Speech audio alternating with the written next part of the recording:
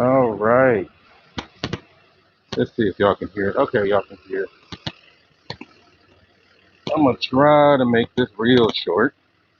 We got excuse me, AB in the building. Bam. Got just being jazzy. Bam. One Jeezy. Bam. Right. Oh man, it's good to be back home. Yeah. Ain't nothing. I don't know how you guys can survive as adults in Alabama. Nothing but trees and waffle houses.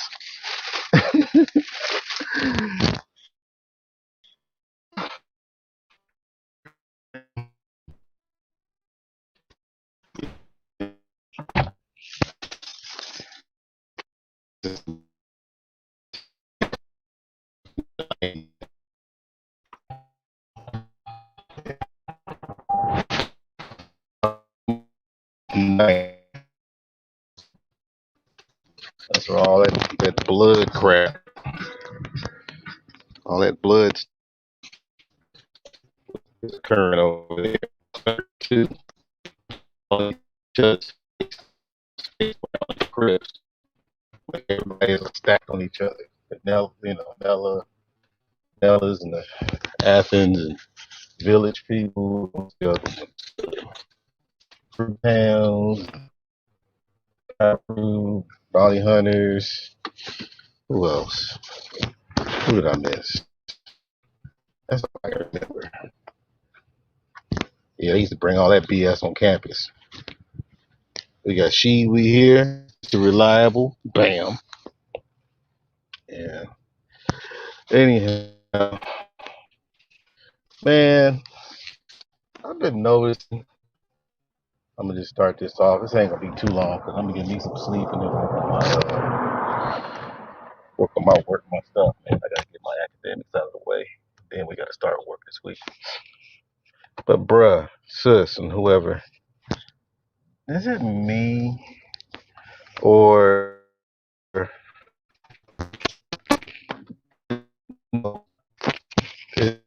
the whole pro-black moniker, has that been really misrepresented? You know what I'm saying? The only ones.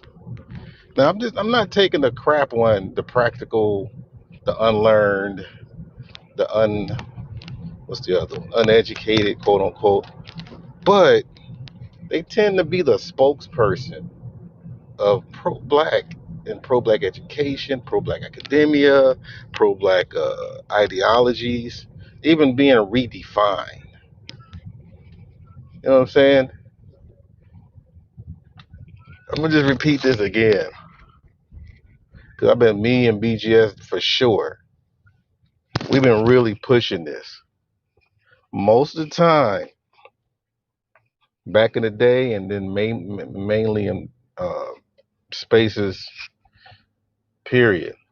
Most of the time, pro-black is your ass going to college and getting a degree and sticking it to white people.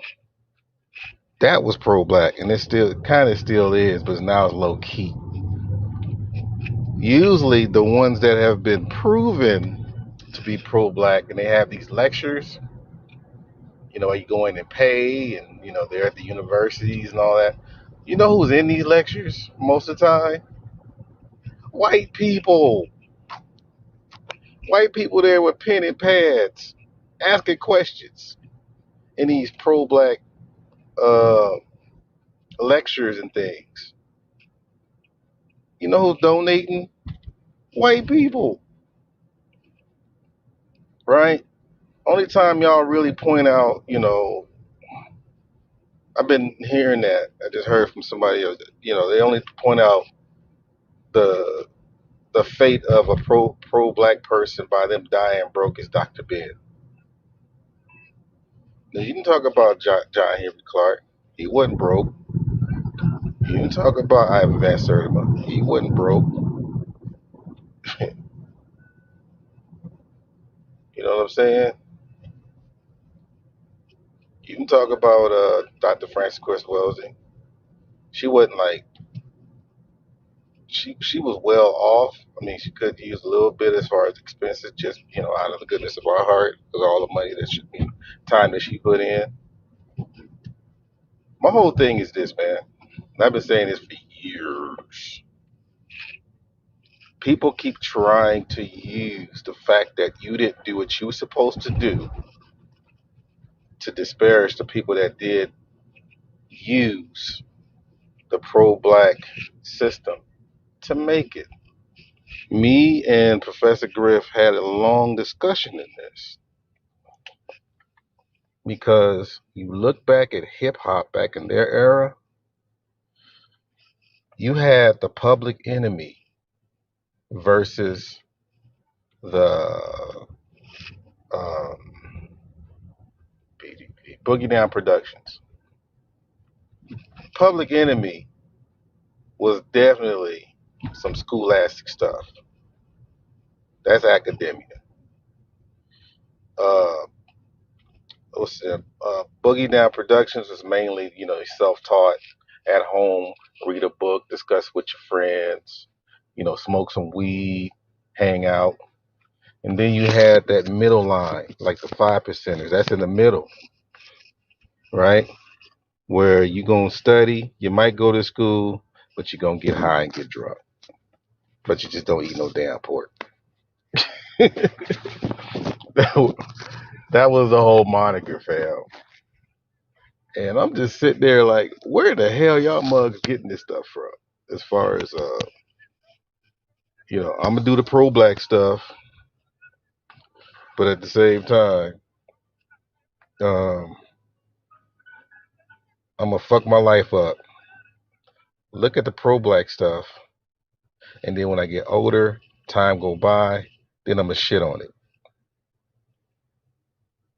Y'all full of shit, dude. I'm sorry.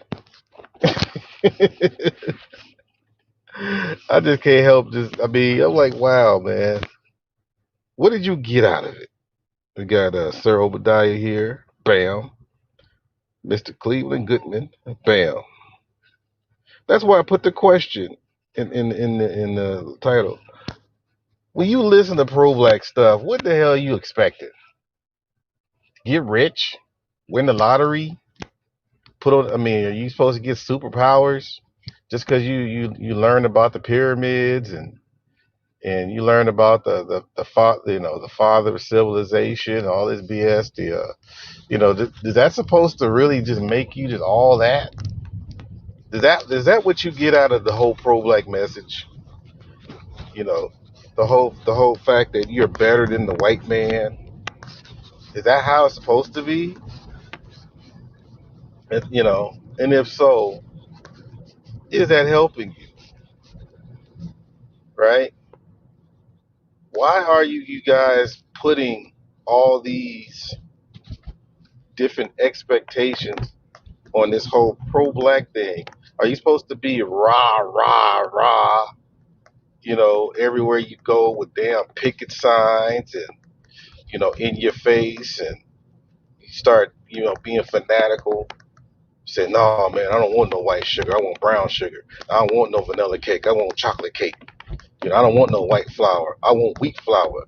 You know, I mean, is that the extreme that you're gonna go? Then all of a sudden, years go by, you ain't getting rich. Ain't nothing good happening for you. You know, after your high is finished from the weed and all that kind of stuff, you find out that the brown sugar and the white and the chocolate cake ain't working. So you're gonna take all your this misfortune on the fact that you were misguided on how you read pro black stuff. I'm just like, wow, man.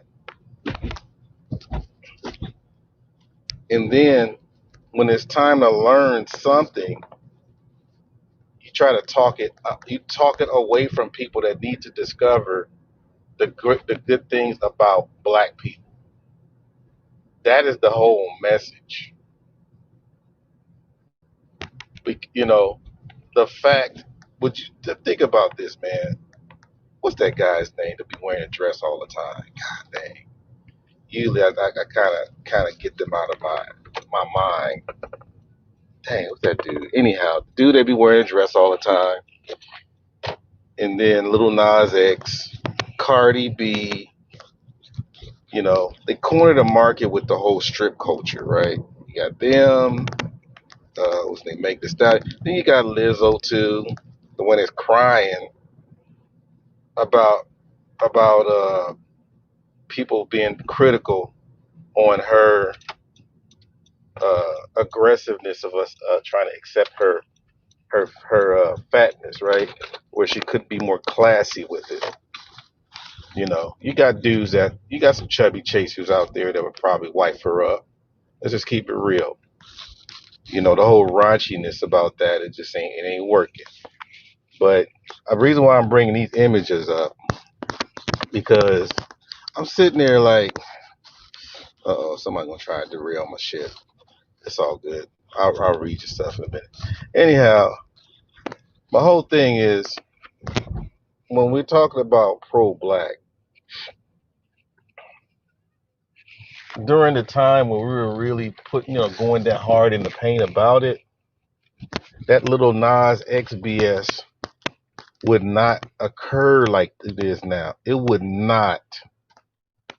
I mean, think about it. Back in the 80s and probably I think the early 90s, like a dude like Larry Elder trying to come out there and say he was the sage of South Central, he coming out there disparaging black people. Black people ran his ass out of South Central. The dude cried on the radio about that. Black people were not having it. You know what I'm saying? You know, the fact that in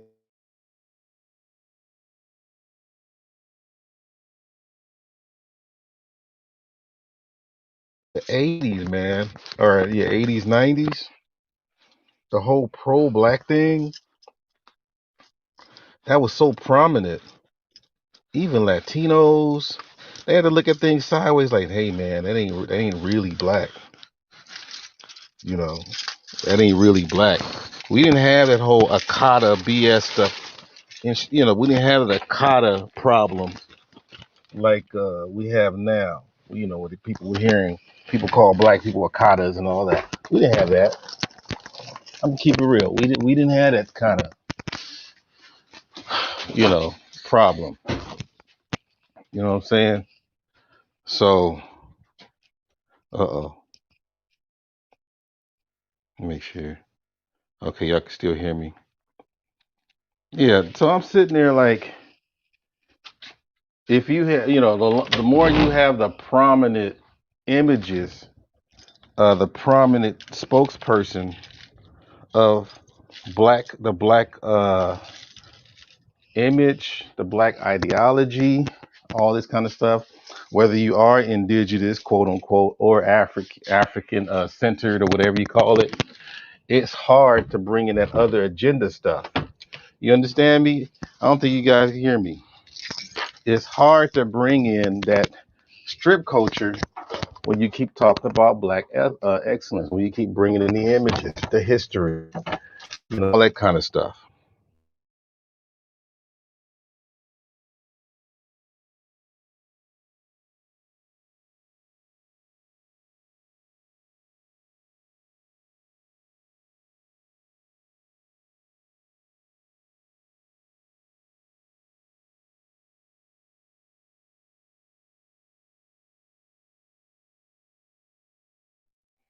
Sorry, y'all. I had to turn off my alarm. But it's hard to bring up, all that, negative imagery. You have a clear pro-black platform. When you don't have much pro-blackness out in the open that's addressing, you know, the bad images, then yeah, you're gonna get that little Nas X stuff. You're gonna get that. You can't cry took this stuff away, right? So the fact that, man, I don't want to listen to Hidden Colors, man, because he's hustling. So what? The image is there. That's what's killing me, man. That's what's killing me. All right. Now, just straight.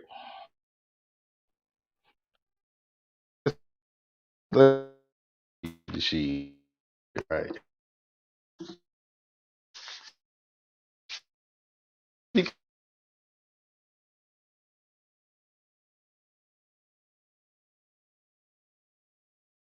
to be some kind of leader where he's sitting there being like H. Rat Browns and sitting there in conferences and all that kind of stuff and being there. Is that supposed to be him?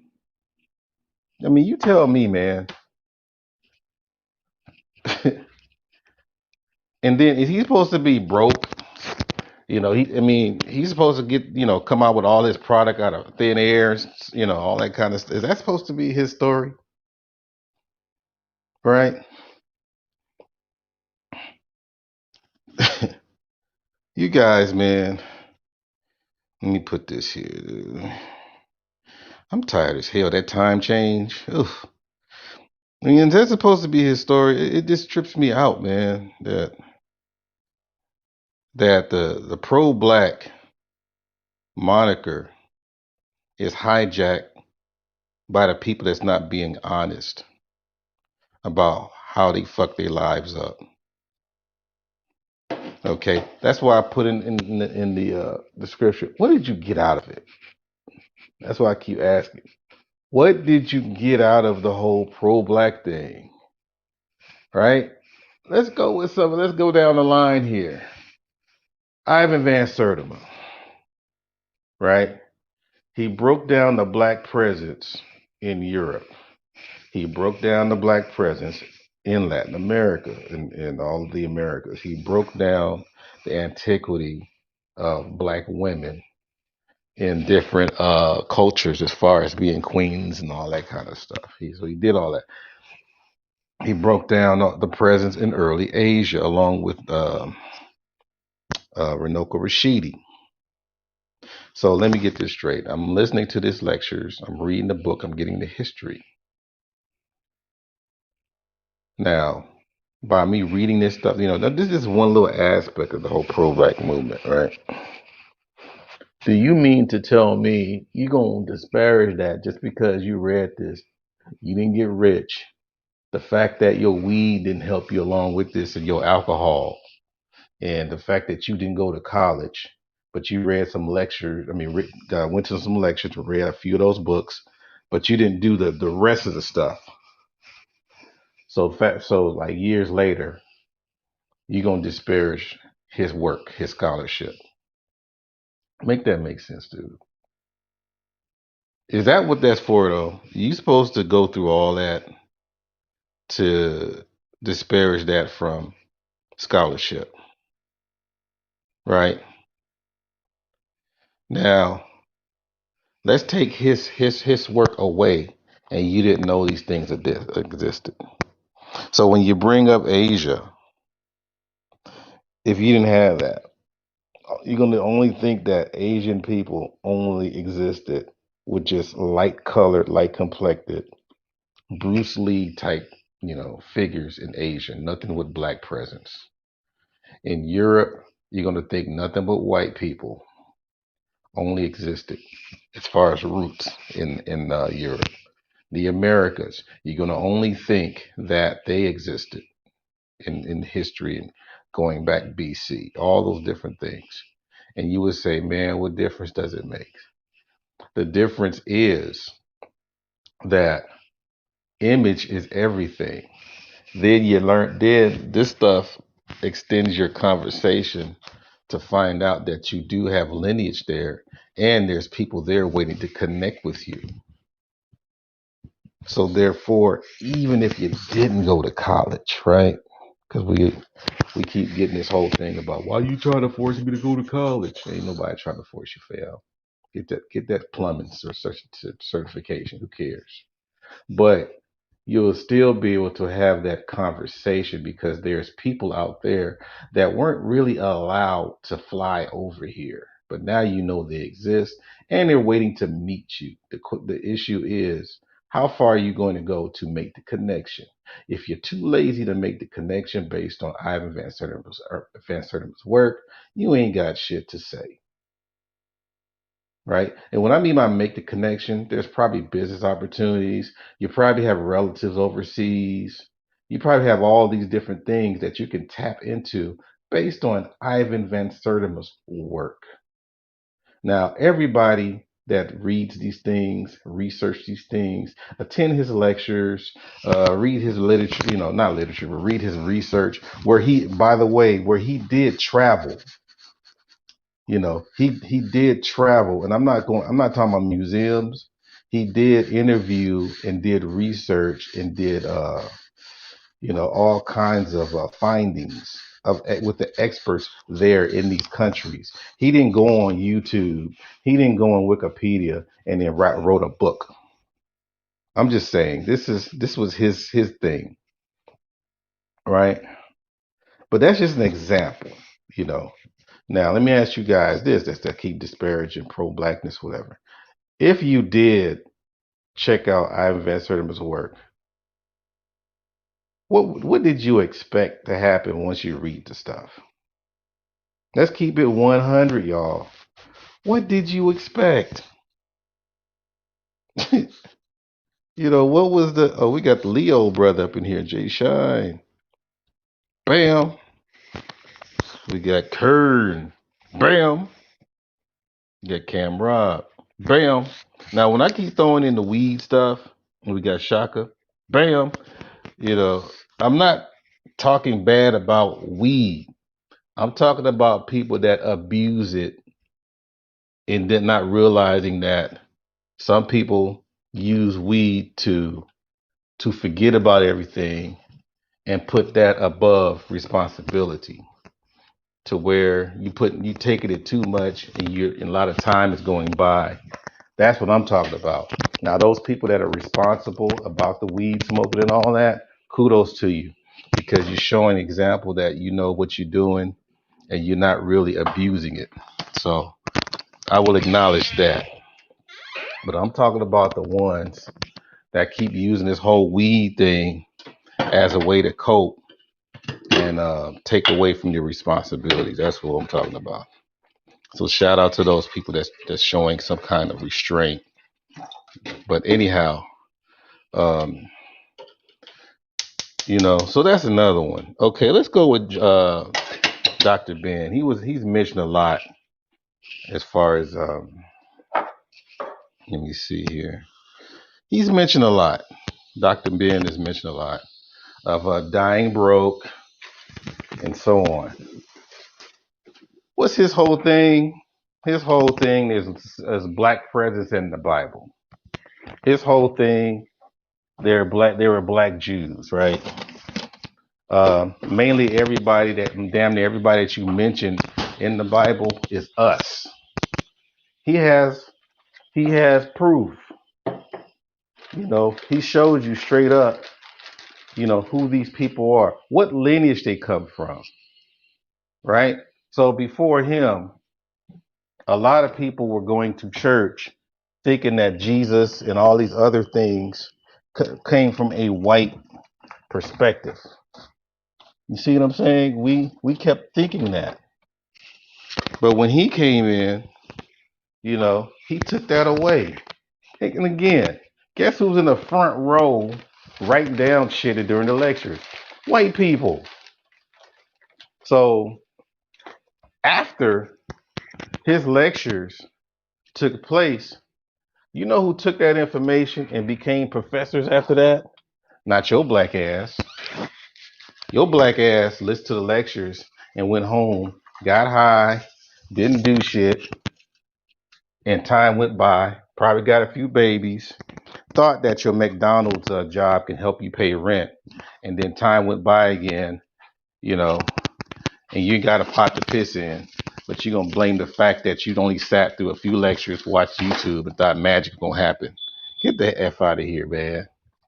And then discourage people that's taking um,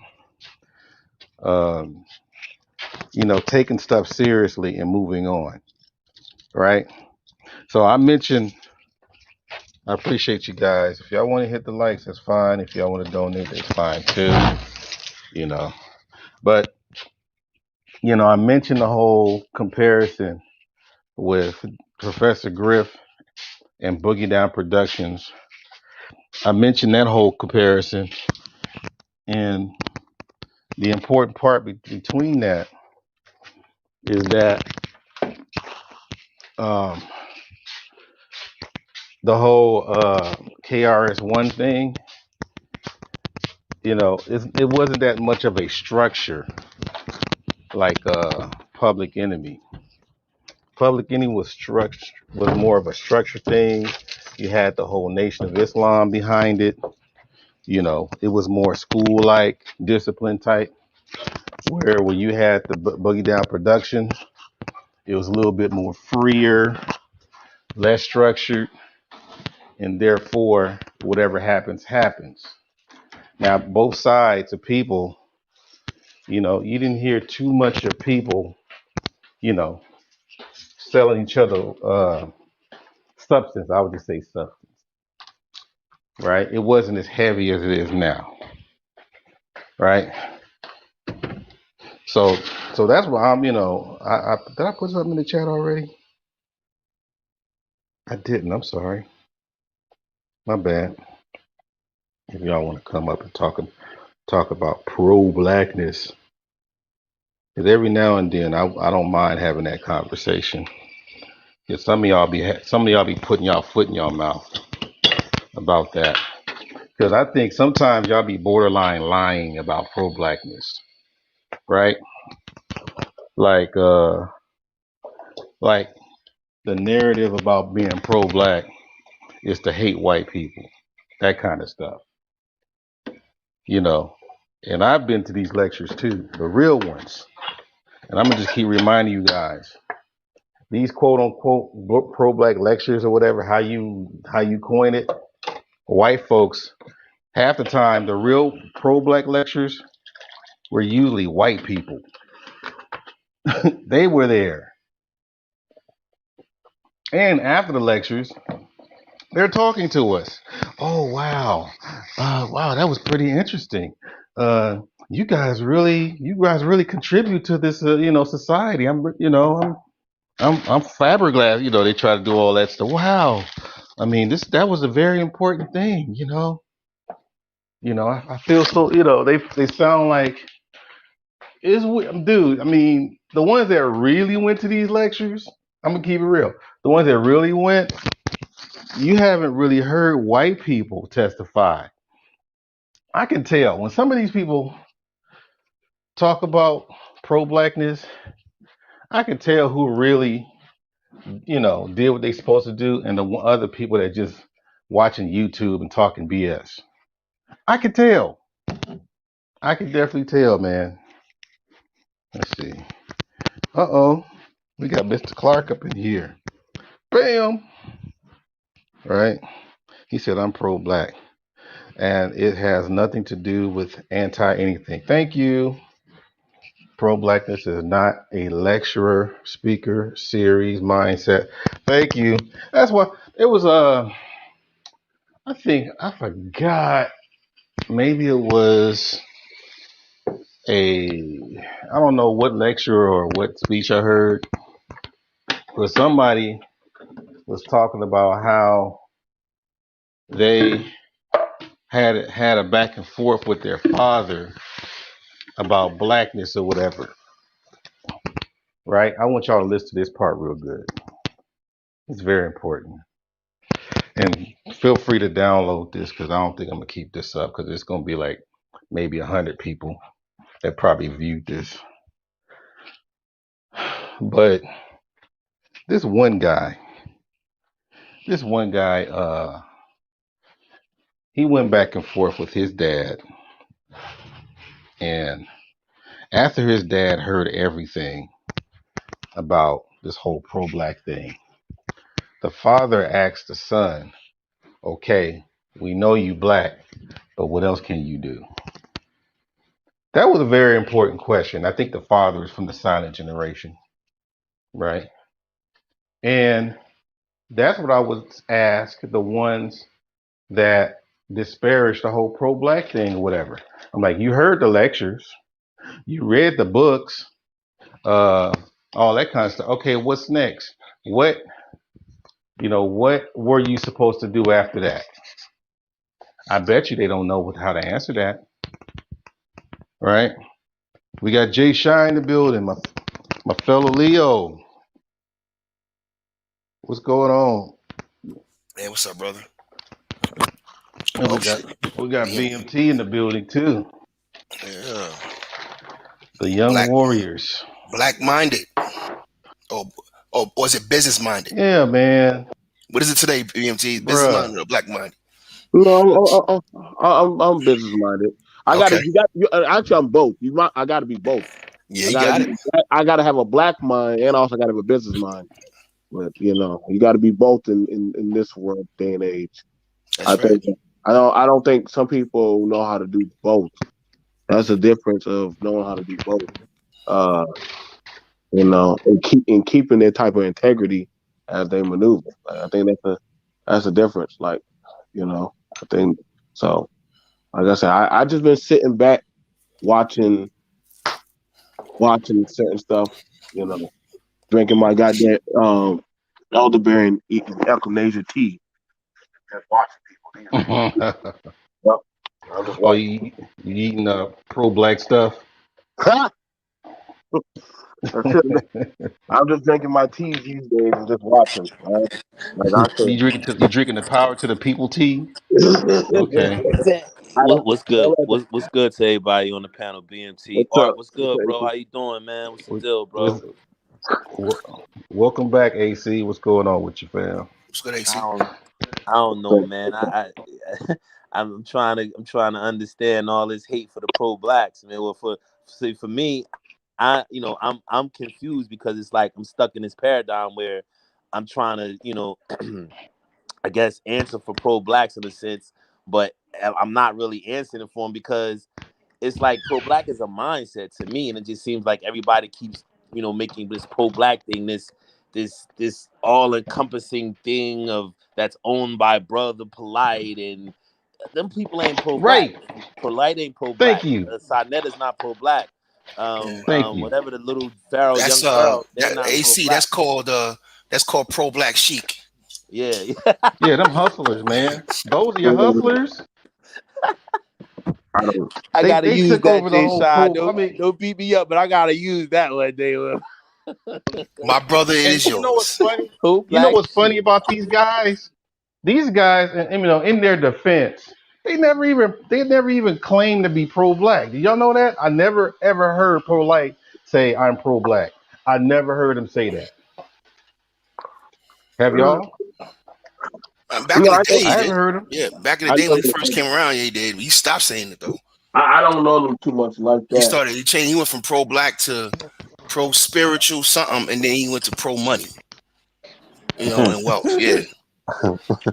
The usual at the usual scan elevator. hmm Yeah. Get on the Pretty ground much. floor with the Yeah. scan. Get to the Hey, penthouse with the And we got scan. and we got hey, Cool V in the building. Mike V in the house. Can I say something real quick though? I just want to say this real quick because Go I know ahead. y'all about to go in, but just give my take on pro blackness. It's just to me, pro blackness is not a wearing dashikis. It's not wearing a Right. kente cloth. You know what I mean? It's who you are. You know what I mean? Like we have our own dialect, we have our own way, and it seems like what we fell into is we're looking at ourselves through lenses of other people. You know what I mean? So Right. when we do that, all we do is pick on all the negative aspects of blackness. You don't see white people doing that. They got all kinds of fuckery Nope. going on in white society. You know what I mean? You go to some of these, red states in rural America, the highest number of pedophilia, the highest number of incest, the highest number of HIV cases, new ones anyway. It's hepatitis C heaven. You know what I mean? Opioid heaven. You know what I mean? But they don't look at themselves. You're not gonna catch them on panels going in on that shit 24/7. But you'll see us do it. Right. So we got to understand something. This is what happened to us, and I'm gonna shut up on this point. We got to recognize that there's been a process that happened to black people over hundreds of years. a mental process. You know what I mean? It's kind of like I said a long time ago, a while ago, because I came from the pro-black space before I came to the manosphere back in 2015. A lot of us came out of the pro-black space because we knew the pro-black space was full of scam artists. So when manosphere started to develop, Right. so-called free-thinking black men, it seemed like to be, best to be over there. But one thing I noticed is that I remember we had a conversation, and I point out the fact that we wasn't ready for integration. Black people weren't ready for integration. Mm-hmm. You know what I mean? We had a lot of shit to clean up on ourselves. We had a lot of, you understand the song "I'm Black and I'm Proud" it wasn't made in 2021. You know what I'm saying? This is not a new issue. Right. The identity crisis that we've had is not a new issue. Colored, Negro, Black. You know what I mean? We just got all these different connotations, man. Like, and legally we should be calling ourselves Negro, but I'll leave it alone. But I'm saying, like, we've had an identity crisis because of what we came out of. So before we had, the intersectionality, we had black people around here talking about, if you go back in the day, you go to my grandparents and my great grandparents, because I remember seeing this in my own family, before they would claim black, they would claim Christian. So we never had this solidarity of blackness ever. But the pro-black part, to me, to simplify it, is that I got pictures in books. I can go back and look at those same people I just talked about. My great-grandparents, my great-grandfathers and grandmothers, aunts. That's where I come from. That's my lineage. That's who I am. It's my essence. It's what I am. And then I look at what we have done talent-wise when we express ourselves. That comes from the soul. That's who we are. And I don't run from that. I'm proud of what we are, the way we talk, the way we walk, the way we think. You know what I mean? We're the most graceful people on the planet, if you think about it. The most inviting, the most inclusive. We never did anything to other people that's been done to us or other people on the planet. And that's why I think a lot of brothers need to get off the slavery shit. It's not our shame. It's not our shame. It's their shame. You know what I mean? The Jews don't wear the Holocaust as a shame. They put the shame on the Germans. So our history is our history. And the reason why you see this big pushback with all these Republicans and right wingers around the country trying to erase our history, take slavery out of slave books, you know what I mean? It's because we opened that door. Your history is your history. And that's something we should be, gathered around about. It's a shared experience. I respect AC for his, we have a shared experience. BMT has a shared experience. I know what his great-grandparents went through. You see what I'm saying? That's what's supposed to connect us. That's where the pro-blackness is supposed to be at. Because you don't hear a Sikh running around here calling themselves pro-Sikh. You're not going to hear a Chinese person, even American Chinese, call themselves pro-Chinese. They just are. And they don't make no apologies about it. See, that's my thing. That's what I get to, Jay Shine. It's like we're ashamed to be black. It's like being black is such a burden to the majority of us that we're trying to find anything to be other than black. We want to be Christian. We want to be Muslim. We want to be indigenous. We want to be Abos. We want to be, SYSBM. We want to be Moors. You know what I mean? Moors. Right. We want to talk about Moors, and that ain't even like a ethnicity. It was just a group. It was a gang of men who created an organization or created an entity that brought in other ethnicities and other people from other parts of the world to join into their philosophy. Different parts of Middle East, different parts of Africa, the Iberian Peninsula, South and it was Africa. different sex. It was just like gangs. It was different sex of that shit. Yeah. Right. So it wasn't necessarily an ethnicity that, you know what I mean? So you want to be a Moor, and that's not necessarily an ethnicity. Moor is just like a pseudo religion or pseudo cult, right? So it's like we look for things in our global and our domestic society to pick up, to put down our blackness. And for me, it bothers me when people do that, because everybody want to be black except black people. Now, they don't necessarily want to be black in the organic or the physical way of living with our issues and living with the racism and the shit that we face of being black, but they want our culture, they want our style, they want our flavor, they want everything. I mean, every culture, every ethnicity, every race, they see us and they want to do that. Like, why you think rappers kill it when they go to Japan or China or Germany? I'm going to cut you off real quick, but I was talking about this before. If y'all watch the opening ceremonies online for the Tokyo Olympics, and in the ceremony, they're tap dancing, they're doing hip hop. There's a chick wearing a Kango. Breakdancing made it to the Olympics. Exactly. And this is when you do an opening ceremony for your culture, because they put everything else in their culture. They was doing this through the carpentry. They was giving the ode to carpentry, right? Their ability to form wood and build homes and build structures out of wood, right? And in that part of their opening ceremony, they were using our dance forms and our art forms. That's the influence we have on other cultures. You know what I mean? Other cultures have embraced what we are and what we did. But we got this thing of every generation of rejecting it. That's why the Rolling Stones took your music. You know what I mean? We rejected the old rock, musicians, and they went in the crates and got it and started covering those old rock groups rock artists that we didn't want. I don't think we rejected them. I don't think we allowed for it to become a part. I think that we didn't even realize that it comes from us. Like a lot of people don't even know rock and roll is a creation of African Americans. Like we don't, that's the thing. We don't celebrate the cultures that we create, right? We try to as we grow as a people in this country, we try to figure out a way to become above. Why is that?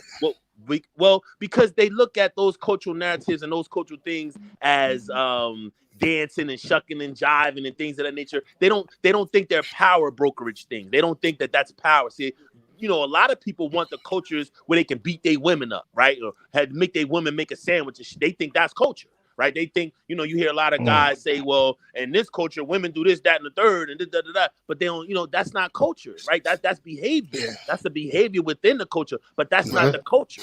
That's not the entirety of the culture. That's a behavior mechanism of the culture. And what we want in our culture is this idea of power. We want to be able to yield the power like we see the white man yield, or we see the Muslim brothers yield, or we see the Islamic brothers yield, or the Asian American brothers yield with their women, or the Hispanic brothers yield. But that's not power, right? That's like this pseudo power. That's like this gender power. That doesn't translate into the world. Those Hispanic brothers don't have no global power. Right? Those Indian brothers don't really have no global power. So it's about that. So they see blackness as lacking global power, lacking the ability to stand on a global scale and tell others what to do. And we don't want that kind of power. You said it very well when you speak. We haven't done to other people what they've done to us. And that's not in our nature. That's not who we are. We're very inviting, ingratiating people. So why would we want that unwielding power that's going to corrupt us to the core that we see happening now, because so many of us want to put down our blackness to pick up other cultures and other races, and it don't benefit us. I agree. Yeah, well, let's bring in Cool V and then BMT. Master We Cool haven't V. heard from. Don't disrespect Master Yeah, Cool V. we haven't heard from Cool V, Boston's finest. Oh yes, shalom, man. Thank you for having me on. Yeah. No, I'm enjoying the conversation, man. I think that it's Oh, Mike, before you get started, I wanted to apologize to you. I saw your message in the chat room the other day when BJS was up here, but I didn't want to interrupt that conversation. So I just want you to know that. Oh, no problem, man. No problem. Yeah, I wanted to hear that between those two men. Yeah. Yeah, definitely. I think the conversation right now is good, man, to have introspective on pro-blackness, and you could throw Pan-Africanism in it as well, because they all coincide with each other. And so I think a lot of people are running away from it because they're trying to find a new identity. Anything other than what we have right now, they're trying to seek out. And it's like, you can't be anything other than that, what we have right now. We just need to capitalize off of it, better, right? In terms of like, Go ahead. I just want you, because I'm glad you came up here, man, and you were like probably the most important part in this space about Black excellence, as far as like it bringing in, bringing the industry, education, tech, all that. You represent what the whole pro-Black, the whole pro-Black delivery brought in from the 80s and the 90s. You would be the product. You know what I'm saying? The stuff that you talking, you carried that on. That that whole polite shit. To me, I think that's more of a what do you call it? A side effect. You know what I'm saying? It's something to where, it's snot. It's pus. It's stuff that really wasn't able, don't get me wrong. there's like if you really had a good filter to listen to these dudes, you'd probably be able to get something out of it. I don't know what, The information is but information, right? Yeah. right, but before them, Mhm. I'm telling you, at these lectures, there was a lot of white people at these lectures, man, and they were profusely writing notes and mingling with us, asking questions, and later on, these people became professors, right? And some of us that wink wink, some of us became professors attending these lectures. You know what I'm saying? And we didn't attend the lectures mentioning pro-black stuff. It just that it gave us a sense of who we were to be able to think from a higher level as what a black person is without. Is it me or did Art drop out? What Nah, happened? he Art dropped out again. He's having a hard time over there. Yeah, he was having a connection problem earlier. Can, Art, you there? can y'all hear me? Yeah, we Can got y'all you. hear me? Yeah, you back? Damn. Y'all can hear me? Yeah, we can hear you, but you're gonna have to stand still, brother. Are you on the phone? Dang. He can't hear us. Can y'all hear me now? Yeah, he's having problems. Can y'all hear me now? Hey, Nah, type in the back Can y'all hear chat. me now? yeah, Type in the yeah, back I Y'all chat. can't got you. hear I me? got you. I got you. Wow. Okay. Y'all can hear me Yeah, I now, can hear right? you. Yeah, I can hear you. We can hear you. Okay. Yeah, we can hear you. But Hold yeah, up. that's my So you can thing, hear man. BMT? Yeah, I can hear him I can perfectly. hear BMT. Can you hear me? Can you hear Mike? I can hear you. I can hear Mike. Okay. All right. Okay. All right. But so we're clear. You can hear me, right? Yeah, you're gonna have to stand still, bro. Okay. Well, my phone goes to sleep.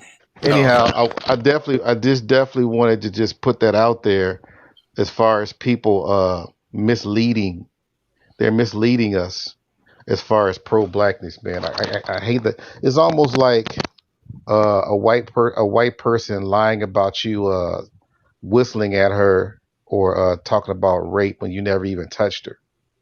You know, they're lying. That's my thing, man. They're lying about pro black, and we talking about the street dudes and the conservative people. They're lying. It's called a But go ahead, misinformation. finish up, Mike. Yeah, it's called a misinformation and disinformation campaign, and that's been Yeah, that's been the modus operandi for a lot of these guys to try to destroy it or to try to distort it as much as possible so that it's ambiguous and no one can really make out what it is. And so whoever speaks the most about it, from a disinformation standpoint, becomes the person who controls the narrative. And so we have to try to wrestle that back from them. And that's kind of why I created the Progressive Brothers podcast, why we created the Black Brain Trust. We had to wrestle that influence away from those type of people because they were hijacking and destroying the viability of the whole entire space with their talking points.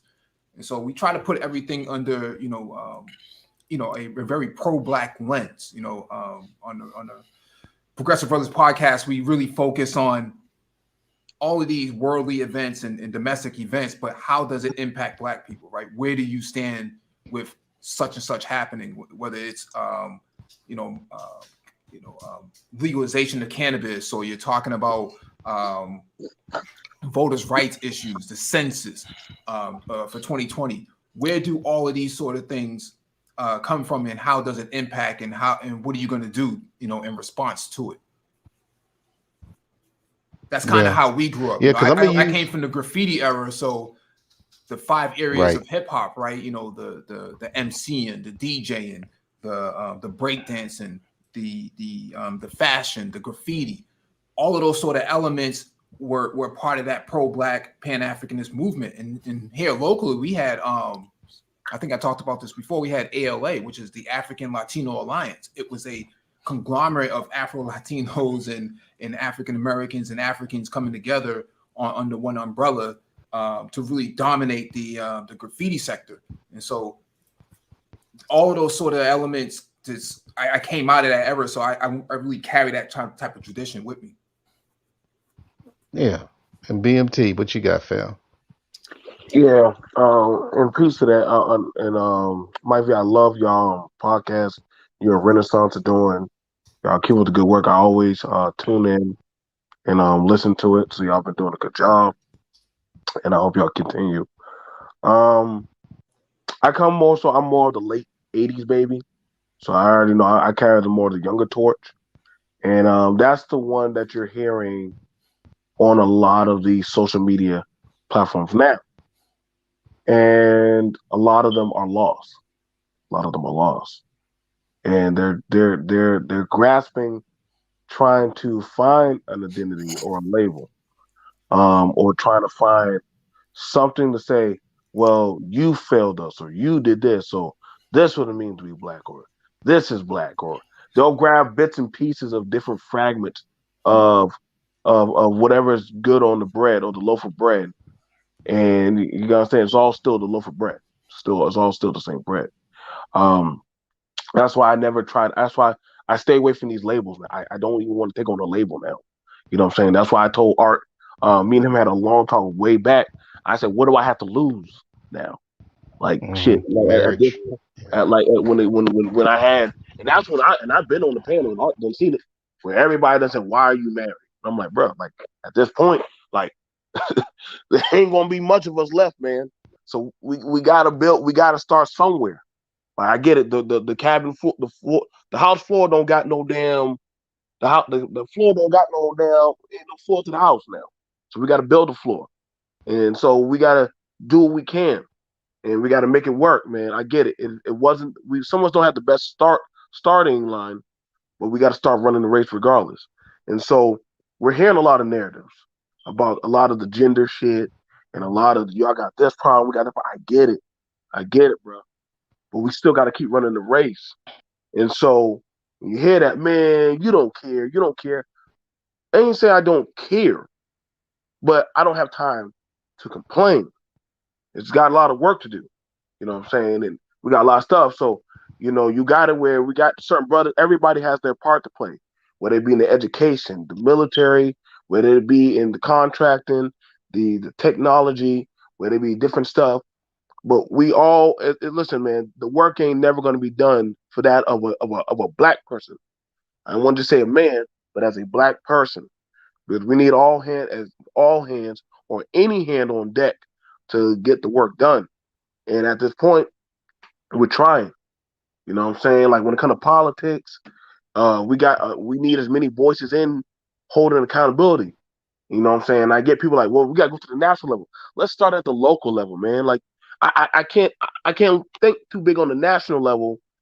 I gotta think on what's immediately affecting me. Like that school teacher, he affects me. You know what I'm saying? Kids are back in school now, so that affects me. You know what I'm saying? Uh, Brother Mike B understands industry, so I'm hearing everybody saying stuff about shots and different mandates. Well, I ain't gonna do this, bro. We got to go to work. Unless all of a sudden there's some jobs under the basement that we don't know about, bro.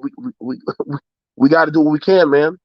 We all ain't owners. We all ain't But here's running the thing on corporations. that. Go ahead, bro. Go ahead. Here's the thing on that, man. Let's go. Okay, let's go with the whole shot vaccine thing or whatever. Go ahead.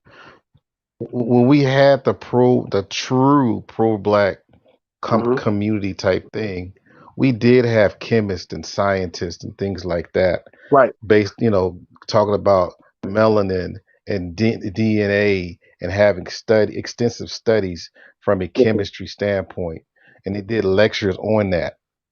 It wasn't on no rah rah shit. It wasn't on no, give me $1,000 and I'll say you some snake oil and they gave you stuff and then they sold you the stuff so you could do the research based on their scholarship. Right. So that right there would help you to understand what are vaccines, what are your health. That's why you hear a lot of like people that come from that elk that would be doubtful of what these vaccines are there because they have some things that kind of back up because they have people from a chemistry background. Mm-hmm. You're not hearing them out there on the forefront because they're being censored, but at the same time, they knew their stuff because they have a biochemistry background. That's what I'm saying. And these people happen to understand, DNA and blackness and melanin and blood and all this kind of stuff. They got all that stuff. They did the work already. You have what's his name? Man, I can't get that. Dr. Richard King, and you have Dr. Layla Africa, and Dr. Paul Gospel has passed away. Dr. Sabi, these are just a few. There's more people, but they're able to break that down. But they happen to be quote unquote pro-black, but not like a polite or a pharaoh. Those, see, people try to mix these people up, and that's why I'm like, please stop lying. You know what I'm No, saying? That's my thing. Stop lying about our giants. the thing But go about it, ahead. so like for me, art, I stick to my lane. You know what I'm saying? If you were to ask me about BMT, how do you survive this? Or military this, or security, anything that deals with protection, that's my lane. I don't go anywhere outside of my lane. If you would ask me about family, local politics, stuff like that, y'all know me. I never moved. Jason Rollins, you know me. I never moved outside my lane. I never tried to. I do what I can, and I say what I can, and I step out of the way. If Yeah, it's something but you did one time, BMT, when you I tried to did, debate me. When you dared to man, that's debate a me. When debate. you dared to That's debate me, you a did. debate. You did too, sir. That's a debate. That's a I got a debate. memory, You went, BMT. That's I hey man, remember. you listen. did. Hey, hey, I My ain't, man. listen, that's a debate. That's a debate. But other than that, now if this started now, here's the thing about Jason, because the problem with that, and let me show you. Let me show you what the problem with that is.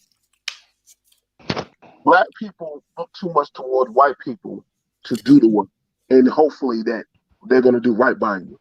Yeah, you do. You, as long as you know me, bro, I've never said, well, hopefully the white man gonna do right by me, put me on a no. Me and you have these conversations many times when it comes to family, accountability, and a lot of stuff. Well, I'm like, well, what about that woman? When that woman, listen, bro, find somebody that will work with you. Like we've had four men on this panel. We've been there.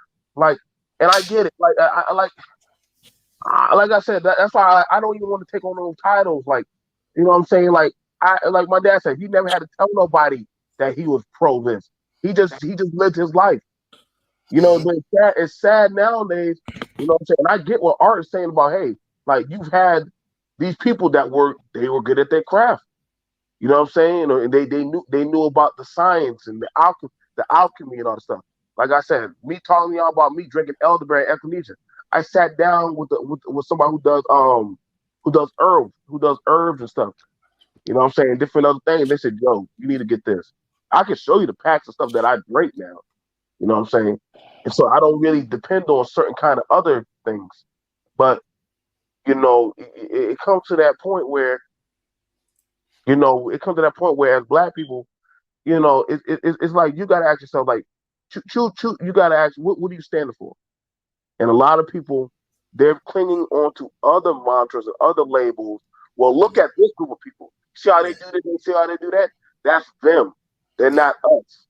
And yeah, I'm just realistic about that. Like, they don't understand us. So, well, why can't we copy their model? Because that's for them. That's not us. yeah. I mean, and listen, y'all know I don't do all that rah rah stuff. I just live my life. I showed a video of a black owned racetrack.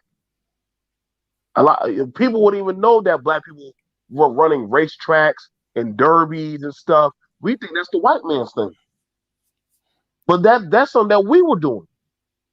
We were running big time races and having our thing. I saw nothing but black business out there, banks, bank owners, the mayor, churches, all that stuff. I was like, wait, $200,000 in the backyard of a field? But see, you'll never think black people have that kind of money. But the way how they say it, we all broken, poor, and stupid, But see, that's the thing. But if you're not, we're tribal. If you're not, like, that's why everybody always talk about the struggle But then race. hold on, didn't you do a video? You did a video before. My memory serves me correct. This is how you gonna know I be watching BMT. You might be But, proud of me. But you did a video when you went around to some neighborhoods to show how black folks are living. Like you did it on camera. You actually drove to right, a neighborhood or two. Yeah, I've seen you do that before. and they were not, and they were nice neighborhoods, weren't they? Yeah, Really yeah, nice. But see, yeah. but Yeah, see But the the thing problem with about let me say this real quick, go ahead, go BMT. ahead, go ahead, The bro. Go problem with ahead. black people is not vertical. We're part of the system.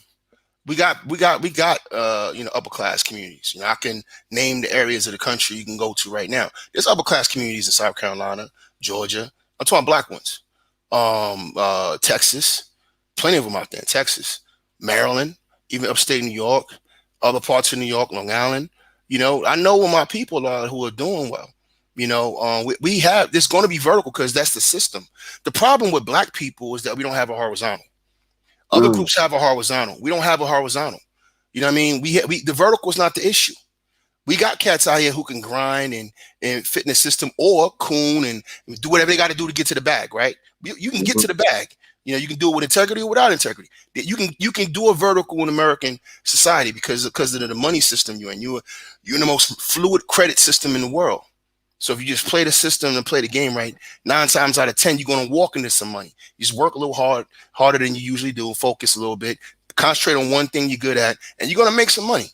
But do we respect? See, here's But the thing let's about. go into Go ahead, go ahead, go ahead. Go Yeah, ahead. but I was going to say this real quick. The but last let's thing, let's though, is the problem is that go we don't ahead, have a Sean. horizontal, and that's what other communities have that we don't understand. You know what I mean? We got to figure out the horizontal, how to figure out how to work with, how to get these other groups to work with each other.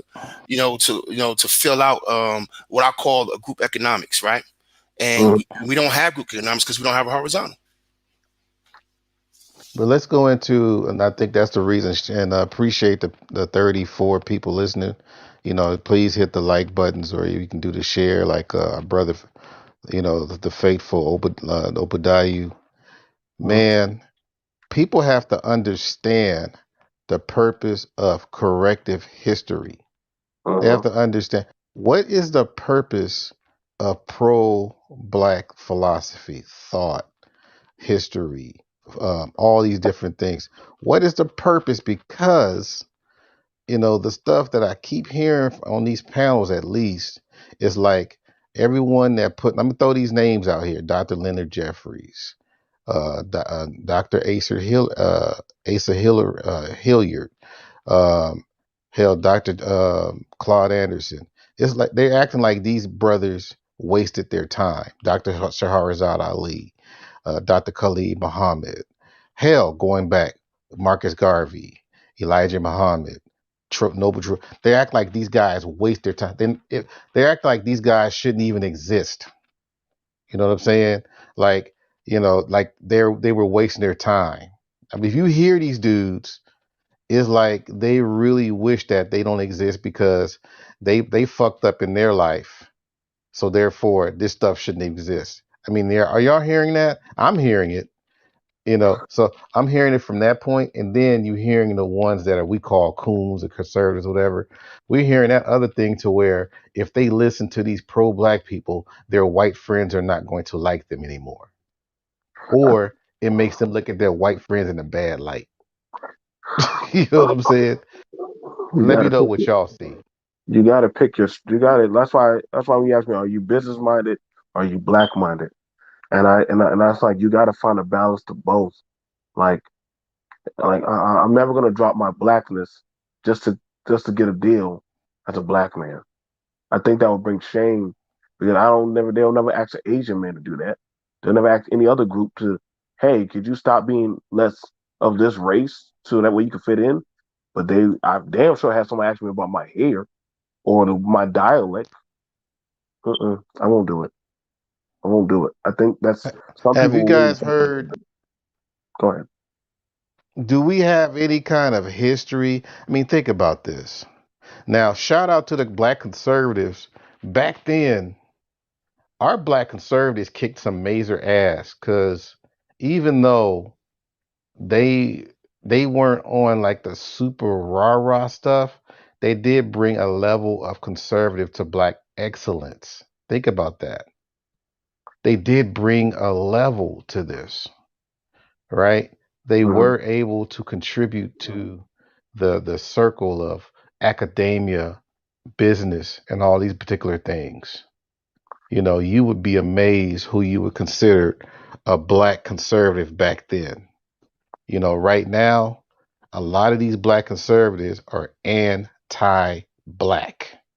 Mm. You know, that I'm telling you. anti-black, which is weird but yet, because you know what it was weird about that art is that there's a lot of brothers who keep using the black moniker, black manosphere, black conservative, black man.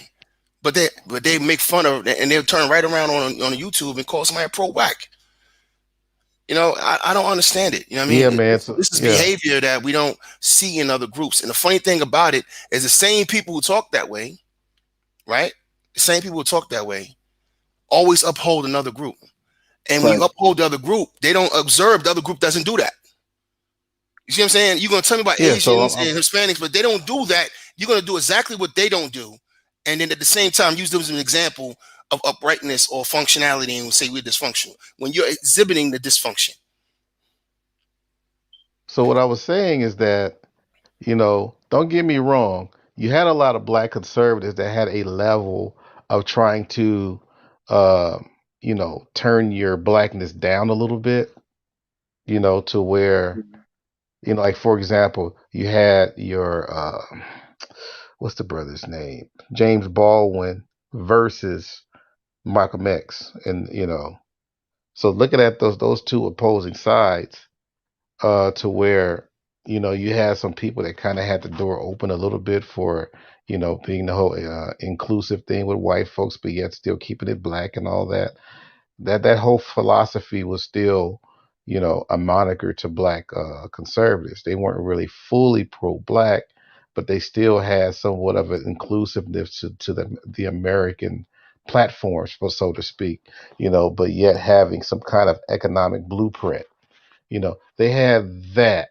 And that's why every now and then I do entertain that whole thing about um not excuse me, black conservatives coming in. And that's why you hear like the Mike V's and the BGS is criticizing pro black on these panels. It's like, you're not pro black because that's not what we heard back then. You know, so Well, that's because oh, go ahead, fam. no, I was just going to actually add in and just basically say that in order for these guys to be black conservatives, they're appealing to their white counterparts Right, because right, the white counterpart does not see any value in your blackness outside of leveraging right, it against other black people who they People, there you consider go. to be. Absolutely. They weaponize it against other people, and right, so what you see in this space right now is that amalgamation coming out that these guys know that in order to be on that side with those people, you have to undermine your group too. But this isn't new right, because during slavery we had the same exact thing. That's why slavery lasted for so right. Because long. Larry Elder made it a phenomenon. I think he Mhm. was the main one, in my opinion. I think he was the main one that made that popular. I think Because it's a two-headed monster, him and Thomas Sowell. You gotta give Thomas Sowell's credit. yeah, I mean, yeah, because he was the one, that pretty much put literature and stuff behind it. But Hmm. But we that were was the nice thing to them, because, Art. say it again. We're nice to them compared to what happened during slavery. Because if you do your research Oh on slavery, yeah, I'm pretty sure you're versed on this as well. If you think about the Haitian Revolution, those who undermined black liberation, they took them down to the beach and put them on their knees, man. Yeah, they They sure did did. a yeah, number on yeah. those They took him cats. out. They took them Yeah. out. They took him out. Today, we allow those people to have wrenches in our, channels and whatnot, man. I Oh We're said, nice to them. no, I think yeah, that's the thing. That's the thing about it. Where, like I said, like I think when it like was, I mean, they asked me like BNT, black people don't need reparation. I'm like, I won't ever say that shit. I won't because yeah. the same, Exactly. like I'm never gonna say that shit because y'all be saying remember let's save Israel and all that other shit about saving them other countries, but you won't save your own goddamn black people. Well, the black woman, I don't get. Listen, bro. Nobody other group says this dumb shit, but y'all. Why are y'all saying this stuff about your own people, man? Like those other countries they will cut your tongue out or stone you to death for saying stuff like that. You'll never get. BMT, I was watching a video of Asian people sitting around talking about, their struggles in American history. Right now, I'm not just talking about what happened last year with COVID, but the railroads and all that. Everybody's trying to create a struggle that they had in American history. Why? To Hmm. give themselves a birthright. You know what I mean? But we're the only ones who run away from our birthright. No one has more of a birthright than American than we do. In fact, let me give you a history. I mean, this is a complete fact. What I'm about to tell you next. Most black people, most people who are Negroes, descendants of slaves, have been in the country longer than most white people. Most white people came over in the 1800s and 1900s. You know what I mean? So you've been in the country longer than them. Let me throw a bone at y'all. Like, check this out, y'all. Every time we talk about what we have these conversations, a anti-pro-black person, whether they from the street or from the conservative side, they usually tell us we don't want to talk about that because we don't want to be considered victims. What do you say to them every time they say that? You are, nigga. I am listen. You are. If you're not a victim, okay, fine. You're a descendant of a victim. How about that? Does that feel better? I am the product of. I am the product of victim of a victim. Exactly. Group. So why? Like, understand. You can't throw away your history. So listen. I tell people, listen, man. I'm an '80s crack baby survivor. So the fuck y'all talking about? Let the white people say that they survived opioid crisis, the hugs and tears and shit. I say, '80s crack baby, y'all need to get over that. Get your BMT. They survived. They 9/11 survivors, and none of them lived in New York. Like, listen. That's why I can't with people, man. Like, that's why I don't. That's what I'm saying. Like, that's why I understand. Like, I know because Art Dunn did the panel with conservative talk and conservative people. Now, for me, there's a reason why me and Mike B and Jay Shine and Renaissance, they can talk with me all day long. But notice the dynamic of how they talk to me as a black man and my belief on family versus some of these other dudes, night and day. It's night and day. I think there's a sister in California, what's the sister name? Shirley? There's different, Sister Shirley, yeah. Yeah. See, I believe in family. I believe in business. I believe in black economics and stuff like that. I believe in how we have to do certain things and doing things. And me and Renaissance have these talks all the time. But some of the other stuff, this and that, and I'm like, hold up, bro. I know that y'all go hard on taking the stick and whacking black people in the back, but y'all don't have no smoke for no white men. You don't got no smoke for them Asians, them Latinos, or any other group. But y'all know how to turn a blind eye to them. But when it comes to us, y'all sure like taking that stick and being that. You know how they said that black man that will whip the black person while the white man watches? That's the illustration of what you be seeing on these panels. And I'll be like, y'all are the worst type of motherfuckers to ever be around. And those are the channels that I be saying, hey, y'all won't be finding me because I'm not going to be cracking no whip on my people while other motherfuckers get to beat up on us and shit. Nah, fuck that. No. I'm a dire black man. I own that. I'm a dire black man. I own my blackness. Go ahead. I know in the eyes of everybody else, in the eyes of everybody else, they will see me as y'all. So any of y'all black conservatives in that chat, until you step out of line, they love you until you step out of line and say some shit. Then you want to see truly that race don't matter shit. Oh, bullshit. Because goddamn COVID done proved that shit. They turned on our black asses real quick. We the cause of COVID. We the cause of the epidemic, cause of abortion. How the hell everything in America that fucks up is always the black man's fault? Y'all ain't learning shit yet. Y'all gonna learn. Well, Y'all that's gonna learn. Go ahead, Mike. Yeah, let me be quiet. Let me be quiet. Let me stop. Yeah, that's because to be black within the caste system today and historically, you were the scapegoat. You were the other from the in group. And so I think a lot of people hear the term victim and they think that you're a coward or you're somehow a damsel in distress. But in reality, to be black was to be or a nigger. It was basically a victim of white supremacy. That's really what the term is, and I think people are just trying to. Excuse me. I was adding on. I said that was global as well. But go ahead. Yeah, because I mean we see that now in West Papua with the black people over there being mistreated as well. And so this isn't really just a domestic issue. It's a global issue on how they treat Black people, more importantly, Black men. They see them as less than. And so the term victim isn't meant to be someone who's incapable of defending themselves, but someone who is directly impacted by the system of an ideology. Hey, Mike, I heard some brother the other day. What's up, Renaissance? I see you up in here, brother. Hey, what's up, panel? What's up? I'm not even going to take long. Yeah, I was just say something real quick because this is on my mind. I was listening to one of these idiots out here, and I gotta say it the way it is, talking about how Japan had 2 bombs dropped on them. I don't want to hear nothing about, victimhood. First of all, let me tell you something about Japan. Japan recognizes what happened to them. Every year they have ceremonies, they have monuments, they have prayer, and they remember what happened to them. They remember that. They don't forget it. They don't move. They ain't just move on. That's bullshit. Also, they got an infusion of cash and money from the Allied nations to help them rebuild. All right. They also got cooperation from the World Banks when they were included.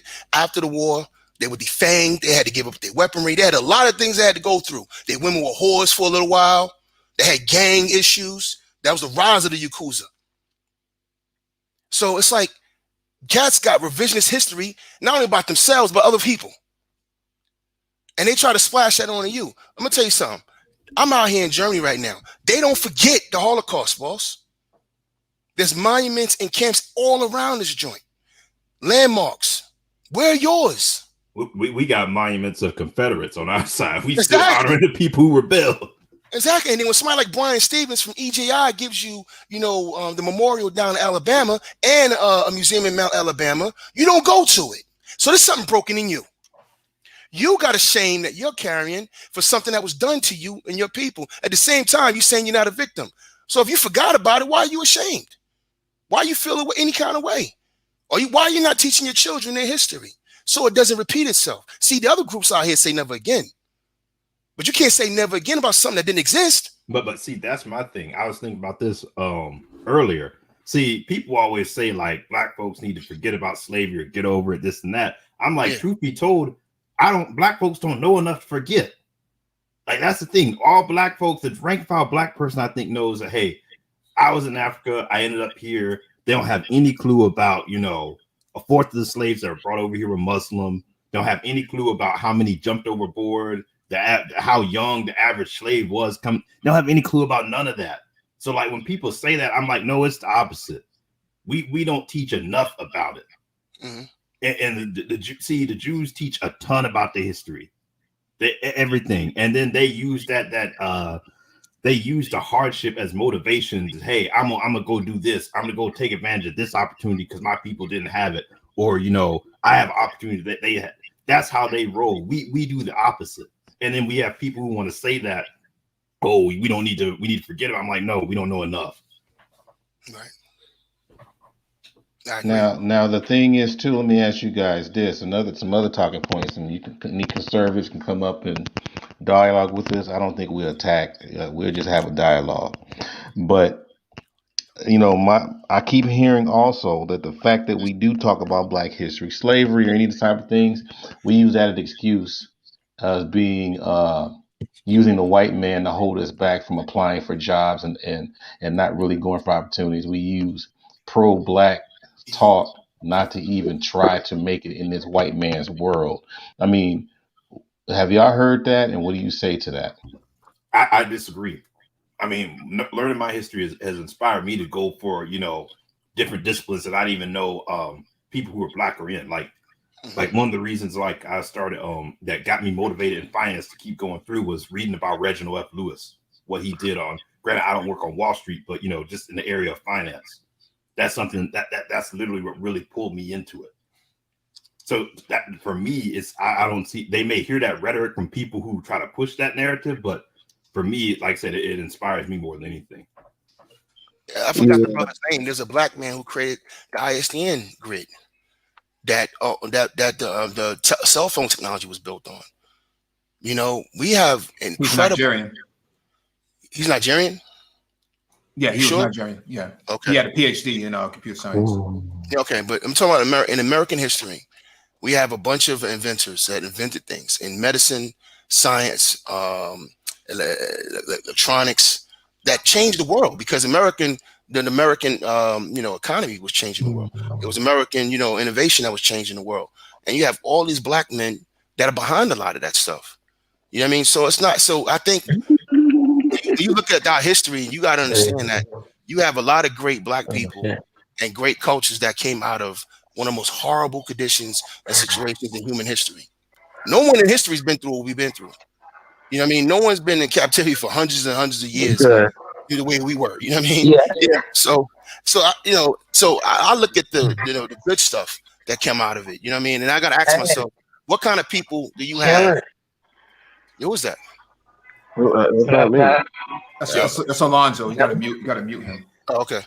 Yeah. So I'm trying to think of what kind of people comes out of history, out of chattel slavery for 250 years, and then they building their own towns. They have the most intact families.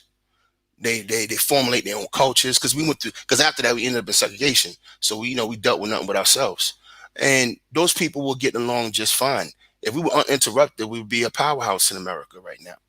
But we were So interrupted. let me answer. Let me answer Hoodservative. Hoodservative. Your answer is African-centered education. Those people that are using African-centered education is answering your question.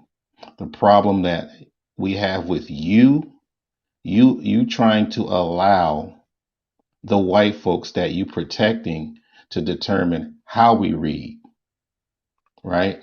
You are pretty much giving them the reins, because the people that are supposed to be the people that are able to help these children to read at a certain level in Baltimore, they're being prevented to be in these schools, because they're going to have some kind of level of history about themselves in order to move forward.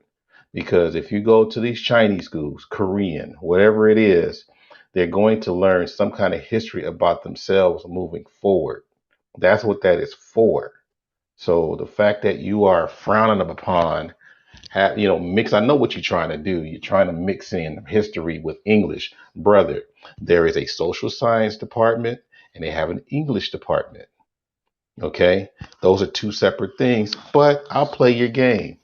You still be able to use history to make sure that these people have a purpose on why they should learn reading. And these African centered educations are doing that. And these schools are not allowing this in, because basically, like out here, they wouldn't allow that, but they definitely allow ESL and Chicano cultural type things to bring in them to learn English. The la- Man, So go I ahead, want you to. guys. Sorry, can I make a quick correction? Renaissance. I know you're talking about. Let me make sure I'm clear on something. The brother from Nigeria you talking about, he had a lot to do with the internet. I'm talking about Oh, you're Jesse. talking about Mike. I'm talking about Jesse Eugene Russell. Yeah, I think you're talking to Mike. Yeah. I'm sorry. Hey, Mike. I'm talking. Yeah, Jesse Eugene Russell is. He came up with the mobile data phone, the ISDN grid, the radio communication system. It's a brother from Nashville. He's 80 DOS. The brother you talking about, I know who you talking about. I can't remember his name. The Nigerian. He created the jumbo frames to send large packets. Yeah. I'm talking about the ITN network, which later on became the ISDN network. That was Jesse Eugene Russell. Okay, that's the name. Yeah, I looked at it. I was like, hold up. I know I ain't crazy. He can't be Nigerian, because he has a Negro headline too. So let me so like for me, I'm in right now, like me and a few of my brethren, we're working within the private sector of security and law enforcement. That's literally not dealing with the police. I mean, we're policing our own people, and it's hard, but I can at least say that I haven't had to realistically shoot any black people, but you see things a lot differently versus people who are in a union with the police. Respect to my brother Charles, you know what I'm saying? And I'm putting in the work. And it's not easy work, but I'm always hearing about crime and violence and a lot of stuff versus, things that we can do hands on for ourselves. See, it's always easy when you're having somebody else police your community. You understand what I'm saying? Or doing stuff of like the medical. Like we got people that are. I got a few young women. They're doing the clinics. They're working the clinic for Black people. Granted, it ain't as big as the white clinic or some other community clinics. I think I think it was a Latin clinic. The Latins actually come to the Black clinic. Believe it or not, they actually come to our clinic before they'll go to a white clinic. And the thing about it is, it's when you're doing your own and you're trying to build your own, it's a lot harder because you're under the microscope. And we always hear about, well, if we just do this, if we just do that, well, that means you have to fight and build up from the ground on up. And it's not easy. You know what I'm saying? Just like we'll hear about, well, we need to get these kids in line and get these women in line. Well, I've been saying, well, brothers, let's go out there, man. Let's go out there and be the presence. Be in that position. Well, nobody's gonna allow. What are you talking about? Ain't nobody. Listen, man. Majority of the time, how I'll be watching how cops or different people in position of authority be playing around. Oh my God, that's the Black area shit. I don't want that shit. Hey, Frank, you take it. Listen, y'all, fuck that. That's our spot. We got it. We don't want y'all over there anyway. I'm telling y'all And shout out what to. Mhm. I'm just saying. I'm telling y'all what I hear on the radio sometimes. I'm telling y'all what I see, how they act sometimes. And so y'all can check out my video. Y'all see me right there. Got my vest on. I'm out there with my equipment. Me and the brothers now. I'm like, y'all want to fix our community? Go into the private sector. Go police your own communities. Because these white folks, they don't have cops in their area. They got private security in there. They don't allow certain. They have certain laws. Be the law in your area. So when you start being the law, people start chilling out. They start acting different. Hey, you're not allowed to drink outside, man. Put that drink away.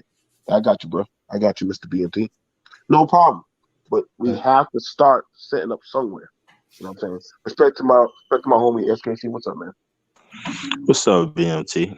I have a quick question because you were saying the thing about being the law. Yes. With the broken family structure, Mhm. how do you train individuals to be the law who tend to have a leaning towards a disrespect for authority? In other words, they have no respect for authority. Well, I'm trying to tailor my words very. no. SKC, it's me, bro. And listen, I trust and believe. I get it because I have. You'd be surprised. I have a few guys when they come to the training room. I've heard brothers say like, "How the hell am I supposed to make 18-year-old or 21-year-old pull up his pants or respect me?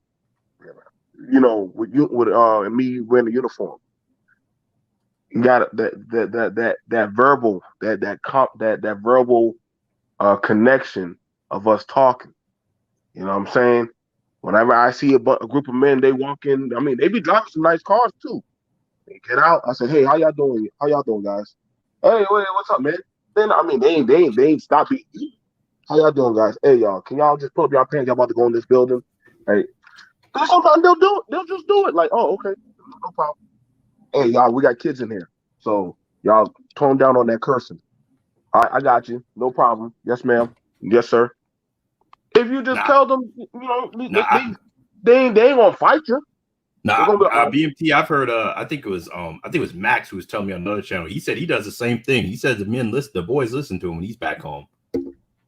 He'd be you just like, gotta hey, talk Yeah, to look but them. at. I want SKT to. I mean, because I like his questions because they really make you think. Yeah, they're good. They're good questions. SKC, I think I heard you.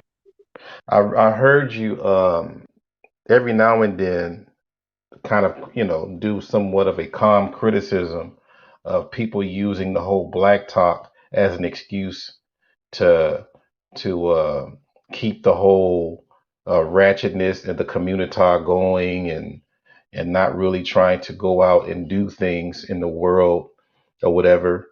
Basically, that people use pro-blackness as a crutch or whatever to even stay home and not do anything. Where's the? I mean, how are you getting this information? Oh, sure. I think the terms blackness have been Co-opted.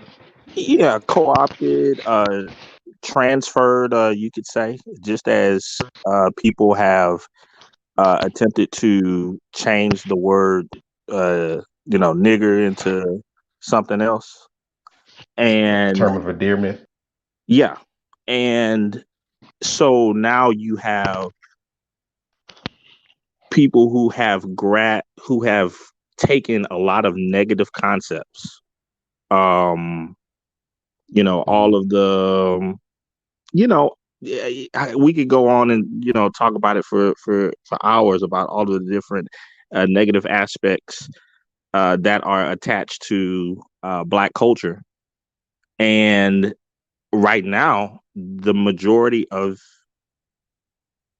people accept that is Blackness, to the point to where you could have people that will try to do something positive, but in order to do it, a lot of them will say to the individuals that they are trying to connect with or relate to, well, I used to come from the street. I understand. It's like that's what I mean.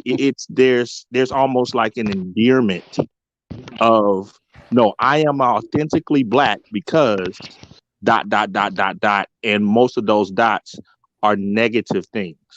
Can we just let those people go by the wayside then, and focus on the ones we can? What do you mean? What people? The people who have that mentality, can we let, if you see them as unredeemable, can we let them go by the wayside and focus on people who either with the program or who are who at least seem like their mind is open to change? Oh, well, It's hard. It's kind of hard. Go ahead, fam. Well, I'm not. I didn't say that any. I didn't bring up anything about unredeemableness. So I'm confused about how well, that. you said when you try to talk to people and they have that mindset that basically everything they ascribe to Blackness is negative. I'm saying, if you feel that those people, if there's no sense in trying to help those people, do you just let them go by the wayside and focus on people who you do feel like won't have that mentality or be open to having their thinking change?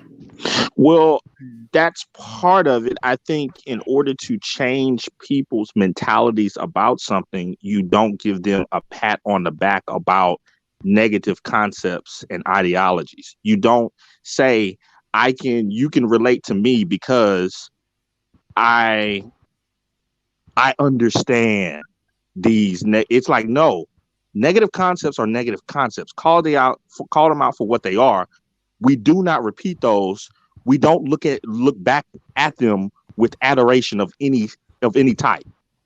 Can I ask a question real quick? Because I think this is a weird conversation. Because there's not one person on this panel that accepts ratchet culture. Not one. Not one person on this panel condones ratchet bullshit, ratchet female, none of that stuff. But the thing is, there's a group of men out here, and all Black people in general, who they themselves, they attach the low end of us to Blackness. We just sat here and gave a history lesson of some great men. And so, we can sit here all night and go over great things that African Americans have done. But you won't attach that to Blackness. You will keep attaching ratchet culture to Blackness the same way racist white people do. And I want to know why. Well, it's not about me, Jay. It's about the masses in large. I think the larger question would be to ask yourself, why does the general masses of Black America, why do they lean towards the stuff that you're saying that I'm attaching to them instead of what the stuff that you're talking about? Because the majority of them have not met me. No, I got a quick question. That's why I knew you was about to go there. So I got a quick question. Did you watch the Olympics at all? Did you get a chance to? Because I know a lot of people didn't get a chance to watch it. Yeah, I watched portions of it. Yeah. So you remember that fucking Geffen, that joke, Shakara, what was it? Shakara Richardson, whatever her name is.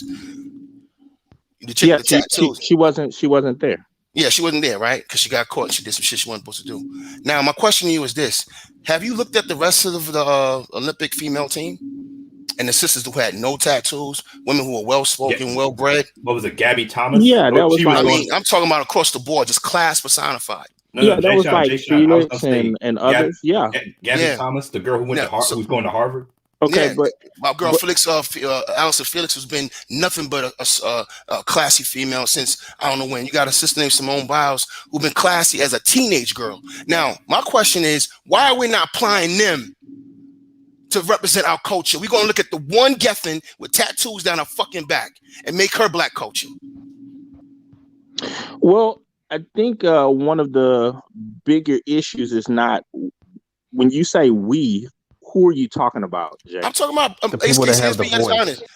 People like no. Let's be honest. Let's be straight and down. SKC, I'm not coming for you. I'm saying with people like you. You know what I mean? Who come out here and all you do is use the negative aspects of black society when white people don't do that. They got opioid heaven going on out here, hepatitis C heaven going on out here, inbred heaven going on out here.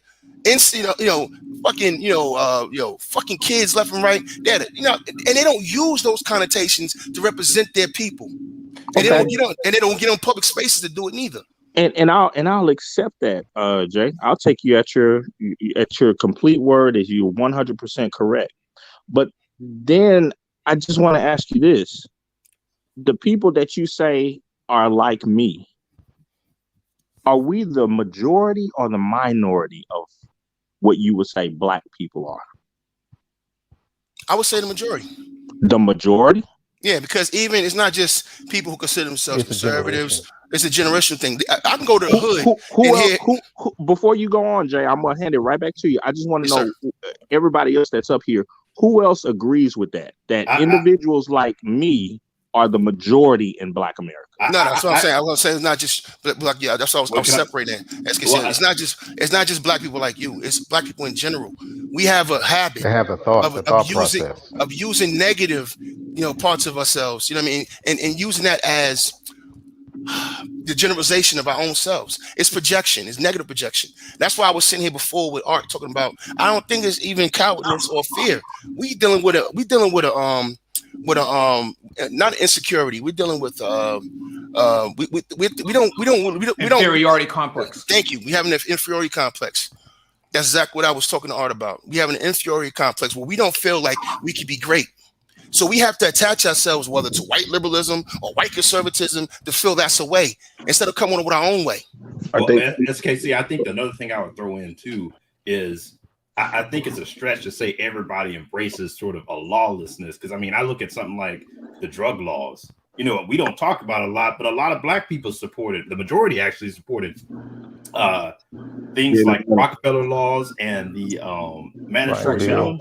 Yeah, so there's definitely an element in our community that is definitely falls into that thinking, or you're not too far off in a sort of a law and order, not celebrating negativity. I think SKC fell off. I think the thing about it, we got conservative in here. He's going to derail it. So what you got to derail the conversation, conservative? You're the master of it. I wasn't going to derail anything. I was going to wait for an appropriate moment to interject. But since SKC dropped off, I will pick up where you left off with the. No, he's coming back. He's coming back. The Olympic girls. Simone Biles is the quitter. Remember that. She's the quitter. Black Olympians are quitters because of her now. And we have the black hammer tosser, remember black female Thor? Black female Thor who's on the American team but somehow wants to not love America. Just wave the flag and shut up. God damn. And you lost anyway, so you don't count. David, can I ask you one question? How did she wait, BMT, can I ask him one question? David, you know who Gabby, I believe her name is Gabby Thomas. Which one is Gabby Thomas exactly? She's the sprinter. She's the one who graduated from Harvard, and I believe she's going to UT Austin for I can't remember the field. Black girl. Okay, yeah, I got nothing bad to say about her in particular. Have you made a video praising her? Why do I have to praise her? Because I would I imagine don't want you.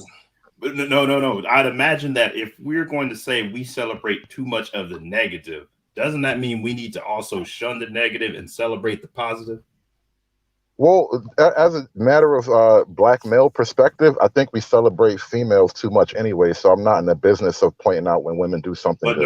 no, But wait, hold on. So conservative, you're saying that you rather talk about that crazy chick with the tattoos more than the excellent people that have represented the Olympics. Is that what you're saying? Regardless of It's gender. hold on. You know why? You know why? Because she makes the news, and the good, nice girls don't. so Bruh. that's even more reason for you to celebrate them, correct? If you want those outcomes, don't you agree? We need to celebrate the Listen, positive. those girls need a husband if they want to be celebrated. That's not my fucking job. So what It's is? not my I mean, you privilege to see what's going celebrate on. any You see what's woman going for on any reason. SKC. I told you. Whoa. So what is your job? You see what's going on SKC. What is your job? Yeah, I mean, I see what's going on.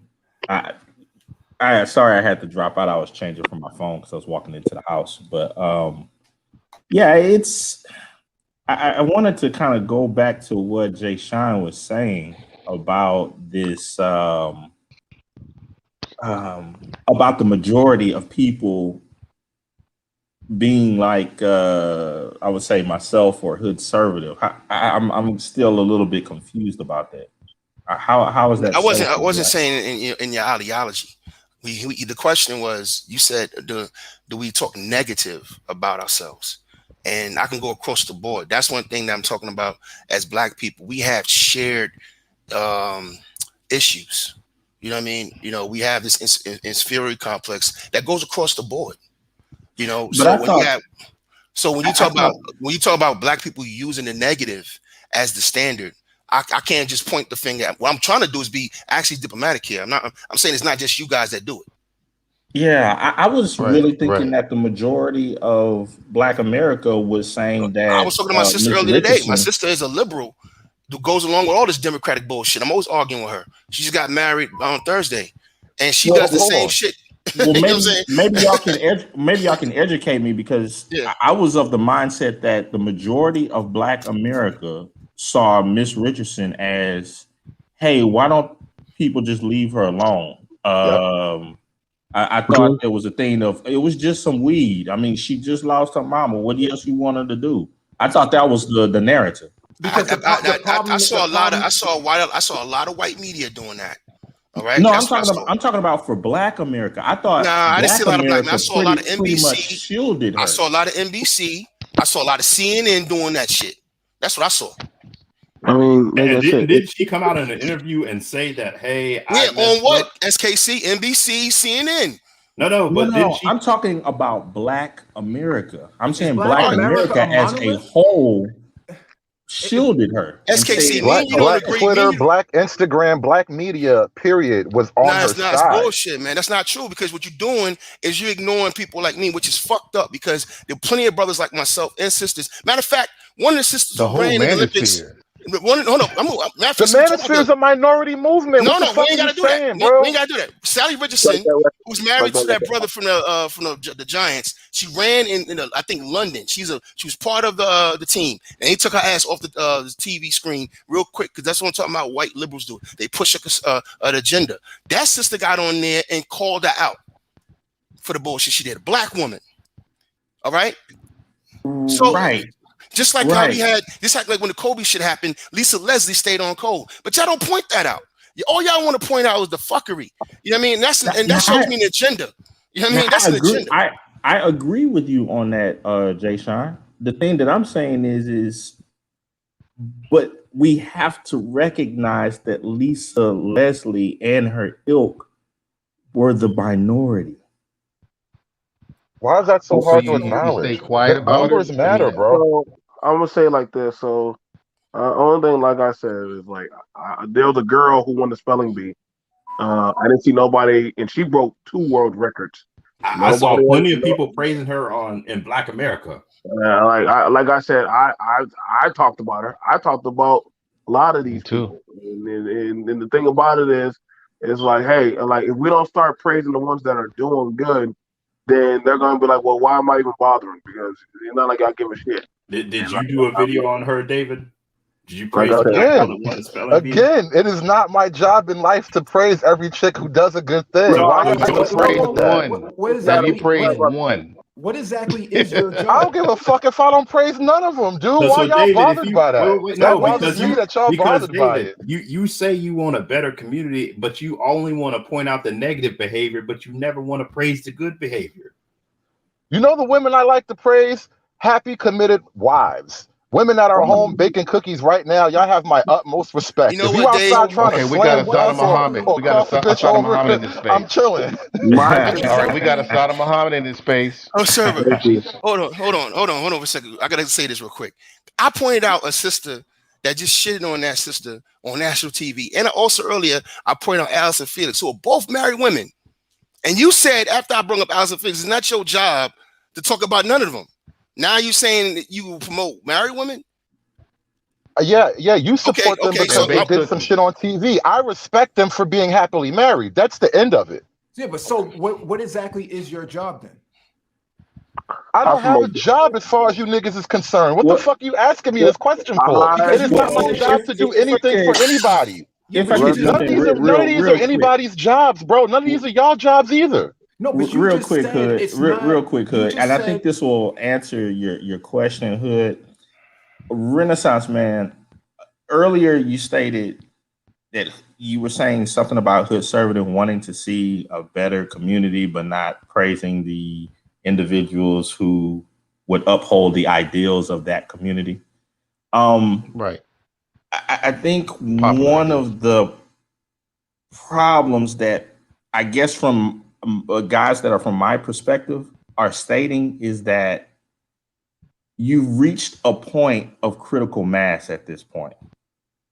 And having this ideal of, oh, there's going to be a renaissance period of the return of the community in all of its glory. It's like, I'm sorry, bro, but when the black family got to critical levels and was destroyed, and there is nothing that is pushing for it to have some huge return, you're never going to see that. So SKC, and I don't think people grasp that. No. SKC, but I'm supposed to clap every time a woman does something good. I'm supposed to be happy. This is goofy. Let him finish. If that's y'all's perspective, I'm asking why talk about the community at all then? Why talk about the negativity or the positive? I was just about to ask that question. Okay. Well, actually, so because that's one of the reasons why some of the videos that and conversations that I will say, dude, I'm almost like an anthropologist at this point. It's almost like going in and saying, you know what? This is what happened to Pompeii.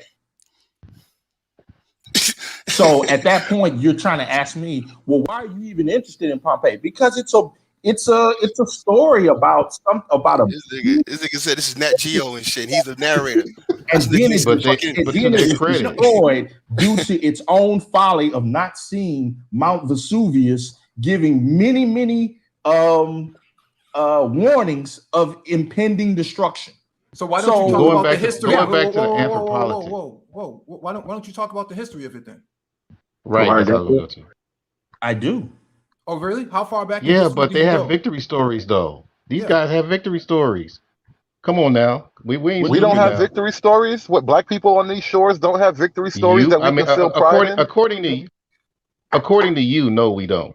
Okay, that's just no. Just because I mock all your heroes, don't mean don't have my own heroes. It's just your heroes ain't shit to me. Now, hold on. Now, I hear stuff. I see stuff in the chat where people say, "To what end? Why do you care?" Okay, well, why do we have in museums exhibits to Pompeii so that people can come in, they can look at it, they can learn the history, and they can say, that was an interesting time. We get to learn from the mistakes of this culture. People other nations and stuff have come in and looked at what happened to Pompeii, and they learned from their mistakes. Why is there not honor in that? No, because I think what we're saying is you're not telling the entire story. You're not saying, okay, these people Well, I'm only one man. I can't tell the whole story. Don't tell the story at all. Then that's the whole point. Don't tell the story at Oh, all. If you so can't if they tell the don't whole talk story, like you want, shut up. no, Hold tell on, the hold whole up. story. Tell the whole story about There how is it no started. whole story any one man can tell. That's the point, bro. And you can only say what you feel like saying. Whatever No, your expertise in is what you will share. When we All go back into the annals of Black Can I- history, we do not look at one historian. We look at several upon several. So to put that upon me, I think it's a bit unfair. So here's the thing about this is the example here, and we're gonna bring X in now because I'm gonna let people know why they on this panel. I value conservative and SKC to the utmost. These are my brothers. That's why I got wrenches. They come up here, they speak their piece. I try not to get them attacked because everything is, I hear them. Even though they sound like they sound, they do slip up and say some things good about us. It's weird that we just can't pull it out of them right now. But the thing is, think about this, SKC. I know you're MPHC. People will probably say some negative things about you, right? But if I told your story, I would hear the negative. But if I said, okay, well, he said this, he said it, but this brother is part of a prominent organization that set records of giving back to the community. I would add that in there to tell the story about you while you're not around, and you happen to be a black man that's part of us, right? Why I is get it that. that you can't do the same for us? That's an excellent question. In my own way, SKC, can I sound off real quick? Can I sound real quick? Sure. I'm gonna fall back and listen because I gotta get work done. That's the only reason I was even available because I'm over here working. Let me get off this and get some work done. It's getting late. But look, great conversation. I'm gonna fall back and listen. What's up, X? And all I gotta say is hood conservative. Hey, Sean. Stop fighting so much, man. Just talk to the brothers, man. You want to fight. Thank you. Chill, bruh. Yeah, if you want to fight, conservative. Stop. Don't act like you don't. You be looking for combat. Jay. No doubt, brother. All right, we'll talk later, man. And I'm feeling much better, by the way, X. Thanks for the note, man. Yeah, man. I'm up, glad man. you feel better, Jay. No doubt. Y'all I had to be checking on my brother, man. I ain't heard nothing from him. I want to make sure y'all hit me up. I got your note, man. But I appreciate it, X. But y'all be cool. I'm gonna fall back to listening. Thanks, Art. All right, fam. But go ahead, SKC. And then, like I said, I think it's a great question. I think I do it in my own way, because sometimes when people understand faults in certain philosophies or ideologies, it helps them to be able to view things from different perspectives. And I think one of the major problems within Black America is a tendency or even a fear in some instances to step outside of the box, try to view things from different perspectives and learn in different ways instead of going along with the normal narrative and going that route. I don't think that. I think at this point, if Black America was to find some type of great resolution, I don't think that it's going to come from within. So you don't think you're valuable enough to at least put a word in for the good Black people, that you came from when you telling the story about Black people, whether it is the whole community or whatever, you can't give somewhat of a balance. Yeah, there's plenty of those individuals that I think deserve a great measure of publicity. However, this is the problem, Art. Many times those individuals are demeaned by sharing the limelight with, in my mind, it's like idiots. I'm sorry. Why would you care? MLK does not deserve to be on a T-shirt with Tupac. I'm sorry. That's yeah. Can't you say that though? But white people don't see it the way you see it. And they shouldn't, should they? I mean, why? No, I mean, white people. So why that's do what we I'm saying. keep Can't so you why do say we keep that? going to what white people say? And I'm another person just talking to you. Why do we keep referring back to what white people see? Because Who you're making cares it, what white people see? You're making it a black issue. What I'm telling you is, in this country, the losers who lost the war every single time were always erected by their people. Whoa. How do we go from Martin Luther King and Tupac don't belong on the same t-shirt to you're making it a black issue unfairly? Nigga, it's a black issue. Where are you going with this white people shit? Why are we okay with mingling the two legacies of Tupac and again, it's actually on topic. Why are we okay with mingling these two legacies? Who erected those statues? What statues are you talking about? So now he doesn't know what the statues we're talking about. No, because there are a bunch of civil rights statues, but we specifically gave an example of Tupac and Martin Luther King on a t-shirt, and now you expanded it to statues so you can talk about something else. But talk about statues. No, I did not. What I'm telling you is that the losers who tried to uphold an ideology, the ones who failed, just say it straight. Who are the losers? The white people. I'm talking about the white Confederates. Their daughters of the Confederates upheld those statues up long after they lost the war. What does a statue of a Confederate have to do with Martin Luther King and Tupac on a t-shirt together smoking a blunt? Because if you're talking about the symbolism, white people have done worse in terms of upholding the symbolism and used it to represent their party and their ideology. What you're trying to illustrate so they've done worse, so we get to be worse. They've done worse, so we get to suck because they've done worse.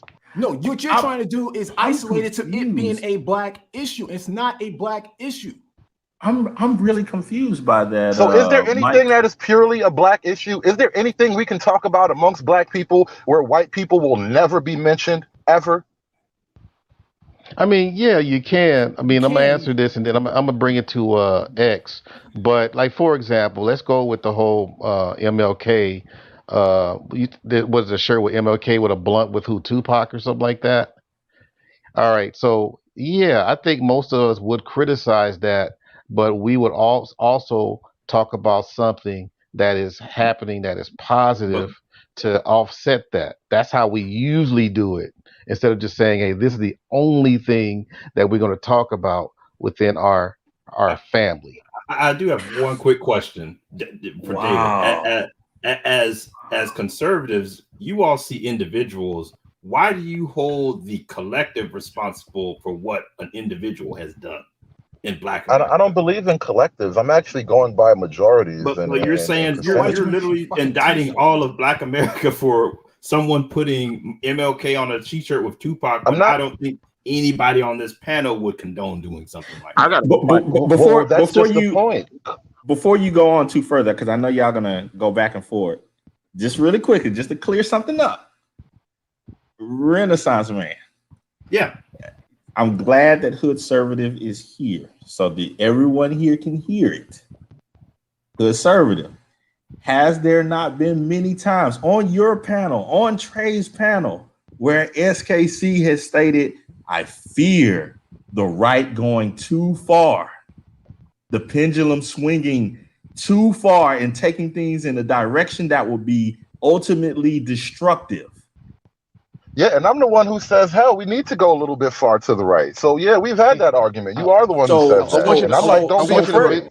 Go ahead. So for people so for people to we saw that in January for people to push me into a whole thing of, oh man, you're a conservative, and I have never stated that. What I have stated is that a large majority of the ideologies, the philosophies, the traditions that I hold dear align with them. That's it. I just wanted to make that clear, because a lot of times people play this thing of, oh man, you have to pick a side. I am never going to pick a side other than the truth. So what are those tenets then? What are those tenets of that side that you agree with? The truth, Mike. It centers around the truth. Like, no, name the tenets. Name the tenets that you agree centers around the truth, Mike. That would be an entire different conversation, and I don't want to derail it, but the truth.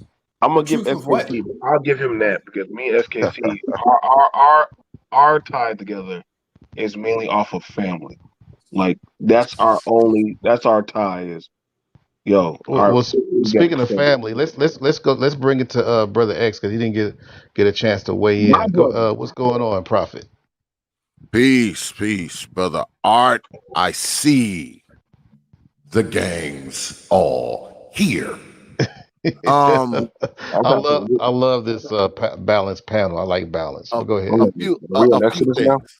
BMT, you crazy. A few things. Number one, I'm not one. All right, I'll speak anecdotally for a minute, and then I'll speak collectively. I don't believe that we have all this grandiose influence. And I know people disagree with that. But I look at everybody on this panel. There's probably not 50,000 subscribers between all of us combined. Let's start there. So it's not like Right. we have this great influence and, we CBS, we NBC, we CNN. We're none of that. So what I think often happens is that we give this YouTube crap way too much credit. Oh, you're saying this stuff. You're spreading propaganda. You look at the video, it's got 500 views. Okay, they spread propaganda to 500 people. So let's start with that, with the whole, when we speak out things, we're having this giant, great influence on people. I just don't follow that. I just don't follow that. I mean, if you're a person and you got 10, 50 million subscribers and you're talking to 30, 40,000, 100,000 people a night, that's different. All right. That's different. Number one. Number two, when you talking about someone saying, hey, you are labeling the whole collective, the whole society of black people based on what one black person does, 5 black people do, 10 black people do. The same can be said when someone says white people, when they see white people do something or a white person do something, because now that white person or that Asian person or that Latino person has become representative of their whole ethnic group, their whole race. And it's often people can't distinguish between the two. People don't have a problem seeing a white person do something to a black person and say, oh, you see, this is what white folks do. But if a black person is doing something and someone says the same thing, there's a problem. See, this is the thing. This is the thing that kind of gets me when it comes to us talking about black people, white people, this and that. People will Let me say, ask you this, fam. go ahead. Let me ask you this. As much as we are movie watchers, as much as a white person can walk in the hood and never get touched, as much as white folks can do damn near everything ad nauseum, regardless of what we say about them, how are they being affected based on us reacting to certain things that they do to us? How is our opinion affecting their lifestyle? It's not. But guess what? White people's opinion of us isn't really affecting the bulk of us. I mean, let's be honest. Most black people have very little contact with white folks. All right. Are you sure about that? I disagree. Absolutely. I don't know, brother. They just passed bills all over the country banning critical race theory being taught in schools that wasn't even being taught. You don't think that's? Well, I was going to say, no, X, you said very little contact. I was thinking people probably at their job have a bunch of contact with white folks, people who are black. Yeah, but that's the only time most of us have any contact with white people at all. That's just the truth, man. Most black people, man, we have very little. We have very little contact with white folks, man. Okay, so I think you just fell into a new. I think a new debate just fell up into your lap, X. If Mike want to do that one, I'll take him on that one. Because any day of the week. Thing. But see, this is my thing. This is the main argument that I have. All right. Now, whenever someone says something about black people, right, and what black people do, what's the first thing that comes out of people's mouths? Oh, white people do it too. White people do it too. Fine. So what we're saying is, we do the same things that white people do when we say that, right? We do the same things as white people. Not much distinguishes us from white people when they say that. But whenever some other shit comes around where we feel like we want to be this special interest group, where we want to have these special circumstances, now it's, well, you got to understand, we're black. You got to understand Jim Crow. So let me ask you this. I feel like SKC now. So let me ask you this. what are black people saying about white people that will affect their lives? You know, what are some of the, give me a few examples. I'm curious. Well, when you put it like that, when you say what are white people saying that affects black people's lives, I mean, no, what are black people saying? Or what are about we white saying? people? What are we saying that affects their lives? Right. I don't think, Right. you know what? I don't think anything, because I just don't think that the rank and file white person wakes up every damn day wondering what black folks are doing. I don't think the rank and file white person does that. But when you hear it on the internet, you would believe that every white person in America wakes up and says, you know what, let me go out here and be supreme over some black folks today. And I just don't believe that. I don't believe that. I don't believe every single white person in America gives a shit about what black people do. I think most white people wake up every day, go to a job that they probably hate, to take care of their wives and families and live their lives. They don't give a shit about so what are what they saying we're doing. about white people? What are they saying about white people, period? Oh, that they're racist. Yeah, bro. I was just gonna get on that. I think that plays a huge part, because you have people going around being fearful and timid about saying the wrong thing, doing the wrong thing, Or being like the in police the wrong officers? place, all over. Go ahead. all over, a suspicion of racism. It's like, come on, that's overplaying something that's beyond the pale. Well, we're in a time now where it's easy, because see, racism and racist is the trigger word. If you're accused of being a racist, you can lose everything. Your job, your company, your position, endorsements. If you're accused of being racist, that can kill everything you have going on with you. If you're accused of being racist. Look how far black people are pushing this idea. This story just popped up. I think it was in Atlanta, where it's black woman versus black woman. The school principal or the teacher, she has the students in the segregated groups now. So when a mother goes to the school and asks, can I put my kid into a certain class because I know that teacher and I like that teacher, the parent gets told, no, she can't go in that class. That's not a black class. Black people are doing this shit now. Like the word has turned so completely far. Like people, I don't think anybody understands where we are in this moment. Everything is strange right now. I know where we are. I know where we are. The representative sending out a fake racist tweet to herself and getting caught. It's like, come on, you can't just throw this stuff away as if it's not happening. But this is where we are. Is it a pandemic though? Is it a pandemic? Is the question. Oh, the pandemic makes us most racist. The pandemic is pushing racism to the limit.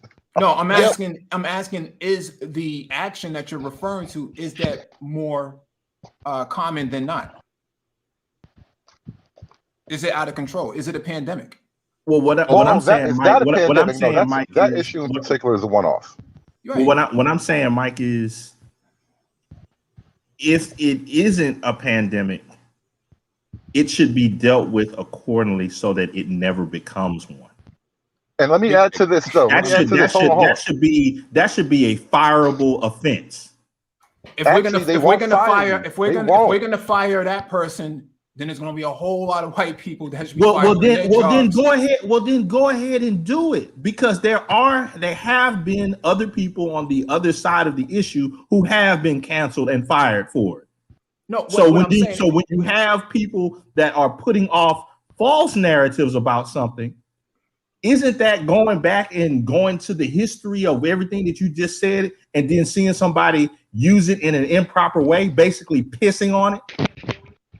Yeah, And actually, that's not the first instance. I actually covered a previous instance where it was like a white school, where it was like in Oregon, so it was mixed more heavily. But it basically, the concept is a thing called affinity groups, where now we take all the kids of all the ethnicities and then group them together as part of normal school practice. So no, it's not a pandemic yet, but it's written into the But black literature. This people is ain't what they're doing doing that next. though. Bro, I just started out Black with a people ain't black doing story, that. and I'm telling you, this is the way education is moving in the name of racism.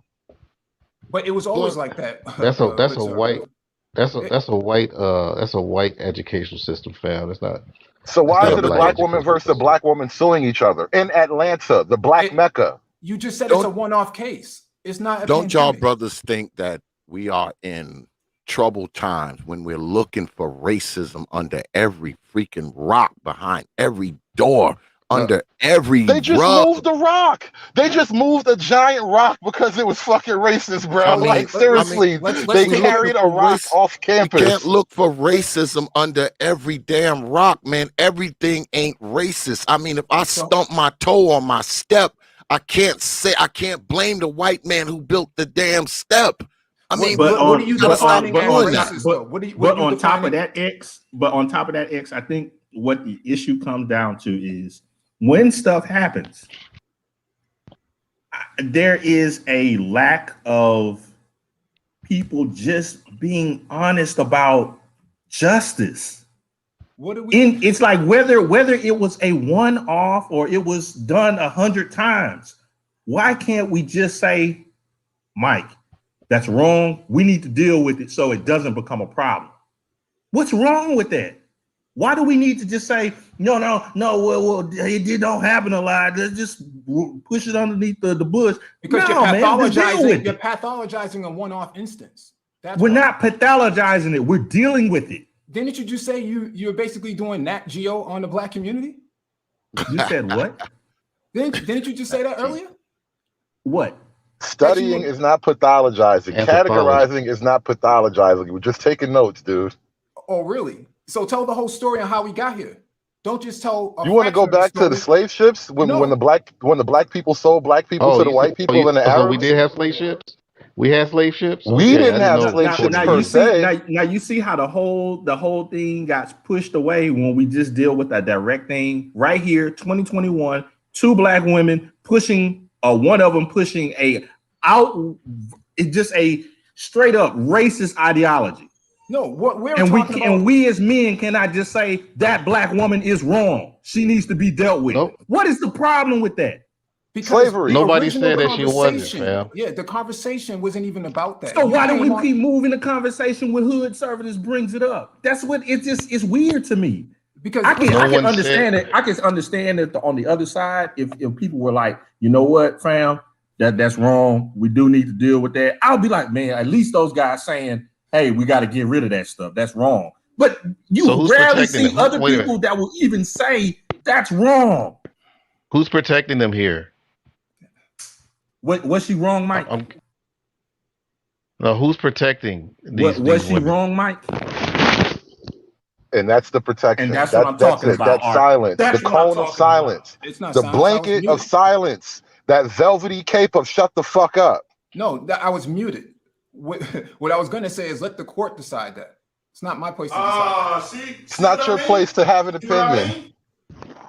It's not your place to have. You know what? That's perfect. It is not the black man's place to have an opinion on the black woman's activities. Just like it's not your job to praise black women, it's not my job to actually condemn her on something that should be decided by the court. You don't have to condemn her. No, you don't have to condemn her. I want to hear your full opinion on her activities. I don't know the story, so I can't give you an oh God! You see, tap. And this is what I'm talking about, Art. So it happens on both sides. I just want you to know that it happens on both sides, bro. Anyways, the conversation was about pro-black. What did it get you? I think it got you segregation between black women. That's what the fuck it got you. A black woman is telling another black woman, yo, black kid got sit with the black kids. That's what the fuck it got you. That's the conversation. Yeah, I was talking to Art. I was trying to make sure Art brings it back to Yeah, the because original point of conversation. the whole thing was because shout out to X. He usually has Malcolm X in his background and some other black figures that have really contributed to us as a people and our lineage, and the fact that we study these people. Here are the things that we need, have blueprints and things that some of us didn't really follow, but we know it kind of worked, but some of us became too stubborn or whatever it is. But there are blueprints that still work. People use them, but it just didn't work as a collective. My question basically was on the title was, we know about like the health stuff with the DNA and all that about, from a black biochemist standpoint to black history to black economics. We have all these different black education, all these different things we have that where we can use. And shout out to SKC's organization. A lot of these guys in his organization and mine is part of that. Question is, you know, what what have we got out of this? What matter of fact, what is it used for? What should it be used for? Because I'm hearing people shit on it, I especially think that today. I think that depends, though, brother Art, doesn't it? I mean, Hmm. pro-black is just like black, quote unquote blackness. I mean, I don't think that that's one thing, and I think that that's the problem where people say, "Well, if you don't do this and you don't do that, you don't talk about this, you're not pro-black." BS, BS. I call BS on that because I don't think anybody has the patent, the trademark, or the copyright on what black is and also what pro-black is. I think Agreed. that's where the problem is. Everybody wants to say what black is, what pro-black is, what blackness is. Who the hell left you in charge to say what these things are? Thank you, X. Thank you. Well, speaking on that, can a brother enter from the outer rim, please? Brother You DC, may what's good with it, proceed, man? sir. I didn't know you guys having this kind of party. This is my kind of party, like Michael Singletary to say Yeah, I in the like the middle. diversity, man.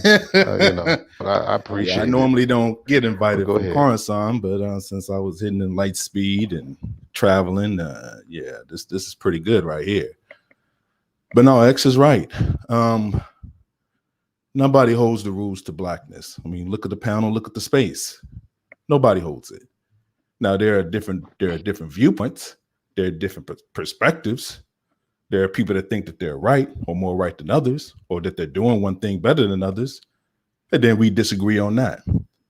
But as far as holding some kind of ownership of blackness and what we should do, this and that other, that's not gonna be a thing. It's obvious now to me.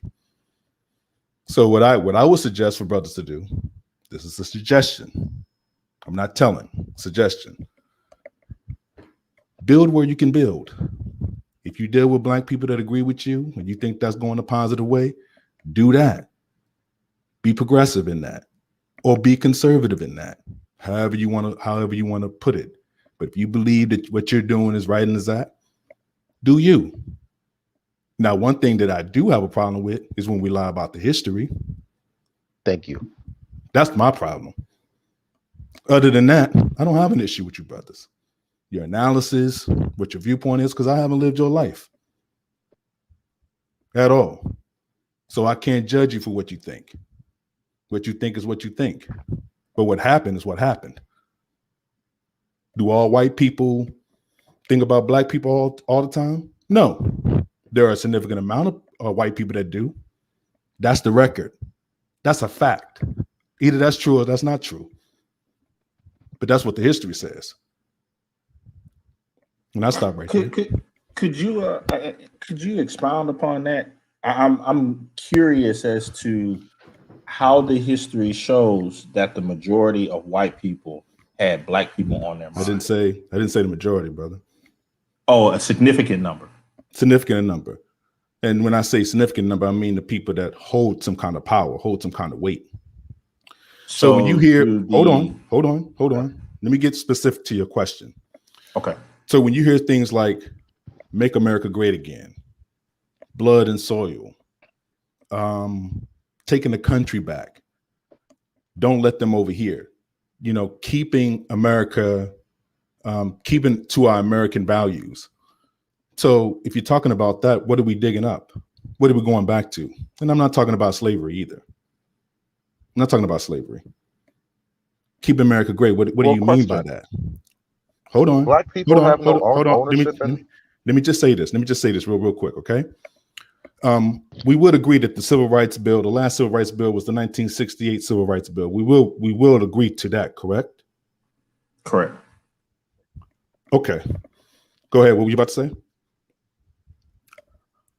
So this concept of American values, one, I guess I would have to ask you to define it. You know, what specifically are you thinking of when you say that phrase? And then two, I would then, or even whatever your answer is, I would have to ask, don't Black people, just by the fact that we've been here pretty much since before the founding of the country, don't we take some ownership in whatever it is American values are?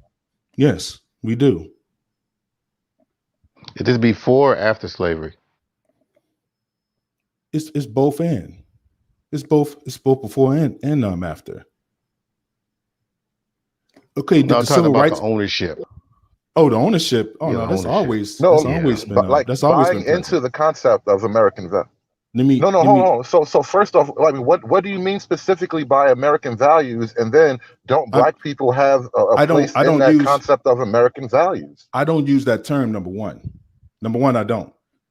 So the onus will be on the brethren. They use "Make America Great Again," "Blood and Soil," or American values. That's a conservative term, and everybody that knows DC know that I'm no conservative. So the question is on you. The question is on you. What do you mean when you say American values? Not on me, brother. Are Black people, specifically the descendants of American slavery, not Americans? Yes, we are Americans. What are our values as Black Americans in your estimation? What are our values as Black Americans? If you could, put a group definition on that. No. I just listed some terms with the initial issue that I had. The reason why I came up here is because people made the discussion of stating that a lot of white people do not care about what Black people do.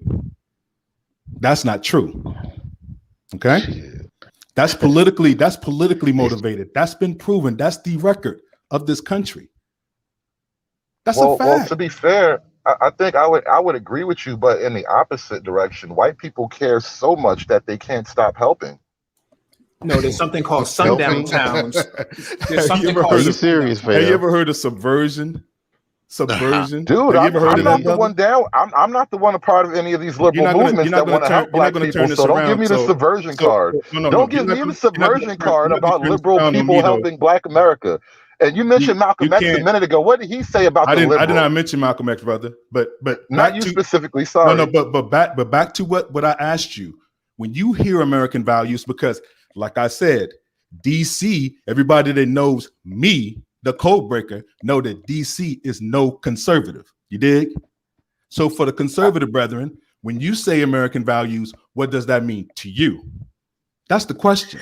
Okay, for one, I do have a concise answer. I'm just curious that you don't have a framework for it yourself, but I think that American values are simple: truth, freedom, and justice. Oh wow! Oh shit! Okay, let me hold on. Can I just interject for a second? And here we go. Let me just interject for 1 second. Okay, go ahead, X. Because I was the one who said it. All right, and I said, I believe that the rank and file white person doesn't wake up every day thinking about Black folks. That's what I said exactly.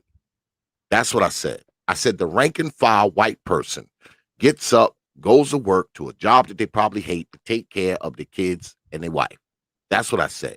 Now, if you're talking political, of course, there's racism in politics. There's discrimination in policies, whether they be local, whether they be a state, federal, whatever. Of course, there are some policies that have discrimination in them. I will concede that point. But when we're talking about politics and politicians, they are in the minority when it comes to white folks. Every white person isn't a politician. Every white person isn't a legislator or a senator or a congressman or whatever, a mayor, governor. That's not every white person. That's a minority of white Let me ask you a people quick who question. can put these policies Let me ask into you. effect. Let me do this really Let me ask you a quick. quick question, brother X, real quickly. Let me Go ask him ahead. a quick question on that. Now you got Fox, CNN, and what's the other one? MSNBC. Would you agree that they talk about race a lot? All those networks. I think they do. Well, I don't watch a lot of television. I haven't watched a lot of television in, like, say, the past 10 years or so. I'm not much for TV. But you know that's Not their much reputation, right?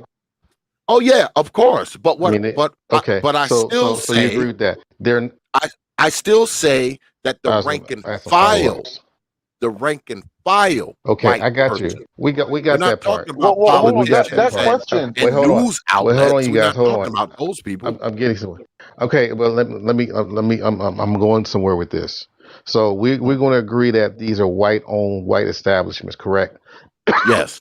Now, the rank and file people that you're talking about, do you think that they cut all their social media or media off and keep to themselves, or is it a potential? Do they potentially watch these programs? I'm sure they do, but now you're talking Whether about it's the something left, else. whether it's the You're left or the talking about right. you're talking about something else now, brother Art. You're talking about the influences that they're receiving. I'm not speaking on the influences they're receiving. What I specifically said is I just don't believe every single rank and file white person wakes up every morning thinking about black folks. Yeah. I Okay, just Dude, don't are you I believe going just to that. asked you the pretend that question. cable That was it, companies are saying the same thing? Like Fox, it looked like Fox and MSNBC, for example. Are you going to tell me they're telling the same exact story about race? They're brother. coming No, no, from no, the no, no, opposite no, no, angles. And no, then no. two, with Hold most up, of those channels are trying to be on black people's side with this hold up, racism bullshit. Cam. Most of Hold those up. channels You're a bad always talking about, listener. oh, that person's racist Bad and this person's listener. racist, and we Alert. got to stop. Bad listener. Alert. Bad listener. Okay. Nobody said anything about them saying the same thing about race. The question was, do they talk about race? Period. That was it. Yeah. I don't know Yeah. where you get that Yeah. shit out your ass, but fail, it's about race. You gotta, man, just sit in the front of the class, dude. You too far in the back. Come in the front and listen to us, man. But Can go we ahead, get? DC. Can we? And What so black DC? people not down with the MSNB argument, though? That's not where black people go to talk about race? Man, Well, just come up in well, the front and listen, man, and pay attention. well. DC brought up something. He said that question about the, I guess, with those guys that have the, the MAGA hats and stuff, and when they say "Make America Great," what are they talking about, right? I think that was the question that you posed. Correct. All right. So, it kind of makes me wonder a little bit because we're talking about the American experience, and to a certain degree with the Constitution, the great American experiment.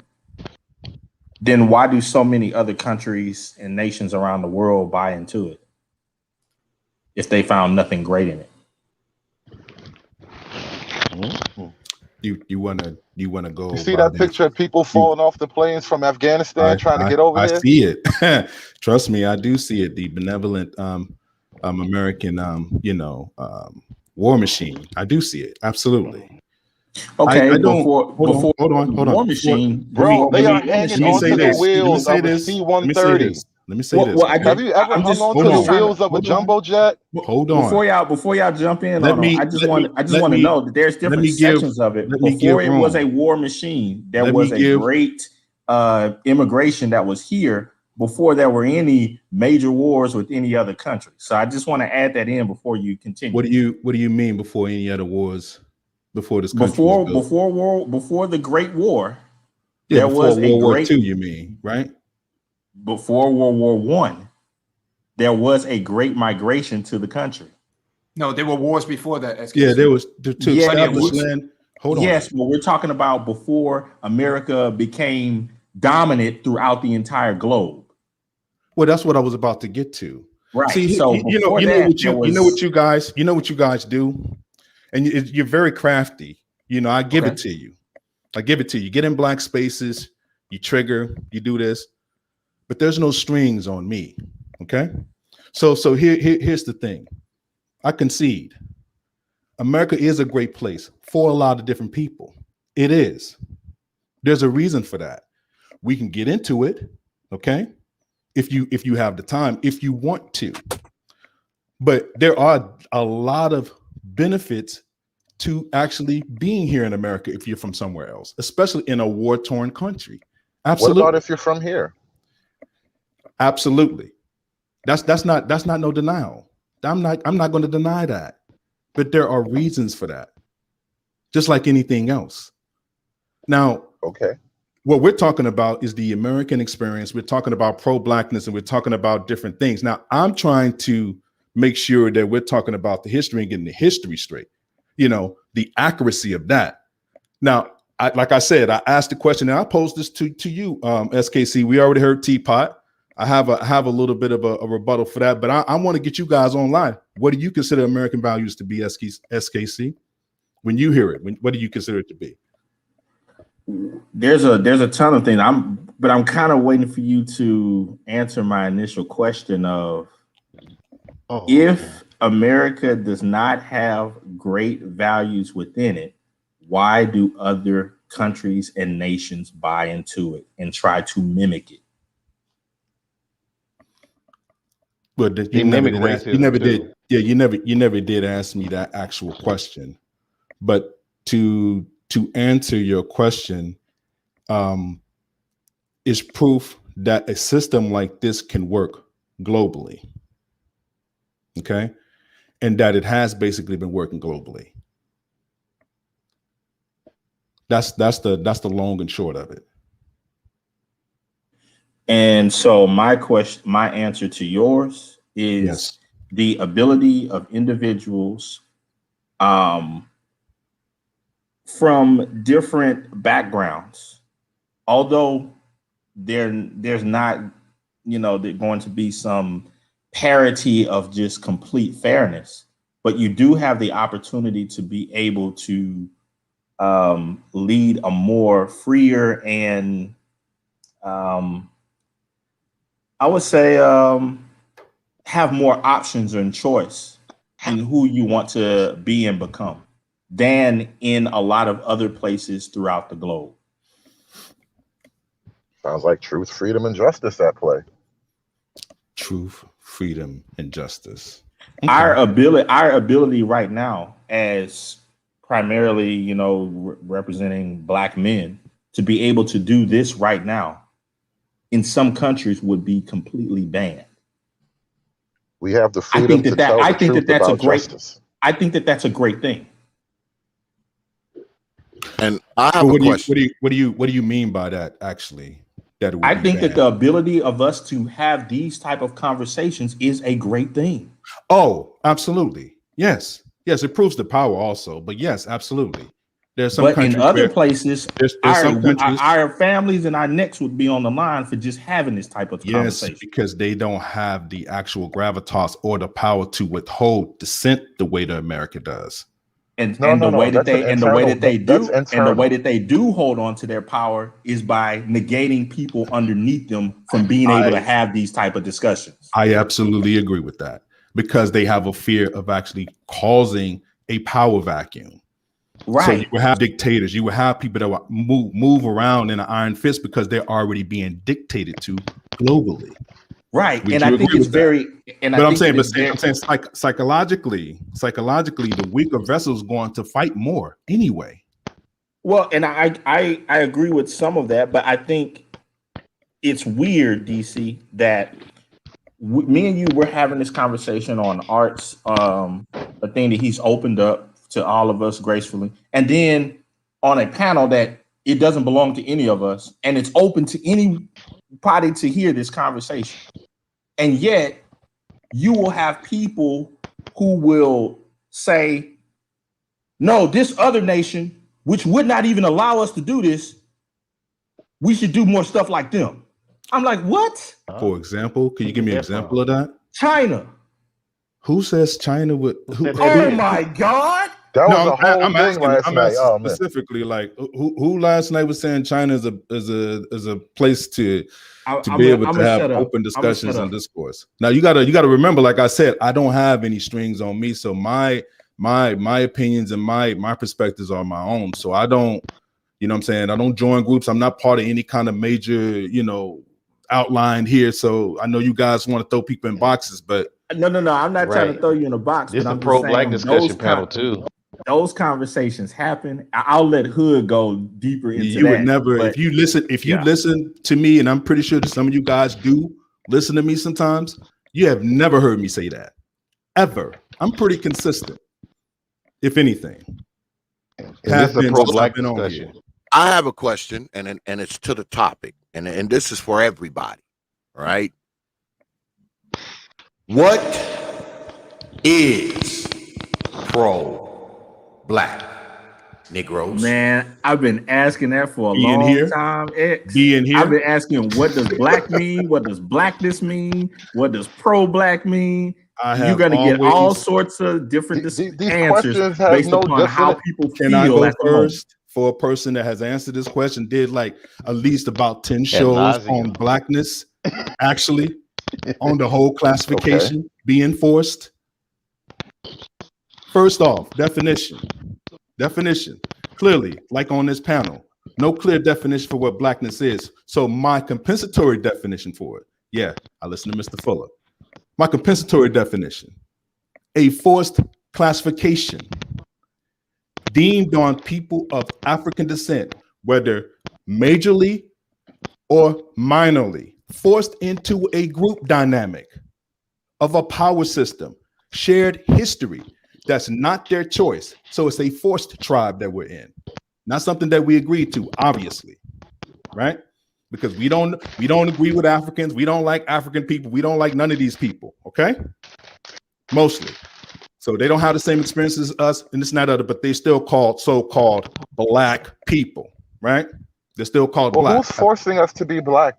Under that definition, who's applying the force? I'm not real quickly. Hold on. Let me just say this really quick, because I know that's just Oscar-station, man. You just like to just move the argument around.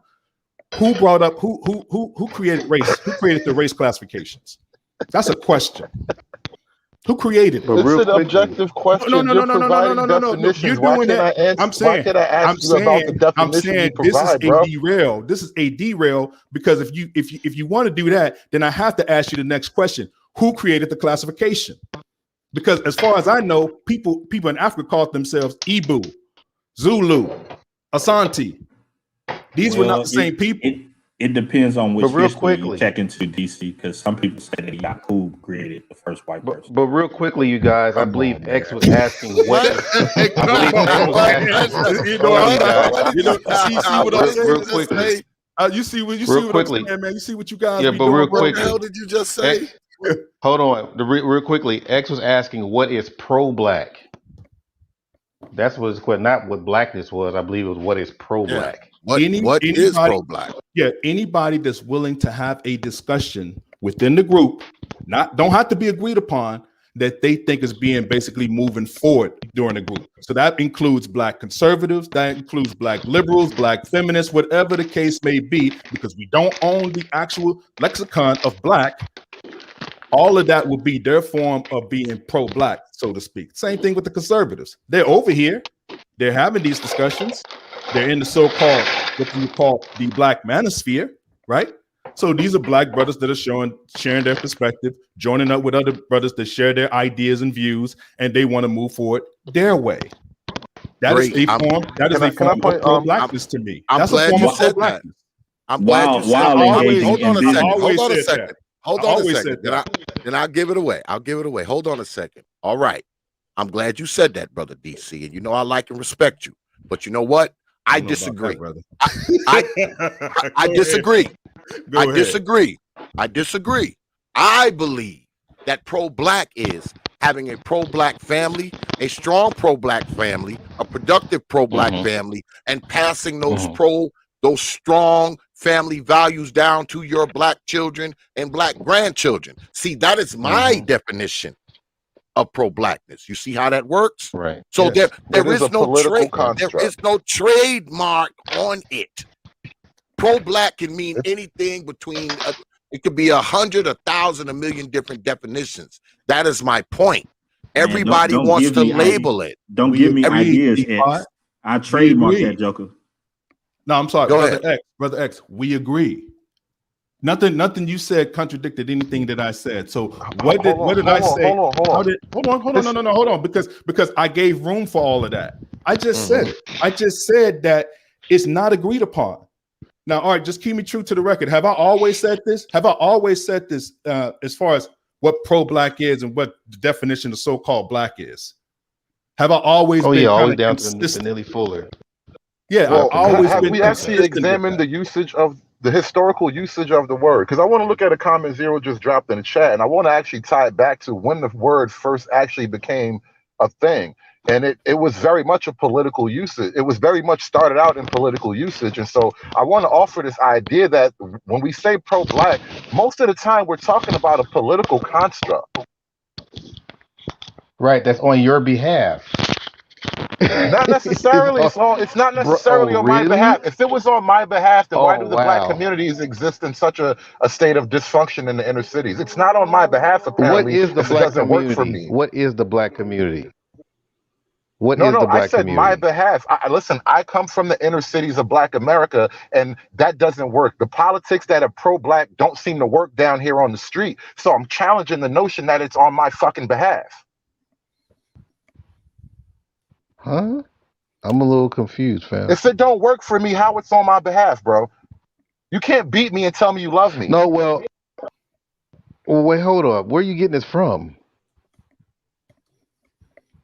I'm talking Yeah, about where the are you getting this politics of from? pro-blackness, the political alignments of the people who claim pro-black. It actually does have a history. It does have a narrative that you can trace back. And the outcomes of the pro-black narrative do have effects on the average street life. And I mean, street life is a stupid word, but So the regular why are you person in on the black street. spaces? Dude, Why are what you in what black do you mean? spaces Why am where I you in be black able to go? spaces? What? Hey, you got to let me finish the question. Let me finish the question. Why are you in black spaces talking about your ideals, your concepts in black spaces, and basically, and nobody's not really giving you any like kind of like what do you call it, pushback against your existence? Why are you allowed to be in black spaces? Because I thought that's an act of pro-blackness. That's an act of humanity. I go to plenty of places and get respected. Really? I mean, Come on, man. if that's Don't your tap on me, judge, man. if that's the judge of blackness, Don't you tap on me. you don't give us enough credit. Just because we can be civil, that means we're Don't tap on me, special. man. Take them off, Dude, no, man. Don't you tap on me. think it's fucking special to be decent to people? What the Nah, fuck is man. that? No, nobody's being disrespectful, man. You're right. Okay, you got I it. said decent. I said you think it's a special thing to be decent. You got it, man. You're right. Be human, Right, it's a bro. goofy ass question trying to like get me in some weird position. What the hell are you playing? Nobody's trying to put you in no kind of whatever, man. Like I said, you guys can have it. I'm not even tripping on that. The word has a history. So you're defining it. So you're trying to define it for other people. Then is what I'm saying. I'm not defining it. I'm telling you, there's a history of the usage. Brother X just. That's what I'm saying. Brother X just defined his definition for what pro-blackness is, right? He just gave his definition. So are you saying that your definition is that it's a political? I guess let me just go ahead and get this out the way because we're not gonna be hide hands here. It's a progressive, pro-feminist, leftist ideology.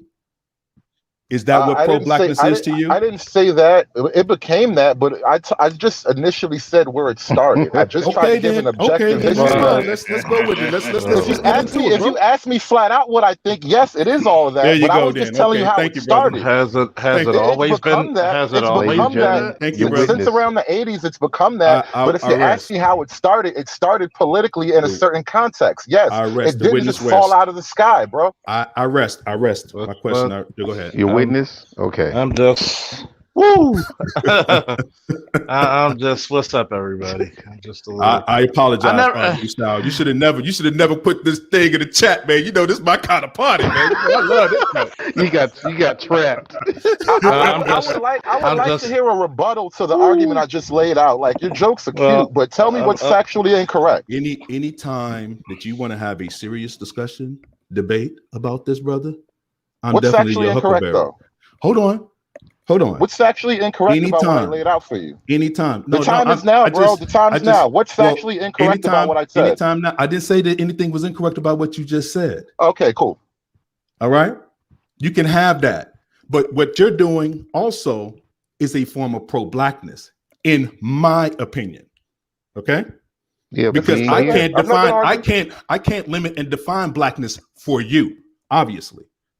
Right? Because we're not going to agree. And you are a black man, right? You are a black person, correct? Yes. You thinking that what you're doing, you're thinking what you're doing is best for the black community and black men specifically, correct? Because you're not on the white panel saying this shit. Correct. You want right now? I'm just having a conversation. Correct. I don't even have high mind. You're not on white panel. We're just talking about ideas. No, I'm not helping nobody. I'm not helping nobody. I'm talking about ideas, bro. Ain't no strings on me. You're not on white panels saying this stuff, conservative. You're on black panels. I'm just wondering. I'll go ahead, Art. I'll go after you. No, I'm saying that because that you saying that's not a sign of pro-blackness.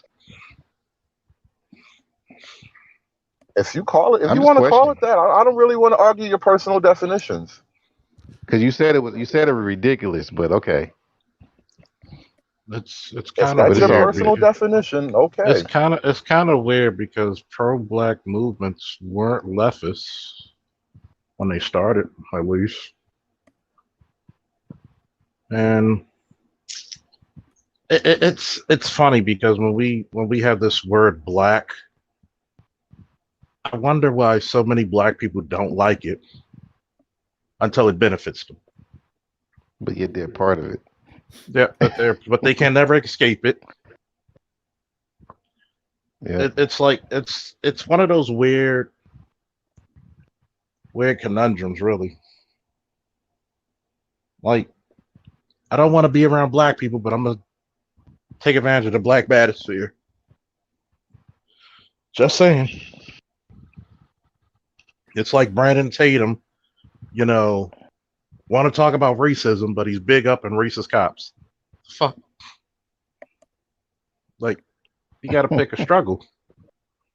You got to pick a struggle, and trust me, if you thought that was tap dancing, I'm listening to some of Brandon Tatum shit. That motherfucker does a whole fucking jamboree by himself. And I'm just like, bro, that's fucked up. Well, I can tap dance off a wall with the backflip. Yeah, that's some talent right there. That is some talent. Don't forget the slide too. You got to slide when you tap. You got to slide, and don't forget that. You can, man. And don't forget that. And don't forget that smile. Don't forget that smile. With the middle. And I'm just wondering. I'm wondering. The smile comes only after I throw the sand down. I'm wondering. What you gonna do? All right. Here's the crazy part. Like, everybody's lived in a black community. Not everybody. Like, I guess we see all black people as like majority of black people. We live in the inner city and we're gonna get our ass whooped. Will we feel any different if we went to Lily White, Iowa, and got your ass whooped? Will we make the same like? Do we look at the crime because we're here, or is it because it's always prophesized to us about the crime? But I think it's more than just. I think it's more than just. Well, what happened if you lived in both, Officer Faulkner? Yeah, I think what's up, most powerful man in the universe? I didn't hear the statement. You said, "What if it was both?" I was saying, what if you've experienced both? What? I mean, get your ass kicked by everybody? Well, shit, get some karate lessons. Well, no, not the proverbial, getting your butt kicked and all of that stuff. I'm saying so far as being able to have lived in a black area and also lived in a white area, and then just give your perspective on the differences. I've done it. All right, so yeah, I don't have no problem then, because that's what I do. I've done it. So I don't really care for white people and their thoughts because they're very ethnocentristic. But aren't we labeling people like, I mean, when you talk about pro-blackness or being black or whatever you want to, red, black, and green, whatever you want to say, it seems like we only have problems with the black people who we disagree with. Now, long as we all agree, we're all pro-black. But once we are not agreeing, because we don't know what pro-black is to those other people, and we automatically say, oh, they're coons, they're sambos, they're sellouts, they're this, they're that, because they disagree with us for the most part. Those are the people we often label as not being pro-black or for black people when those people disagree with us. So aren't we labeling just the same? Aren't we saying, well, your blackness isn't the same as my blackness, so it isn't blackness at all? I don't think that's a good thing. I don't think that's something we should be doing for the simple fact that we disagree with someone's politics or their policies or who they date, who they marry, who they deal with, what they talk about. I mean, I think that's a slippery You know slope, what? man. Well, for the What record, is more ethnocentric than being pro-black? for the record, I agree with that statement, and that's what I said actually initially. If you go back and listen to what I said exactly that. I'm not here to judge anybody's definition of what they deem pro-blackness is. I don't have the ability to do that. Okay. I know when people say it as a slur, I think I have an idea what that means. That's why I asked the question instead, because I don't know what your definition is. I don't know what you deem it to be. A lot of people can say, yeah, having a black family, this and that other, and doing exactly what you said, Teapot. Then by that definition, then if that's the case, then most black people, as an aside, if you look at the stats and you read the stats off black demographics, are not pro-black in essence, because we're not building families on a regular basis. We're not. Could you repeat that one more time, DC? No, there's no need to repeat it. I'm saying that in the sense of I'm giving the argument flexibility, because see, that's what you brothers do. I'm not hardlining anybody. The only thing that I'm talking about is the record. Now, this is the record where we got up to this particular point. Now, how to move forward? Hey, that's on you. But we can't lie about what took place. So then I have a question then. Yeah, go ahead. In modern day terms, I'm not talking about the original. The modern day terms, let's say circa, I don't know, 92 today. So that is pro-blackness pro-black family. Not all at once. Yeah, for sure. No, Yes. he's talking about from 1990 to the current. I would say that it's split into two. Now, there's two factions of so-called the conscious community, right? You had the people that were more conscious as far as being more family oriented. I'm just saying, like, what has been divided as the so-called conscious community, right? I have my hands up. This is quote unquote. Like there are academics that do believe in the so-called family, and then there are other academics that believe in the so-called Hotepism. We can marry, we can do this, we can get convents, we can get a whole Branch Davidian somewhere, and we can create this black enclave, a black nation, and things of that nature. So you have extremes on both cases. So it's the almost answer, like there is none. But that's no pro-black community, rather. That's what I'm trying to. That's what I'm saying. It's a very you guys talk about individualism all the time, right? Individualism is what got us here as far as being broken apart. So there are a lot of ideologies that go into what somebody's idea of what they deem to be blackness to be. You can have somebody. Hold on. Listen, man. Listen to me real quick, okay? Because I think I know where you're going. You can have a black woman get online, date exclusively white men, right? And have all kinds of non sequiturs, don't make sense at all, no logic in her thinking at all, right? and blame black men for everything that's been done to her and still date so-called white men and say that she's basically pro-black woman.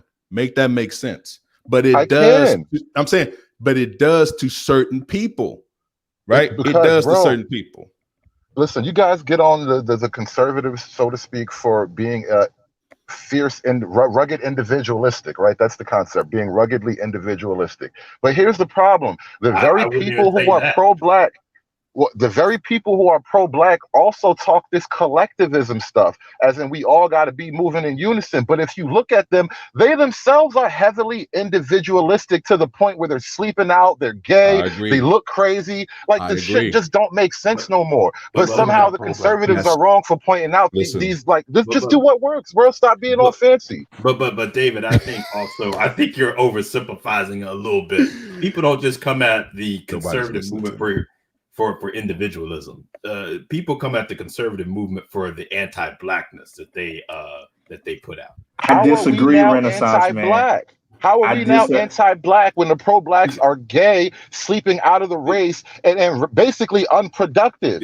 The path of conservatism is actually productive. So the people who are wearing the black jersey are rooting for unproductive behavior for black people. You got to make your choice, bro. But Renaissance man, how many times have, and I've been on a few panels with you, where there'll be these conservative, anti-conservative type of talking points or whatnot. And one of the main things that will be said is, well, these guys don't understand. Other groups don't move this way. Other groups do this. Other groups, races do this. How is that not saying? How I'm confused when you say guys don't come at others about their individual their individuality. That's odd to me. No, what I'm saying at that is that no one is getting upset because, hey, you want to go if you want to go and think this way. What I am saying is that the conservative movement a lot in this space, they take on rhetoric, like we were talking about just a little while back. I was asking, David, why aren't you uplifting these people who are reflecting the behavior that you think is productive? And he said, I don't have to do it, but I'm going to talk about all the dysfunction. That's where a lot of the problems come from, is that they only want to talk about the dysfunction and they don't even want to uphold the people that they would deem productive. So what's wrong with talking about people? Black people talk about people all fucking day. Because you've said previously. That's also black culture. No, I've been on panels with you where you've claimed that you want a better community. And I'm saying, if you want a better community and conservatives say, hey, you shouldn't be celebrating negative behavior, I would think at least you would want to celebrate the positive behavior that reinforces what you say you want. Let me answer the question like this, in all seriousness. My contribution to a better community is being a better person. Anything on top of that is extra. That is your basic responsibility, is to be a better individual for your community. Good, and that's a start. That's a start. That's enough, bro. To me, that's enough. To me, we're not going to actually have too many issues. Believe it or not, man. I know that I get put on as the big lefty here. Yeah, okay, I own it. Okay, but here's the thing, though. Here's the thing. I don't believe in abortion. I don't. Never have. Art can hold me to that. That's something that I don't believe in. I think I align with you guys on that. Don't believe in actual same-sex bathrooms. Don't believe in that either. Right? At all. So, but the thing is, for me, okay, the racist history as far as trying to get things done in certain parties where the nationalists have moved. Are you guys familiar when I say the nationalists? People that are considered themselves nationalists? Yeah, I get that. Okay. Understood. So I want you to understand where I'm coming from, because I know you guys probably feel that sting in certain spaces. I cannot deal with that part. Now, there are some brothers that can, and they believe in to what you said earlier, truth, justice, and the American way. That's fine. But don't forget about the justice part. because I think we align there. Okay. Absolutely. Anything when it comes down to justice, what's best for our boys is specifically, we're going to align on. Okay. I'm not going to have agreement with you guys on that. Now, DC, now on that point, that is where I make a connection with most people on the other side of things. Right. But the individuals that I make that connection with is when it's justice around the board, not just when it's suitable to the team, as it were, but when it's complete. Because when it's not complete, that's not true justice. Now, when you say you're saying around the boys, SKC, you're saying anything that involves justice for black boys, you're on board with that. No, not across the board. Oh, okay.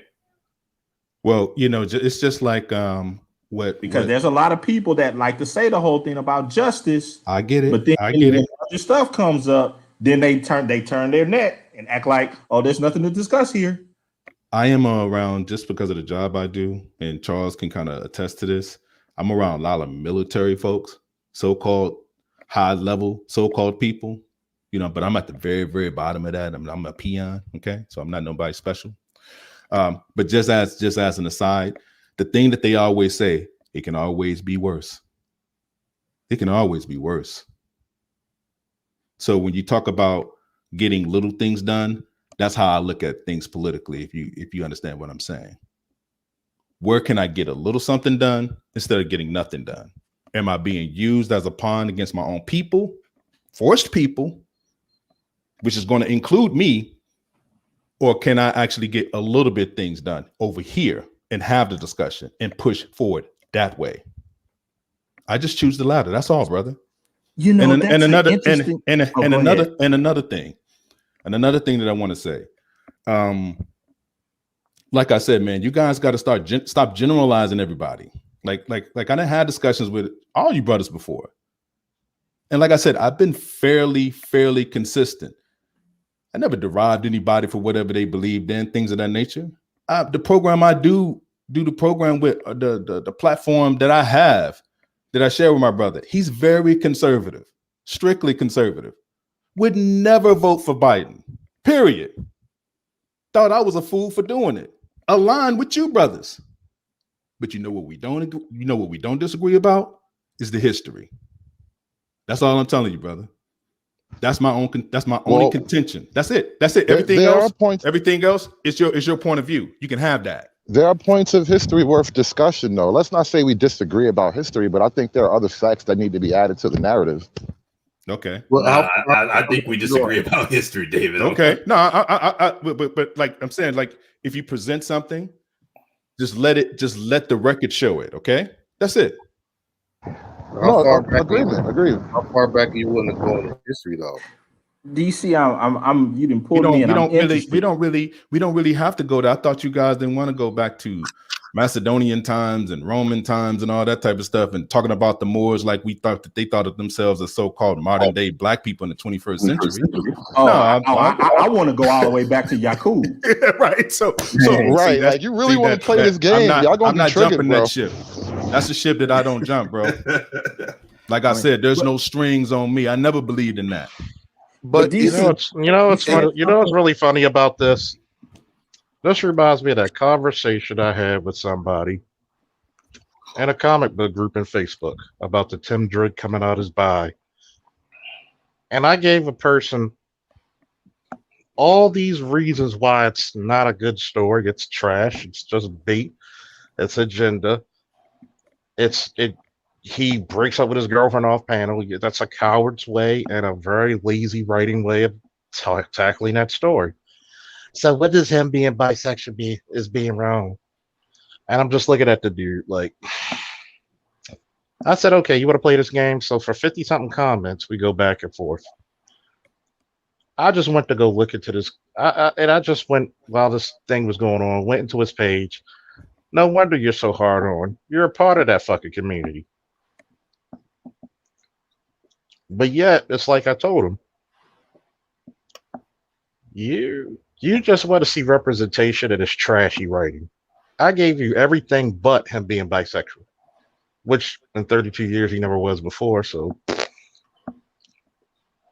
it's like, for some people, you can put any type of evidence, put a good statement, and somebody's going to be like, well, what's this? They're going to take the lowest common denominator for the subject just to even keep even relevant in the conversation. Well, how do you And think that's what I black feel media got about. so gay? Same situation. That's how black media went so gay. But Black media is not gay. It's just woman based. It's just, in other words, I'm gonna answer your question, right? How much money are you willing to spend?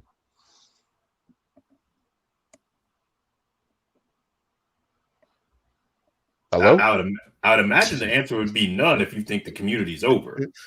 Because I'm gonna put it to you this way, because this is what the one thing I've noticed. If I'm gonna speak freely, I'm gonna speak freely.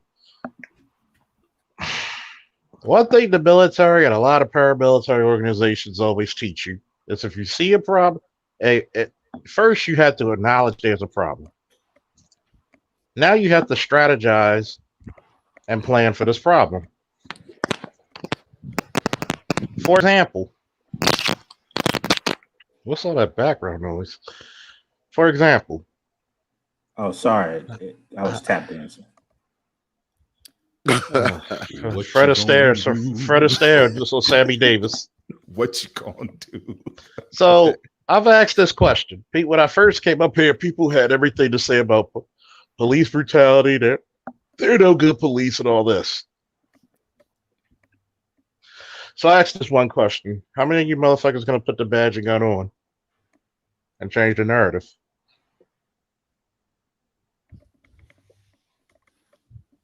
Well. See, because if that was Asian people, guess what they would have done? Put the badge on. Jewish people? Yeah. Hire private force. Right, I was about to say, like, they ain't I was gonna say they don't even get badges. They just get some guys. No, that's a lie. They don't even get the badges. They say fuck that. We're gonna get that guy and deal with it later. I'll answer you. I'll answer it to you, because that's a lie. One motherfucker, because he's Jewish, having his fucking daughters in the Israeli Defense Force. Yeah. So yeah, he gets off every weekend because of his religion. No. They have Jewish and Muslim community patrols in New York City. I'm telling you, they don't get badges. They just get some guys and put on some uniforms. And what he's saying is that they're part of the larger police force where they can have some. In other words, we're looking. Let me just go up to here. In the Baltimore Police Department, at the BPD, we have Jewish officers who are Jewish, and they are full-fledged officers, just like I am. And they have it. So, in other words, if we have issues with child support, child custody, are we supporting brothers to become lawyers to get us out of this shit? I am. I'm fighting like hell, man, because I want my child's school to be like that. I'm in the PTA meetings. I'm on the ground, bro. And it's funny because and I know this because it's funny. Because even the most conservative black person still wants there to be a black community. But I'm saying they don't. Well, I'm not saying they don't want. I'm saying they think it's done. That's my point. That's what I was getting at earlier. No, they don't.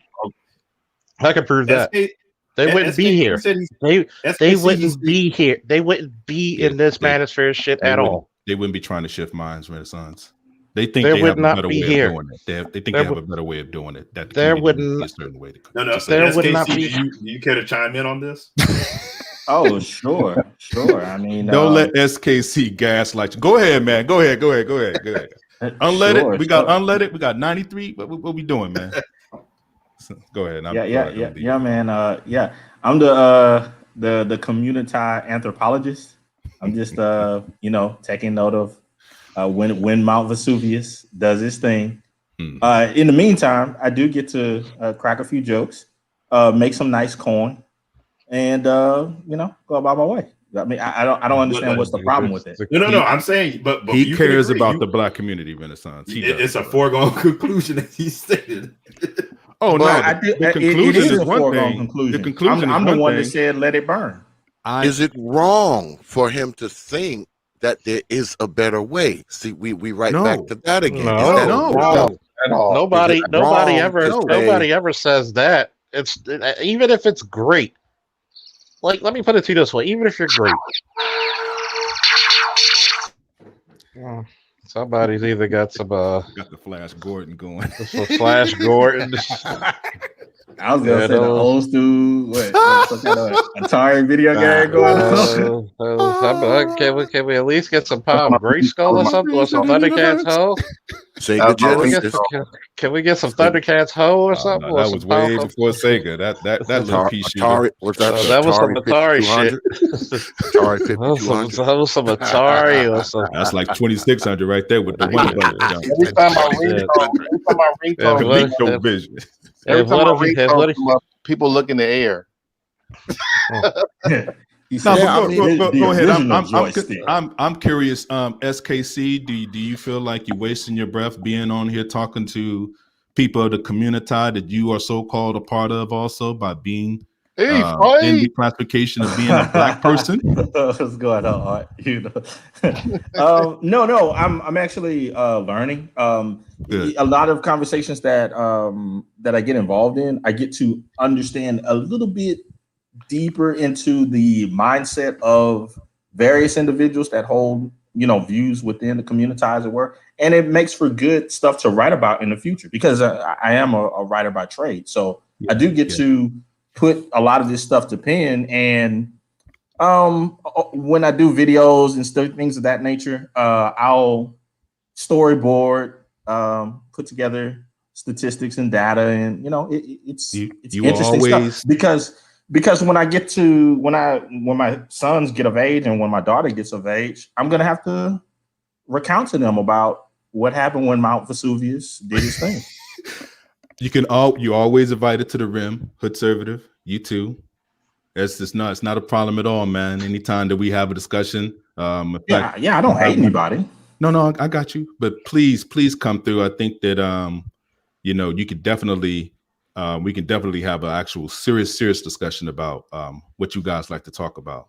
For real, no nonsense, man. And still joke and laugh and everything else, and come to a consensus that all lefties are not bad. Okay.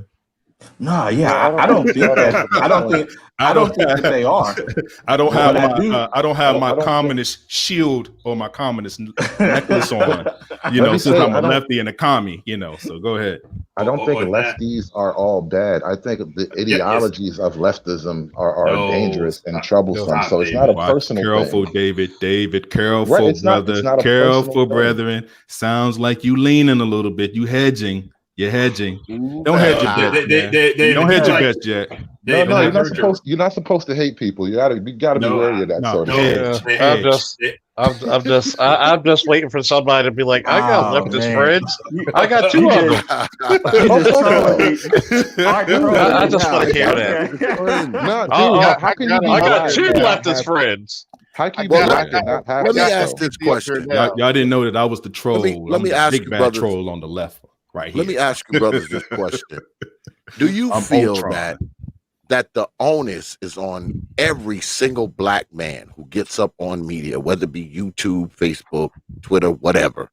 Is the onus on every black man to talk the same way? Is the onus of every black man to get up here and quote unquote uplift black folks? Is the onus of every black man that gets on media? Before you I don't know where you're getting that from, man, or where you. Y'all been doing that to me this whole show, bro. No. That's exactly what y'all been putting on me this whole David, show. Come on, I did that to David because can y'all hear me at all? Go ahead, Art. Real quickly, just to give some shine to SKC. This is what he's part of. I'll put you on blast. He cares for the community, man. This is what he's a part of. You have to tell me. I already know. I know what he dude is the man. SKC is the man. Okay. Oh man, real. You know something. I will never say anything bad about the black and old gold. It just ain't gonna never happen. I'm waiting. I'm waiting. And even other other fraternities, sororities, or whatnot. I don't, that's just something I don't go into all of that. But that is a line. That's a line that I will not cross, because I have seen a lot of positive things that have taken place that overshadows the negative. So right. Don't tell me that the SKC with the Decepticon logo is a part of the Divine Nine, are you? Don't tell him that. Don't tell him that. No. I'm just getting this up here. Good, bro. Get out of here. Get out of there, man. But what I will say, but that's still, this is a community-based organization. But that still, this is a community. But that still does not change what my eyes see, and my eyes see the writing on the wall. Absolutely, I agree with that. Okay, just I'm letting everybody know that this man is a good man on the real. So wait, can I ask SKC one question? Y'all be painting with a hot throat? No. So he's one of the good ones. No, there's a reason for his madness. Basically, is what everybody's saying. There's a reason for it. He's a good Negro. No. I'm Mr. Cooper is good white folk, boy. see, you like doing that. He love the way. I already get it, bro. I'm around dudes like you all the time. That's what I'm saying. I recognize it. It's not no issue. Yeah, I see the handwriting. Like I see the handwriting on the wall. And speaking seriously, DC. Yeah, that family thing. Mm-hmm. I'm sorry, man. It's I don't agree with all of the stuff that David Carroll says. But I'm sorry, man. He's hitting that whole thing about the family unit. You're gonna bring up a man that's still stuck in the 1950s because he was tortured by some kind of he's hitting it on the head, bro. Come on, man. He's right about that issue. Yeah, that's obvious. Let me ask the question though. Hold on, let me ask the question. Hold on, you guys, real quick. You can't build a community without. Let me go ahead and play this real quick. Oh, well, let me stand down. Here come yeah. Mute up. He wrote it down. Oh, wait a minute, Art. I'm a little jealous today, man. He didn't let me get my force using in, man. I had the lightsaber going. I had it under control, sir. Wait a minute. Okay. Because I'm on my computer now. Because that happened, Art. Now you trying to chop heads off, man. I'm kind of jealous now, Art. Because that happened on my phone. Now I'm on my computer. I switched to my computer. I want to pay attention though. Because that happened, Art, I'm going to gift BGS and SKC intro for that. Thank you. Make that. Give me something. Whenever you come regular SKC, I got one for you. I will gift that to him. I will make it. Man, I'm putting my touch of approval on that one. So yeah, go ahead, BGS. No, I was just sitting in on the panel, man. Can I ask a question? I wanted to ask a question right before you came up about the whole family issue, because like David Carroll aside, your lightsaber is ready. What do we do as black men if we're in this moment where we can understand that the problem kind of revolves around family dynamic and family formation, but society and government and like everything in society is kind of moving in a direction opposite of that need. It doesn't want to support that need anymore. So like where are we left with now as black men if we kind of accept that is the solution to actually get the family dynamic in order? Okay, can I go first really quick, BGS? Let me just say this real quick. Hey, you already said it. You said that you're going to live your life to the best of your ability. Now, I don't know if you're married or if you're in a stable relationship. I do know that SKC has children and is in a very successful marriage. You start there. And you stop listening to angry men, right? That's mad at the community because an old black preacher broke his heart back in the 50s and the 60s. But I go ahead. I digress. Go ahead. Right. I mean, David Curl is anti-black then. I don't even know if he's anti-black. I mean, he's got his own perspective, right? But the thing is that part of what I don't like is, especially in these spaces, especially in the black community, is that we're too myopic. We only focus on black folks, right? And what's going on with black folks and family formation is bigger than that. I mean, this is global. It has more to do with infrastructure and family formation. Especially when you talking about the nuclear family, it's just a way of organizing people. And when the environment changes, when the infrastructure changes, the way you organize people changes. So, and then the breakdown of the family has been happening for 200 years. It didn't just start yesterday, because DC will tell you they talk about this, have been talking about this for the last 50 years, about the breakdown of the family, breakdown of nuclear family, breakdown of marriage. It's not new, so it's not a black thing. Okay. Now you do have to make individual choices about how you're going to form your family and how you're going to live your life. And that's what you're going to have to do, because the infrastructure and the government's been trying to keep families together. But the thing is that when you free women, when you free women from the bonds of their men, okay, when they don't have to depend on their men anymore, this is what's going to happen. And there's not really much you can actually do about it. They found that out back in the 18th century, into the 18th century, when the machines came in and the women went into the factories, it started breaking down then. And periodically you can see rises and falls, rises and falls, rises and falls in this.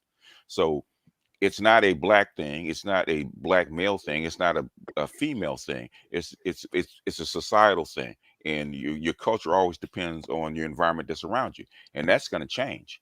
That's going to rapidly change. And the stuff that you see coming forward with technology is going to make it change even faster. I was just listening to, I was just re-listening to a video that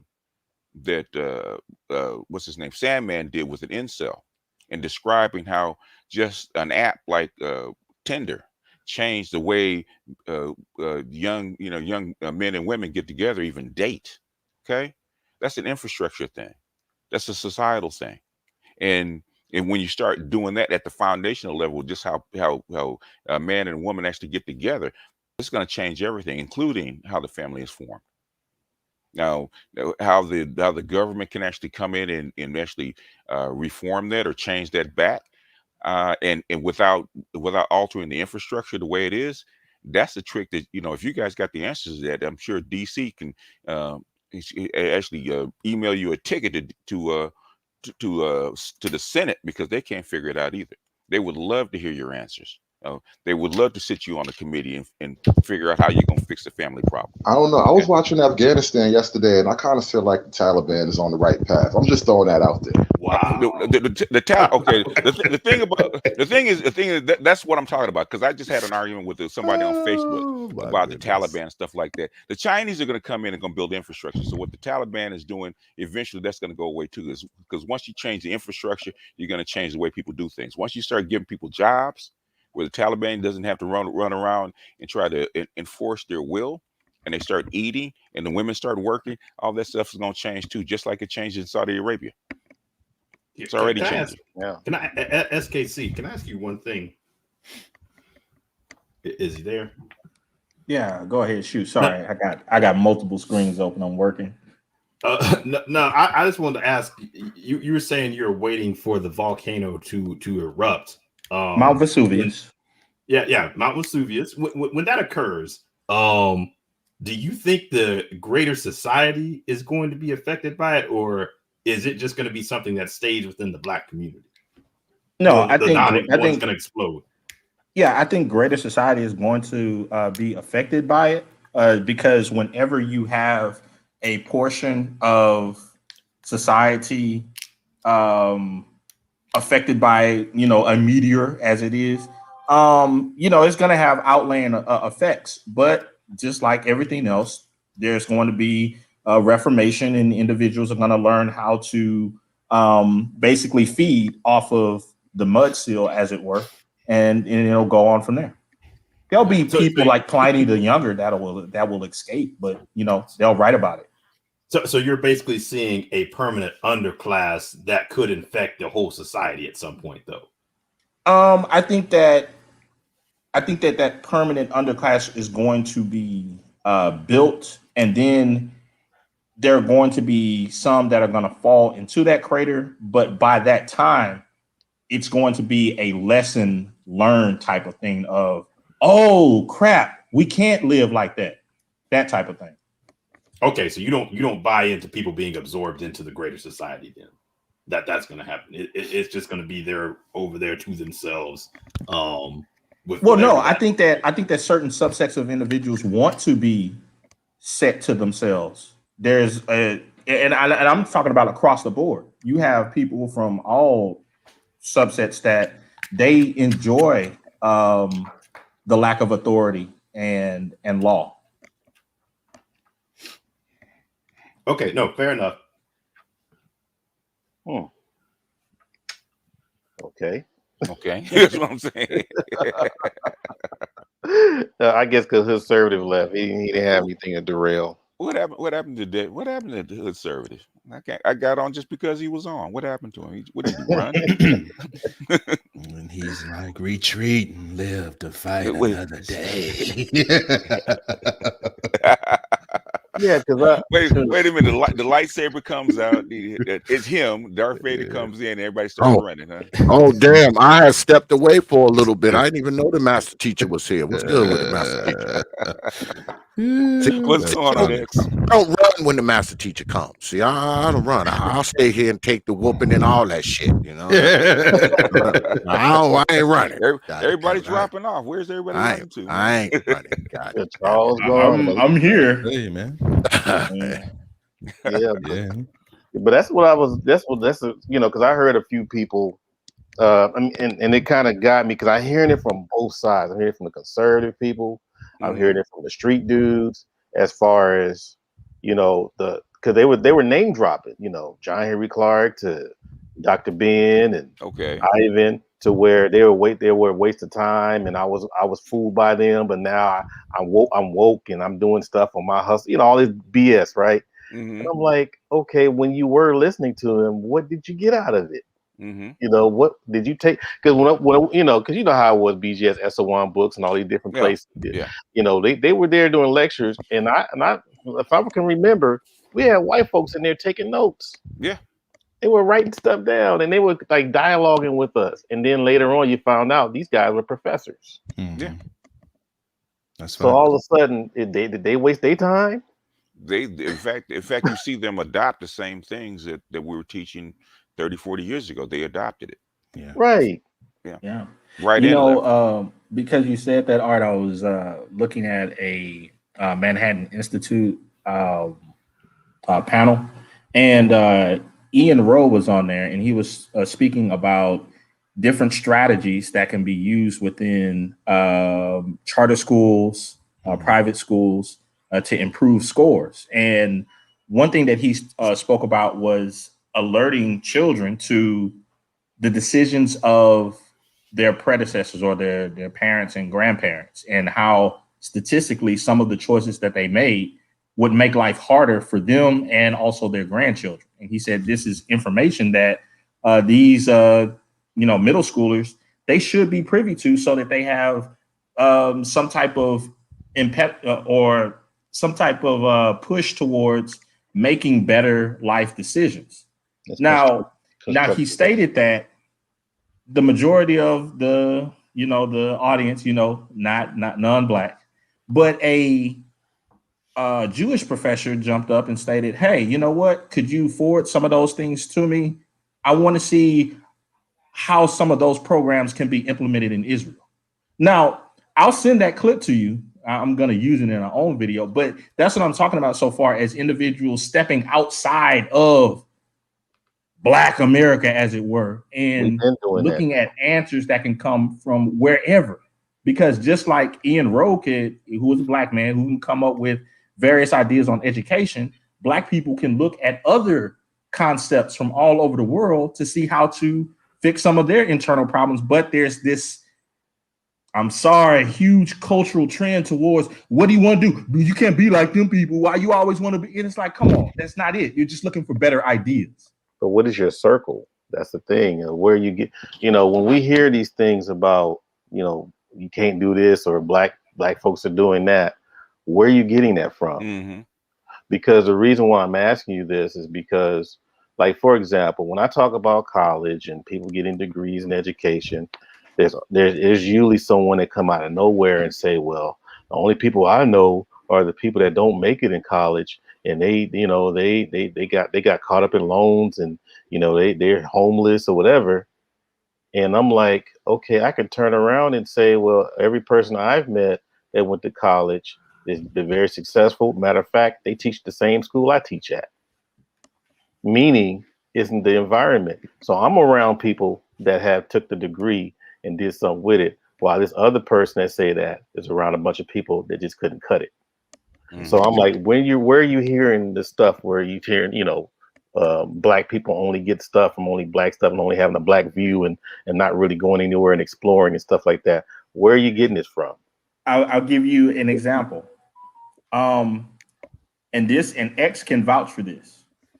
Just I think it was last week, X was doing an interview with a fellow Houstonian here who owns several mental health facilities that are geared towards the black community. Mm-hmm.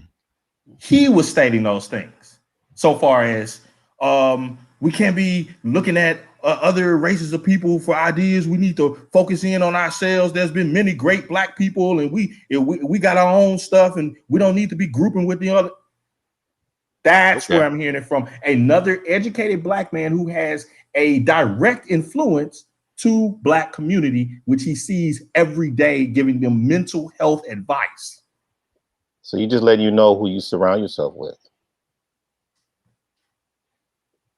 So I'm like, I mean, he can't be getting it not from just black people, because if he's a professional, then he had to go to to basically read white books and obey white laws and white everything else. Because correct, VGS. But so even he states, yeah, I had to eat the meat, throw out the bones, and insert Afrocentric which is fine, ways of mental health strategies towards the community and so forth. Because we have a peculiar history in this country, and you can't. But if you don't, hold on a second. If you don't tune for the peculiar history and culture that's in Black America, then you just can't copy and paste what you learn from white academics and white psychotherapists and blueprint it on black people, because it's not going to work. Monahan found that out back in 1965. You just can't copy and paste. You're going to have to tune it and adjust and bring in other things to actually tune it for black people, because our culture is different. So what you're hearing is like context. So there's a contextual part that's to that. Now, a lot of people may lean very heavily to that may actually obfuscate accountability when people hear that, and they'll be like, well, you just make an excuse for bad behavior. But to look at it more so as a radio dial, right? Because he is a professional. He's taking in all the knowledge of what he's received, basically, because most of the psychology that he basically learned is from white people. I mean, let's just keep it real. So that study that he's basically deemed very, very important to kind of give back to black people, he's giving you the contextual argument about the history, or the history counts when it comes down to dealing with the specifics of ADOS, and then if you want to take it even further, the diaspora, as far as how black people have been basically treated worldwide and globally.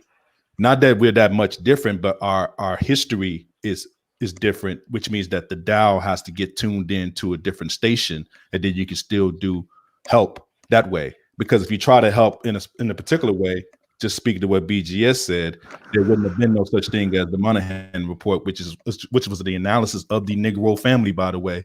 Most of the time people don't read that whole out, but that's what it was. It was a review on the Negro family. No, I agree. I agree with that. Does productivity and success, though, master teacher, does productivity and success have a color? Like, does it have a color? Does it have a color? Yes, like Is there a white success than a black success? Is there a white productivity than a black productivity? I mean, productivity, if you want to, if success and productivity, it does vary from culture to culture. It does. What you deem as a success in the United States is not the same as success in China or success in Spain or success in Norway. Okay, success is a cultural idea. The thing is, how do you define success? How do you define productivity? Okay, productivity, is it because you make a ton of money, say in an oil field of fracking, and you leave dirty water behind, and you poison people's water? Is that productivity? Is that what you deem as success or productivity, or is there something wrong with it, or should it be tuned? So how do you define it when you talk about productivity? Because that's an economic. So is it white? Is it black? No, it's cultural. Basically, white and black, or whatever we call it, or whatever name you want to put to it, is actually describing a culture and a society. And the history of that particular family in that group, I'm sorry, BJS, it's very, very paramount when you're describing what they deem to be success and what they deem to be failure. Basically, if you think about American success, what was it built on? Is it built on the obliteration of 75 million Native Americans and the enslavement of 15 million Africans? Sorry about that. We brought that back up again. But a lot of people don't want to talk about that, BJ. So we want to keep it current. What I'm saying is, and that's just parts of it. We ain't talking about what they did to white folks in Europe to build so-called success. Okay, the thing is that we have to, when we put it in context, we put in productivity. What do we mean? And what is the object of that productivity? Is it to make a whole bunch of money, get rich, create billionaires on the backs of suffering people? Or is it to make the world better? What do you call productivity? That's what I want to know. Or success? How do you deem it? How do you describe it? How do you define it? Because I read, because trust and believe, man. I read everything. I don't just because in my group, because I was actually with a pro-black group, right? And Art knows. I mean, DC knows, because DC's been following me for quite a while. I was with a pro-black group. And my job was not to read a whole bunch of black literature because everybody else was. So guess what I read? I read white literature. Okay. I actually studied under a white man, which is Craig Hewlett. He's a gadfly, but Craig Hewlett knows his stuff as far as geopolitics. I studied under him for 10 years. Okay. So the thing is, as far as economics and stuff like that, I had to really hand train myself for like 8 to 10 years on global economics, how money works, how gold works, how success works, how banking works. So the thing is, when you say about productivity and success, how do you define it? That's the first thing I ask. What is productivity and success to you? Chinese don't describe it the same way we do. Okay, the Russians don't describe it the same way we do. The people in Sweden and Norway and Germany don't describe it the same way we do. We don't describe it. Germany refuses for you to ship your jobs over to China to make money and leave people broke or without a job or without some kind of social adherence. Okay, that's not success to them. And here's the thing that I think kind of addressed to what SKC was kind of bringing up. A lot of people always talk about how these Asians adopt and do well in this country and stuff like that.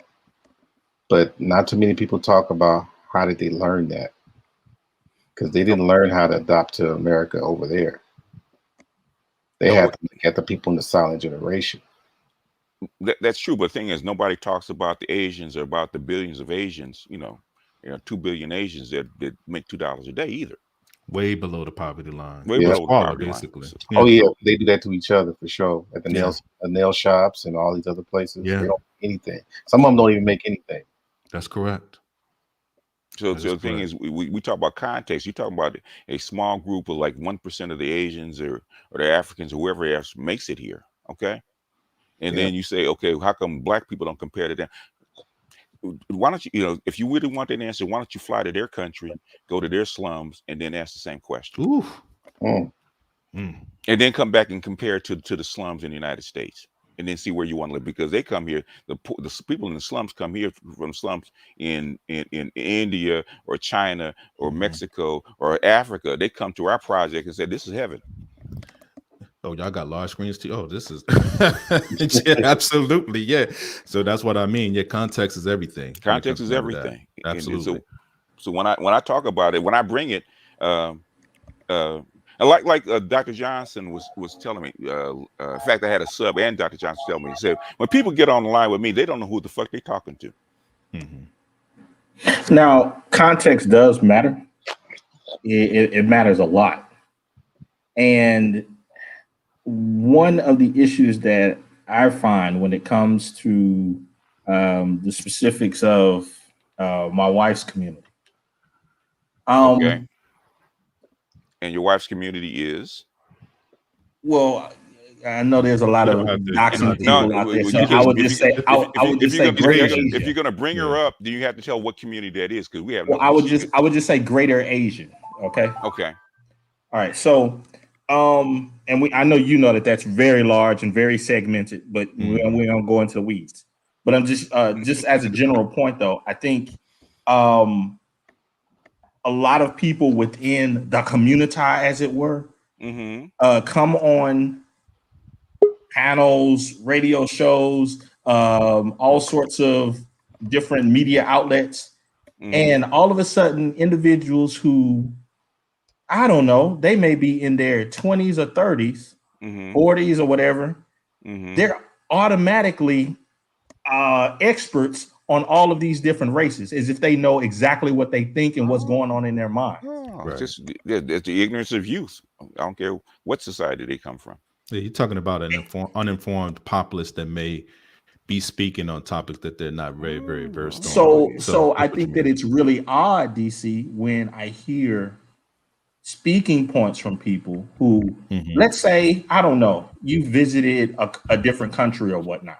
Right. Fine. But you're not going to know all of the integral working parts of that culture from being over there for 1 year. Correct. That ain't going to happen. No. It's just like somebody saying, oh, I spent time in the hood for a year. I lived in the neighborhood, and now I know everything that there is to know about Black people. Right. Yeah, I got you. So yeah, I don't understand when so people, they kind of sometimes they'll get mad at me when I start to troll and clown them, because they're coming into a conversation on bad faith from the beginning with these idiotic concepts of, I know how these people think and act and what they do, and they're like, come on, you don't know crap. So you recommend that they go on panels where they have educational commissions for the Asian community and go into Asian Chamber of Commerce and deal with them on that capacity? I'm not even saying that, Art, but I just find it very odd that a lot of those individuals are the same individuals that if you bring in a person from a different race or subgroup or whatnot, why are you talking to them? This is a Black community. It's like, what are you talking about?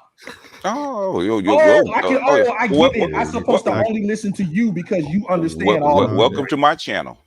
Yeah. Now, are you saying, now let me get this straight, because I hear some people talk. Are you saying, how can I say this? Do they think that you are coming at them as though that the quote unquote Asian community is better than the community and they're doing things better and we should do like them? No, what I'm saying is that I find it humorous that you'll have individuals who are not of these groups speaking for these groups as if they know all of the ins and outs of them without, at 100%. It's like it's ridiculous to even enter into a conversation seriously. Brother Supreme, you're missing something. You're missing something. And then get mad at me for clowning you because I'm saying you're coming to the conversation in bad faith. You're missing something, brother. This is what you're missing, okay? You forget that the internet is full of all these experts. People who can tell Brother Faulkner how to be a cop, how to tell lawyers about law, how to tell doctors about medicine. I mean, it's full of these experts who have no credentials, no degrees. They don't know shit. I have heard people argue with Brother Faulkner about being a cop. I have heard people argue with doctors about medicine. I have heard people argue with lawyers about law. So I mean, this is where we are, brother. And that is why you need me here, X. I'm the resident coon that brings order back. Come to on, us. man. Come on. Stop You need me here. SKC. Come on, man. You tripping, man. We were having a great discussion, man. There you go, back at it again. Back at it again. Yeah. Back at it again. But as you see that there's not that much of contention over here, brother. You see that, right? Even though we may sit politically opposite of each other, I don't disagree with a lot of things that you actually are saying. And you know, the truth of the matter is that you are married to someone that's part of that community, so you have intimate knowledge of what they do and how their family is structured, even down to the clans and back to the history going way back. So yeah, I wouldn't even hold any of that. Like I said, that doesn't even have any hold on what your so-called blackness is, because I have heard people talk to you that way, and it's disrespectful. I get it. But DC, even on that though, let's say, you know, even with this, getting close to 17 years of marriage. Wow. I'm not gonna sit up here and say, "Oh, I know all things Asian." No. I'm not even scratching the surface. Because you are informed. Yes. You get it, brother? You are informed. So the more you know, the more that you don't know. The more you realize that you don't know. You see what I'm saying? Like, it goes deep. Mm-hmm. Correct. So when people say, "Oh man, here come Coon and he gon', you know, blah blah blah blah blah blah blah," and I'm like, dude, I'm on a panel full of dudes that are coming with bull. What are you talking about? So why can't I bring my bull for the entertainment? Because you like to troll. You do like to troll, bro. Yeah. You do. Disingenuous trolling too. Because I'm like, why can't I have my fun? Everybody else is. Because you part of the black community too. Yeah. So let me have my fun. And so, dude, he comes back at you. So yeah, you. Oh yeah, man, I love it when give a shot to take a shot. I have a beautiful thing. I came up and spoke my piece. You got feedback, Charles. Yeah, you got an echo. Yeah, I'm gonna go ahead. Charles, mute up, sir. Mute up. Be more brethren. I'm gonna go ahead and roll. I'm gonna go ahead and roll out. The invite is still open for any of you jackers that want to go ahead and have me come out of the outer rim to speak on such matters. So when is the Teapot? I'm putting that out there. Whenever. I'm good with it. When is the next Codebreaker sighting? That's what I want to know. Well, you know,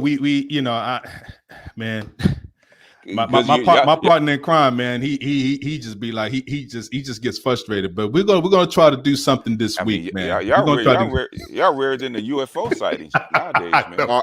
We're gonna try to do something this week, man, for sure. Are you willing to square up in the digital squared circle at TPOT? Are you willing to square off? Are you asking me that question? Yes, I am. You asking why that question? Cause see, after this, you know I'm gonna get some invites. Oh, I stay ready. I stay ready. So I don't have to get ready. DC debates? Oh, I have debated. I have debated before. I have debated plenty of times, even here on Art New Styles channel. Oh yeah. On all sorts of topics. Yeah. Yeah. Oh, okay. Well, I want him next week. There it is. Yeah. There it is. Yeah, Joker versus Batman. I'm taking Joker. That's pretty accurate. Actually, you think that he's Batman? That's the problem. You think that he's Batman? No, I'm saying that's the topic. I might have to hit you up, brother DC, because after this, I know brothers will be writing me. So. Joker and Batman are the same people. For sure. Yeah, I think we're flip side of the same coin, man. Very serious, but we laugh pretty much on a regular basis during our serious commentary. So I think that would be a very, very fruitful discussion, because I think that a lot of this is always kind of anecdotal. So I think that what I have learned is that SKC respects history at least enough to where he won't be disingenuous. Okay. Like some of his brothers. Some of his cohorts, yeah. Yeah. So yeah, absolutely. We can do that. I play by the rules, whatever the rules are set. So if we're going into absurdity, I'll gonna play by absurdity. You respect history. You don't have to worry about that, brother. You respect history too. You respect history to the point where that's not going to be no issue. You see what I'm saying? So we will most likely argue about the nuances and the points as far as like how to move forward, most likely. And I'm down for that discussion. I have no problem with that at all because that's where it needs to be had. You pro-black brethren on the other side. Yeah. I'll holler at you. You forget that. All right, my brother. Debater. Back to Coruscant and BGS. You can now put your lightsaber out, sir. Oh, okay. I am out. Chewy, How was a week old then? Charles, you're echoing, Charles. Peace, brother. Yeah, you are echoing, Charles. Oh, and I just had a BGS. Mm-hmm. I just had one question I've been thinking about last couple of days. What percentage do you think? What percentage of white people do you think are like racist? I talk about overtly racist or covertly racist, because I think basically racism is actually so integrated into the culture. The caste system, as I call it, so integrated into the culture, man, on white and black. It's not just it's not, from my experience over the last 30 years, it's not just a white problem. It's also a white and black problem, because it's been so inculcated into the minds of the people that it pops out different ways. So it's not really a overt racism like, say, what my mother was involved in. It's more like it's just been weaved into the culture, so it's not even conscious anymore. People just react to it. Say like the Karens, they don't know why they do it, or why they attack black people, or why they're racist toward black people. They just are, because it's so normalized, and it's so embedded into their software, into their subconscious, that they don't even know. So which one is it conscious or unconscious? Because if you ask me what percentage of white people are actually consciously racist, I say maybe 10 to 20%. But if you talk about damn nigga, that's it. Yeah, if you talk about unconscious white people and unconscious racism, I would say 100%. Yeah, but there's ways you can get around the unconscious stuff. 80% of black people are unconsciously racist against themselves. No, you can't. Oh, true. Especially there are women. I hear it all the time. This is. I'm gonna put it to you this way. This is the reason why I look. Speak up, Charles. You gotta speak up, yeah. First I can't. First I got noise. Now I got echo. Now I got yeah, you having all kind of issues today, man. Yeah, your shit. Your mic working like mine be usually. It's funny because that's why I look at interracial dating like weird, like and I understand, huh? Nigga, why? No, why do you look at it like weird? It's weird. You don't have any Becky's, Charles? Hold on. Fuck no. Truth. Hold on a second. Fuck no. It's like I look at it and I'll be like, do y'all really get along that well, or can you empathize with that person? Because don't tell me race doesn't come up. Don't tell me it doesn't come up.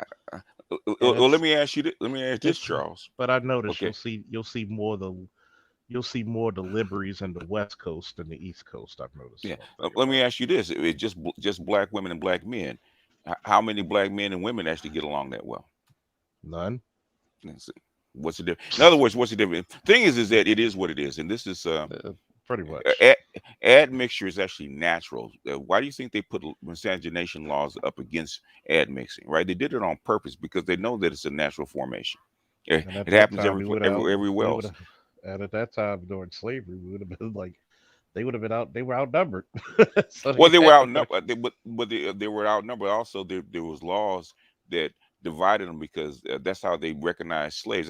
They kept black people in perpetual slavery by actually putting those laws in place. But that's a whole another discussion. But the thing is, admixture is normal. Okay, yeah. So it seems weird to us about mixed race, so-called race mixing, right? It seems abnormal to us is because that's where we've been socialized. Think that it's abnormal. Well, white and black, right? But actually, if you look around the world, that's actually normal. In fact, that's a normal process. So the only reason that think that it's abnormal, it's because we're socialized to believe that it's abnormal. It's not. I mean, especially if you're like Truth, where you date nothing but Becky's. I think Truth. I don't think Truth cares Boy, what color it is. If Truth holds a black woman, he's probably holding her ass for the police. I mean, Truth. Would you date white, Latino, and black, right? yeah, it don't matter. I mean, It don't I matter. shit, I date Indian shit. I go, bro. Yeah. Like I would have had conversations with fucking like Brazilian chicks and the fucking Spanish chicks from halfway across the world, bro. Like I don't give a fuck. Like And if the body right, the attitude right, we good. disease, like I said, disease, like that's what I'm hearing from most of the Generation Z. They're indifferent to race about who they date. That's what Yeah, I 'cause keep hearing. it doesn't really matter as long as it's not a black woman. Because I mean, all the other fucking options are better. So like, Yeah. But if you meet a pretty cooperative black woman, would you date her? yes, No, but no, she his has to hard get. headed ass. He'll date the ones She that gets, are cooperative. So stop get lying. nigga, shut up. Stop lying. Please don't stop that. Don't even give me that fucking cap. Stop. Shut your lying nigga lips up. And She's come gonna up with get something that else. 3 times as hard, nigga. What is you talking about? No, it's basically, believe it or not, if you look at black people's DNA, we're all children of integration. You know, we're not pure wherever we came from. Neither are white people. So, I mean, I thought we were children of Yakub. Are you sure? Does that include? No, Does that's that? other people. That's other people. Go ahead, children of Yakub. I was Yeah, I just thought we were saying like. children of Yakub. No, they I are. have a question for I ain't heard that in a long time. Yeah, they are. Like Yakub, they are. for Charles. I'm curious as to why he believes that interracial unions would need to have these extended conversations about race. I'm I'm interested in that one. Nigga, that's the last thing you bring Hold up. on. True.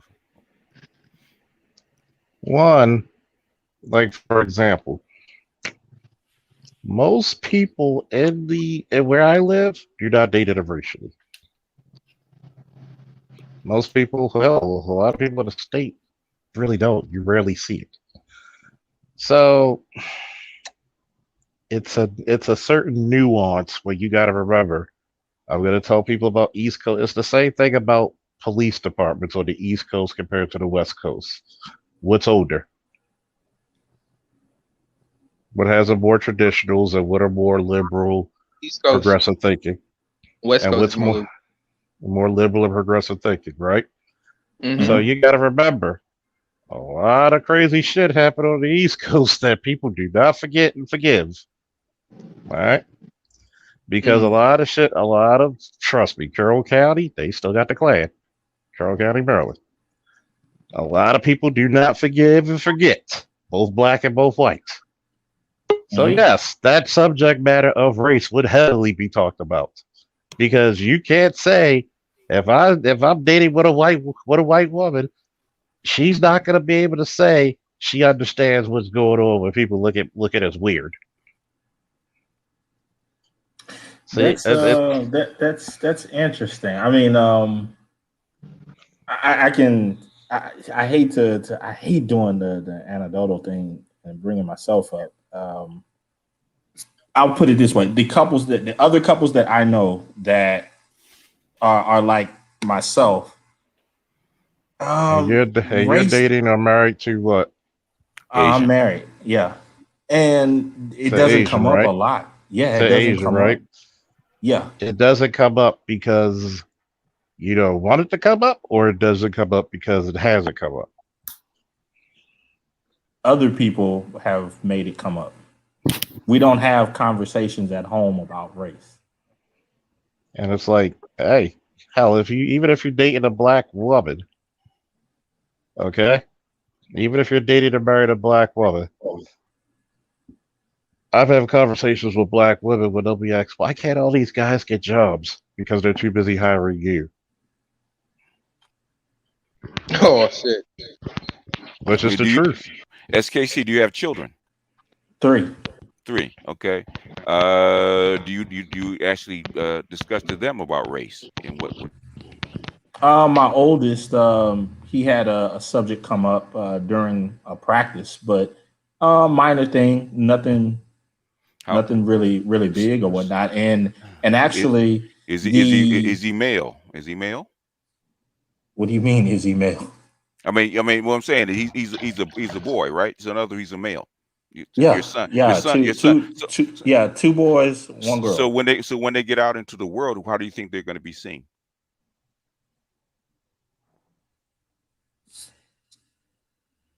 What do you mean? In other words, are they phenotypically black? In some ways. Do they look like me? Huh? No, they don't look like you. Wait. I mean, so in other words, when they walk down the street, can you tell that they're a black man? Yes, I would say my oldest boy more so. Yeah. Okay, so you don't think that talking to him about race and how he's going to be seen, especially in certain spaces, that's not going to be valuable to him, or he's just going to have to learn on his own? Or you're just going to make him oblivious? No, it's not a whole thing of arming an individual with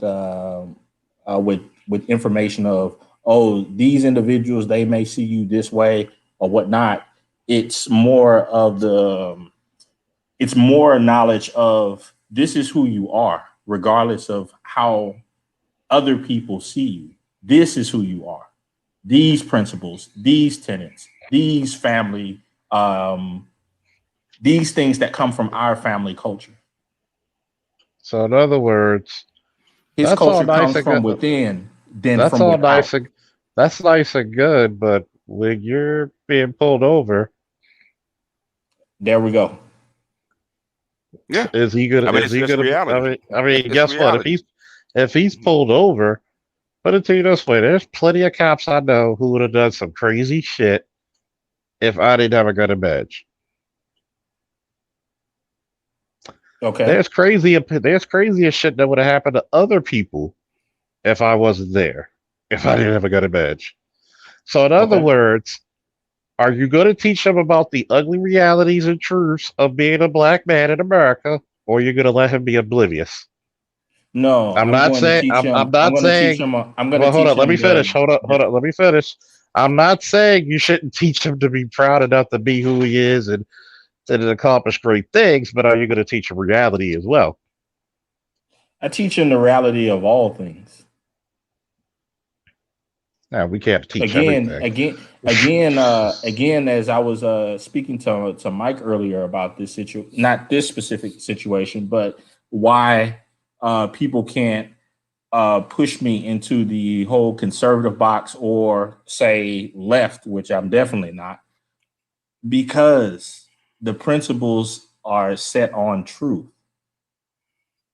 Okay, well, if that was it's like the truth is the truth. That's it. There's this reality of this and no, the truth is the truth. There are some jerk cops that are out there that are going to treat you a certain way because of what they perceive about race. Mm-hmm. Nevertheless, does that change who you are as a person? That sounds awfully liberal. No, it doesn't. That sounds awfully liberal. I mean, you got to think about it. You don't have to use police. You can use teachers. You can use a lot of people. It's crazy because we don't even have. Most kids don't feel prejudice until they go to school. Correct. I'm like this. Hell, I'm like shit. Thank you. I could actually brag about being mistreated by the police, even though that's how a lot of people carry it now. And it's like there it is. This is one of those thoughts that really irks me. Now, I have no issue with Dollar Will, but here's this thought: if you're not liberal, then you're a conservative by default. No, I'm not. I'm just SKC. Period.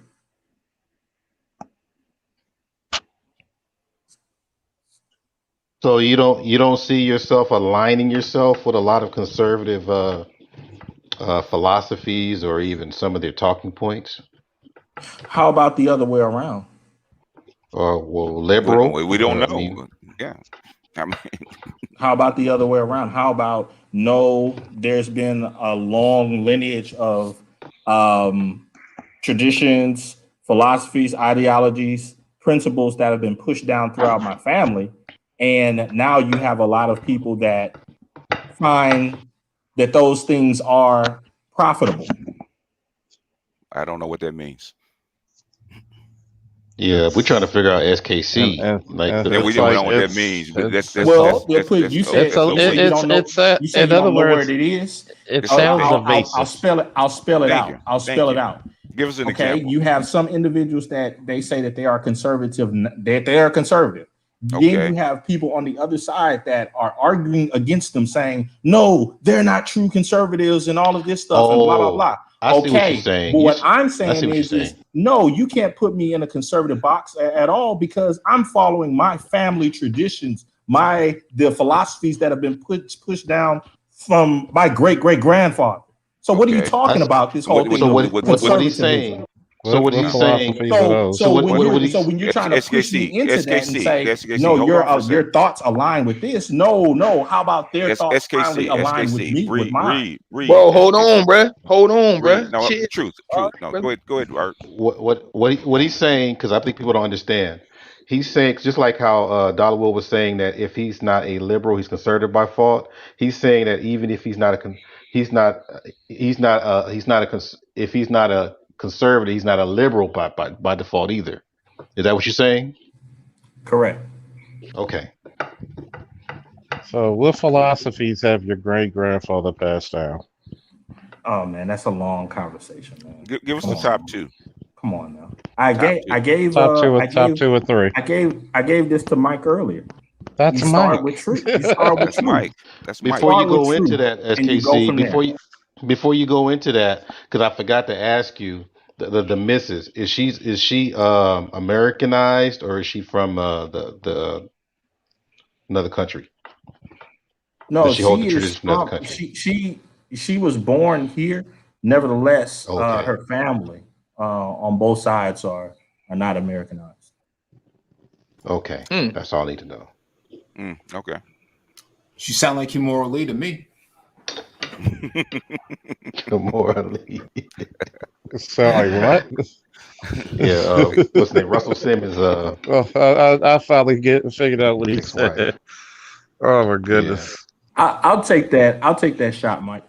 No, it's not a shot. It's constructive. It's constructive criticism, right? Because you brought her on. I'll just say,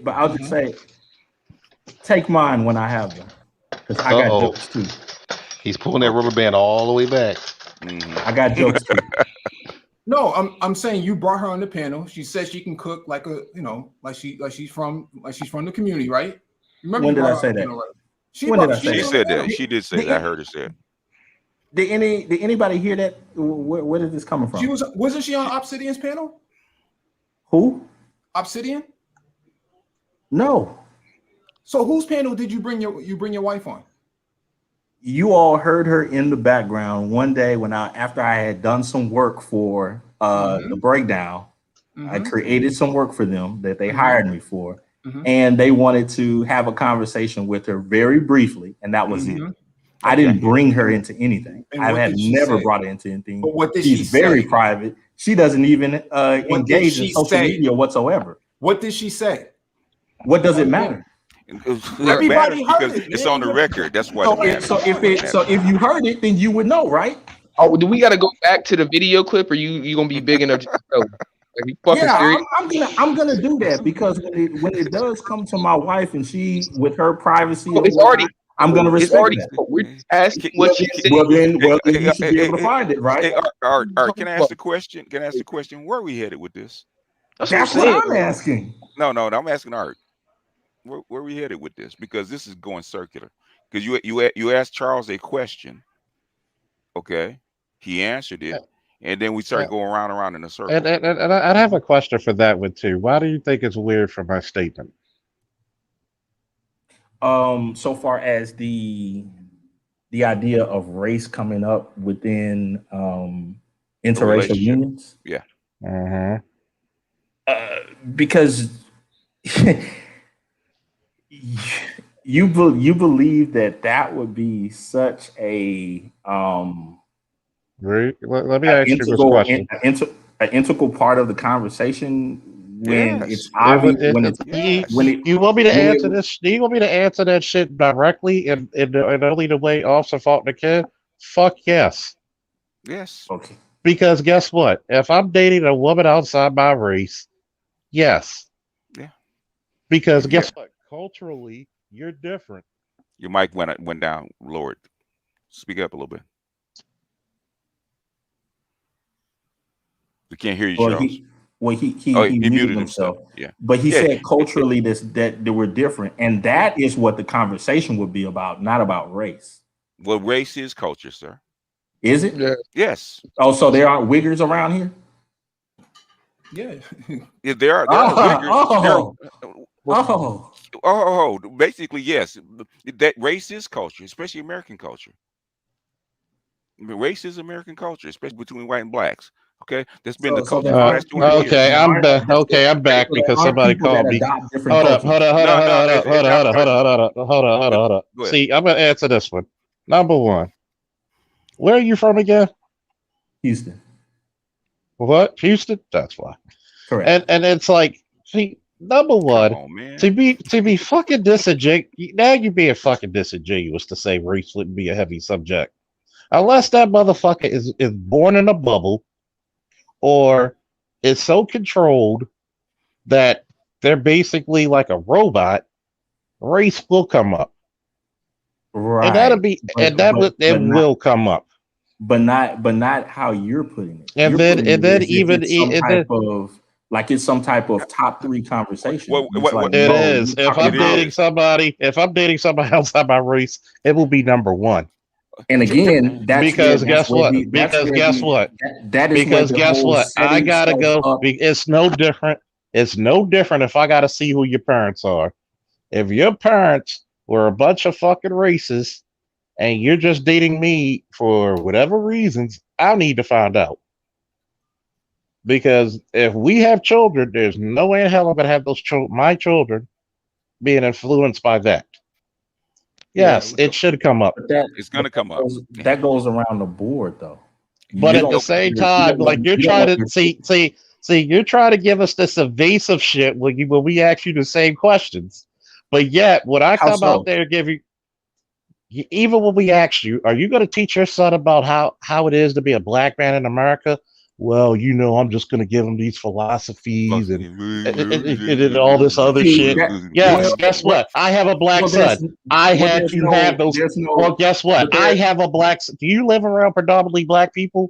But there's no evasion in my answer. My Yes, answer is that is evasive, bro. You wouldn't even tell us. The answer that is so evasive. I felt the wind from the blocks. The answer and the answer to the question is I don't understand why you're saying I have to teach my son to. Now let me ask you something. I'm talking about does he live? I'm do talking you about live? for you. Does I've answered that Why are directly? you teaching your son to be a black man and not just a man?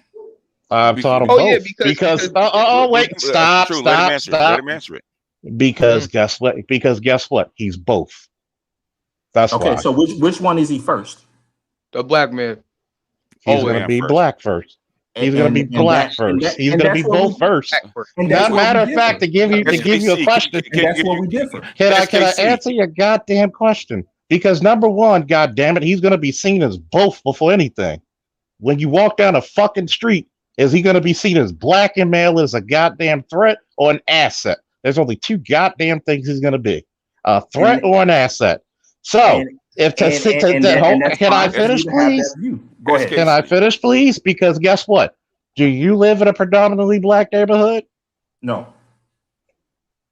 Oh, so you really said so? As soon as we understand this, right? And your son goes out there, and he goes to school. When he reaches a certain age, wants to date this little black girl, and that family over there doesn't really like him. Not because he's not a good, well-raised boy. It's because he has a little darker hue to himself. Is that going to be an ugly reality he's going to have to face? Not because, bro. I'm done. Why? I got so many stories. I got so many stories. Bro, I'm done. I want to say this. Okay. Really not. I want to say this. You know why race comes into it, especially if you date a white woman. Okay.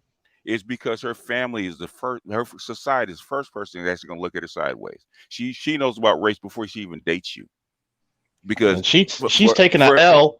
She's gonna take taking she's taking an L. L for dating you. Her family could throw her the fuck away for you. And guess what? Have you ever noticed a lot of fucking mixed race children? Not my statistics, especially if they have a white mother. If that white woman has a way to get back into white society, she'll abandon that child. Mm-hmm. Oh, okay. It's reality. So yes, race is going to be.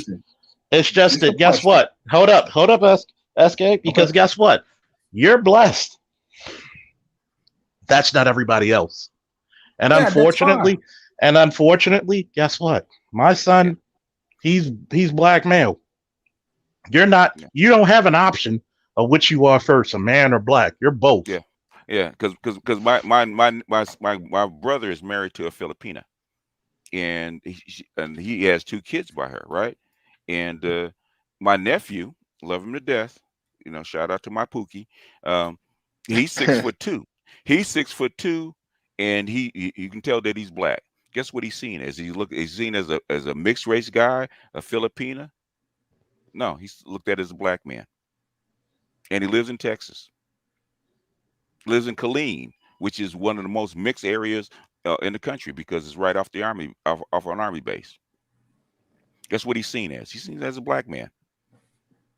It doesn't matter how he was raised or whether he was raised neutral or whether he's raised with certain values. Okay. When you get out into the world, you're seen as a black man. I went to white schools for the majority of my time, right, in school, right, even in college.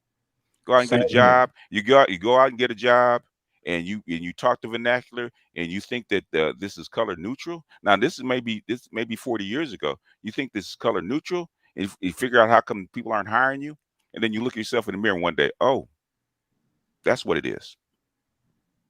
So what we think, how we raise our kids is not how the world's going to view them. So we have to raise our children to the environment that they're actually going to be in, not the one we want them in. Okay. So now I can finally rebut or have some type of interaction. I enjoy how. Now, let me leave that out. Pookie Truth, what type of work do you do? Who, me? No, Pookie Truth. Me. Right now I'm working at a theater right now, but I've worked at a mechanic shop. I've done multiple hours of volunteer work. Worked at various different pizza jobs. Okay. And I know Officer Faulkner is a police officer. BGS, what did you do in your prior to that one? Prior to that, I was U.S. Army for. Prior to that, I was in the Army for 10 years. I've been around the world at Before that, I did freestyle wrestling. Okay. BGS? Civil service. Civil service. Okay. And Mike is in IT. Did you all choose those professions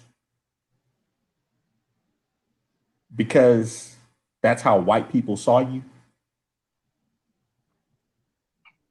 Do we choose a that's not a real good equivalent, man. No, that's not answer the question. Answer the question. Did you choose those professions because that's how white people saw you? That's like me telling you. That's like me telling you. Did you choose your wife because no, Officer? That's like I'm gonna do the evasive thing and put up the wig block. Okay. So guess what? Because I can answer it very directly because that's like saying, did you choose your wife because she was Asian? That's what I'm saying. SKC, man, why would I do that? I'm not required to do that. There's no laws that force me and bind me to do that. And Pookie Truth, that is the exact same reasoning that I push to myself. No. There's a reason. Just what you just stated right there. You do not let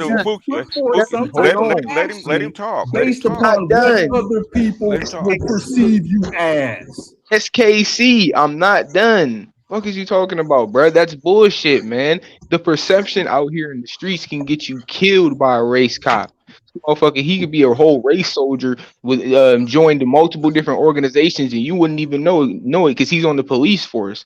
There's multiple guys like that in the police force that would handle and murder your little ass son. He doesn't even need that, because guess what? Hey, be honest. Because Hold he on, has Charles. his, Hold on. Truth. He could just have a perception. Oh my God, big black guy moving the wrong way.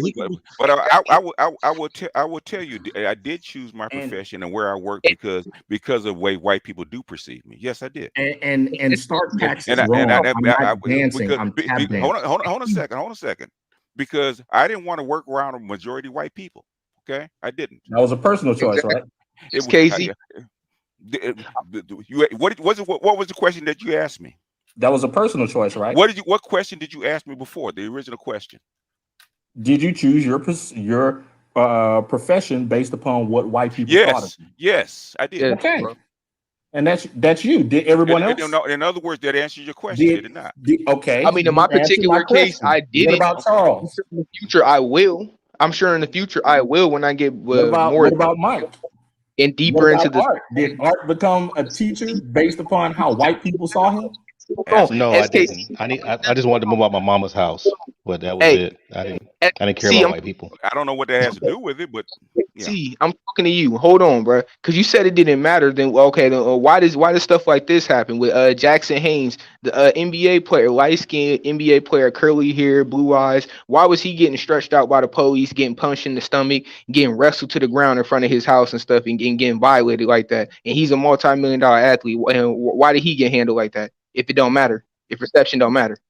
Because things like that happen to people all the time, all over the globe. That's why. And the world is a dirty place. No, bro. That was in America at his house. Yes. That was at his fucking house. Yes. Bullshit. That was in LA. It was in LA.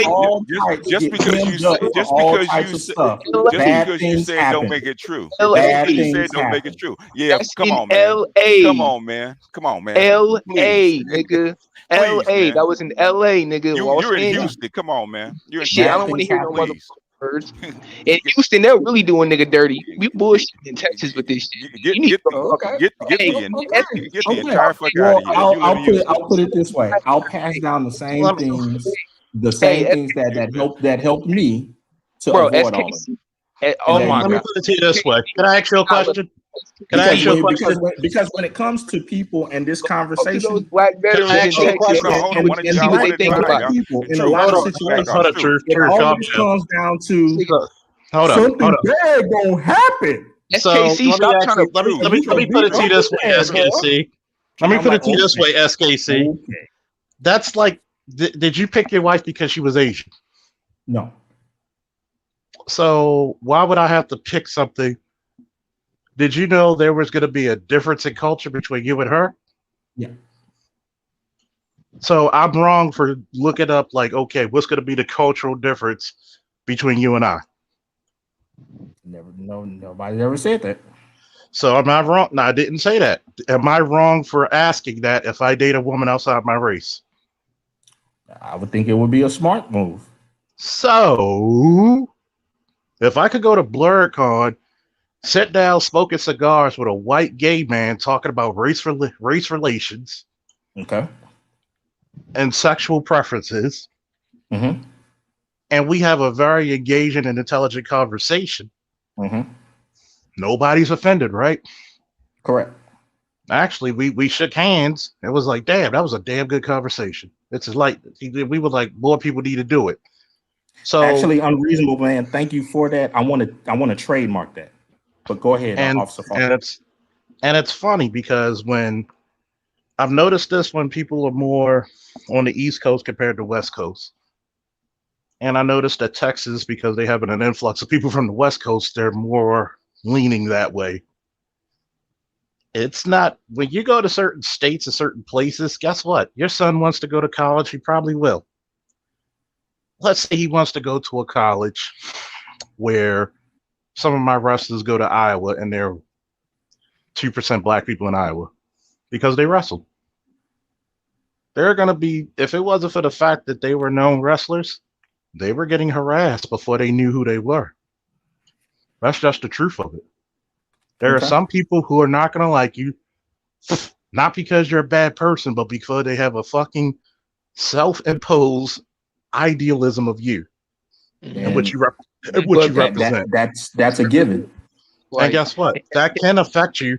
That can affect you where you work, who you date, and potentially your life. But you said it doesn't matter. And I posted my link in the back chat of that Jackson Haynes arrest, and they talking about potential excessive force on the officers and stuff like that. The video I know down there. I know the story. I know the story and the You see the video video, of what you're talking about. But okay. what I'm saying to you, Pookie Truth, is this. But it doesn't exist. Oh, things like this just don't happen. Okay. Nobody stated that. Here comes the real gaslighting MOT. It ain't gonna happen. Things like this don't happen to black folks. That's happening in California. What do you know? Answer my question. Answer my question. It's the thought of one at a time. Truth. Gonna happen to you. Yeah, let him finish. Truth. Let him finish. I want to answer my question. All right. Okay, so can you give me the percentage of multiracial children who have dealt with that type of problem with the police? You said multiracial? Yeah. 90%. Okay, just put that in the back chat as well, just like you put the link of the other thing. I'll look it up and then I'll come up to some sort of conclusion to it. I'm asking. But I already showed the other one. You put the other. You put the other one. I already showed you an example. That's a light. You made the claim. You made the claim. That's 100 octane. Why can't you substantiate your 100 octane? Why do I have to prove it if it's a rich man? Because that is how debate goes. If you're going to make a claim, you have to substantiate it. Those are not the rules, but those are just the basic rules. But if you want to go into absurdum, where I have to substantiate everything that you say, and at the same time accept it as 100% fact, we can do that. This is logic. This is basic logic. If it happens, comes in, Art. One time. Stop talking over me. If it happens to a millionaire, what do you think's gonna happen to the average Joe, my nigga? Logic, basic logic. That's true. It's fucking basic logic. Use your fucking brain. Like it's not that fucking hard. Okay. Oh, it's like that now. Okay, it's like that. Oh my goodness. So let me prove your claim. We gonna shake hands with the white folks and based on one event. Okay, they just wiped out racism immediately. Oh, good lordy. Racism don't exist. Man, if you spooks out there that believe racism is a real thing. Oh Lord Jesus! Oh Lord Jesus! So here's my thing, right? 90% of this is no different than the black women by the police, but you have to prove it. All right, but if I look it up, what happens? If I look it up and I pull it up and I put it in the back chat, what happens? If I find it and I put it in the back chat, what happens? But guess what? Here's the problem. Here's the problem. I grew up. I never had no problem with no white folks. Never in my life. I ain't never had no problem with the white folks. Oh my SKC, you want me to bury you? I'm gonna bury you. The way you spooks come off, and I ain't never had no problem with no white folks. I have no problem with no white folks. I ain't never had no white folks. I ain't never had no problem with no white folks. If I pull it up, what happens, SKC? If I pull it up, what happens? What happens? Doing it successfully. What happens? And you want to look at individuals that have minute issues. Prove it. I'm like, my goodness. You show you want to do the whole thing. Fear mentality. Prove it, sir. Fear. That's what I smell. Prove it. Yeah, prove fear. Back it up with facts. I smell a stupid nigga. And I'm about to smell bacon because the police gonna fire your ass from out to Cali talking this shit. Hold up. I got the police would love to whoop your ass in Cali. Hold on. When you said fear, what do you mean by fear?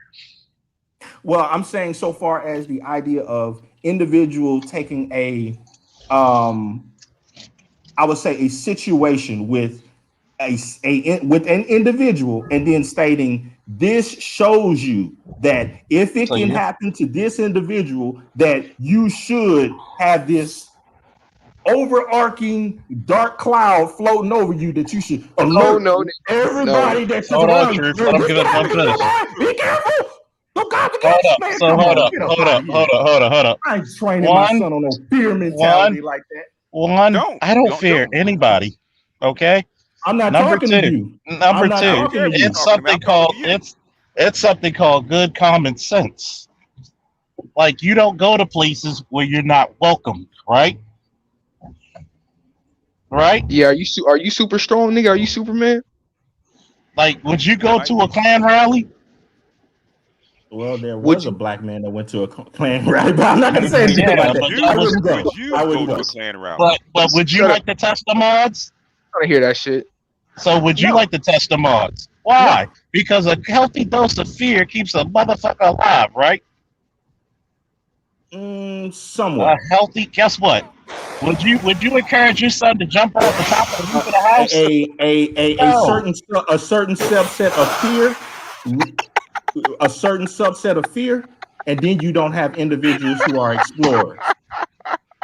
So there are individuals who have more of an explorer mindset, and you have some individuals who are more of a stay within the village. I'm not saying one is greater than the other. I'm just saying that they're different and they come from different perspectives. Okay, I'm gonna break this down for you. There's something called calculated risk versus foolhardiness. Okay? I don't need to explain the difference between either, right?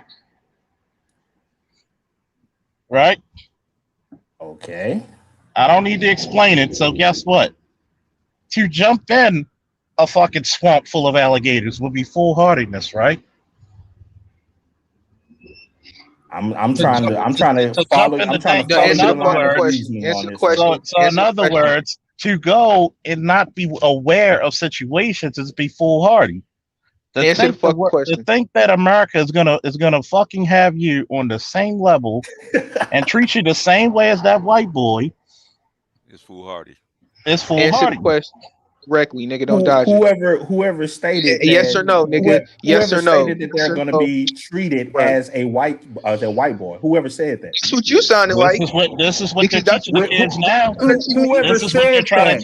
This is what they're trying to teach kids now. Who cannot allow two individuals to have a conversation without jumping in as though this some type of WWE wrestling match where you need a partner in order to talk for you? Can I speak with another grown man or can I not? Or do you want to go into the trolling? I can do that too. Oh, I can do it too. So you're trolling, right? I'm like, what is this? Are we gonna have conversations or not? Or is this the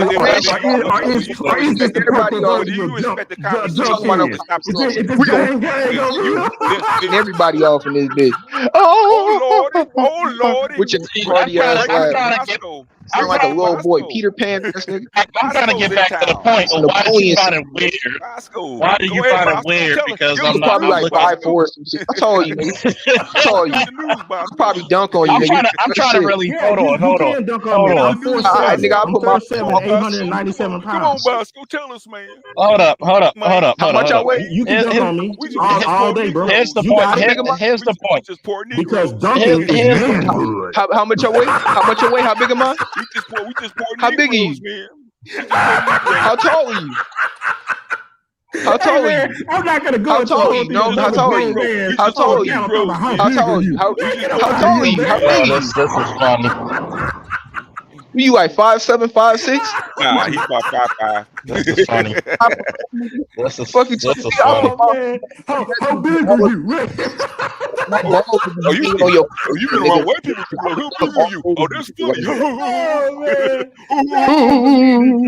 Hey BGS, it wouldn't be funny when we get on that court though. I'll wear that ass out. I'll tell you that. I'll wear that ass out. This nigga would be tired. I'll make this nigga run, bro. SKC, I like to make niggas like you run, bro. You wouldn't even feel like talking after all this, bro. Y'all ass should be out of breath and hurt, nigga. And this is why I love coming here, because this is where I can get the most racism.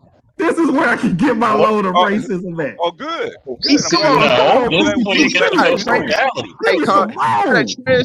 fucking photo. So wait a minute. You telling me that I should not tell my son to be aware I didn't say of anything the. about how you should raise your Yes, you son. did. Yes, But you I no, did did. no, not no, tell no. you anything You about how told you should because raise guess your what? In son. other I Yes, gave words, he no did. advice to we're Yes, going you you did. by. or any Yes, he other did. black Yes, man you So we're on did. how getting. they Yes, So should you in other raise did. their words. Yes, son. you But did. when So in I other come over Yes, words. you into So did. in other circles, words, I right? have You did. other black Yes, men you I trying did. to I'm gonna tell put it me to you this how to way. push my Yes, you family You did. don't. Yes, culture. you Get did. up out of You Yes, you telling here. did. me. Yes, Get you up did. out of Yes, You you here. telling did. me. You Yes, telling you did. me No, that. no You problem. even I'm not asked telling me you the to do shit. question. I'm gonna tell you your You son even gonna get asked me bodied a in the question. streets. How Why do about I look that? at? Yeah, Why do I my look son at? gonna get buried in the street, You even baby. asked me a question of why do I look at Hey, interracial dating hey, weird? I don't think he's gonna make it to 18, my nigga. I'm just saying. Yeah, yeah, I'm he It's gonna ain't just get gonna like tough make it, this. nice for him. man. He ain't gonna make You it, asked me man. why Hey, do I look at I put it interracial on the dating calendar. weird? I put it on the calendar, bro. I say your son don't make it past 2035, my nigga. Your son don't make it past 2035 with the mentality you preaching, bro.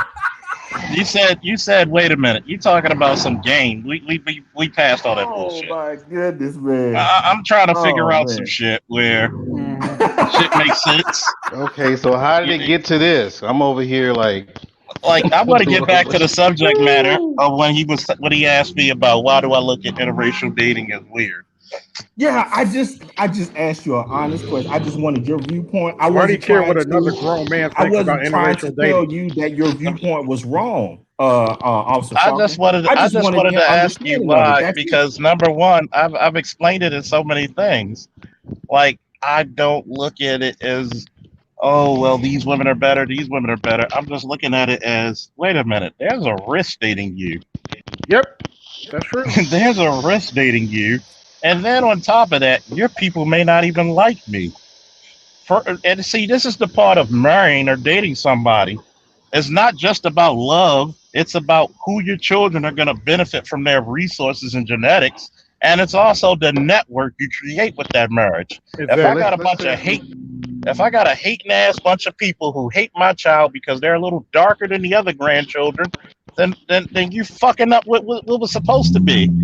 well let's seriously get into that if you don't mind SKC. I always want to call him KFC. God damn it. KFC, Anyhow, Damn, KFC. SK, I dance for chicken Nigga though. with the Transformers I logo. put in the I chat one dance for time. chicken. My apologies. It was like because maybe it's the FC or the KC, but the thing we need to get into that because it's very important. And you saying because you said that you her parents are traditional. So what Uh about the oh. family? How did her family? Is there an assortment of how they treated you, or they all treated you like the same? Yeah, I mean, I know that this is atypical because I have heard stories on the other side that have been horror stories. Yeah, Nevertheless, true. because you're asking me, mine was very very good. I mean, I Really? can't. Okay. Yeah, yeah. But No I do racist know other grandparents. individuals who had to kind of Break up. win the approval a little bit more. Mine was Mm. more or less of a thing of, hey, this is what you bring to the table. This is who you say that you are. We're holding you to that. And until you show us something different, then that's what it is. so you've been blessed, You Like got many lucky, other basically. people. huh? Like many other people. How many other people? What's the percentage? Well, the most powerful man in the world, in the Shut the fuck up. universe, What has to did you be say? blessed. Tell me the Well, You're percentage. it's blessed with not. Well, genetics. it's not What are you blessed. It's a talking about, given. Pookie Truth? Well, Give me the it's not. percentage. Well, the most What are powerful you man in the talking world is about, not just Pookie blessed; Truth? it's also a given.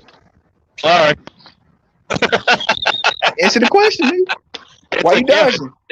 It's a What's the given. percentage, nigga? What's the So percentage?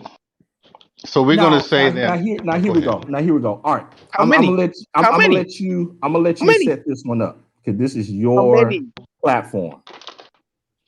Do you So want what? me to stay within the serious conversation that I was having earlier, or do you want me to go ahead and do what I normally would do and have I this know. conversation with Pookie Truth? Because Answer I my will be question. I want that you to answer nigga my all day question and stop long, and deflecting you and know it. dodging. Because you real skilled at nigga explaining. You Yes, Okay. I deflect. am So skilled at that.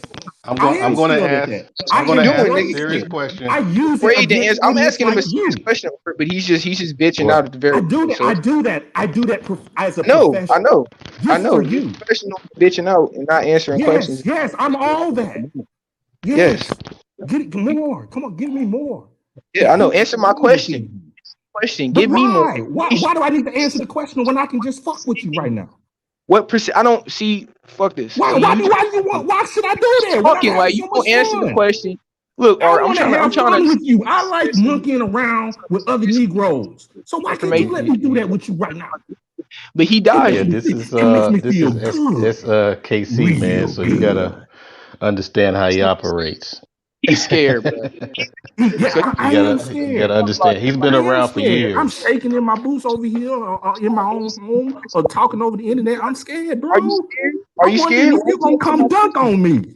I'm scared. Why don't You you? said you was going to dunk on me, man. Bro, I could do that with no thought. Like, just answer my question because that's what you're struggling with. Why? Why do you deserve an answer? Won't answer Why the do you question deserve an answer? because you're dodging Why do and you you've been deserve an dishing out. answer from me? Have you You're scared earned it? Have you about earned art an answer from me? and about how it's not going to affect you. But I really want to understand. But Pookie, why do I need to tell Pookie a truth? Because you be bullshitting. That's why. And you talking more Pookie than me. You got But more why do I niggas. need to? But why do I need to tell Pookie a truth? Who really losing? Who really losing? Because you doing no more niggas explaining everybody up in this bitch. I am losing. That's why I'm tap dancing. But I'm tap dancing. But I'm tap dancing for you. Why don't you appreciate my tap dancing? Have good relations. I threw the sand on the ground, man. I'm smiling. Throw me some chicken. You I don't care about your I don't care about your personal experience. Give me the general numbers, my nigga. Stop bullshitting. Get to the point. I'm like, Get to the man, point. when you gonna throw me my chicken, man? Are in the Can I at least minority, get a butter sir. biscuit? Are in the minority. Can I'm I at keeping least it get a butter biscuit? You're in the minority, bro. Please, Can a brother get a butter biscuit? I highly doubt it. So truth. This is probably your best opportunity to tone it down and just ask him a linear question so he can get I you a tried proper to. He's response. dodging. I But when you're did. doing the my nigga stuff or whatever, it just makes things, you know how he's acting. So try it, man. Just say, hey, just give him a question and then see what he Yes. says. Okay. Please, a direct answer, yes or no. What would be the percentage of black men entering interracial relationships that don't have to deal with racism and have a good situation like you? Go. Yes or no? Give me the percentage. No. That's not a yes or no know. I question. do not know how to answer a mathematical equation with yes or no. That's my answer. Who's next? That's not a yes or no question. That's okay. It's not a yes or no question, but I need a direct answer. That's what I'm trying to get to instead of all this dodging and stuff that he keeps doing. So let me get that direct answer because you didn't answer my question. You still dodging it. So try it again. Try it again, fam. Okay. What percentage of black men enter interracial relationships and don't deal with racial issues in them and have good situations like you? What's the percentage on that? What's the number on that? Because you're saying you were talking about many others. There's many others just like you, but you can't give me a percentage. To date, there has been no. To date, there has been no academic study that tests the actual numbers between interracial problems that occur within black men and non-black women. There hasn't been ever. Are you sure? He said today. If you can produce one, you could prove me wrong, which is what individuals that come with a claim typically do, is produce evidence to prove their claim. Is there anything that you would like to ask me, sir? Sir, based on the knowledge that you know, since there's no academic studies, we'll go based off your logic. Could you speculate on the percentage since you have a whole lot of different experiences of other men in relationships that have had problems? Could you speculate? What was the percentage of the people in your friend group that had issues that are in racial relationships just like you that had issues that you haven't had? What's the percentage on that? Sir, if I was to speculate, I would be putting myself in the very bag that I criticized other individuals of being in earlier when I stated that you have individuals that come on panels that try to talk about other races and cultures as if they are experts in them without ever having even though you been in them represent at that, all. even though So you would represent not that, wanting to be consistent in the way that I express myself on panels, I am not going to go into a bunch of you've been consistent. Thank you, sir. Can you get off of me right now, Pookie Truth? I'm gonna get off your neck because you're scared, nigga. You can't breathe. You're on my neck because I proved to you that I'm not going to be inconsistent and go against my own word. If that's what that is. Answer a question. In other way, he just He did saying not. that He dodged that shit. He dodged too. He just Fuck saying out he of can't here. answer the question. That's all. He can't answer shit. He don't know shit. He's stupid as fuck. So we shouldn't even listen to you. Basically, throw all your shit out the window because you ain't got no factual basis. How about that? The end. But you're here. Goodbye. But the you're end. here and you've been talking to me this whole time. Nigga, I was here to destroy you, nigga. Nigga, I came here to destroy you, nigga, and I chopped your fucking head off, nigga, and I'm coming with your motherfucker. But you're still here. And you're still here. You are dead, my nigga. You cannot prove anything you've been talking about. You are speaking out of your own personal and yet you still want to talk to me. Another one. You're kind of sweet on old SKC. Oh, now I'm sweet, but you don't want the sweet. What? You don't never want me to go. Nigga, I don't never want you to go. I don't even know you, nigga. You got a Transformers logo, nigga. Weird ass nigga, show your face. Ugly ass nigga. The corny logo but what happened if you? But what happened if you find me cute? Show your face. Show your skin at least. Who the fuck watches Transformers? Ugly ass. Probably still going tails and backpacks. Oh, I just got this new Optimus Prime backpack. Oh, I got my new Optimus Prime limited edition Transformers. Yeah, all that stuff, all that, all of it. The action figures, the posters, the whole nine, all of it. You just talking out of your ass like the rest of these niggas. Well, I don't think that I have them out down there. Just another nigga lost. Don't know what the fuck. How does that work anatomically? Is there a tongue in your behind? Anatomically. You tell me. You're the smart one. You got the Pookie truths. You're supposed to be giving me truths. Why can't you do that, man? Come on, now.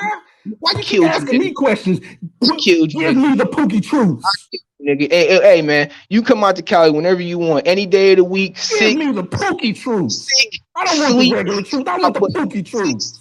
Injured, I'll play you on the court. And I will work you. I will wear you. Yeah, man, you got me on the court, man. You can dunk on me. You can dunk on me because you a real man. I ain't no real man. Like Megan Thee Stallion. Your MCL ain't gonna be dropping on your kneecap like Megan Thee Stallion. Man, you got it. You got it on the court, man. You got it. You dunk on me. You can cross me up the whole nine because you are a real man and I am not. We're not even talking about that though. You got the Pookie truths. Without any factual basis, talking about all these. You got the Pookie truths. You don't have no. You don't have no facts. Pookie got so many truths. What you talking about? Oh, people coming in here telling me how to. Don't even need to be backed up with evidence. That's how much truth he got. Your surroundings. He can come into a courtroom and say, "This is what it is," and then when they say, "Well, where's the evidence?" Well, no, that's on you. That's on you. Evidence. Wow. Where is your evidence, bro? You're the nigga, bro. If I'm coming into the courtroom as a prosecutor, you're coming in there as a defense attorney without explaining. I'm into the courtroom and say, I don't need to show no evidence. Whatever I say, they gotta show the evidence that what I say is false. Talking to the judge, talking about I can't answer this question. That information's too personal. So brother Truth, what are you trying to get out of it, pal? I'm trying to get the truth about this nigga. I'm trying to get this nigga to be aware of reality. I'm trying to get this nigga. Why you need the truth from me? When do you think you're gonna get this out of him? He won't raise his kid to be aware, and that's sad because your kid is gonna have because you gotta come raise my son. Can I talk? It's on you. Can I talk? I can't come raise my kids. I can't even talk. You gonna let me finish, or you gonna talk? Because you obviously can read my mind. Because we need to listen to Pookie Truths on how another man should raise his children. Talk. Let me talk. Let me talk. Community. This is the community, Art. This is the community. Your stupid ass is chained to it, and you don't realize it. And so is your son too. And police. It takes a village to raise a child. It takes a village to raise a child, nigga. Yeah, a village, including the police. And when they bust your motherfucking son head open, nigga, don't get mad at me because you don't want him to be aware. That's your fault. I need to show you how to raise your kid. You probably got your son running around with all the white kids and shit. Oh man, that sounds like some stepdaddy stuff. Do you aspire to be a stepdaddy? Hey, do you aspire to that? Running the streets. I'm just wondering. I mean, if you want to educate them on the police, I'm not a roaster. I have no roasting skills. That wasn't in my family growing up. I wasn't exposed to it and all this other stuff. I'm asking you a real truth. Do you aspire to be a stepchild, a stepfather? A stepfather. Yeah. Do you aspire? Is that a life goal? Yes. Oh, to be a stepfather. Yes. Man, that's awesome. I think there's a lot of women throughout the outer spaces of the manosphere who would enjoy talking with you, interviewing you to understand how you can help other Pookies to come to the truth of wanting to be a stepfather. Who the fuck would want to be a stepfather? You just stated that that's what you wanted to do. I asked you, give me the Pookie truth on, do you aspire to be a stepfather? Yes, and you'll find the answer. What the fuck would I want to be a stepfather, nigga? Use your brain. Think about it. You stated that you aspire to be a stepfather. Why? I asked you that question. For what reason? Well, that's what I'm asking you because you're obviously interested in my kids and how they're raised. I want to be a stepfather. For what reason? Because you seem to be very interested in how my children are being raised. Bro, because you're raising your kids you're very interested in the seed that came out of my penis and how they are going to grow up. And your stupid ass kids probably about to get beat up by the police. I'm interested in wondering. I'm interested in how did your mind get to being interested in the seed that comes out of other men's penises and how those children grow up. When my mind gets connected and interested in that shit. Your mind got connected to it. Please expound on this, Pookie Truth. I need to know this. So, Truth. What do you suggest that he should do? I suggest this nigga should get more educated on people's implicit biases, learn more about the people that are actually in his police force and the demographics at his local police precincts and all of that, and then get more information on it before just not telling them about it before your kids just out there running the streets with the white kids and shit, acting like he's gonna get that privilege when he's not. So he's in his that he's not gonna get that privilege. He's between 45 and 35. So would you say that he didn't know any of those things? I mean, I'm sure he did to a certain degree, but I guess it must have not been a big enough part of his reality for him to think of it as a great concern. But it's a big enough part of everybody else's reality to think of it as a big concern. So I don't know why it should be fucking different for him because he's a regular average. You know why? Because I'm an individual. I don't care about I don't care about your collective. You don't care about bullets? Victim mentality. You don't care about bullets? About it. You don't care about bullets? I'm not raising you don't care about bullets? Damsels. You don't care. All right, bro. All right. Yeah, good night. Yeah, have a good night, bro. Have a good night. There's no point arguing with this nigga, bro. He don't know what's going on, bro. Some people just always gonna be blind. Hey man, half time a day, Ostrich gotta have his head in the sand, so fuck it. Good day, sir, bro. But the sand tastes good. Ladies and gentlemen, that was the young versus the old. Wow. All right. Is this where we are though? Like, I mean, like I was saying earlier, I think that we as Black people, we spend a lot of time thinking about racism. I think we spend too much time thinking about racism. I don't think we're affected by racism every single damn day of our lives. All right. I know I'm not. I'm not affected by racism every damn day. I don't wake up in the morning before I go to work thinking about what white folks gonna do to me, how white folks gonna hold me back, how white folks gonna get in my way, how white folks going to oppress me or be supreme over me. I mean, I just don't. I don't wake up thinking about freaking racism every single freaking day, man. Like, I mean, with so much shit going on, with us as a people, I just don't think that we should have racism at the top of the list all the time, man. I don't think Wait. racism Are should be you at the trying top to of the tell list. me? Are you trying to tell me this morning, Art, when you set your guys out to go do their work on their route, that you didn't sit down and tell them, no, you got to be worried about these racists. They may come steal our work truck and the tools. Look out for the guys in the sheets. They'll try to take your stuff and jack you and hang you. No. You didn't have that conversation. I mean, let me tell you something, man. You always hear this stuff, man. You hear about the white power structure and white supremacy and all this kind of bullshit, and then a lot of us, man, we use that shit. We use that shit to freaking we use it as an excuse a lot of times for why we can't do this, we can't do that. See, me, I look at it different, man. I use that shit as a motivator. I mean, before I got my business settled and established, all right, a lot of people told me that I wouldn't be able to do it because I play a white boy sport, all right? I'm a mechanical engineer. I'm a power mechanic, all right?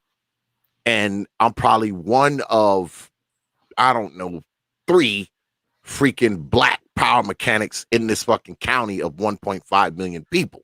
So I was always told, oh man, you ain't gonna be able to do this, white folks, they got it locked down. And I heard all that shit. X. I heard all that shit. You're not supposed to be able to do that, X, because if those white people ain't gonna see you as a mechanical engineer, you can't be no mechanical engineer.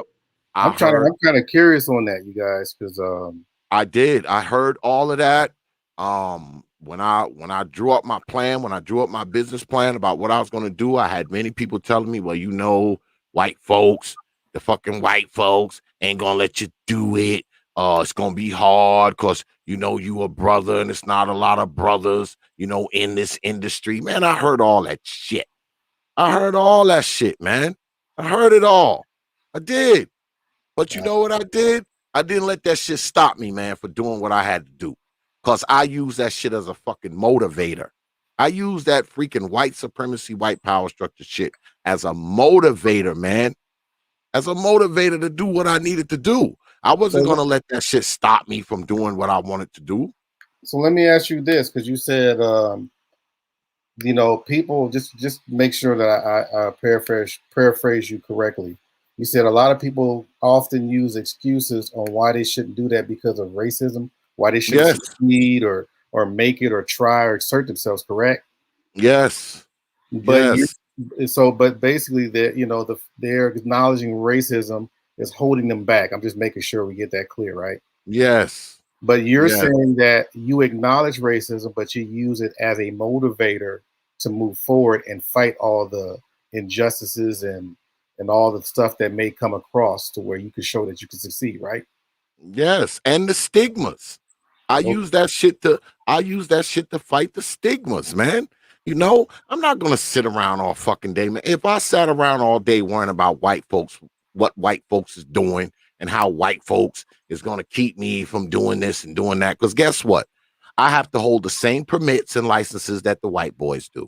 All right. My building get inspected just like the white boys do.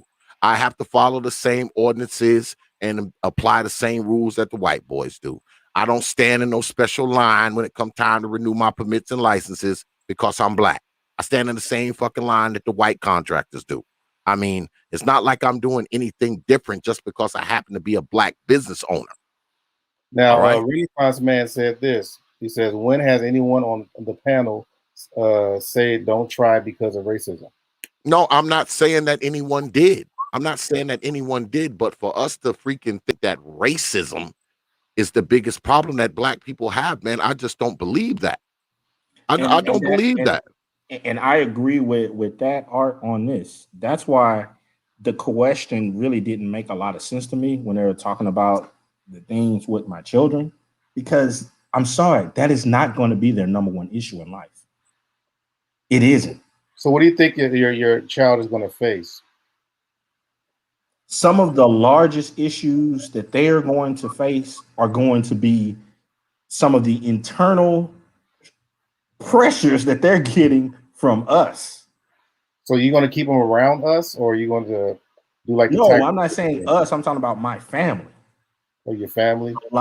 Yes, a lot of the pressure, they're going to get a lot of support, but I already know that. See, that's another dynamic of things. And I would say for my family, the trope is it's in that arena of the whole tiger mom type of thing when it comes to the grandparents and great grandparents on my wife's side. They're going to have to deal with that. And that is going to be way more of an issue than racism. So they're already feeling it. I'm quite sure you kind of like followed a little bit of Earl Woods, right? Somewhat. Like what he had to do for his son, and then his son pretty much took a lot of his insight, and hell, that's where he is today, Tiger. Yeah, somewhat. And you see some of the things that Tiger had to go through where he denied the whole blackness. Well, not denied it. I don't even know if he denied it or not. Well, he did say, "I'm not black. I'm something else." So, and then the thing is, even though he went through all these different trails or whatever, he was successful, but he still was turmoil internally. And then, I guess everybody started turning against him. Everyone. Is there anything that you would hope, that your son would how can I say it? You would hope to be able to navigate those things. And that's what I'm saying is like one more thing is because he had I think his mom was Vietnamese,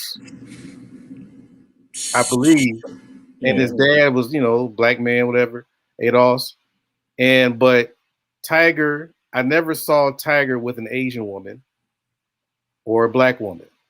He was strictly white, right?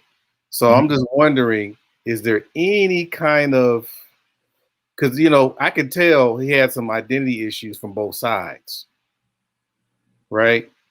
I mean, do you see that with Tiger? I would say yes and no. Okay, go ahead. Yes and no. I think people underestimate the I'm gonna put it. People put too much emphasis, I believe, on the identity thing, because when you are playing particularly a mental sport such as golf, a person that has identity issues would not succeed in such mental and have such mental fortitude. Well, I mean, why would you? Let me see.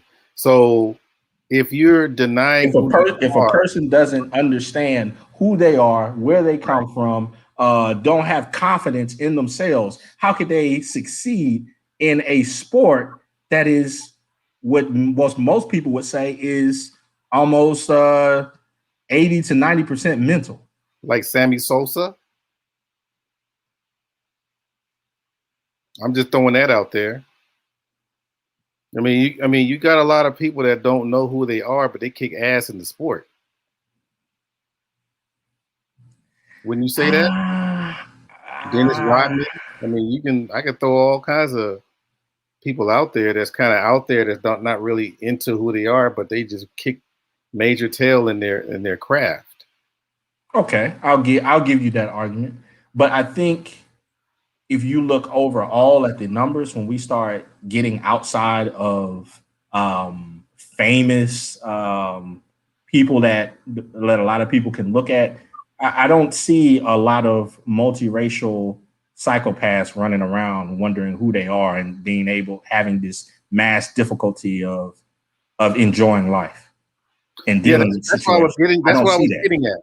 That's exactly what I was getting at. He kicked ass in golf.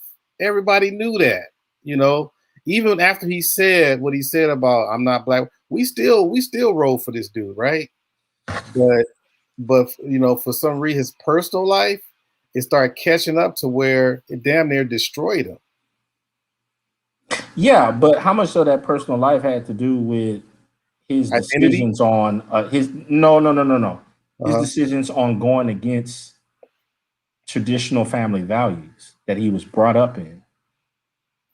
That's what you know, because that's why I mean you're the right person. Not that you're going through what he's going through, but you're the right person. So you have like a what was it, bird's eye view, as you say, because you know you got to remember, and this probably should have been shaped in that earlier conversation. The family values that he came through. See, we're out here in California. He came from Cyprus. Cyprus is like the Brady Bunch. It's like family, family, family, family. Correct. Yeah, it's not that many apartments in Cyprus. Right, but was he leading that lifestyle? Yeah, he came through for you to live in Cyprus, like the greater part of Cyprus and Cerritos. No. I'm talking about in his personal life with his wife. Was he upholding those values? I think he was trying to. But I think it might have been too much. So he had to venture out and do some escaping, so to speak. And maybe that's why I was asking you about Earl Woods. if you follow Earl Woods, what kind of person did Earl Woods strike you as? You know, I really can't put my finger on that, Art. And here's the reason why. So far as the Earl Woods saga, as it were, I'm not extremely well versed on all of his ins and outs or whatnot because I don't focus on outward people like that. The family culture focuses on internal instead of the external. So if I was going to look at examples, just like I teach my sons, the examples are in our family album, not on TV or some sports figure. Well, let me take a crack at it. Okay, so you got a Vietnamese mother, very traditional. I don't think she learned English yet. I mean, for a while, you know, for a while, according to the interview. And you know, Earl I think he's a Southern man, you know, military dude, right? Now, the thing is, in Cyprus, you know, at that time, it was mostly white. You got white and Asian, a lot of white and Asian people, right? And if you look at, because I looked at the documentary, that's why I'm asking you this question, and it was very interesting. Only people that he was around were white people. He slept in different white homes and stuff like that. So let me throw this out here. Do you think that he resented his family and tried to emulate the white families that he was closer to? I don't know. I would hope that in some future time where there's a biography or whatnot of him, that he would expound into those things. Nevertheless, I think that it would be bad form on my part to try to dissect another man from, a 6,000-foot view. Just as I think that if someone was to just hear the story of Art Nostal and then try to dissect it as if they knew all of the ins and outs of why you made the decisions that you made, I would think that you would view that as silly. Really? Okay. Yeah. So the reason why, because this kind of goes to some of the things that people said, because the way that it looked, and I'm not a psychiatrist or anything, it looked like they gave him this ideal that everybody's the same. There's not much difference about anyone. So wherever you go, just expect to be treated a certain way. Or if something happened, just knock it off your shoulders and keep going. Right? And how about this, Art? Hold on for a second. For what I saw, it sounded like I think it was too much for him. But go ahead. How about this? Instead of the thought of if something happens, just knock it off. How about Shake it off. building in Shake it it off. or shake it off? How Mhm. about building an internal structure to understand that no, you were born in the glass. You were born in the fire. The out what happens outside is not going to affect who you are because of this strong internal structure of where you come from. You think they taught him that? I don't know. I'm just saying, so far as what I have seen in my own family, that has proven to be a model of success. Now, I think that people need to understand that within different families, different uh, centering values can prove successful for them. But I think that it is a long shot for individuals to try to push, um, I would say, external pressures on. Okay, I understand why it's done. Let me give you the full overview, and perhaps I'm wrong. I think that within Black America, there are a lot of people that have very good intentions in trying to help other people, particularly younger individuals, because there has been a long cycle of broken families. But I really think that what they don't understand is there are other cultures and groups that what what individuals are attempting to do with people who have intact family structures would be viewed as a carnal sin to try to interject their viewpoint on how an intact family should raise their children.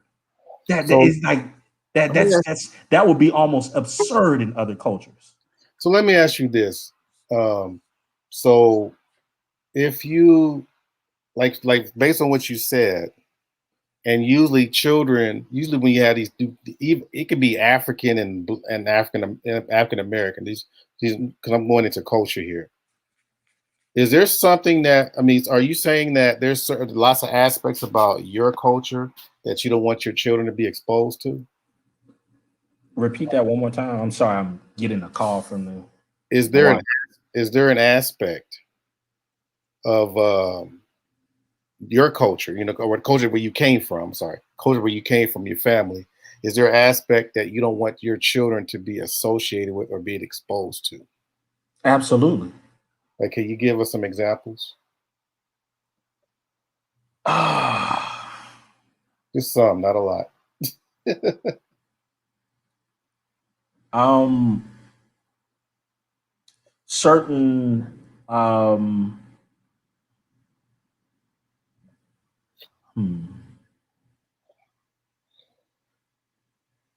conflict resolution. The way that we handle conflict resolution. The acceptable norms of conflict resolution. Okay. We had just to give you um, a working example. Just a little while ago, we had Pookie Truce on. My first time talking with the guy. He's learning. Look at how he dealt with conflict. Okay. Go ahead, Renaissance. Yeah. Thanks for letting me come back up, Art. I did have a question for SKC, kind of along those same lines. I don't know too much about your background, SKC. If you don't mind elaborating a little bit, would you say you were raised? I stay a little bit vague on purpose for certain reasons. I understand. That's fair. Well, I would ask you this: would you say that you grew up in a typical black household as far as some of either the value system, or would you say that you experienced some of the dysfunction that you were very critical of in the community growing up? In my internal family, the immediate family, it would be the first part. The outer family, the second part of what you stated. But you don't want your children with the outer family. As I explained, this was like a couple of years ago, man. I had this conversation with all people, Taz, and he was asking me about that whole thing about the cookout and all of that stuff, and I explained it to him and also to Obsidian. Yeah, we don't go to the cookout, but I'm not saying that those other sections of the outer reaches of my family, you're talking about second and third cousins, all this stuff, that they cannot have any interaction with my kids. They can, but on our family's terms. So say if my son has a meet, or my youngest son is, performing at, whatever. Or, when the little one was born, they had the baby shower and all that stuff. Okay, it's going to be at my venues. These are the rules. This is the decorum. If you do not hold to those rules and decorum, then no, don't come. Mm-hmm. Now, SKC, do your kids have like first cousins? Like, I guess, do you have any siblings because the way I've heard you describe it, just to make sure I'm clear, your immediate family growing up, you have no problem with them being your kids? No, not at all. None. Okay. So do they have so when you and your wife got together, like how you obviously did not have issues of feeling that you brought in any sort of dysfunctional culture into your household that you were forming, I'm assuming, right? Again, repeat that one more time. I'm texting and answering your question. So you didn't feel like coming into your marriage, forming your family, that you brought any sort of dysfunctional behavior that you kind of associate with the community into your family that you were forming with your wife? Well, I mean, I tried not to. I mean, I think over the years, just like with any other marriage, you make adjustments and you come into your own, because I don't think that there's any individuals who are 100% just ready to take on the leadership position of a family. I mean, it's a big role. It comes with a lot of responsibilities, and some of those responsibilities are new to you. So, but you adjust and you move ahead accordingly. But so far as major issues and just dysfunctional behavior, that's gonna, if you just sat down and thought about it, it has more cons than pros. Then my family would have got on my case if that was the thing. They would have told me outright, no, you're not ready to be married. Okay, now, go ahead, Art. Yeah, because that's what my follow up was on the other side, right? Because I married Brazilian, so and I had to understand the culture before I made that step. But you said that your wife was born in this country. Yeah.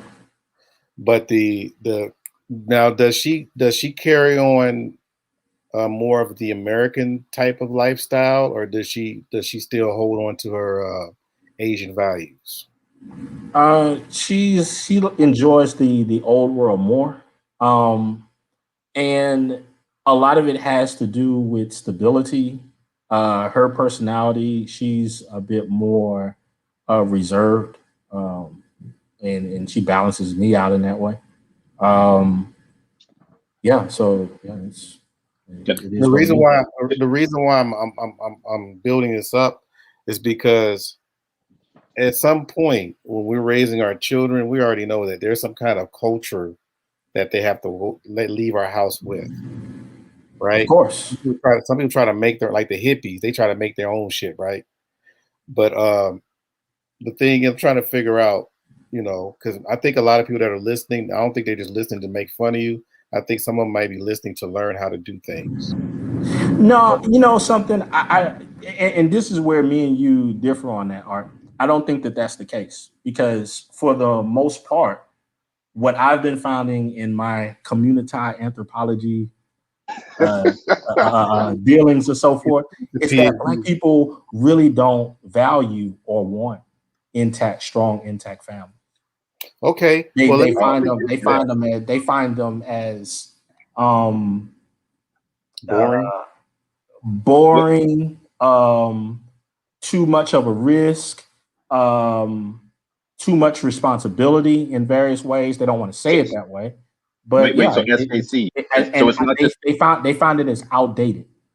So it's not just the women you're saying now. You think the men have a big problem as well too. Both.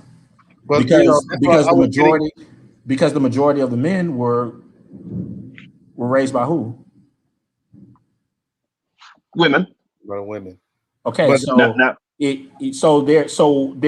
I'm saying that I'm not saying that it is their fault, nor am I saying that the women are just jacked up and I'm not saying that. I'm just saying I'm being a realist and saying, okay, so if this is the case, if we can put all of this data and statistics out and say, oh, this has been happening for so many generations, then how can we in good faith say, but they can figure it out? They don't have any working templates to go by. They don't have to see any examples day by day, but they can figure it out on their own. Can I ask you one quick follow-up and then I'll mute up Art, let you have it.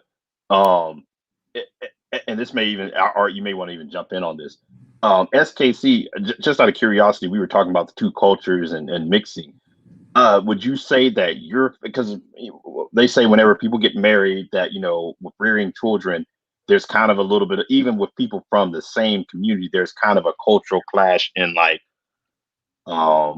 whose culture / values, what they're raised on really trumps the other and obviously compromises as well.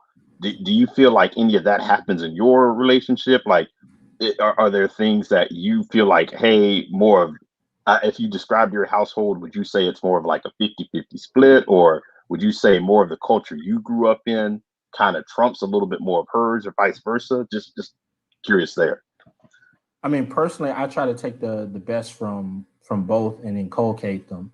I think what a major problem that people come across when they make that question is assuming that I can't teach both. Like both. Like, say if there is a way of doing, I don't know, a way of doing math. As if I can't teach both and say, you can use this in this situation and use this in this situation. People have this idea of, no, it has to be this 50 or 60-40 thing over here or more majority of it. It's like, no, you can teach both and then give the individual the option of being able to choose and grow into their own. Well, but you do acknowledge there are some things that clash, like, for example, some cultures see kids as becoming adults at a certain age, and some take a very different approach to that. Right. And that's why you teach the pros and cons. And I'm not meaning to jab, I'm just using it as an example. A while back, I was on Ty City's stream. This is many months ago. And I was talking with Mike V, and I was saying, Mike, dude, I'm not trolling you, bro. I'm just asking straight up. I know you on the whole UBI thing. I'm just saying, as a businessman, give me the SWOT analysis of UBI. What is it? What are you're very strong on all of its strengths. Show me its weaknesses. Show me the threats. And he said there were none. And I'm like, okay, you can't go through life like that, man, saying that it's all just flowers and roses on this particular ideology and such, and people do that when it comes to the culture, as it were. There are strengths in Black culture. However, there are weaknesses, there are opportunities, and there are threats. That's what I want to get at. Why can't I teach that all to the individual and allow them to make the decision wisely?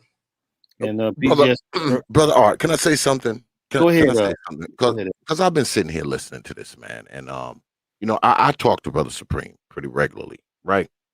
Mm-hmm. And I think the elephant in the room here is, people want to know, because you're a black man and you have a wife that's not black, are you raising your kids to be black, or are you raising them to be not black? I mean, I think that's where we're going here. Well, that's I wasn't what I was really. I was just more talking cultural class in general. Whether you're talking about someone who marries Art, who marries an Afro-Brazilian. But this is what I want to know.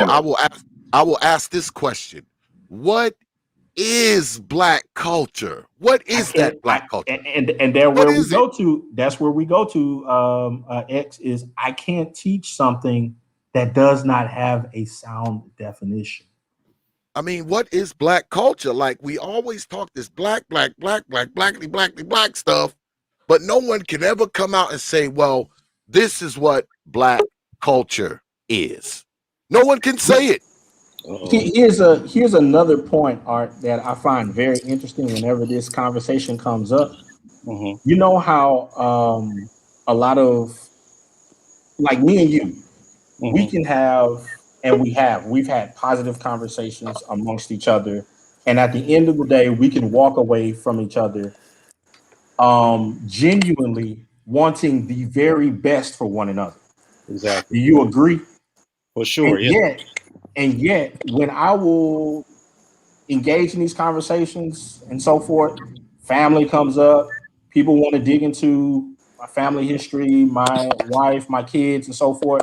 And you will have individuals, whether it is live or in the chat, that at the end of the day, they say it and express it in other ways that they almost want something bad to happen to my kids. Wow. Damn. Now take that to the bank. That's deep. Well, BGS was I think he was on one of your comments about as far as how black or something about not wanting to deal with cultures or what have you, or not wanting to deal with the stuff that we deal with. I guess he was asking, what about white men saying the same thing? About what? It was something you said further back, at 212. I can't. Yeah, I think it was. I think he was trying to get at when you were discussing the dynamics of the family and some of the issues that I think you may sort of tie to just the black community that also exist in the white community. Hey, can you hear me? Somebody's like kind of like muffled.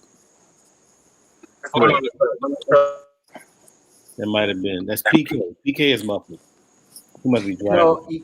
Here's another point I wanted to just start on. NYC Songman. He said, "There's nothing wrong with pausing to collect one's thoughts. We're not slick, smooth, clenched, and nonsensical lyrics by the pound rappers here, are we?" And it's interesting to me. It's interesting to me that when conversations like this come up, taking a moment just to think about something instead of blurting something out, for me, I have a little bit more respect for the former because it's showing me that the individual is thinking about what they're saying, not just trying to get a one-up on a point. And I think when these type of discussions go on, like the whole point of me trolling Poopy Truce was this. It was this. At the end of the day, bro, I'm a family head. I am not going to allow an individual that I met online during a discussion about black issues insert ideas of how 3 generations of my family have built intact families. That's ridiculous. Mm-hmm. And we got a couple. We got PK and Ian and who else? We got Clark, Dr. Clark up in here. I always wanted to call him Dr. Clark. AC up in here. So who wants to go first? Hey, I was trying to get in. I've been trying to. Dang, PK, you got a horrible reception, Horrible fam. connection. All right, I got 12 minutes and I got to roll. Okay, so y'all got to make it quick if y'all going to address brother SKC. I guess you the guest of honor, SKC. I didn't mean to be, man. I really didn't. I came up to have fun and troll, but it got all crazy. Okay. So well, SKC, I just want to say this real quick. To hell with Damn, those. what's up, fellas? All right, to hell with those who seek to see wrong done to your kids, like, and their points and who they are should not be credible after making statements like that. You know what I'm saying? But on the flip side, nothing you say should be warranted from anybody, right? You know what I'm saying? So in that vein, like, that shit is not warranted, bro. So, that shit should happen to you. But for me personally, like the brother just said, what's black culture? Like, I don't understand how you could live a black life and not know what black culture is, or even ask that question. Do we ask that question when we're exiting from the black community, or we don't want to be seen as black in the world? Like, we want to be seen as a citizen or a human, or we don't want to be seen by our blackness or identify, first and foremost by our blackness. So for me, like, that's troubling, because I know he knows what black culture is. I know we all know what black culture is, right? And what happens is we try to put these negative behaviors that we see in black neighborhoods and black communities, and try to say that that's black culture, when it's just deviant behavior. It's not black culture.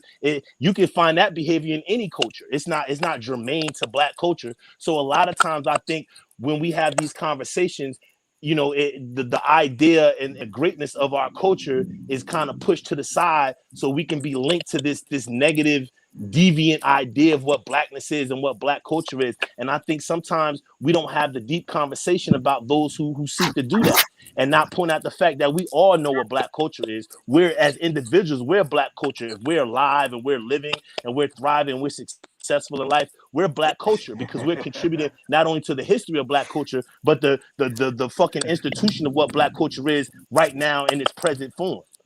But that's the point, brother AC. That's the point that I'm making. Black culture isn't this one thing. Right. That's the point, brother. For sure. That is the point. It's many things. For sure. There's no trademarks on it. There is no specific thing. AC, for sure. My question to you, AC, is this then: can't my black culture be cooning? No. Why not? Why not? No, because that's historical. Not, because, I have historical precedent. You asked me a question, big dog. You asked me a question, big dog. God. Because it's a character, man. You're playing a game. You're being facetious. You're being jovial. Like you're being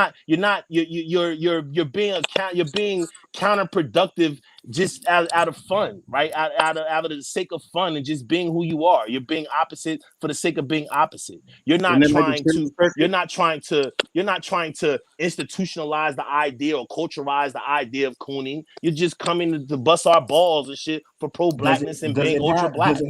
Does it have historical precedence? No. So there wasn't coons in the past. No, bro, that shit is a fucking a social pejorative, man. Come on, there weren't coons in the past. It's a social pejorative, bro. It's a folk tale. It's a label that you give people. You don't like how they respond to certain things and how they behave in certain social settings. That's what it is. It's not. Come on, bro.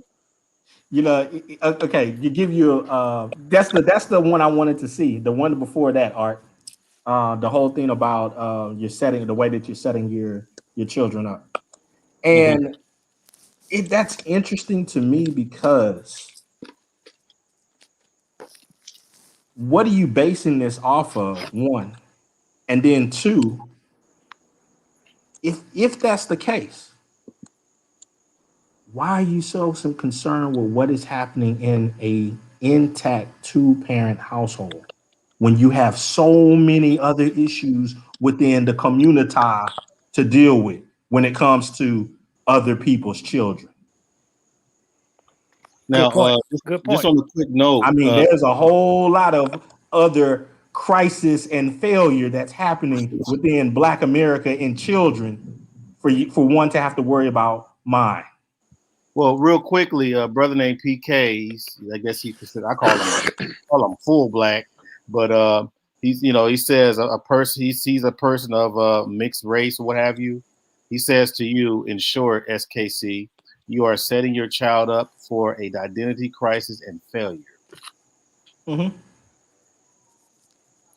So, but the thing that I was trying to ask, and I think Ian wanted to come in real quick, was mainly because X really he brought that down pretty good, because look at Osaka or whatever, right?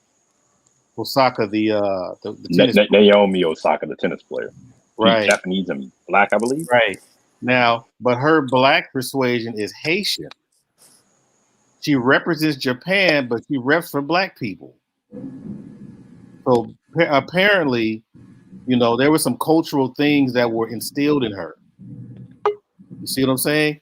So as far as how X is breaking it down, as far as what is black culture and all that kind of stuff, what aspect is there an aspect of black culture that, because you said there were some good things about black culture, you said what aspect of black culture that you would instill in your child so that people would get an idea? Oh man, there's a lot of historical cues to look from.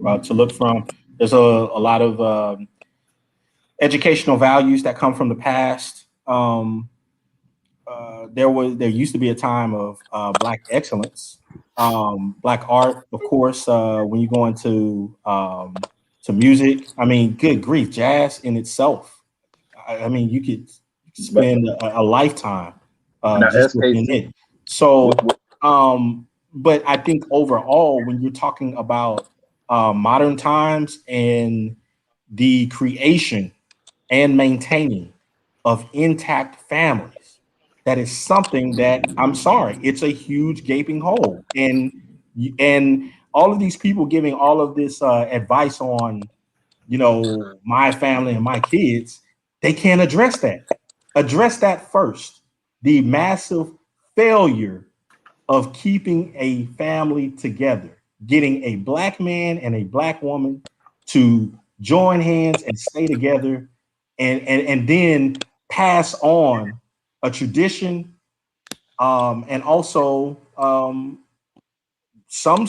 would say some semblance of wealth and values to their children. And real quickly, Ian, you want to jump in, fam? Because you've been Yeah. waiting for a while. Yes. So, what is the brother's name with the transformer? It's SKC. SKC. I mean, You don't want to know what it means. I like transforming myself. But anyway, so my That's a question. carnal sin. That's a carnal sin in some spots, man. They say that that's some sucker junk.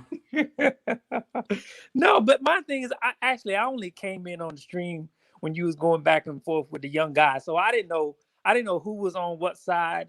But my thing when I was hearing you talk was, so when we're talking about culture in some ways is a construct, in the same way that beauty is a construct as well, because it's, they say beauty is is in the eye of the beholder, culture is in the eye of the beholder. But what we do know is is that culture, I think has gotten overused. I think that in a lot of ways, like you said, family has to be intact. But also, what I see, what was missing between you and the young guy, I don't know what you guys talked about before, but part of keeping things intact as far as who we are as Black people is to be able to connect the young to the old.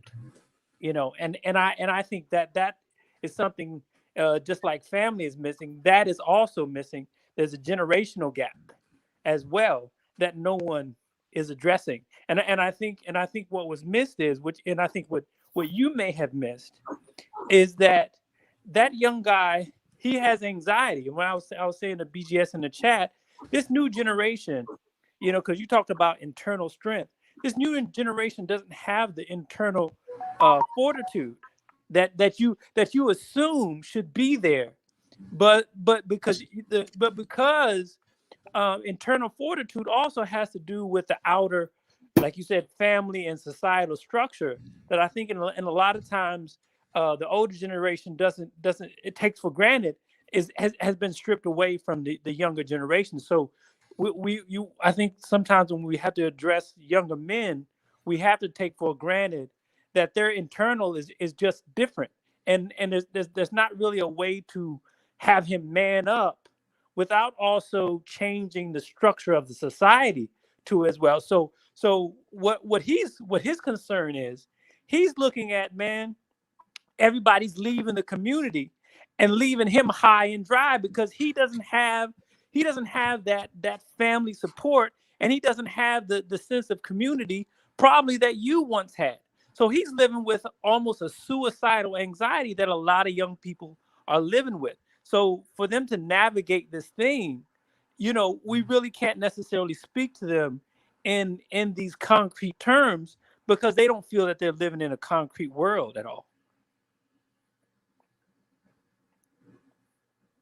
So okay, so and I understand what you're saying, and I can appreciate the empathy that you put towards the young man. I get that. Yeah. And had he addressed me in a different way, I think that I would have responded in the way that you did. Because at first, actually, after I think 3 or 4 attempts, I tried to get him to have the conversation in a more calm way. Art tried to do the same thing with him. But again, the whole thing is that I don't think that the guy was interested in having a good faith conversation. He was more interested in showing off before YouTube Daddy. Okay. And let me say this. I agree with what you say, brother. I agree with you. But is that a black culture in a whole problem? Or is that a problem based on by whom and how and what environment he was brought up in? Yes, yeah. That's a good question. I mean, it is the environment, of course, but the thing is that what I'm saying is how do we formulate or get the formula to recreate the successful environment to where his situation doesn't occur, and what I'm saying, and I think I don't know if we understand, if we know for sure, because we are dealing with the family structure breakdown and a lot of things breaking down, but do we know what is the pure model for success? And I think that's a good question. Yeah, but isn't that it doesn't that rest on when you're talking about a child's success and how a child grows up, isn't the ultimate responsibility on the people who are raising said child, not so much of the society on a whole or the neighborhood or the block, because when it comes down to it, what goes on inside that house is going to ultimately build you and prepare you for going outside of that house. It's not going to be all these other factors.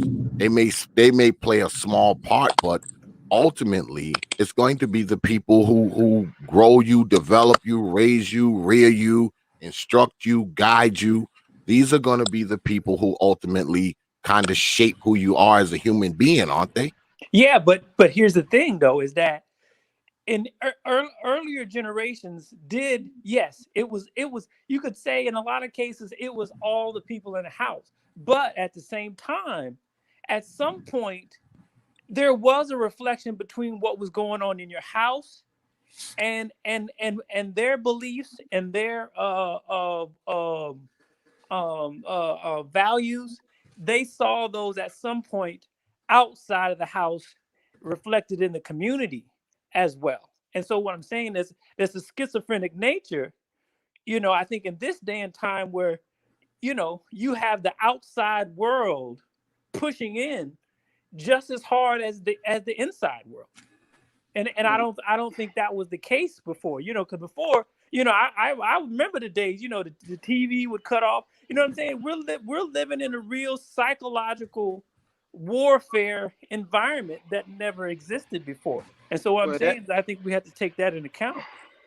that comes from a lack of parenting. You got to understand when it come down to it, you had men that tell their kids, they knew what they were doing out there in the street. A lot of them were selling drugs, and the mothers as well. They told them, whatever you do out there, keep it out there. Because when you come in here, you my child, you a different person.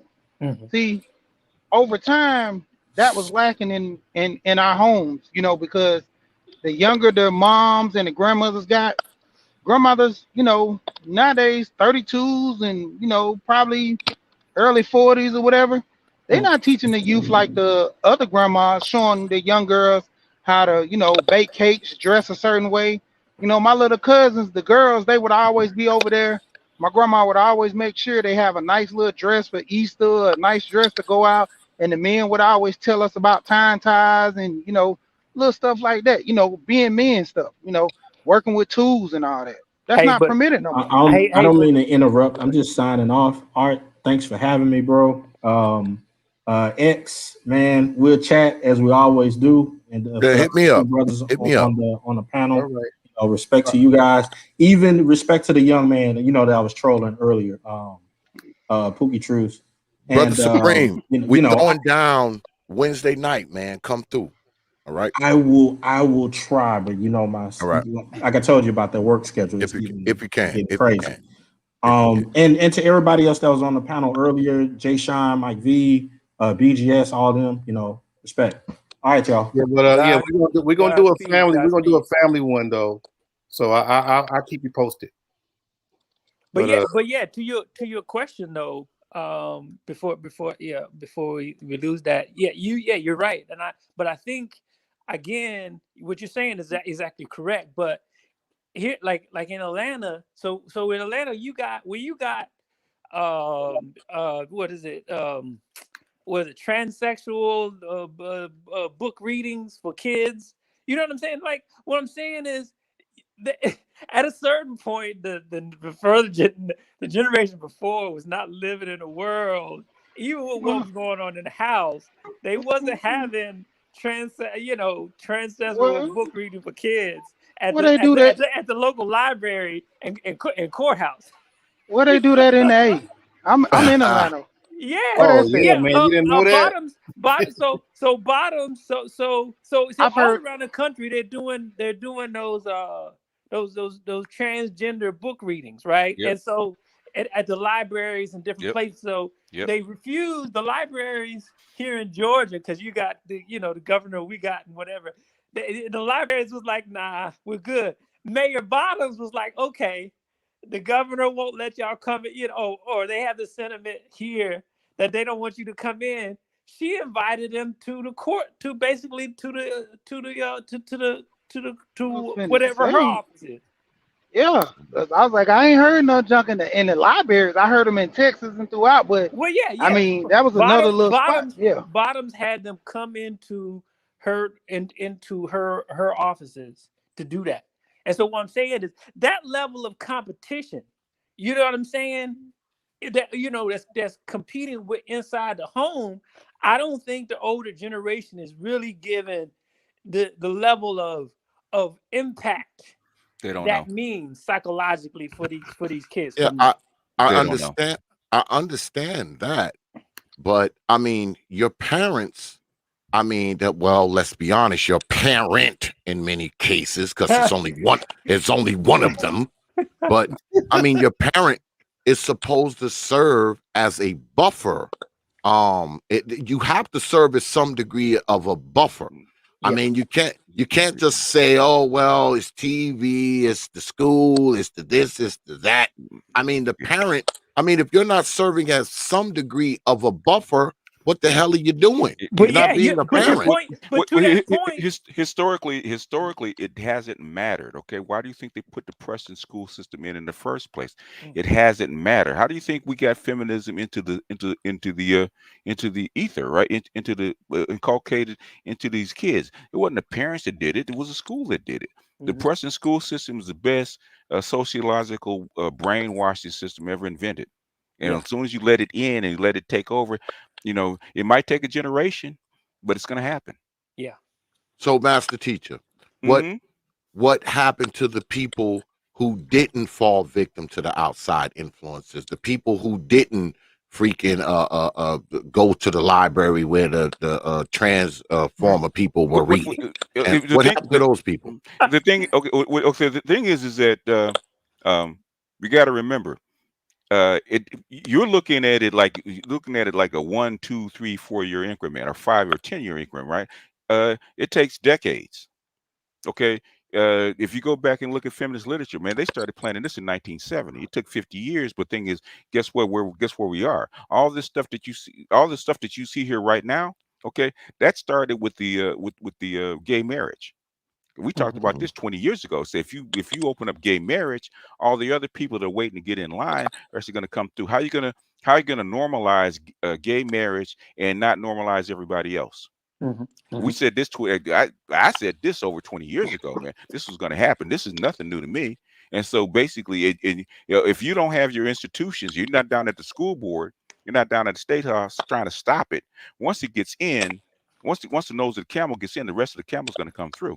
And there's nothing that you can do about it, because the easiest way, I used to tell this to my pro-black people, right?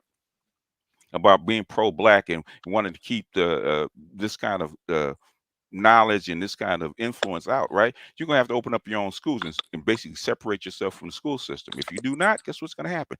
You're gonna follow the same way everybody else does. So black folks are just doomed. They just have to lay down and deal with feminism and all this old kind of foolishness. You already do. Your women believe in it. Your women use it on you every day. What do you think they use on you? Calling the cops and so we're doomed, then, Master Teacher. We're doomed, then. You're saying? I said that. I said it a long time ago. I mean, we living in a time now where they got it to where the kids, by law, so the law can supersede the parents. The kids now can decide if they want to get sex changes and all these different things as minors now, and the parents can't do shit about it. So we're doomed. So we have to proceed through doomsday. We just have to circumnavigate through this doom. Guess who's helping push the agenda? Your black women are helping push this agenda through.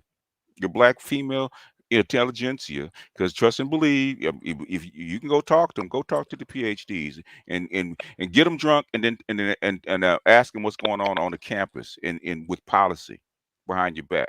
Art can tell you, Art New Style, he's getting in the administration. He can tell you what's going on.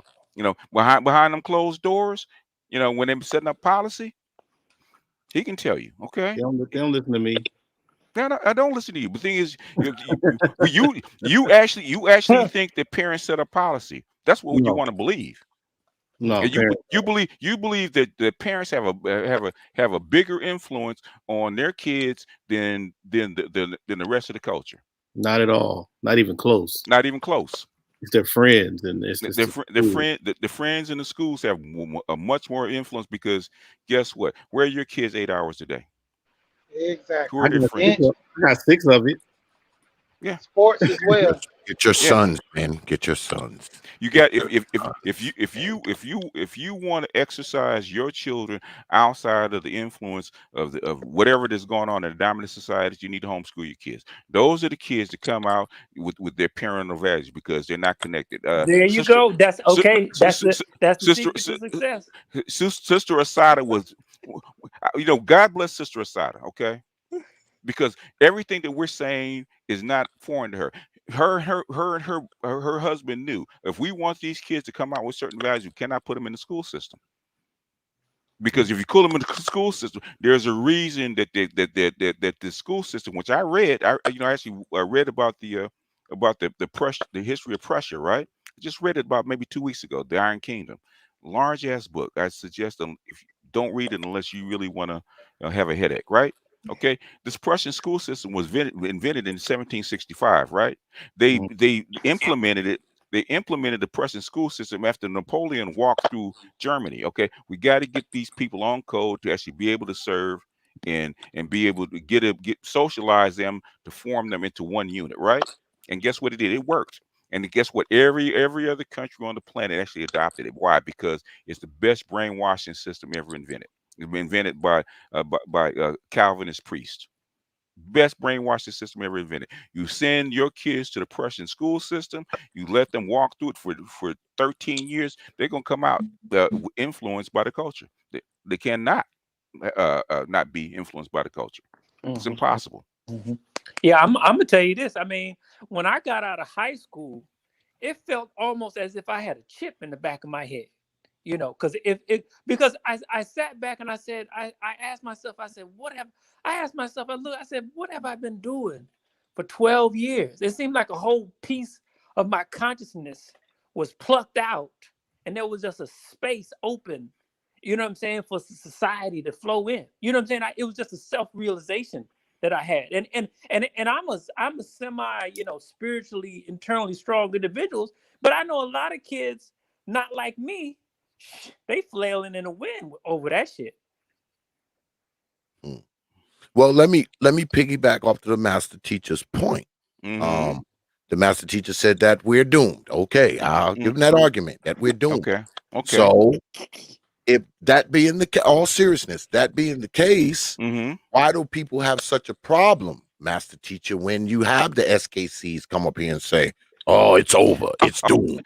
Okay. The thing is, okay, what the problem that we have with SKC is SKC is not keeping it real. Okay. We can tell when you pause, you have to think about it, what words to say, what not to say. You're not keeping it real. You raised as a black man in America, in the South, okay? To tell me that you don't know that race doesn't exist, racism doesn't exist, you never encountered it, it never bothered you, it never influenced you, you never had to go up against it, is utter bullshit. It's Oh yeah, impossible. racism exists. I mean, I know it exists, but whether you overcome it, or Art overcame it, I overcame it, Ian overcame it, right? You have a whole bunch of examples of people that actually overcame it. The reason that you can even do what you do, like SKC, you, me, Art, is because of what happened in the mid 60s, right? Try that shit in the 1950s. Something you're gonna overcome some shit, all right? Yes. That racism is not going to impact you. That that your color doesn't matter. Try that shit in the 1950s. Try that shit in the 1960s. That your color doesn't matter. Try that shit in the 1970s. That your color doesn't matter. I went to white schools. Okay, I was in those white neighborhoods. Trust and believe your color matters. Okay, your color matters. I was on the West Coast, not in the South. Your color matters. I remember being in the South with my aunt, right? And walking on a dirt road, walking home, right? And a pickup truck comes swerving by with a shotgun, calling you a nigger. Come on, man, stop it. That was in Louisiana. My father was chased out of fucking Texas by a fucking racist ass cop. Okay, tell me that racism doesn't impact you, doesn't exist. Come on, man, you in Texas. If you were in like New England or something like that, or Maine, I could say, or maybe you didn't influence. Maybe even in Minnesota. Okay, I could say, okay, it never touched you. But you in Houston, get the fuck out of here. Yeah, I mean, you can say that the community is doomed. You can say that the community is going to be absorbed. True, that's going to happen. Right? It's already happened. The guy he was talking to, Pookie, right? Truth. Okay, Pookie said he dates everybody. He didn't say he actually dates black girls in particular. In fact, most of his dates aren't black girls. Okay. He ain't saying nothing about not mixing. We already know that the black community is going to be absorbed, probably as it should be, probably as it should have been 200 years ago. Okay, the reason that racism exists is not because of nature. It existed because the white man didn't want you messing with his white woman. Yeah, I mean, I was raised up in New York, so I mean, even up there, there's racism. I mean, shit is. I would never say it doesn't exist. So how can you have 4 generations of being raised in Houston and not know about racism? Come on, just man. a question, real quick. At what point did I ever say that racism didn't exist, or racism that I've never seen it? You said it never affected you. That's what you tried to say. No, you just see now. There goes what I'm talking about so far is entering the conversation in bad faith. You said that's what I was trying to say. Yeah. I never said those words. You never said those words. I never said those words. Yeah, because you pick through it carefully. Okay. Which is what insightful minds do. He asked me what insightful minds do. They usually they will choose their words carefully. He asked me what problem. He asked me what problem we had with you. I was telling him. I know that sometimes he asked me what problems I would. He asked me. He asked me what problems. Do not like it when people choose their words carefully. But sometimes people do that in good faith. SKC. He asked me what problems do we have with you. I was telling him. That's right, and it's based off of things that I did not say. That's what we hear from you, okay? And it's based off of things that I never stated. A lot of stuff you state that's bullshit, man. But you know, I'm gonna raise my son in a bubble, so that racism ain't gonna affect him because that's fear. I will cede that to you that there are a lot of things that I say that is BS. But I'm telling you right now. We're going about. We're calling you out on your BS. We're calling you out on. We're calling you out on your BS. That it has not affected me in any way. I have never stated that. Basically, you did. That's the BS you're talking about. Again, here you go saying. Yes, you did. Yes, you did. Did I say it or did I not? I'll use your protege's words. Is that a yes or a no? Did I say it or not? Yes, you did. Okay, when? You did. We asked you about your son, about your family life. You said it never affected you. Racism never affected you. According to the way you raised your internal structure, it never had an effect on you. That's what you tried to say. Okay, so again, you just put in what I tried to say. I'm asking you, is that a yes or a no? Did I say that? Yes, you did say it. Okay, yes. So when I go back now, go ahead. Art, are you going to leave this up? He never takes it down. Okay, so what I'm gonna do is I'm gonna go back. Yes. I'm going to chop this joker up. Okay. And then I'm going to show that I never stated that. The words never came out of my mouth. And this is again another example of when people try to push ideas onto SKC, like others that tried to say SKC is a conservative and such and such, and I never stated it. But SK, I don't think it's come out of my mouth. No, SK, I'm just a bystander, but I don't think it's really that serious. There's a lot of nuance, right? So he's highlighting he's highlighting a nuance. He's not calling out your character. He's highlighting a nuance to where when we're talking about serious things, some people not even the words. Some people can just feel something is missing, and it sets them off. So that's a great thing that you just stated. I understand it completely, but I'm going to give you a little bit of the Allen Iverson treatment at the moment. Feelings? We're talking about feelings. We're talking about BJ. We're not talking about feelings. I'm not talking about feelings. Did somebody say feelings? We're talking about feelings. I'm not talking about feelings. No, he didn't say. I talking about feelings. I didn't talk about feelings. He said feelings. SKC. He said feelings. He said feelings. He said it. I didn't say it. I didn't say you, BJ. He said it. I'll take that. You talk to Ian then. Don't talk to me about it. This is not a personal anything to you. But bro, Ian, are we really talking about feelings? That's what you came in with? How I made somebody feel? Hey, listen. This is a different generation. I'm discounting that. Ain't no feelings when I said it. Don't say he, because I didn't say that. Don't say he. Talk to Ian about that shit. That's what came at Talk me. to Ian about that shit. Your feelings. You got me. So, but you gotta get back with BJ. You gotta get back with BJ. I didn't say anything about feelings. You gotta get back with BJ. I'm talking about how you died shit in this book. This isn't a thing to try to get you. I'm not saying that I got you or anything like that. This isn't. But I'm saying, yes, feelings do matter to a certain extent. But are we talking about feelings? On talking about feelings? That is also really? a little bit really feelings. Is that what we're talking about? Saying that doesn't matter. Feelings? Is that what we're talking about? Not the facts. Not the reality. Feelings. Is that what we're saying? Come on, man. So Who is that singing? Ooh, yeah. That sounds pretty good. I don't think I said anything about feelings. I'm talking about reality. Reality is not feelings. I didn't brother, say anything to you, VJS. The brother asked me a question and I responded. Brother Art, you do realize that Brother Samuels doesn't like people using his material without express written consent. You do realize that, right? Oh, even the gift? He's okay with it. I'm just like he said for those guys, those people that actually just play his material without any kind of additive to it. I know what he's talking about.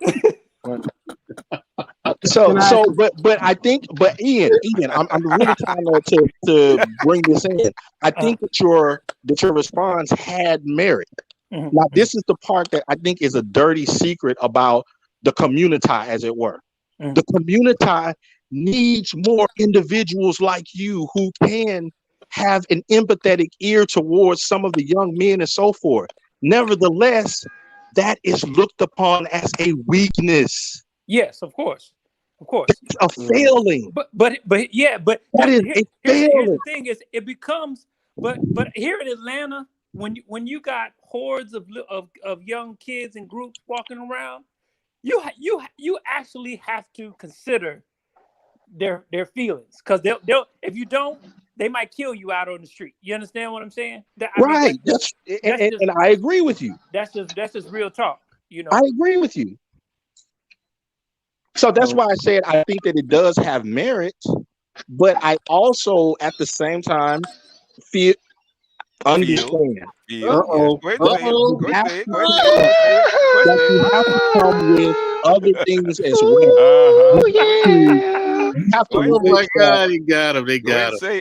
You have to merge that with other facts in order to build a stronger argument. Like what?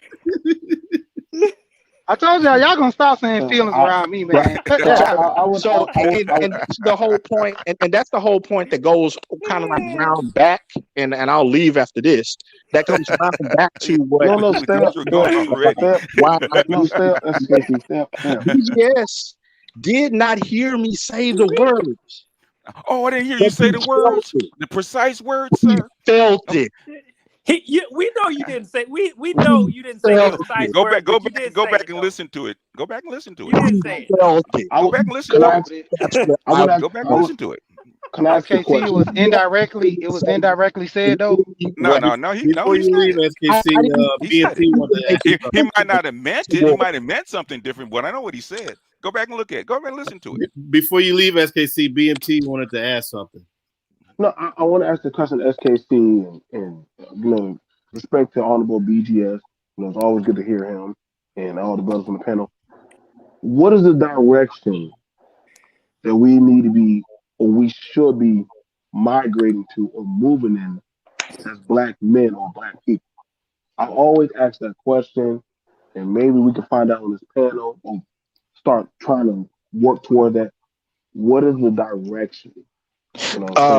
Black families, the intact Black families, and individuals that want to build those type of structures need to leave Mount Vesuvius and its vicinity. Okay.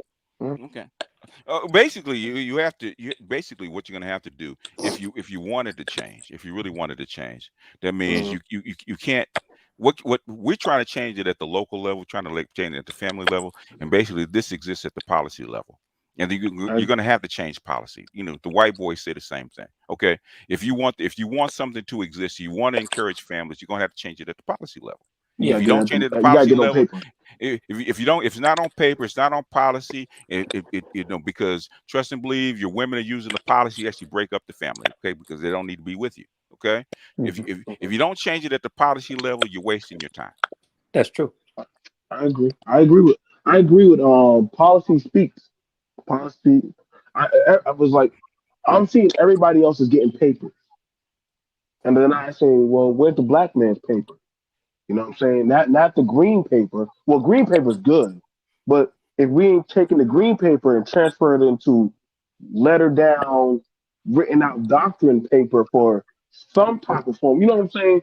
something like a form of protection, or you know what I'm saying, or something for black men, then that green paper ain't gonna really be one squat. True. Because there ain't nothing really protecting your ass when certain agencies hit you. You know what I'm saying? Like right now in the Carolina, there are 2 more housing homes built for women. Now I ain't mad, but then when I asked for the one home that was for the men, Mm-hmm. it got shut down due to COVID. I said, so where the hell where the men sleeping at? Mm-hmm. Oh well, you know they go to the jail.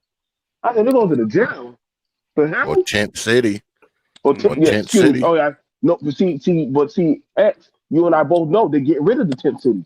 Yeah, So they that means they are. pushing them out. So they pushing them out. Yeah, You well, know what I'm saying? they'll bring them back because there's only so long, only so many people you can actually dump on the street without an issue. That's what they're finding out because the red states said, well, we're not going to extend the rent moratoriums, right? And Mm-hmm. guess what? Biden said, okay, fine, let's pull all the money.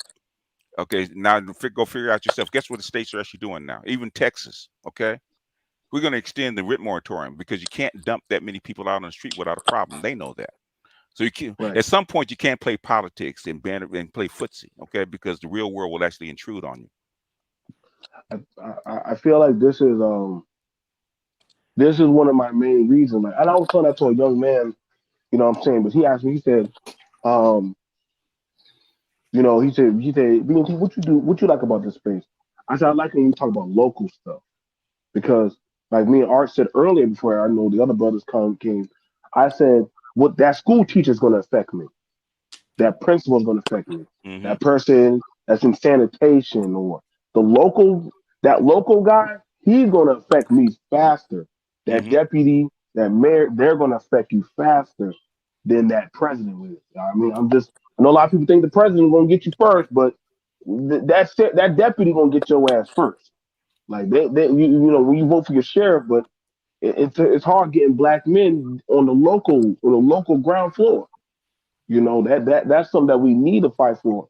You know what I'm saying? Like I'm all down for the local fight. I don't even if it's not in my state, if Mm-hmm. it was something where whatever county y'all in, y'all say, hey man, we need $2,000. And $2,000 ain't a lot. Just for this legislation to get passed in this county, Mm-hmm. I would be down for that. That's me. I'm speaking only for me. I don't want to speak for nobody else. Because I feel like if we can get that pebble to hit that pond and ripple there. And just small little changes, they add up. That's how I've been seeing other groups moving. They don't throw the big stones. They throw the little stones that add up to the bigger ripples. But you know, that's why I'm saying like in the long run, everything, that's how they've been getting stuff tough. That's why these other groups, that's why I don't really have too much smoke anymore, but like I'm like, yo, man, like I just want to see us get at least one win. Like one win before I die. Like black Well, men, we don't got not one paper for us, and it's it's going almost to be on the local 2022. level, though. The win will be on the local level. You know how it is down here in the Carolinas, Mm-hmm. brother BMT. I Well, I'm mean, fine with that. I'm fine with. I the don't win care if is it. going to be on a local level. It's not going to Yeah. be But on a federal level. you know what? I don't. You know what the thing about it is? I wouldn't care if even if it wasn't in the Carolinas. I don't care what state it's in, so long as something or some type of paperwork to give black men a hope that yo man, like we did this, like we did this. It may be not like we got this paperwork signed for us. We don't have to be loud about it. We just have to secretly get it done. You know what I'm saying? So that way, when we get that done, I think that's the thing about it that we're trying to move too loudly. When we just need to move quietly and get stuff signed secretly behind closed doors, man. Like maybe I'm overthinking it because everybody already got all lasers on us. You know what I'm saying? Like, gee, like I don't even like talking about. It's even hard to promote. You got a family or you got anything going on for you. And once you say that, oh, gotta attack it. And I already been flagged twice. I can't afford one more flag. My channel's gone. So, like I said, man, like I get it, man. There's a target out on our back. We'd be a Yeah. fool to try to keep on thinking that they ain't out there to get us off. It's just in the works, man. The stuff is in the works. People don't, Right? I mean, I don't speak a lot on it because people will make No, a I hear target you. out of it, but it's in the You're works. right. Okay, there's a reason certain people are here in this space, right? Because they're the ones going to help move policy along. But it's in the Right. works. Like I said, y'all let me know, and I'll gladly put some whatever I can behind and try to get it. You know what I'm saying? I just feel like that's the thing. Black men, I think that's where we really should be focused. I know we're not. I'm not the smartest on the politics and the years and all them dates and shit. But if I know it's something that's going to move us closer towards something, you know what I'm saying? But believe it or not, y'all like child support. White boys are right now in Texas trying to get that shit passed for them. They ain't saying nothing else. They ain't trying to ask for nobody else. It's a group of them crazy rednecks trying to get child support things turned over for them. You think they bringing up black men? No, they not. Well, they don't have to. But thing is, whatever they pass, we adopt. So we should be behind them because what they do helps us. But you know about it. You know about it, master teacher. Here's the irony. Everything, and this is the thing about my dad, and I understood why he got angry. He said everything I got my ass whooped for and bit up for, everybody is banking off of, but my own goddamn children. That's my daddy now. Oh, my yeah, dad, he got the bite marks on him.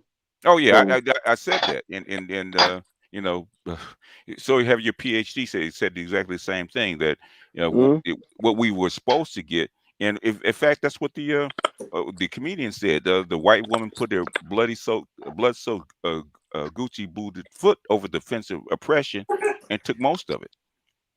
They formed a coup with the help of our black woman. So, but that's water under the bridge. The thing is, will we fall for the banana in the tailpipe again? I think the thing about it, I think sometimes is we just thought like, well, once we got, I think we didn't keep it going. We didn't keep it going. You know what I'm saying? It's like my granddaddy did it, or BGS, or Art did it, or somebody older, X did it. But at the end of the day, it's for somebody else's job to pick it up and keep it going. You know what I'm saying? I think that's the thing about it. Like when the OGs and all the older guns are gone, like listen, man, somebody got to go ahead and take the mule and get his ass back out there on the field. And it ain't gonna just be handed to y'all. Listen, man. That's why Well, I said I'm not asking nobody. Go ahead. Don't you think we should be doing less marching and more lobbying? Less writing freaking long ass soliloquies and write some more checks. I think all of that stuff matters. I mean, if we want policies in place and we want politicians that's going to put things in place for us, we're probably going to have to generate those politicians ourselves. We can't rely on the ones that are there to do it. I think we're going to have to generate those politicians ourselves and back them. Well, the thing is that, okay, if you have black women in place that are supposed to be doing the good work of the community, right?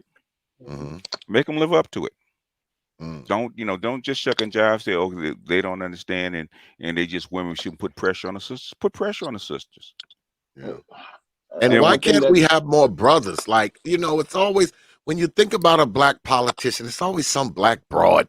Like, I mean, why can't we just get a solid brother and get behind him, finance his campaign? Why we can't do that? You can. But the thing is, do the majority of black men believe in it? That's the problem. It ain't just the women. No. This whole ministry is not about the women.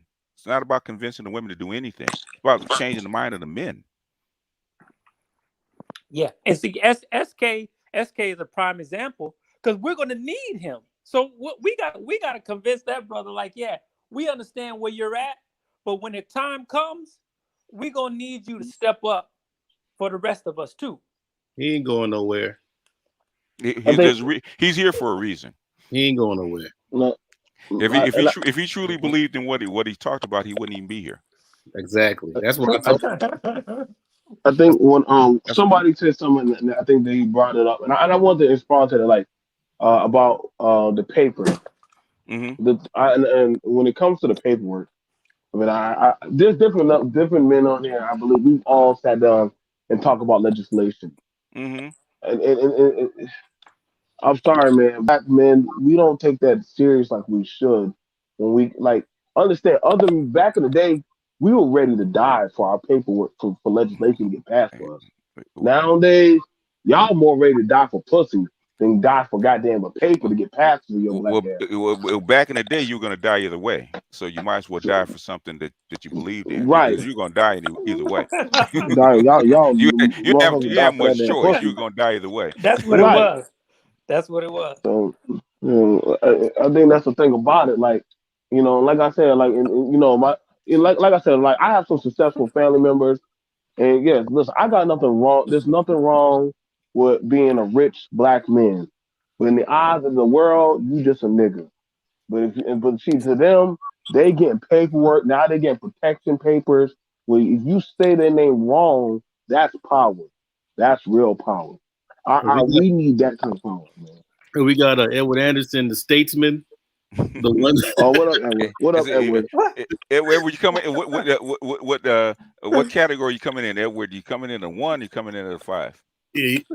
Yeah, I'm just a nigga today. Okay. You're coming in at 2. A hurricane has entered. If I could put Edward as a politician, that man would be a force to be reckoned with. Hell yeah! I would back the hurricane. You goddamn right, I would back him. As much as I like, I'm not trying to get shot. As much as I like to talk, Edward, nobody gonna shoot you, dog. Edward, nobody gonna get you, dog. the best you'll get out of me is being like a Karl Rove, or what was Obama's version of that, or Trump's version of that, like the marketing class money person. I'm not doing all, because at the end of the day, man, the biggest problem with the biggest issue with black men overall is black men don't even put themselves first. I mean, let's like keep making all this complication. Stop making it complicated. The reality is those black men fundamentally believe that they are here to serve. They do not believe in doing for themselves. Most black men don't even truly believe that that black men should really have the leadership of the community, and that we can be more balanced, and that they don't believe that. That's why you hear a lot of dudes, they'll always try to inject it, but they'll talk about, oh, well, let the women lead, or like some kind of version of that shit. Like, let the women lead, the women, it's their time, it's all that. Whatever version of it comes in. And it's because they don't really believe in it. And they don't really, and so they sit here and they'll romanticize, well, we could just do this, we ain't doing shit. So what the fuck are you gonna do? Like, for your own personal situation. That's what it comes down to. And you are in the driver's seat of your own life. And a lot of folks will make excuses, because even when it comes to the women, they'll make excuses because at the end of the day, they want somebody else to do it. Even when it comes to their own life, they want somebody else to do it. And I ain't got nothing for that. I mean, and you see it in this space where dudes are constantly wanting to be led by women, or dudes are constantly coming here telling me, well, you should get married. Why? Not for your own shit, but for somebody else's shit. Or yeah, so that's really what the issue is. Paperwork ain't gonna fix that. Paperwork's not gonna fix that. What you saying is facts. What you saying is facts. I'm even go so far as to say the Nation of Islam is run by women. I'm gonna even go that far. Don't say that. Good luck with that, fam. Go to the mosque and say that. Let me know how they turn out. I like to see that one. Good luck with that one. Just let me know how you get out. I wouldn't say they're ran by women, but a lot of them, they be hustling backwards too. But not in the obvious way. But I'm sorry, I heard the BGS dust up. I saw that video, and at the end of the day, if you're sitting here and you think if strength is waiting for a female to hit, it's not like, let's fuck the women. Look at it like an alcoholic. What do they always say? You got to hit rock bottom before you ready to change. They are like any addiction that you have, sex addict, anything, you got to hit rock bottom. And talk about their rock bottom story. Why? Because that's when they realized it was time to change. See, the shit don't work. No 12-step program is going to work if you're resisting. If you are in defiance of that's why what is the first step of any 12-step program? for any addiction. It is you accepting that you have accountability to what you are. It's you. Because if you can't accept that accountability, none of the other steps matter. And in order to accept that accountability, with most of these people that are in addiction, and by the way, I've read books from dudes that were, shout out to Jeffrey Combs, white dude, from dudes that were in addiction to now they're millionaires and they've been millionaires for like decades now. So I've read books about this, like Angry Givers. I'm not just talking this out my ass, but you have to accept. Usually, it takes a rock bottom situation in order to accept accountability. So when we say, "Oh, we're gonna wait till the females," they are just completely fucked and washed, and then now they're looking for somebody to clean their ass up like some kind of cat that's feral. That's not strength. That's just motherfuckers take advantage of somebody that ain't got no other choice anyway at that point. That's not true. Now, if you can change these chicks when they're in their prime doing that shit, okay, now I'll say you a better man than me. Ain't no nigga done proved they could do that yet. Not one. And shout out to Lionel Celeste Plays says, Pro Blacklist got me deserted from my friends and called a misogynist and alienated by the same people I marched with in defense and of my people. Those so are you're black blaming a pro black. Yeah, you got called a misogynist for being pro black. Come on, yeah. Again, I don't blame. Don't look. We believe in assigning proper blame to proper people. Ain't no pro blacks. Pro blacks are not gonna be called misogynists. Not even the one, not off YouTube or on YouTube. Not the real ones off YouTube or the real ones on YouTube. So don't do that. We're not gonna blame things that are in the sign. Yeah, the pro blacks that don't use that word, that language. Okay, they don't need to. I think the thing about it is this. That's why I always try to tell black men: if you focus on getting your power and you focus on your position in your lane, listen, you can choose the right woman that you want to put in a position of power with you. If you so choose.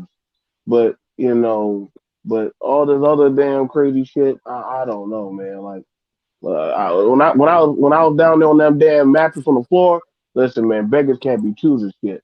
But when I started busting my ass and working my ass and doing whatever the hell I gotta do, yeah, you got to you work from the bottom on up. That's why we hearing this women be saying, what I gotta do to get a 6-figure man. Them 6-figure men ain't looking for that. They looking for the fuck. You better be at a goddamn conference, damn, taking notes and bringing me water and shit. Like that's the men that I know. But they ain't doing none of this other damn shit that these women be talking about. Like we gotta understand, man. That's why we got to beg black men, work for your lane of power, and then you can start making demands.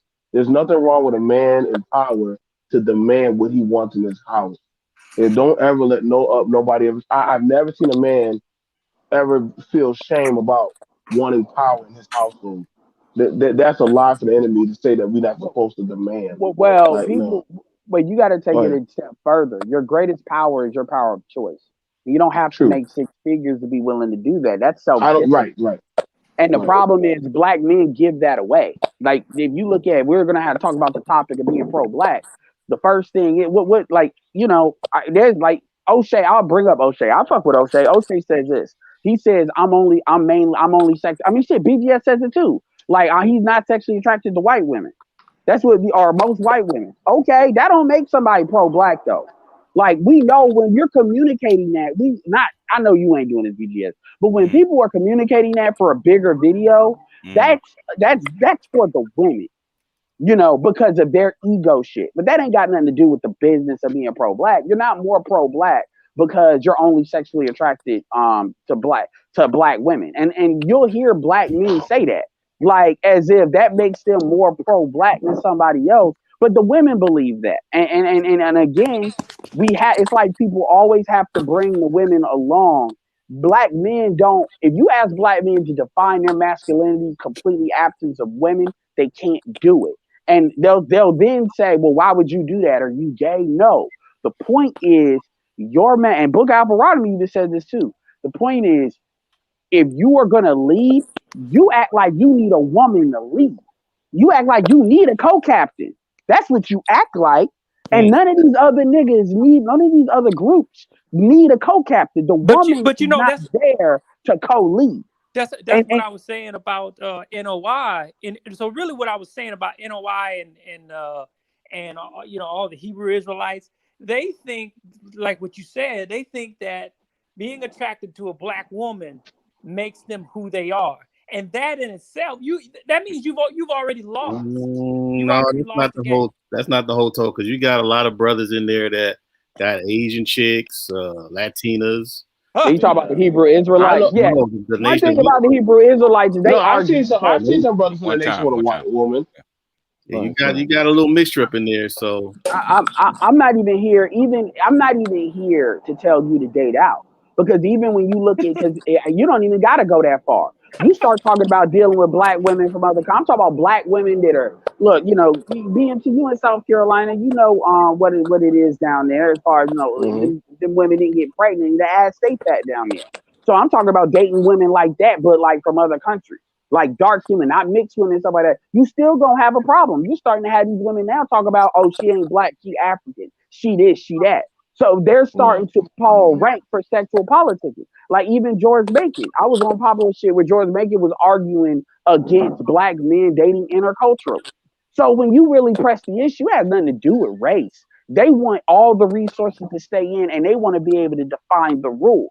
But they're not really women are not bringing resources in the community. They giving it away to everybody fucking else. But they want to tell you what to do with your fucking money. So is it wrong for this? And I ask this question as a man: Am I hiring somebody out of obligation or for qualification? Can we put that on the table? Race is supposed. Hold on, that's easy. Race is supposed to be the tiebreaker. If somebody's more qualified, you go with the more qualified. Tariq Nasheed's done this when he does his cameraman. Umar tried to call him out on that, and even like you go with the most qualified. That tiebreaker is supposed to be race. I'd have to agree. But me, I've never hired anybody except black people. I've never. That's where I pull from, and I've had young white people come to me and say, "Oh, you know, I need a job," and you know, I usually make up some bullshit why I can't hire them. But I mean, I've never hired anybody except black people, but I hire qualified black people. I mean, if you're not going to stay on my damn work site just because your ass black. All right. Yeah. If you don't know the job, your black ass will get fired. You don't look just at it. stay. Yeah, you look at it, it's like maybe people haven't hired people, but I've contracted people as far as like stuff that I do, like graphic design and stuff like that. And if I need something to get done, I'm not looking at race, but I will always keep my eye out for black people that are artists or whatever. So if I need something in the future, I can go with them. So I'm always having and it's the same thing with buying black. You know, you always keep your eye out. So, you know, it's like, okay, maybe it's not a black run thing, but do they hire black and not just some janitorial bullshit? Like the tire shop that I went to is owned by Hispanics, but they got 2 black mechanics. And I mean Ados black, not like Afro Latina black. So I don't have a problem with going there. See, the reason why I put that out there, Edward, was this. We all know, and let's be honest, we're all successful black men on this panel.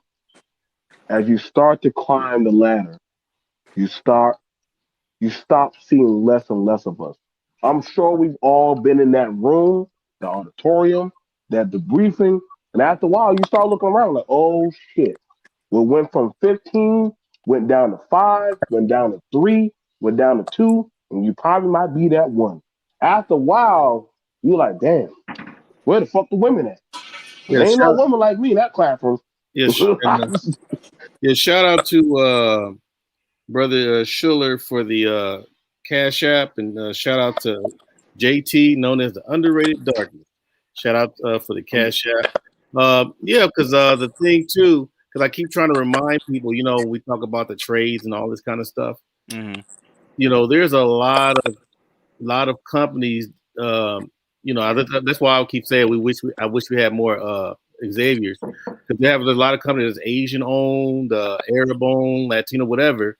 You best believe they're gonna hire their people, and when they get done hiring their people, then you get hired. That's right. Yeah, That's well, right. I That's mean, why I do things the way I do it. absolutely, but at the same, like, here's the thing, man. This is where, folks. This is one of the things with the manosphere. Somebody would say, "Well, what the goal is for?" So we know how people like to come here. What this space is supposed to do.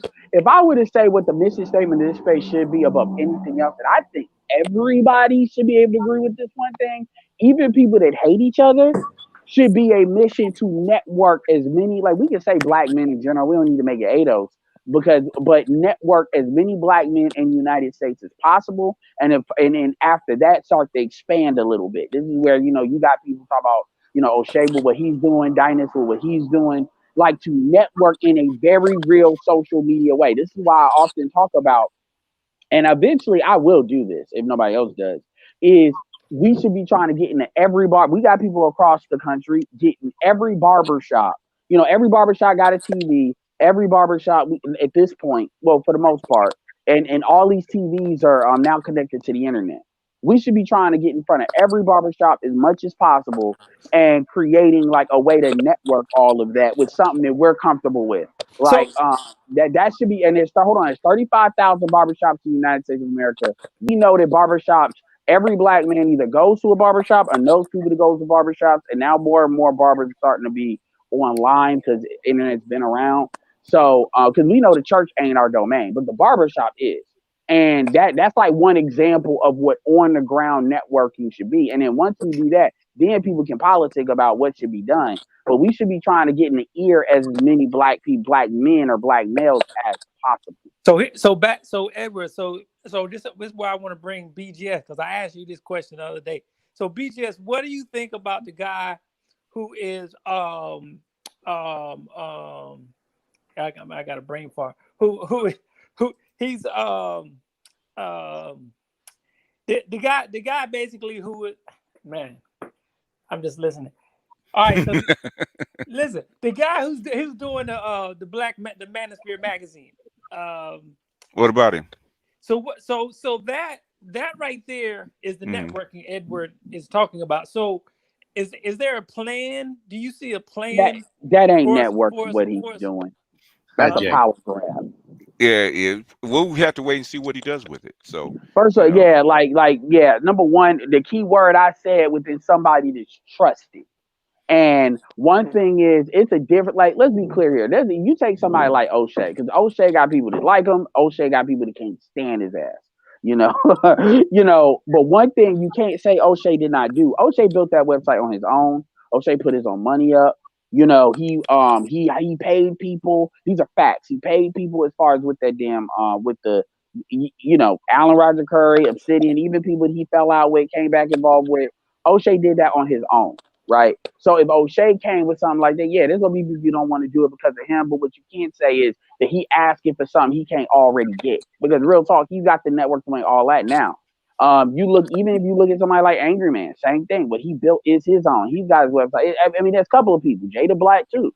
I'm not about to come in for somebody I don't know and then all of a sudden aggregate power to them and I don't know them. Again, I told him the same thing that I told I said, yeah, there's plenty of people that don't like certain people. But you could have went to BGS. You could have went to Dr. Tiasan Johnson. You say you've been in this space for X amount of time. There are plenty of people that you could have went to that could have showed folks that somebody looked at you. You didn't go to nobody. You just showed up and then thought, I like Kendra, but you thought because Kendra was there that was going to mean something.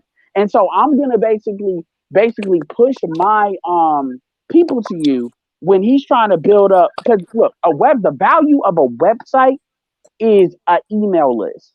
So we push that up to him, and then he gets to pick and choose who gets rail gunned up because of what. And I don't know him. End of story. So it's like, it ain't because he's just a nigga showing up. And quite frankly, that trademark is not set in stone anyway. So another thing he could, and I don't like the fact he tried to trademark people's words. I don't like that. That I don't like. I'm just gonna say that straight up. And I don't care about intentions. He was running game. And people can get mad at me, but nigga, we're all black men. We know what running game is. We run it on each other all the time. We've been doing it for years at this point. I'm done. Real hot boy. I heard that snippet. The Ramil was real hot. Yeah. So I mean, it wasn't just Ramil, because here's the funny thing. Everybody wasn't even on Ramil's side. They understood where Ramil was coming from, but the jury was still open. But the more he talked, the more all three of them talked, the worse it got. They was like, damn, man, Ramil was really ahead of the curve. Because, Ramil jumps the gun every once in a while. Everybody don't agree with Ramil necessarily. But what they will say about Ramil is Ramil does have brothers in this space best intentions at heart. I mean, if he's selling you some shit, he gonna tell you, I'm selling these earth. Like, but yeah, the more he talked, the worse it got. And you notice how, it just got, because, man, he was running a Creflo Dollar on our ass. That's what that was. God, he said the That's what I mean. Am I wrong? Am I exaggerating? No, absolutely not. This is why I just say, man, I'm just down to the local level now. Like, fuck it. Like, at this point now. Well, it ain't, any nigga can't just come in here and do that, because we've had, like, it ain't just me talking shit because it's him. You've had websites like Very Smart Brothers, Urban Intellectuals. As soon as the white folks buy them in the bitch network, they turn against a lot of the articles we done have written have been niggas writing that shit against us. Our black men, the white men of the black community, that was a man that wrote that shit. That was So a a lot gay of man at that. Atlanta Black Star, Remember, that was a gay man who did that shit. And then when I look at the LGBT community, they always have an agenda. Not one damn thing they do is without agenda. No, but when you look at those websites, when 2.0 was early, those websites are complete bitch sites now. So I'm very wary on websites unless I know who it is. Well, there's not a lot of. I think there's not a lot of incentive. There's not a lot of energy or interest in catering to black men these days. People go to where the money is. All right, they go to where the money is, and they know if they go and they pander and they talk and they say all the things that black women want to hear, they'll probably get pretty rich. If you got something that's specifically for black men, you will see all kinds of people trying to take it down. All kinds of people will be trying to assail it, no matter what level it's on, whether it's on YouTube here, whether it's in government, whether it's in policy. Who said that? Yeah, whatever it is, if it's specifically pointed to black men, there will be no shortage of people trying to assail it and take it down. That's just a fact. But I gotta hop up off of here. Peace, everybody. Brother Art, thanks for having me on. I'll see all y'all on the other side. Peace, Master Teacher, Brother Faulkner, the Hurricane, BMT, Brother Ian. Peace. But see y'all on the other side. Here's the beauty of the network aspect. The network aspect is something that can be done on the low. That's the beauty of it. It's not something like, because when, like, even you take somebody like what Kevin said, when he said, okay, he got to where he got to, and then it was they cut that channel, but it was like a 500, 600,000 subscriber TikTok channel. It wasn't Kevin. It was on, somebody else was just putting up his stuff and they were doing highlights, and I guess he was cool with it. But he said that was the reason why a lot of these young dudes, he's talking about young Z's and like really big people in Atlanta, were coming up to him and basically hoarding him in the mall over there, right? And then Atlanta, as far as networking and stuff like that, it definitely has that ability. So my point is that network part is powerful, and that can really catch a lot of people off guard, because if we're able to achieve a certain critical mass with that, like, there's a reason why Creflo Dollar felt like he had to say something. There's a reason. And so if we can achieve a critical mass with that, all those agendas is gonna be too much energy to actually completely knock it down. It won't be worth it. And so that's why that's the focus. If I say that if there needs to be a center focus, that's what it should be. And if I notice a lot of folks, that's never what it is. It's always something else that they try to sell as what the idea is. And like I said, even Obsidian, I've had my critiques of Obsidian when it comes to him wanting to do that on some, we need to have a conversation with women, because I'm like, I don't give a fuck about these old bitches. If anything, you need to be talking to the young ones. If you're going to talk about these old Gen X bitches, they're done. So what's the point in talking about them about end of life care and shit like that? That's their pastor that they give money for his job, not ours. But so it's not just a new dude. I've had critics to anybody that tries to take the mantle of responsibility to quote a Halo reference like that. But at the end of the day, you're gonna have to do what Tariq does or what Jason Black did. You're gonna have to demonstrate you don't need nobody to do it.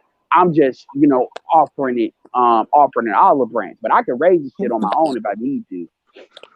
So that's why I just said, man, like at this point, I don't care who get their damn legislation paper started.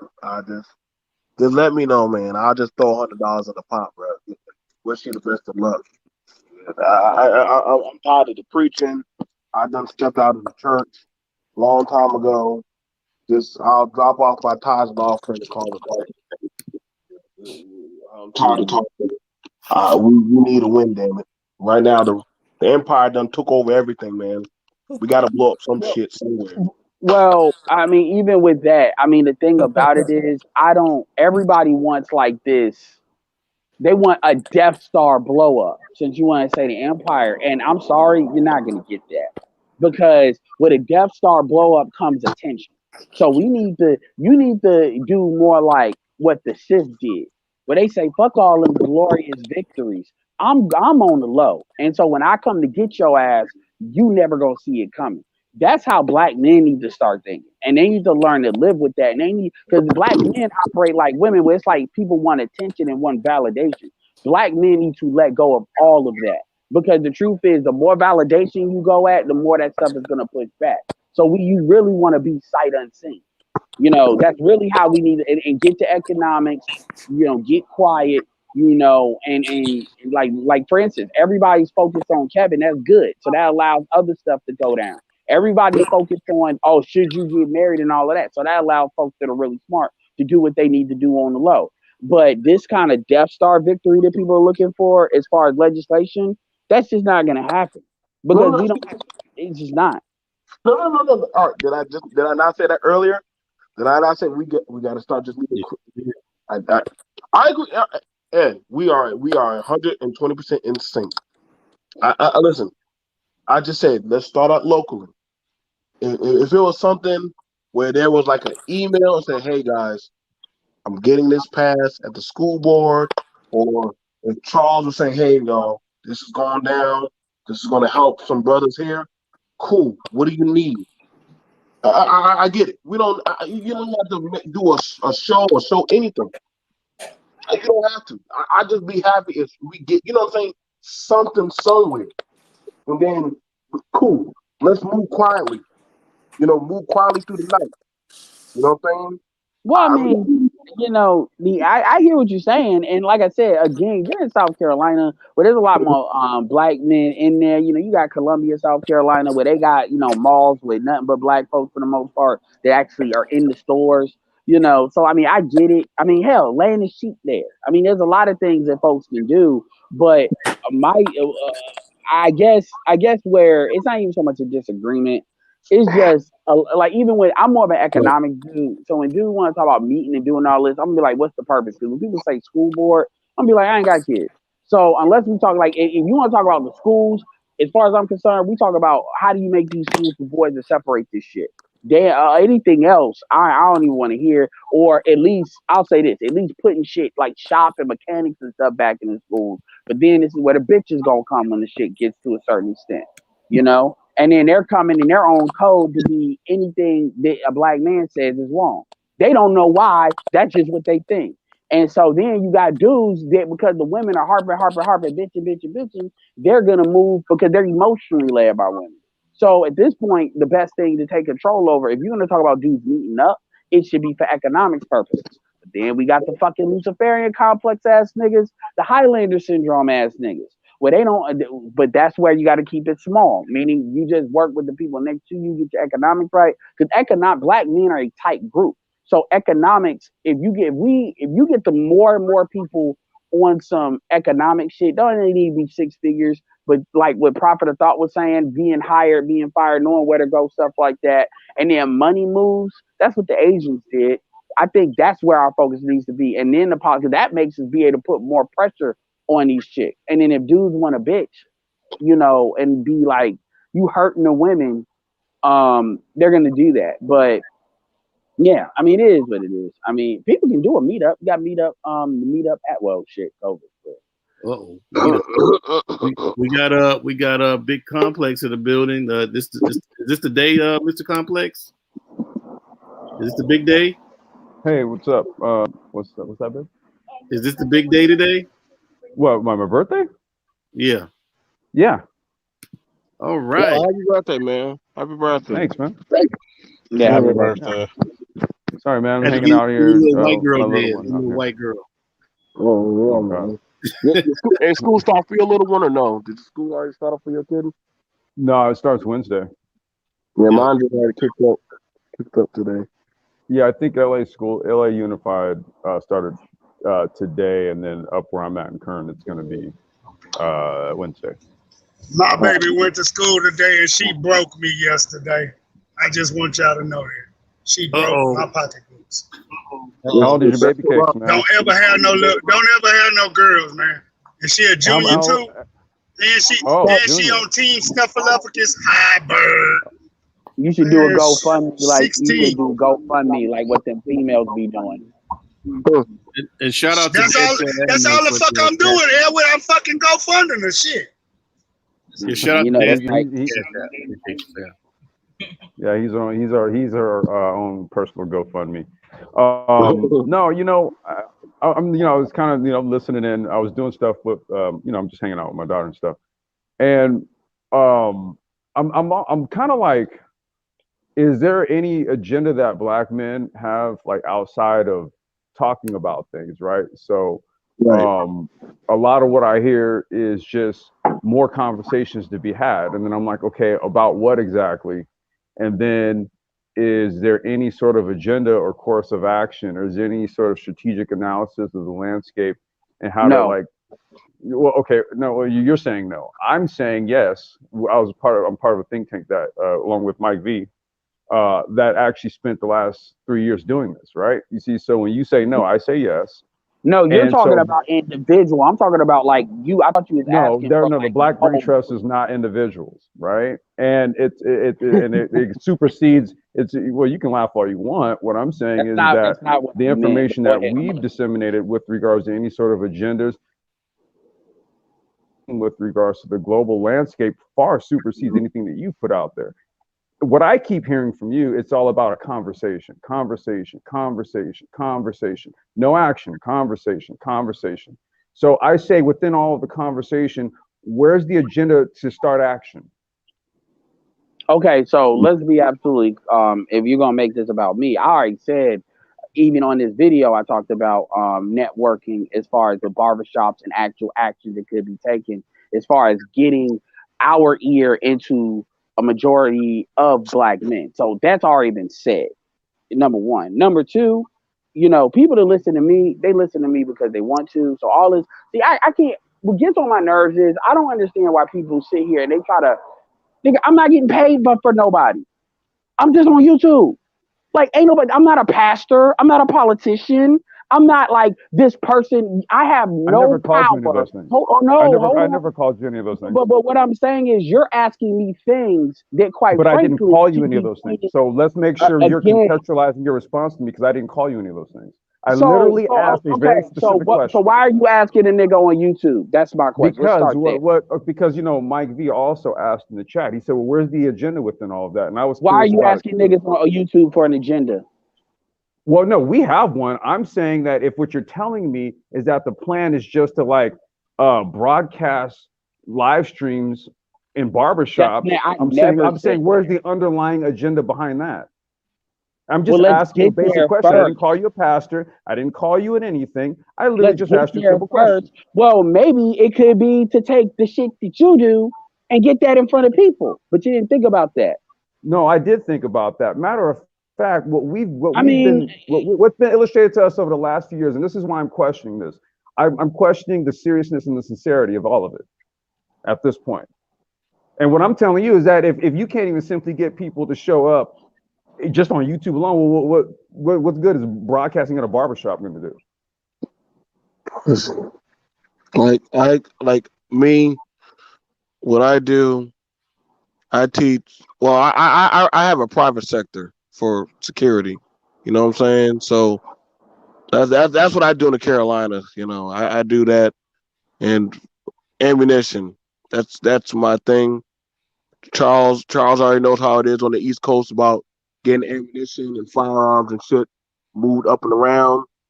I try to help black people as much as I can, namely black men, but it blows my mind.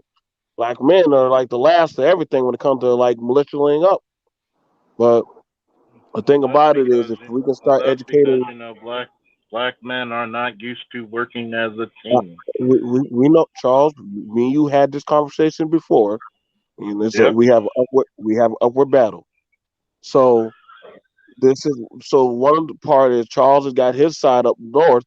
I'm down south, and now we're doing it where black men, some are leaving from the police force, and they're going into private security and having their own private security teams to police certain areas of the sector of businesses, the community, different areas. Now that's pretty effective, but that makes Charles' job a lot more easier. And because then he's like, okay, cool, I got somebody who understands me now on the civilian side, and now I got to just now he can handle that, and I can handle this, and he can be my ears on the ground. And with that it also makes us more hands on. Okay, so hold on. Let me answer because see, this shit was, and I'm gonna tell you right now. Yes, I do. No, BMB, this ain't on you. This ain't on you. I just want to let this. I do see this as an attack. So people can say what it ain't, but it is what it is. Wait, Let's you say say you know you see it hold as on, hold what? on. Not you, not what you're talking about. Let's say what I Oh, okay. said. Well, as far as my shit, let's say my prime purpose is to make fucking money. I see black men as an underserved niche, like AL and the Prophet of Thought was saying.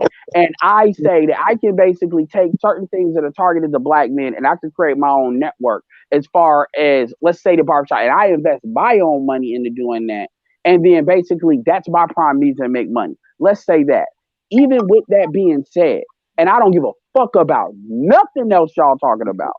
Even with that being said, that is an asset that somebody could, if I decide that I wanted to do so, to leverage that advertising network for other things. That's how everybody else does it. Like when you look at a lot of the Hispanic publications that are Spanish only, they do it because they want something that speaks specifically Spanish. When you look at the credit unions that are Spanish or Asian or whatever, they do that because it's easier to start those and start small as credit unions. So this idea that I have to have, like, if my only agenda was I need to aggregate black men so I can say, hey, I have this exposure to this particular demographic.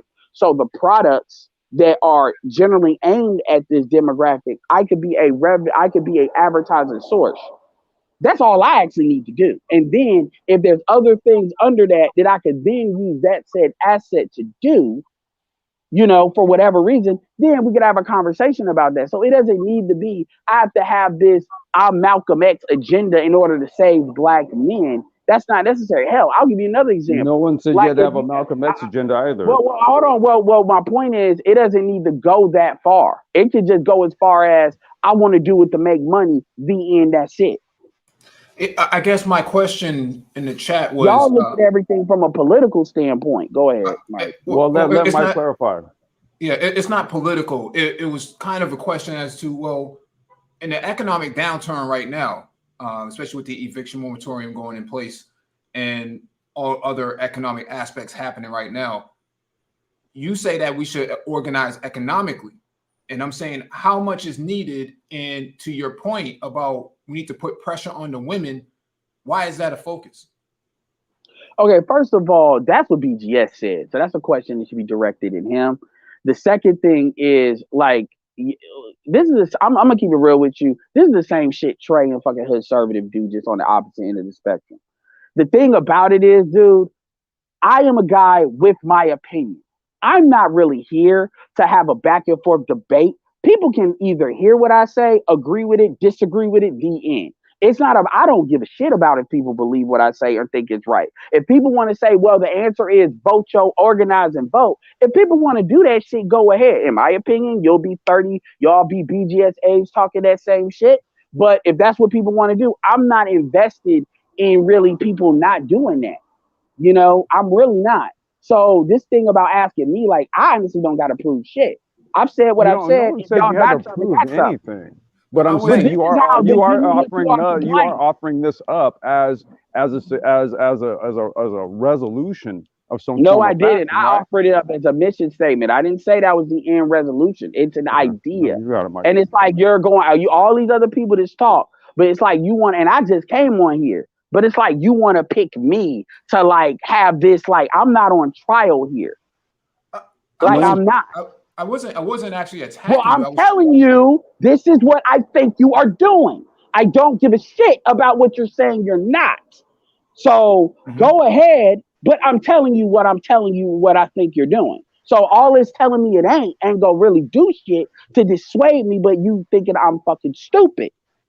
Because Got it. Go again, ahead, and Mike. just like Go I ahead, was Mike. telling Got it. Trey, just like I was fucking telling Trey, and I'm glad you brought this up. I'm gonna take y'all off of this for a second because Trey and fucking conservative really pissed me off because I was telling him the whole fucking time. They want trying to convert motherfuckers on their goddamn conservative bullshit after MOT wants to jump down my throat about me using a fucking word. And then it's like they couldn't psychologically understand what the fuck I was telling them. I was telling them, hey, you want to do what you want to do, that's fine. But when you all start coming in here like needing motherfuckers to believe racism doesn't exist, I'm telling you, you're not going to get black men to really believe that. Just because you think racism doesn't exist and it's a figment of your imagination doesn't mean other people will believe that. And that doesn't mean that people are using racism as an excuse. But it's like they couldn't understand that. So my bad. I may seem like I'm going off on y'all, but the reality is I get tired of people that they have this like binary viewpoint where it's like, I gotta be right, you gotta be wrong. This is an idea I've presented before. People can take it, not take it. Just like everybody heard it and then I let it go and I didn't bring it up again. Y'all the ones it's like, okay, let's like go, let's put the glasses on and go through. Well, what is your agenda? What did you do? I'm like, nigga, I ain't got no power to do shit. I wasn't actually saying that. I was trying to figure out what was the actual numeric value behind it. I think BMT did a really good job earlier, kind of explaining what his position was in detail. I was trying to get you to Well, actually expound. that's what he chose to do. I mean, like, look, man, there's 5 in the areas of activity as well as in the 5 floors that Dr. Carl Anderson says. Media is a very powerful tool. A big thing that black men deal with is a big reason why our ideas do get knocked out is because we don't have the ability nor the control to aggregate our ideas in even within our own group, which is why it's this endless arguing and talking that y'all talk about, because none of these things can actually be settled. So I can have an opinion and you can have an opinion and they can be diametrically different, but we can't even bring that difference of opinion on the floor to a plurality of black men to see where they want to go with. Let's say they go with what the fuck y'all talking about. Well, guess what? That's moving in a direction, even if it's direction I don't want. We can't even aggregate that because we've never built a network of it. This is what a lot of other groups have. This is one of many things that we need. I put one idea and so that's the plurality. It's media control, the ability to get your megaphone out. The women have a much bigger megaphone than what we have because they're allowed to. You know, so I mean, it doesn't need to go that deep with it. I'm not here asking nobody for no fucking donations or shit. So I mean, I good. wasn't actually saying that. I was actually going to point out something in the chat because Cam Robb is kind of saying the same thing that you're saying. And he says we need to start making power moves and follow the models of other successful minorities like the Asian communities and duplicate what they do and get the ball rolling. They formulate for. I think you misspelled that. It says they formulate for success. But I argue that black men are up against a different sort of set of circumstances. I mean, we could look at the black farmers right now. North Carolina, South Carolina have been trying to get, coverage during COVID, with the last administration, even with this administration, and you have white people stymieing the progress of black men in that sector. And that's a black male-dominated sector. I got a question. How many black people actually realize, how many black people know that's happening to the extent that, like, you know it? I can't quantify that, but what I can... I'd argue most don't. Most don't. Most don't. That's Unless it's some white liberal telling them when it's convenient for them to get them to vote for it. Like that's been a problem for a long time. And that's the type of thing that it would be very helpful if black people had a platform that wasn't basically fucked up. And I'm talking about stuff outside of YouTube that basically you could put those things on the table and say, this is what it is, this is why it's important, this is how long it's been going on. Because that ain't some like new shit. And this is why they keep doing it. The same liberals that keep telling you, liberals, because whatever, Democrats, whatever. And I'm not telling them to vote Republican. I'm just saying the same folks that keep telling you this. So now the next election, we could be like, yeah, we want reparations, but you know what? You're going to fix these farmers. Otherwise, we're in the primaries. We could get in. Fuck the Republicans. Even if you're going to vote Democrat, now you got something to really take them in the primaries, and then you got something they're either going to do or not do. But see, we don't have that because the liberals or Democrats are able to basically tell us what the agenda is because black people are too separated and sparse out. So again, I hear what you're saying, but I don't think you really hear what I'm saying because it has nothing. It has nothing to do with politics. I'm saying because you're talking about economics, and I'm saying I'm talking about media now, not economics. I said media. Economics is separate. Right. I'm referring to your comment earlier and Cam Rob's comment in the chat saying it's coinciding with each other. So I'm trying to get a better understanding of to if we're talking about this economic power, making all these moves like Asians do and I didn't say again, I'm not looking at the chat. So you're taking two things to look at. At the end of the day, Mike finish, please. Yeah, I'm just trying to flesh this out. Because I hear a lot of this power talk, and it sounds like game talk in the manosphere. It's been going on for a few months now, and when I try to nail guys down on how much is needed and how do you go about this, it's just an opinion. It's just my opinion. You don't have to take it. You can take it or leave it. And I'm like, well, why are we having this conversation? So basically, are you gonna be like MOT and tell me what the fuck I'm allowed and not allowed to say? Is that no? What I'm trying to extrapolate more detail from what you're saying because. If the black farmers are having this sort of difficulty right now, and that's a very powerful position to be in from an agricultural perspective. If they're having this problem, how far can you go with your economic agenda? So generally, when people talk about group economics, first of all, take the part. When people talk about group economics, probably the centerpiece of that conversation would be black people need to start supporting other black people economically. If we made that switch, that would make a very, very big impact that would positively affect politics. People talk shit about we need to get our politicians. Well, that shit don't matter if you can't buy them, even when it comes to black men. Because guess what? If you think all it takes is votes, well, when they actually get in there, somebody's gonna have that money ready to lobby that ass to do something that's what they want. Yeah, it don't matter if they black, what or otherwise. So again, that's the biggest thing that they're probably talking about. We need to get real good about that. That's also a media communications problem because black people, and and ironically, the buying black shit is not a gender issue. That's something that both sides have an equal parts problem with. And in fact, I'd argue the men have a worse issue with it than the women are better for different reasons, but better about it than we are. So that's kind of the main centerpiece. It doesn't have to be quantified. The dollar immediately leaves the community as soon as it gets in. It's the worst about it. That needs to stop. That's a communications issue, just like how recycling may be an environmental issue, but it's also, again, a communications issue. I think one of the things about it, but I reported on that a while back, and I think Mike V, you came through for that conversation also. There's only 2.8% black farmers left. And that's actually the reparational money that they're actually trying to pay to us. And you have it where white conservative farmers are suing the USDA because they're going to pay black farmers. Think about it. They're suing the USDA because they're going to pay black farmers. And it's interesting because it's not something that you're doing. I'm not even saying.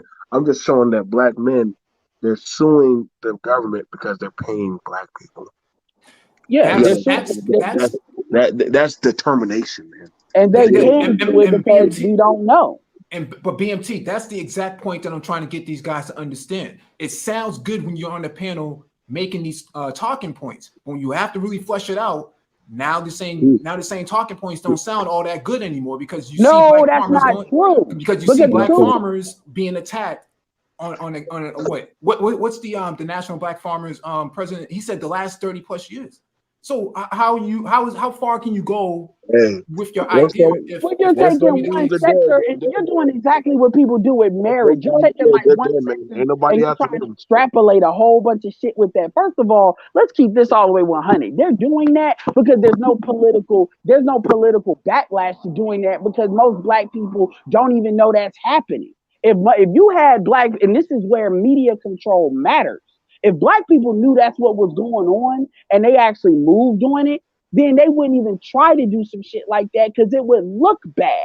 Because then people would be asking, well, what are the Democrats doing? Motherfucker, y'all But you say all of that as if that has not been discussed with regards to black news sources. And guess what? Black culture writ large doesn't give a flying fuck. Keep it a buck. Not real. No. They really don't know. Bullshit. They don't. But now, bullshit. but they're supposed to give. Hold on. But black culture is supposed to give a fuck about what y'all talking about, though. Well, not about what we're talking about. We're just talking about in general. Well, rather than you sitting here, since y'all want to be the black brain, why don't you present what you think black people should do? Whoa. All we're trying to do is flush out. We're trying to flush out opinions that are being expressed in terms of courses of action. Aren't you doing this? You're doing this. You're doing this in a wait a minute. Hold on, Edward. Slow down the hurricane. Slow down, bro.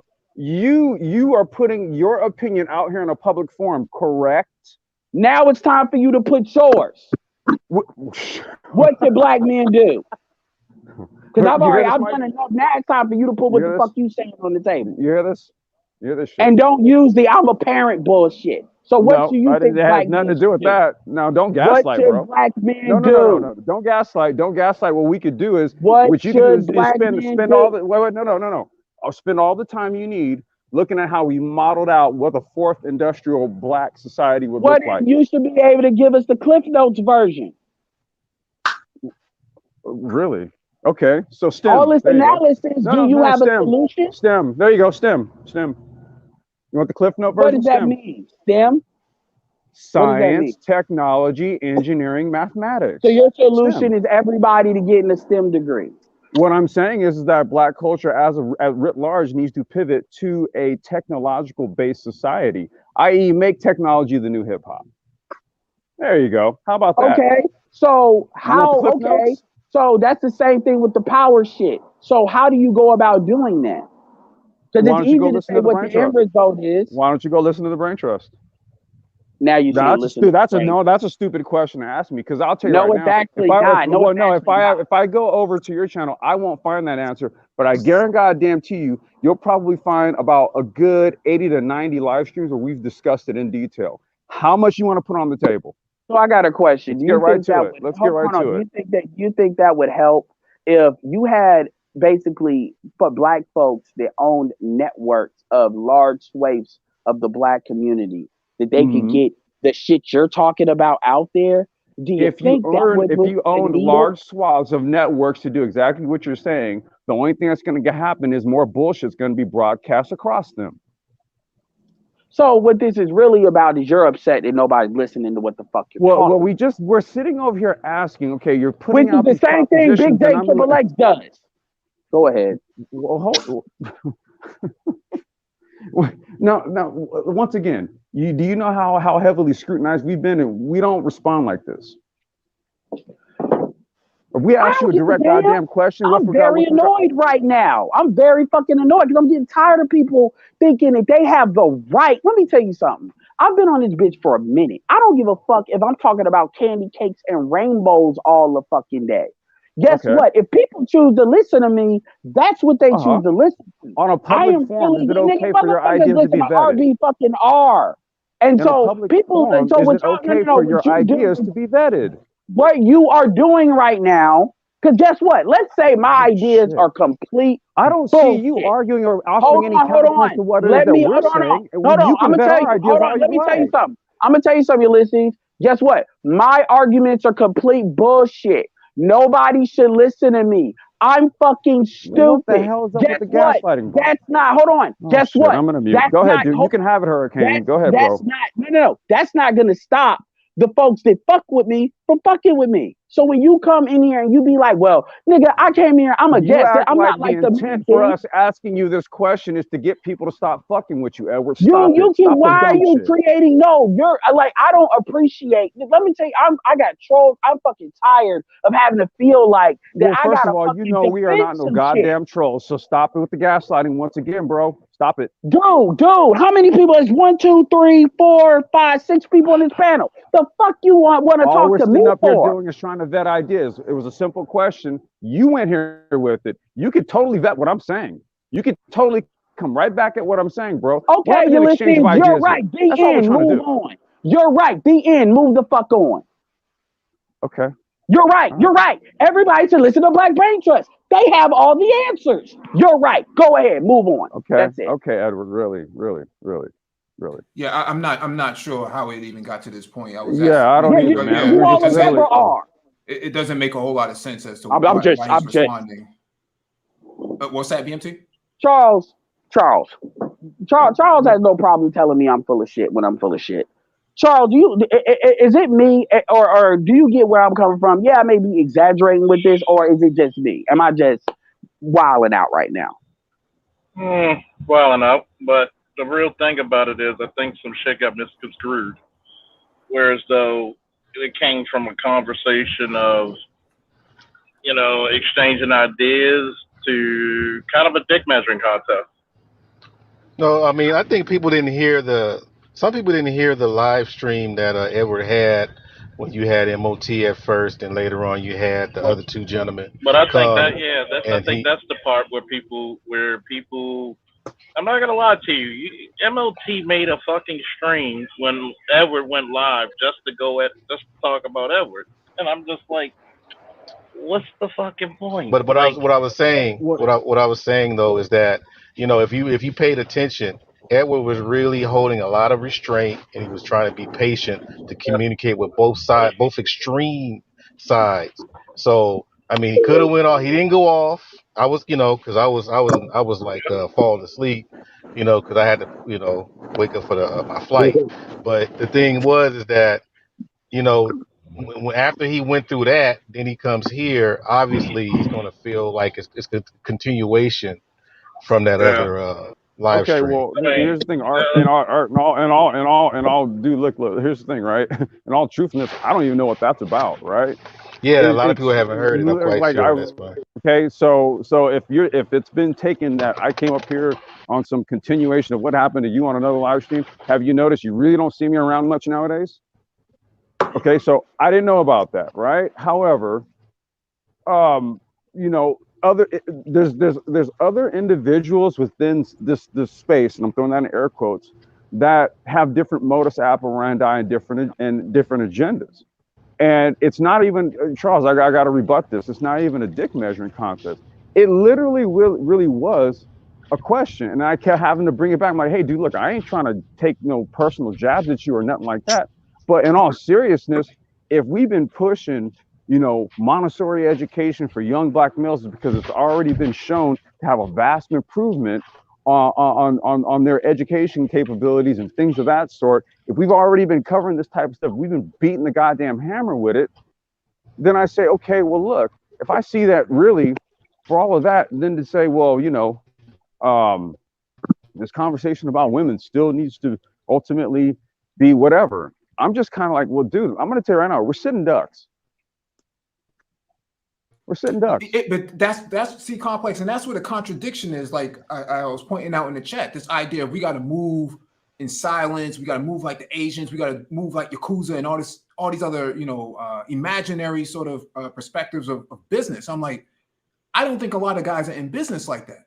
I think there's a lot of pie in the sky ideas that they have, but they don't really operate in the offline world like that. They think that that's how business works. And I'm like, you know, are you looking at the black farmers right now? So like you keep bringing up these fucking black farmers like that's like an example of everybody that does commerce or this business in the black. That's it's only like 1 fucking percent farmers in the whole economy like that. I mean, my thing is at the end of the day, folks are like Charles said, folks are offering ideas. Y'all the ones that are like bringing a certain level of seriousness to it. Just like dude, this is YouTube. So like, if you're not serious, then why say it? Grants. You're like, look at grants. First of all, like, nigga, why are you on YouTube? That's like for real, it's YouTube. Damn. If you're not serious, then why say it? It's YouTube. And if you're not serious, it's YouTube.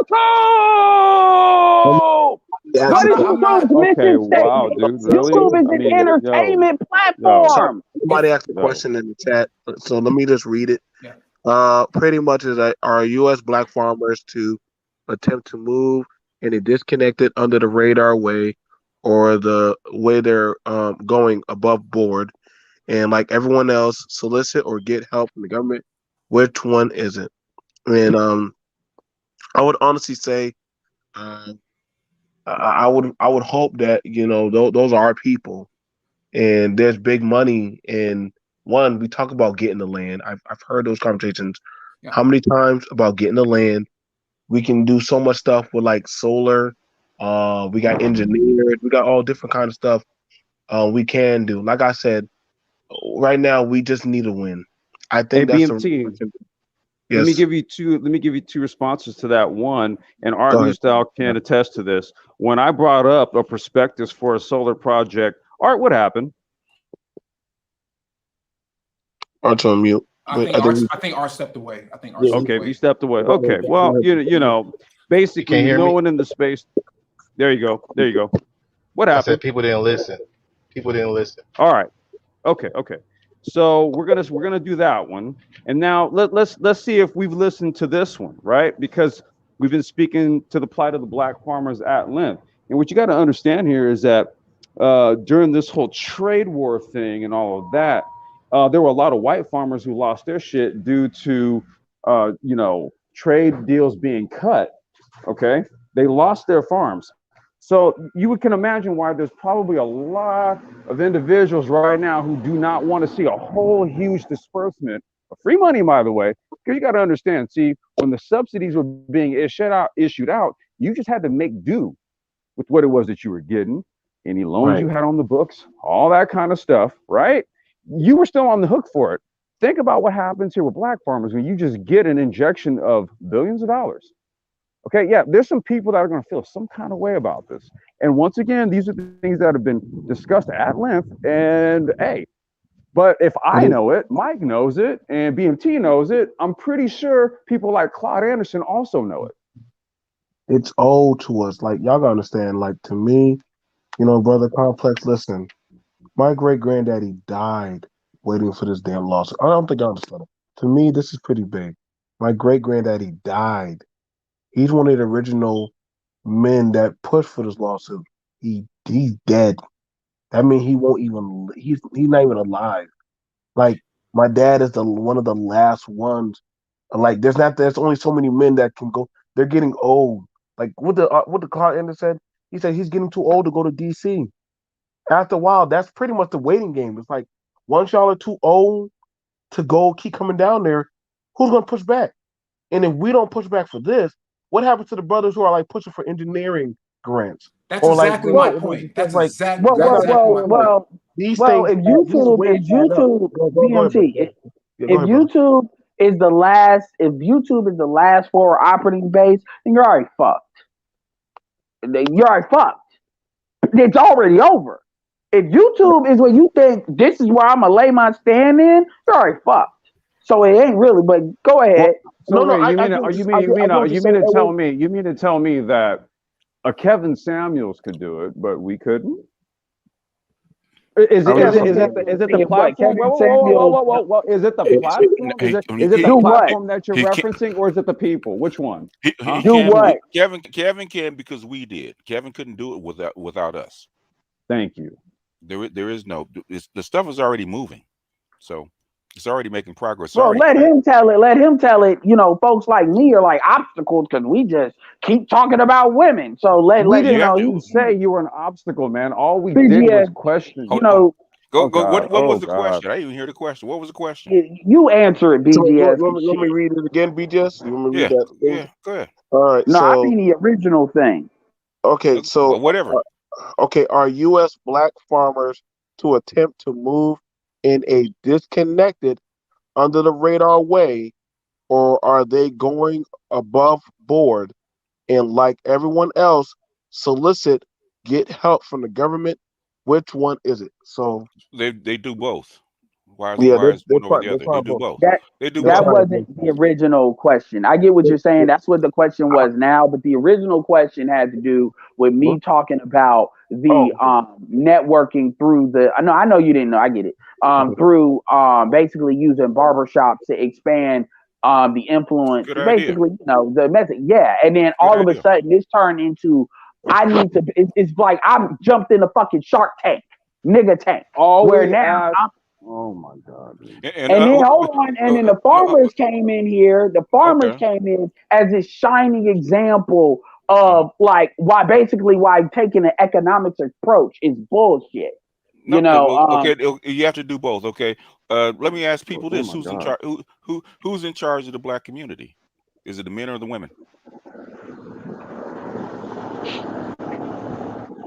Who's in charge of the black community? Is it the men or the women? Can you guys hear me? We can hear you. Oh, okay, there you go. Women. Ladies. Okay, so if the women are in charge of the black community, you cannot stop from talking about women. Okay, because I they're didn't the say ones stop in charge. talking. I didn't. No one said that. Okay. Who said that? I mean, literally, no one said that shit. This is the problem we've been having with Edward. He's been gaslighting like a motherfucker. What is the meat of the problem? We asked basically a simple question about power moves and economics, and asked, well, how much money is necessary, you know, to make these power moves? And the response was, we have to move like the Asians. And I'm saying, where's the numeric value behind that? How much is needed before there's a level of satisfaction or a level of achievement? Okay, there's two ways to move. If you have a lot of money, you need fewer people. If you have less money, you need more people. You need more people power. It just depends, and it depends what your objective is. Sometimes you need a lot of money. Sometimes you don't need any money. What's your objective, and what are you trying to do? Sometimes all you need to do is whisper in the right ear, as Hawk said one time on Spencer. If you whisper in the right ear, sometimes that's all it takes. That's not the response we got. That's not the response we got. We got a meltdown response. I understand, but that's the response that I'm going to give. That's why I actually want you asking right me on. the question. Yeah. Right. So money. So you know, trillions of dollars. Sometimes trillions of dollars can't move anything, right? So sometimes trillions of dollars won't change the minds of the people. How do you change the minds of the people? You have to change the minds of the people first. That's what the and the thing is that what do most black men believe outside of this bubble? Right. How do you change their worldview? Right, but you when you start to question a lot of these talking points, then it becomes that YouTube is just entertainment. It is. YouTube. The I see a lot of people making big moves on YouTube that don't use it as entertainment. The big movers and shakers on YouTube do what? Entertain. And if there's not an entertainment, today's topic is pro-black, right? Is this entertainment? Basically, what do you see? What do you see the view count as? I don't know what the view count. I can't see it right now. In other words, the view count is low. Okay, it has to have an entertainment component to get the eyeballs. I disagree with that. I agree with that part. They like to be entertained. Okay, so I'm a content creator. I know. So if entertainment does not, one at a time. Who's first? It's complex. You weren't first. Okay. I know. Name a mover and shaker. Name a big mover and shaker. You know, that doesn't have an entertainment component. Hey, hold on. And I'm about to say something that's funny. I'm about to say something funny right now. Hold on. I was just looking at Jason Black's The Business. If you look at his recent, now Jason Black talks about actionable shit, like him or not. And on the business channel. If you look at his stuff, they're essentially PowerPoint presentations with basically thoughts on it. Literally women shaking their asses and stuff under him talking, and he was actually giving real insight. Like the video was one of the videos was teaching women how to become interns to like producers, like how to actually get upgraded, like the right way to go about it. And this is not just one video. This is like I've looked at a lot of his videos, and like literally like for the last year he's been doing this to one degree or the other. Yeah, he'll throw a news article in there. He won't do that in his like main channel, but on the business he does that. And it's not just there, it's also on his Patreon because I'm in there. So even Tariq Nasheed, it has his comedy stuff with it. I'm not saying you can't be serious, but what you have to do is dudes like that can aggregate people. This is why Hidden Colors was important, because Tariq Nasheed basically brought a lot of legit pro-black folks, serious folks, to a new generation. This is why I brought up. What's the conversion rate? You're a marketing guy. You're a marketing guy. So with regards to tech-oriented entertainment, what's the conversion rate on that type of content? What do you mean by conversion rate? That's some of the highest saying is, what you're saying to me, right? So I want to clarify for BGS. So what you're saying to me is that entertainment is the best method to reach people, right? On YouTube, as opposed to right, as opposed to informing, right? Because I see channels that what they do is inform people, but if you're telling me that the best method is entertaining, however, what I find is that entertaining does not convert to the same result that informing does. So I'm saying, what's the conversion ratio between the two? I'm gonna put it to you this way. No, I'll answer the question with to me. I'm gonna answer I'm gonna put it to you this way. One, a lot of tech channels are some of the biggest channels on YouTube. Except the guys are entertaining. Yes. It's the fact that I'm sorry. Complex. You have a very what about the black dude? Hold on, Edward. All right. I'm just being fair. So a lot of people I didn't argue that, Charles. Charles, and what I'm not, I said and was, I'm not saying, and I'm I'm not arguing that point. I didn't argue that point. Well, hold on, let him finish. But here's I get the it, but point he just formed an argument against that I didn't make. No, I'm just explaining something.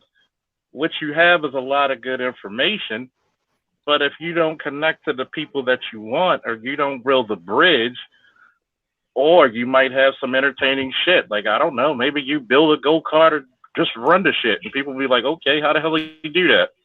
And you show people, and after you capture their attention, now you can put asses in seats or eyes on views. But a lot of people don't understand that because you got to. This is content. This is content. Like, because I've done that. We think the majority of my subs mostly are black folks, but the people who actually watch and comment are white dudes, right? You see, so it's not as if the data hasn't been gleaned from content, subject matter, and things of that sort. And what I'm looking at is minds adopting a fourth industrial mindset, and what's the best reach. And what I'm arguing here is it really entertainment versus informing? I mean, this is all I'm proposing. I mean, I'm gonna just say this, and I'm gonna charge up my phone and get back on. You even have to sing to kids to get ABCs. Mm-hmm. Sub-Zero 3639 literally uses his YouTube channel to connect to his Beyond the Veil Facebook group, which is a coaching program that teaches folks how to do IT, get into Salesforce, and he actually tells them what to say and how to say it in the interviews in order to get jobs. His website is ugly, but he does it. We know what Sub-Zero does. He's been doing it, so it can be done. But the reason why he does it, the people are interested, is because they want a job. They want a high-paying job. Eric China Williams and similar stuff. So if you're you got to look at the target market as far as money. But that's not really what you talk about. What you talk about is like a lot of this scientific stuff, fourth industrial wave stuff that, quite frankly, I'm not saying it's not important. I'm saying we didn't do any economics live streams, none whatsoever. They don't give a fuck because they don't see it connected to the money. But so we if weren't you're talking. Where's Mike? Mike, we weren't talking about them. We weren't even talking about them. We asked a simple question: what was the probability or the agenda behind the economic organization? What was it? BGS, do you see? like? And that's where we come down to. When you can't answer the question, it's reach out to somebody else. It's start screaming. You started screaming. You started screaming at the top I'm of your gonna tell you lungs. why I start screaming. I start screaming because y'all like to act like y'all don't say shit when y'all imply a lot of shit. Y'all live in the aura of deception, and that shit piss me off. And even is with Trey, hold on, even with Trey and Hood Conservative saying the nutty shit they say, at least they put that shit on the mud and fucking say it. They don't talk around the shit all day, and then we got to spend this game talking about what somebody didn't say. Yes, that annoys the shit out of me, which is why I went off here and didn't go off on them. Because at least they'll say, well, nigga, racism don't exist. You need to fucking believe that. And then not say, I didn't say it, you know? So anyway, the point is, I said about that idea when there was a media solution. That's it. That was an idea. And as far as economics, yes, I'm in group economics. I don't know what you was talking about in the chat. But just like BGS explained it, I don't need to give you a whole dissertation on it. Like I said, black people need to start buying black more. Period. Let's get that goal done. Then we'll see how that affects everything else. That's what I'm saying. I'm not saying that's a hard ask, man, because basically, Art can tell you this goes back some 35 years. It is, and BGS, I said this. Yeah. And I said this, you know, even if you buy from another person, like for example, like I get my tires from a Latin company. I said, guess what though? They got 2 black mechanics. So it's like you have an eye for it. And that's where you start. And because motherfuckers will give you all these excuses in the world where you address those excuses one by one. And like I said, a lot of the stuff that we're talking about are marketing issues. And if you solve that by getting more exposure, then people will take you more seriously. So like I've said this about the Black Brain Trust. I've said y'all got great shit. But I said the reality is where y'all stuff belongs is if somebody, let's say somebody has like even that nigga with the blog, what he trying to supposed to do. Let's say somebody had a blog and they get like 100,000 viewers. I think O'Shea stuff does like 30,000 a month. You can take your stuff, embed it, and they can embed they don't have to actually ask you to do it. They can embed your stuff. And then guess what? That's going to have exposure to people that are bridging stuff another way. That's where your stuff belongs. Your stuff is not something that I would lead with, not because it's not good, because I know how these niggas are. So you got to back in that stuff and you got to do over. Also, the stuff y'all talk about, y'all got to go with the kids. Because once these motherfuckers get to like 21, they own the whole shit, all other bullshit, the shoe shit, all that. And even when I bring up, even like you want to talk about tech, I brought up even with Tariq Nasheed when he did that crispy shit. And I said, wow, that's really cool. Now, he didn't make that, but a lot of people don't even know that you can get apps created without even knowing anything about coding. A lot of people don't even know that if you know about coding, you can do stuff from other people and charge a lot. Well, you can't anymore because you can get Indians to do it. But you get what I'm saying? But you have to break that tell me stuff about down. it. Tell me about that. Let me put this up. Let me Go ahead, put Art. this out there. So I wanted to put this out here. And I remember me and BJS, we had a good back and forth. Remember when the shutdown happened, BJS? And we had a long back and forth. Yeah. And I said, you know what? BJS made me think. And I said, you know, I'm going to do something different. I'm going to go start protecting and start up the security firm, right? Because we were having a police issue. Now, after a while, I did another show saying, I will hire you black men and pay y'all $140 to $200 a night. Now, let's be honest. Black men, y'all don't make that kind of money at night. Y'all really don't. But do you know what happened? What happened? No black men showed up. No. White boys showed up. Oh, yeah. White boys showed up. Mexican showed up. Now, black woman showed up. I was surprised at that. She couldn't shoot worth a damn. But the black men did not show up. Now, is it my job to go chase black men out the house and say, come to work? No, to the no. I am not going to chase you. I am not. I understand that we wait till it gets too late and shit gets bad. Like, listen, man, this next, y'all better understand, I believe this, we due for another goddamn shutdown. Oh, this shit's coming. It's going to happen again. And Man, black well, men, man, it's gonna have to get pretty bad for another shutdown. I mean, oh, really bad. I promise you, we're gonna fuck Okay. up. You already see they're using Afghanistan. Once we're trying to use another war to get this war generates some kind of money. Yeah, there's no well, yeah, well, I Afghanistan is don't, I another don't, I don't. thing. Yeah, I don't know We'll what you talk about mean that when you say later. shut down, but Yeah. motherfuckers No, are gonna be fucked. Let him explain it. Okay. So understand this. I'm telling you that we're gonna hit some bullshit later on down the pipe with this Delta. And so you're gonna see where we're trying to preemptively. There are certain black people trying to tell black people, yo, you need to start getting some essential necessities down. Learn how to start protecting yourself, start learning some tech, start learning some skills, start learning the education. It's going to be up to black people to whether they're going to start seeking out this information. Either we're going to get now, sadly, we have to be entertained and put it in some kind of shit where it's like something dealing with Russell Wilson or some celebrity shit for us to understand. Oh man, that's why we got to learn it.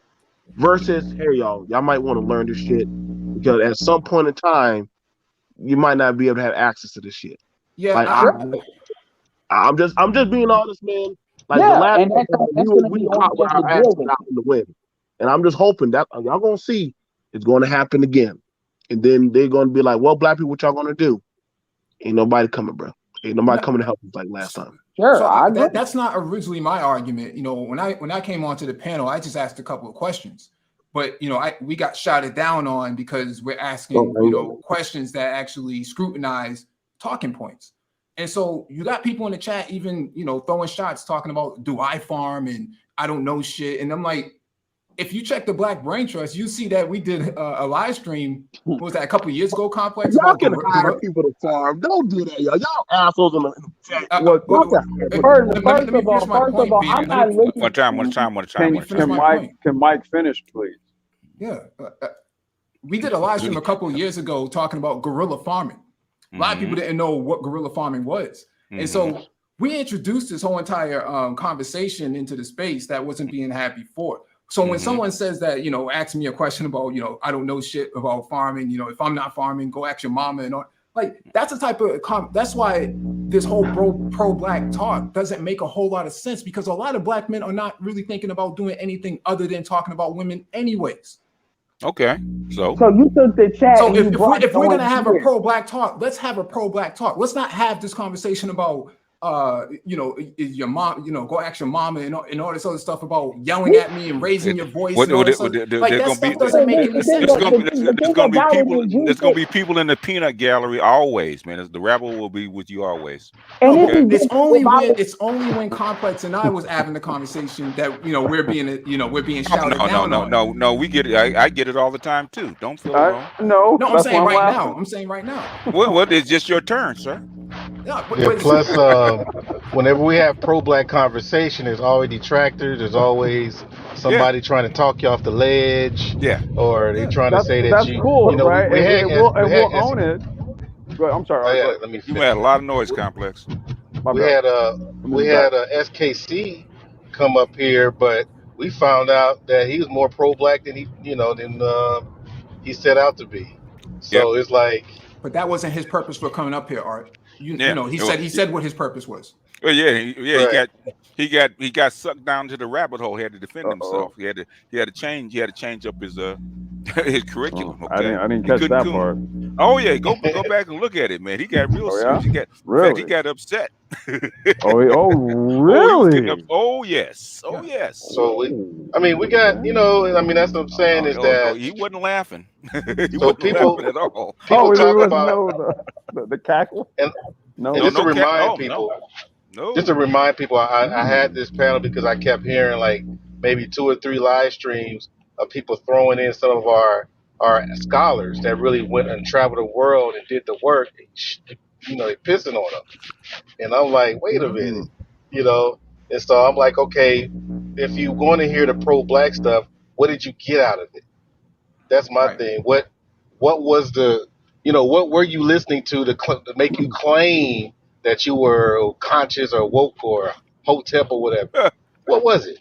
What's it all for? Going back to the economics piece. I just don't really do business with people, unless they have a black bank account. If you're not banking black, then you're probably not talking about black economics from the jump. So to me, and so that's why I asked the question.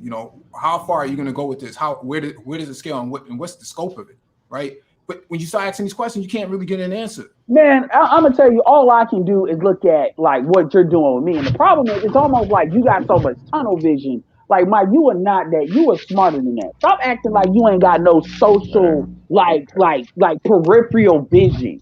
Like, you basically came on. It'd be different if I was in the chat playing with them motherfuckers in the chat. But you came on here really like you went. Oh, well, my attention wasn't. It was the same thing I said that dude was doing.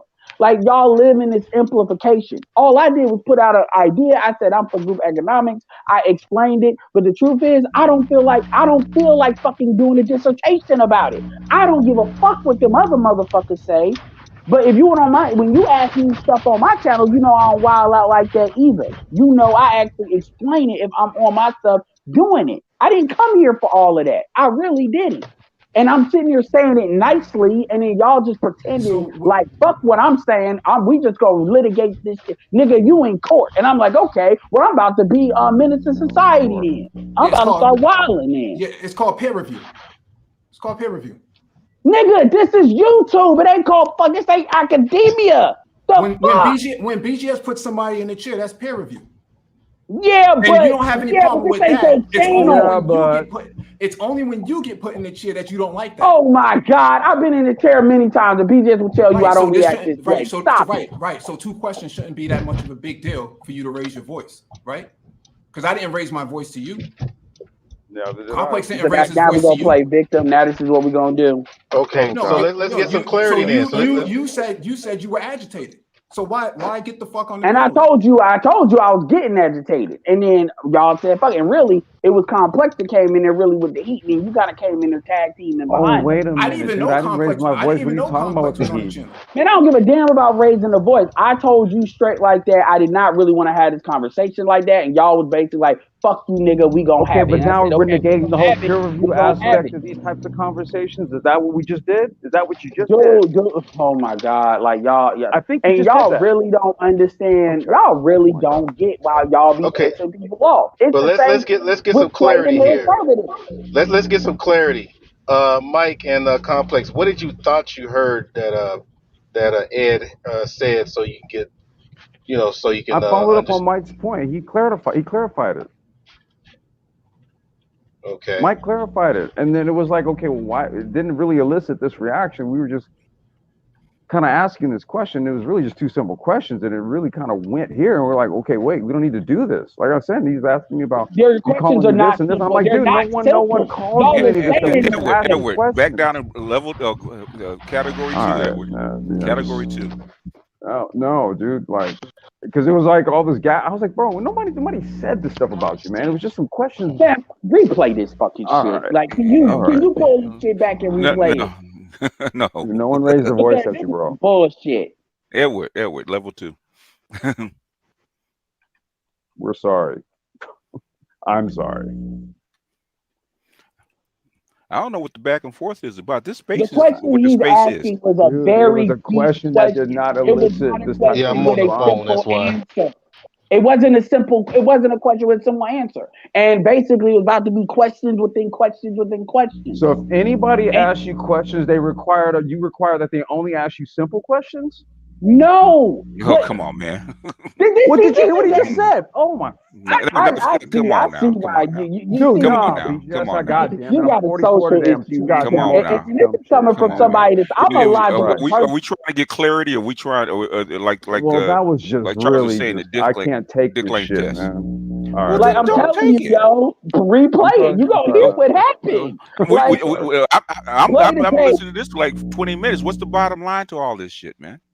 Dude, I just follow up on a question that Mike asked him, and he blew up. Dude. That was it. What's the bottom line to this? To get some clarity, BGS, it's not that difficult to understand. To get some clarity. No, wait a minute. Basically, we haven't gotten any. What's the bottom? That's why I asked. What is the bottom line to all this? Because they made these. It derailed. Go ahead. I want to hear what Beck says. Go ahead, Mike. They made these what? No, they were having a conversation about, at least from what I heard at the onset, was about black men need to get in more powerful positions and make these power moves and focus on economics, group economics. And I said, okay. So I got on the panel and asked for some clarity. And the pushback was so vicious and so volcanic. It was like, what's that all about? And so when you have people on these panels, like this is Art's panel, it's not his panel. Okay. I feel like when you raise your voice and become more, belligerent, it's like, what's that all about? Okay. This is his Black side of people, the story, and I black can say people need right to get now their that's money up. bullshit. They need to get in more powerful position. Everybody agrees upon that. So what? What's wrong with a little bit of detail behind that? That's all I'm asking. He's throwing out an idea. That's all I'm asking. That's all I asked. What's a little bit of detail? What's the scope? What's the scalability of this? And then it went south. Yeah, people throw out ideas in this space all the time. Sometimes they have the bullet points behind it. Sometimes they don't. Most time they don't. But they've been saying that for generations. This is not new. What he just said. Well, I'm not going back generations. I'm going back 5 or 10 minutes, right? You can go back 5 or 10 years. We go back to the time you got into this space. They were saying it back then. No, there was more detail back then. But I'm just asking for when a person says it, right? If he says something or anybody else says, I'm just asking for a detail. It's only 1 or 2 questions. But it seems like when Complex and myself come on here, it was like, a different sort of energy. It was like, we're not coming here to attack you. Because really, man, offline, Complex and I do business all the time. Okay. And so it's not that we're thinking from a business mindset. It's like we're not coming here to attack anybody. BGS, hold on. If you were to play when Ulysses brought his ass on here, that different set of energy bullshit, you will know that is bullshit. And you know Ulysses long enough to know that. Right. Bullshit. I'm very this direct, came bro, to me but like a fucking prosecutor. Shit. Okay. Come to me with no, it's just a question. Now I'll give that to Mike. Fine, Mike, you did. I'm seeing y'all as one snapped on Mike. Well, hold on, Edward, what answer did you give them? What answer did you give them? Because Edward really does give them bullet points. Edward does have good ideas about how you actually do that. So he has given them in the past. Basically, this is how this went down. I was talking. I'm gonna be real quick. I was talking about that's whatever. I was talking about. We need one of the mission statements that the manosphere should have. That, in my opinion, we could all agree with, and clearly I was proven wrong in this whole interaction. Is that we should try to expand our ability to communicate with as many black men in America as possible. One way to do that is where's all black men at, or they know somebody at the barbershop. So I said that you have TVs that's on the internet now with technology. So it's definitely the right time to do that. And I said this is something that I would do. I didn't even say, well, everybody needs to get on this. I just said this is the idea that if you say what is a mission statement, one of the mission statement, man, sir, this is something even if people hate each other could agree with. Then I brought up. Then basically I just said passe on the economic situation as far as group economics. And then came on, Ulysses came on asking me to go her. He said, what is the value? Hold on.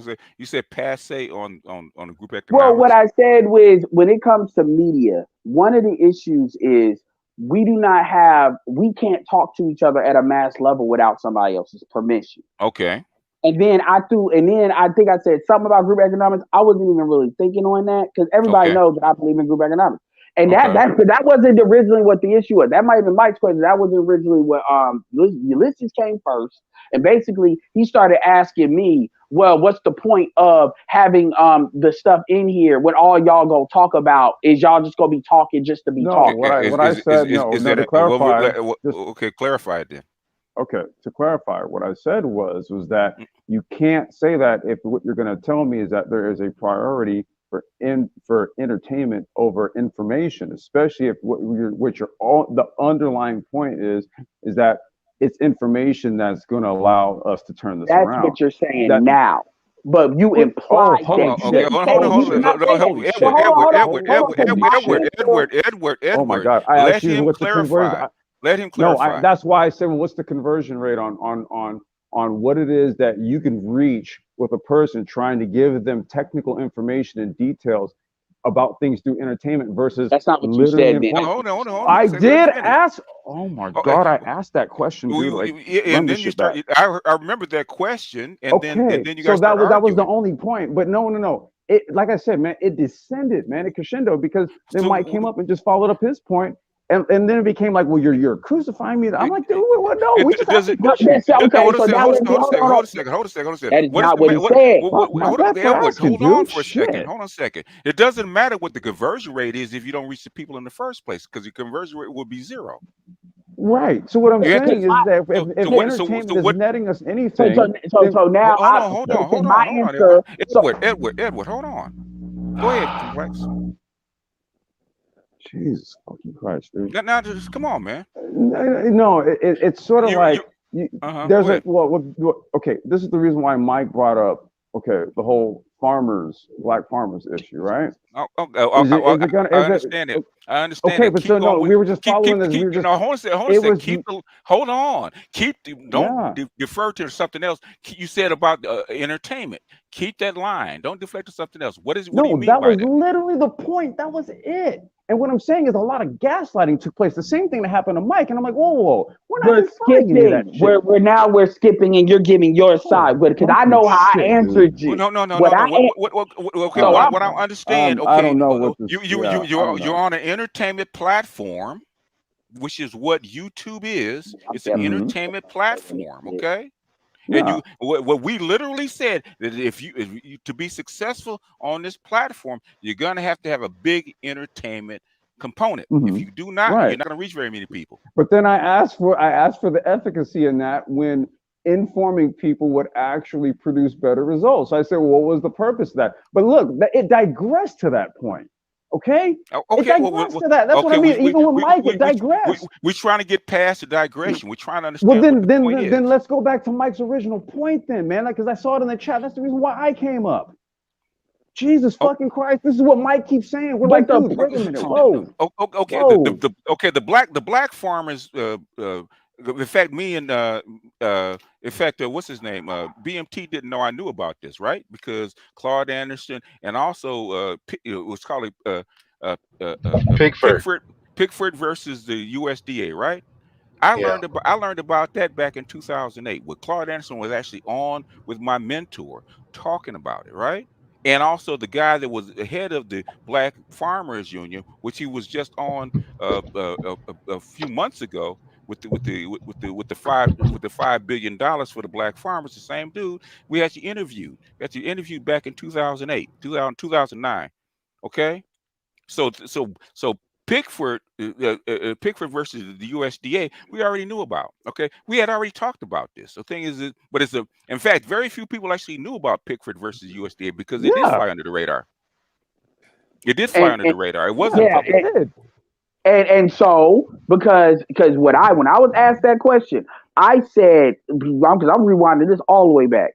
I said, you know what? Even if I say I don't give a fuck about information and my goal is to make money creating an advertising network, the reality is that's my prime goal. So I don't have to think about, well, how is this going to help black people? Because people don't create businesses on how is this going to help people? Black people don't create businesses thinking about that. When motherfucker made Shea Moisture, he didn't create that over, well, this is going to help black women. He saw a need that needed to be filled, a need, demographic that he understood that it needed to be filled, and there was money in it. That's when we made, and also he wanted to help the where he came from. There was a lot of black farmers and black women that couldn't sell their products. So it was a twofold thing. Well, absolutely. Yeah. But you get what I'm saying. There's a money component matters, and then the other stuff took secondary. Because secondary, well, I get it. A slow secondary. Yeah. And so what I'm saying is, even if my primary goal was to create this network on my own, put the money up to me make money, guess what? If that's an asset that could be used for other things. And then I brought up the fact that people, because that's when the farmers started getting thrown at me, because that wasn't a satisfactory answer. This is where I started getting annoyed, and this is where the farmer shit got swept. I'm like, what the fuck does farmers have to do? I'm wondering where the farmers came into it And too. I don't and then I said, okay, I'll go with that.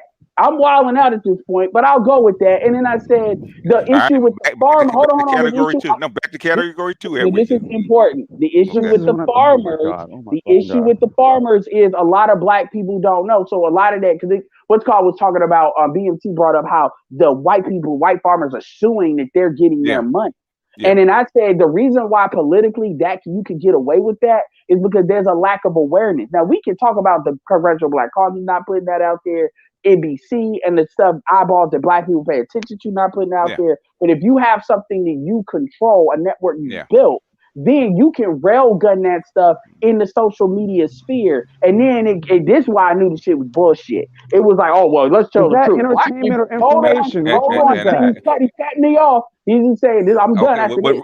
He's saying because you're the questions that weren't asked, bro. What the fuck? The last part, I'm saying this last phrase. The last part was, let's tell the truth. Black people wouldn't give a fuck if they did know. And that's when I realized this shit was bullshit. Because I actually did do a video and I put up a post about the black farmers actually getting their money, because I actually I remember the guy. I actually talked to the guy that actually the head of the black farmer. I think is it a union? No, it's a cooperative, whatever it is, right? I actually remember him and him talking about it. He had been fighting for that for years. He finally got it through, but he got it in under the radar. And basically, the biggest pushback that I got from all my subs, right, is not that the black farmers got some, because they wouldn't give a shit. It's about, it was underneath the people of color tag, right? I'm like, who gives a shit? The black farmers got money. They got well, the that's help what that they BMT needed. talking about. He wants a win, and I said y'all need to stop looking for these Death Star wins, because he brought up an Empire reference. I'm like, I don't know why y'all want all of the. Oh, well, we need to just set up legislation because we just need a win. I'm like, what are you talking about? They did set up legislation, and they did work very hard. What the hell, bro? This is what I mean. With a black senator, with a black senator, with a couple of black senators that got it. Yeah, that's what BMT said. He didn't say y'all didn't say it. BMT said that. What I'm trying, you keep doing that shit with us, hold on. What I'm trying to ascertain, where is the disagreement? That's what I'm trying to ascertain. I think I brought up the black farmers. So the reason why I brought it up was to try to figure out what the scalability was going to be of that power economics discussion in reference to black farmers, because black farmers are having a hard time scaling their own business, and they've been trying to do this for the last 30 plus years. And so when I hear black men talk about this power economics, it's always this sort of pie in the sky thing. And I'm like, I'm trying to drill down and really get some clarity behind how far are we going to go with this and how much is really needed and what's the scope of it. But when you start asking these questions, a lot of guys don't really want you asking questions like that, man. Because most of them aren't trained and don't know. Even back then, with the black farmers, there's decisions that they could have made in their favor that could actually brought them money, brought them scalability, especially when the Chinese were having a lot of food insecurity problems. This is back in like 2007, 2008. Didn't Farrakhan try to help that out? Well, no. Basically the black farmers refused to take Chinese money. Okay, Chinese were saying, okay, we're going to give you loans, and not just loans, but just grants for equipment, upgraded equipment, technology, whatever you need. Just give us a certain portion of your of what you grow, because they needed food. Okay, the black farmers backed away from that. Okay, there's decisions that the black farmers made and could have made that could have enhanced what they did, and they didn't make it. I don't know, it was either fear, either loyalty, or somebody was twisting their arms. I have no clue. But the thing is, there's lots of things that go on behind the scenes that could have done stuff. There's a lot of things that Claude Anderson did, like starting artificial fish farms and stuff like that. Right? Black folks didn't get behind. A lot of stuff that black folks don't get behind is because of fear, because they're afraid to take risk. So it has nothing to do with the ideas. It could it scale? But voting is easy. You just point and click. Because I came up with an idea, and this is, they liked it, but nobody ever took it up. Is that some of your biggest food shoppers, as far as supermarkets, because black people still don't eat out as much as white people. They normally cook at home because they can't afford to eat out like white people, right? So they're the biggest food purchasers in most supermarkets. And I said, okay, where we dominate, where we are the greatest number of food buyers at a certain supermarket, or even if it's in a chain, we can go to the manager and demand a certain portion of those shelves be set aside for black farm producers, black food products, whether it's soda, whether it's produce, whether it's canned goods. Okay, if you do that, you're pushing it from the demand side. If you push it from the demand side, it's a little easier to actually get them to do it from the supply side. So there's a lot of things that ideas that could scale. But thing is that what first you have to do is change the black folks' minds, because what's wrong with black people is not really the ideas. There's plenty of ideas floating around. There's plenty of. It's a culture issue. It's a culture issue, which is why the black manosphere and entities like it are important, because it's not the ideas, it's not the tech, it's not the knowledge. I said, you guys have proven that. You guys have spit out more knowledge in this sphere than most people have done in like 15 years. The thing is that people aren't accepting the solutions. It's a media problem. It's basically what is especially what does advertising and media do? What is the best at brainwashing people? Right? Communication, which basically is actually that's why they call it propaganda, right? Propagandizing people to change their worldview. Which is why I brought up an idea of many that could be done, and I didn't bring in because I said personally, this is something I'm going to do. So all this, what I need to do is explain it. This wasn't me, because I'm thinking, I'm like, why am I getting, because I get what you're talking about, Mike, but that ain't got nothing to do with me, to be honest with you. All them niggas saying all that shit, just like when that ain't got nothing to do with me. Like, I don't know, I wasn't even looking at the chat. So I wasn't saying it had anything to do with you. I was saying they were agreeing with you. Okay. They were agreeing with you, but the comments that they were making were similar to the comments that you were making. Yeah. From what I've MOT heard, said that I'm a grifter, and they agreed with him in his fucking video. So I mean, I don't know if those are the same people. I wouldn't classify. No, they're not. They're not. But I'm just saying, people agree with. Whatever. Yeah. I was just trying to find some clarity. So I just want to make sure that it's understood that it was not an attack on you. I think the backlash that we're receiving in the manosphere is that men don't want their ideas scrutinized at all. This isn't the first time. Hold on, Edward, hold on. Yeah, this isn't the first time I've heard this on different panels. A lot of some of those helmet panels that we call helmets, those guys, who claim that, critical race theory is critical lane theory, those guys do not want their ideas scrutinized at all. And I'm saying you cannot organize with people who think this way. Okay. So I want to get here real quick. I want to be real clear about this, because now you're doing something MOT did, and you're doing it in a nicer way. But I just want to say this. I'm really getting sick of this fucking conservative, argument. You got niggas. This is not the first time we've had conservative. I mean, even Obsidian and O'Shea wasn't on this shit. And this ain't about you, Mike. But the thing about it is, once somebody tells you racism doesn't exist, the only part, like even Ramil don't say that shit. Once they say that, and it's always these motherfuckers are out of it, and I fuck with some of them. Shout out to Fantastic. But, they always say, well, I'm in the military and we were all kumbaya in that motherfucker. As if we ain't got people like Charles and stuff that can tell a different story. And it's like, dude, okay, once they start believing that, I'm like, okay, I'm going to let y'all think that. I really don't care. Because it ain't even like they growing anyway like that to the level that folks say to even address that. And then people will come in here and start throwing shots at me. Like, I need to prove some shit because of what? Because of what? All that bullshit. And I get what you're saying. You're talking about what happened in the chat. But the reality is, you did not do this, Mike. But Ulysses came in here almost like wanting to debate, wanting to prove me wrong. And he can say that's not what he did. But you know what? I invite anybody, go play that motherfucking tape when he popped on, and you go listen to it and you judge for yourself. Maybe I'm wrong.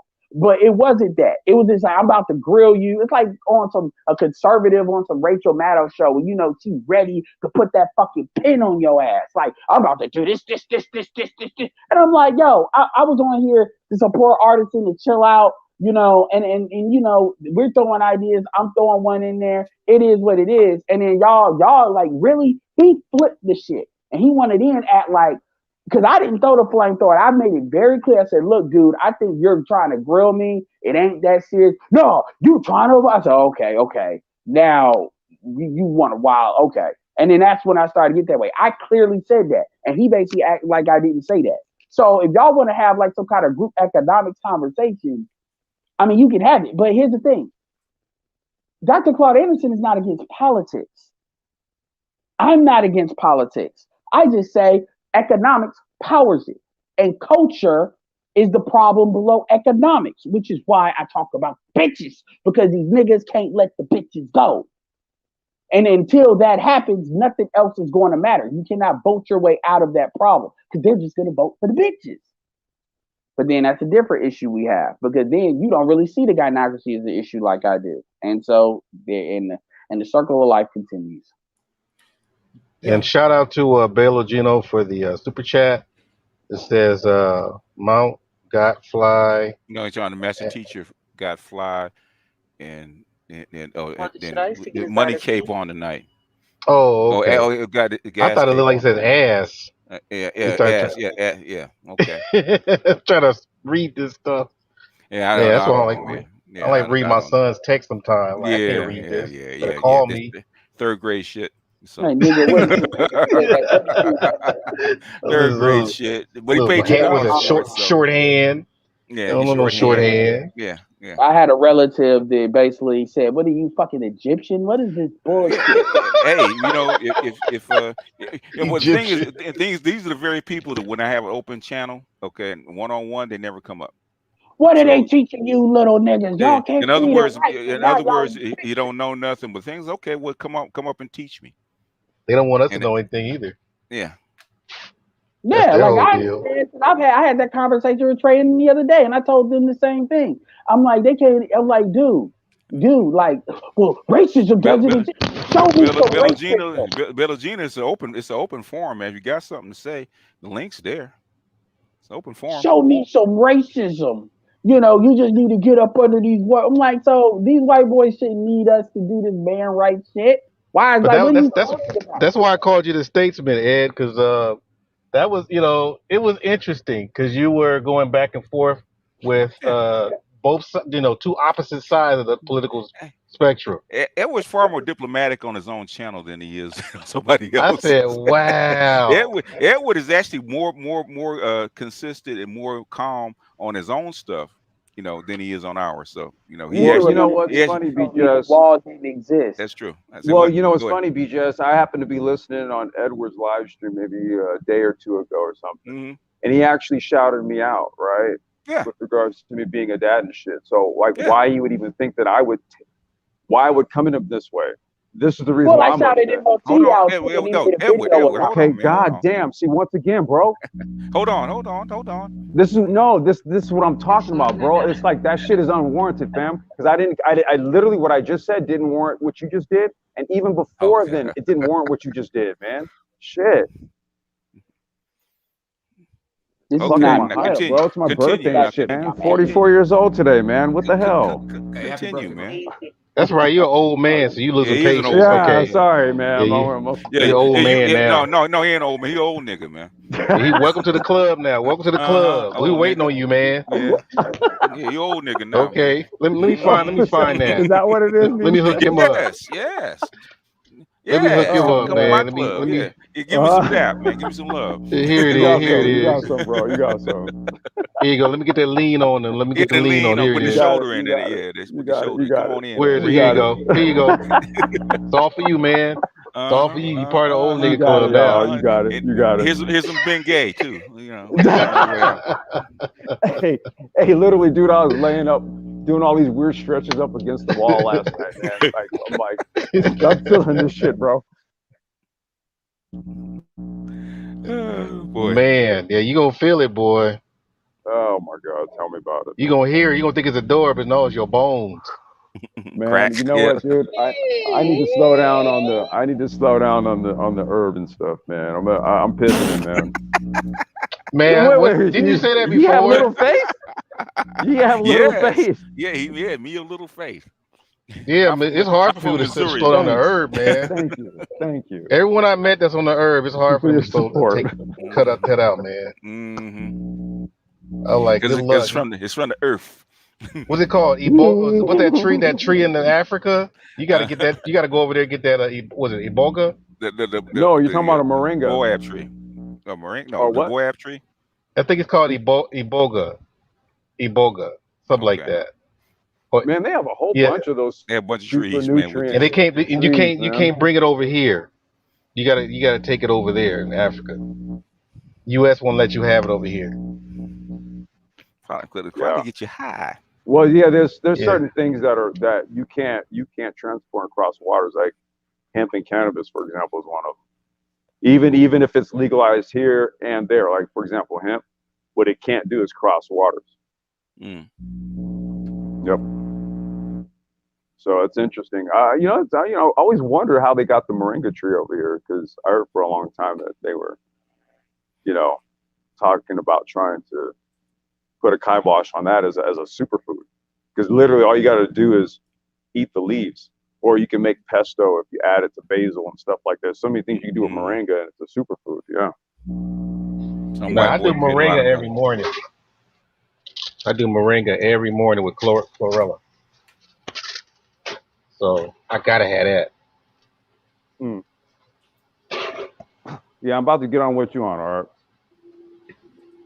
Yeah, you gotta do That's that it, every man. day, man. 44 is an interesting age, bro. Yeah, I lost my mom that year. What?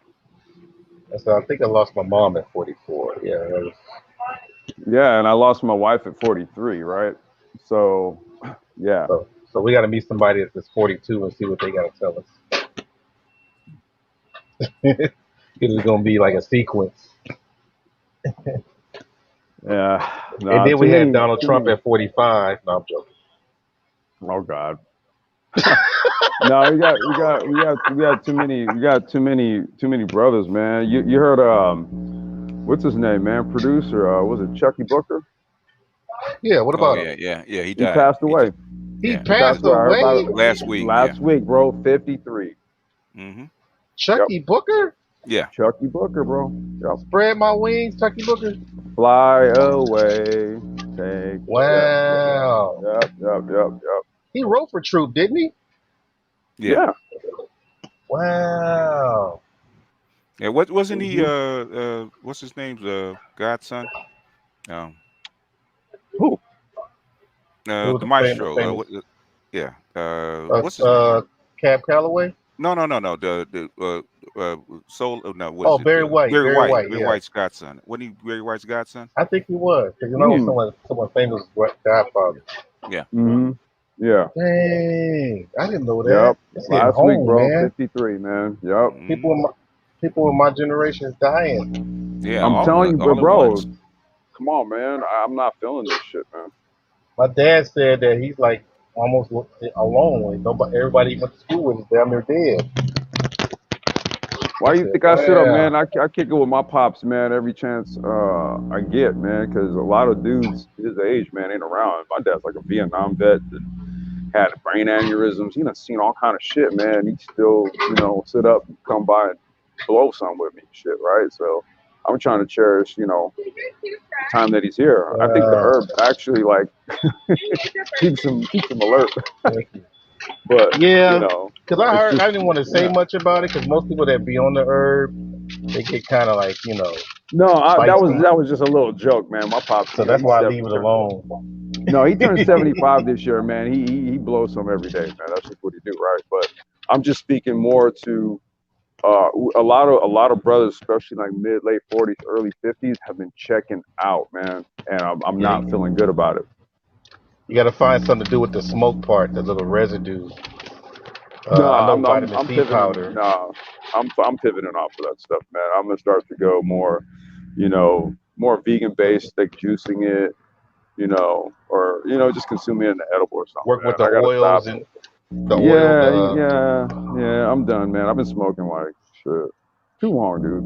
Too long. Yeah, but the thing is, okay, once you get off it, well, this I do know, you got to do your chlorophyll to replenish your copper.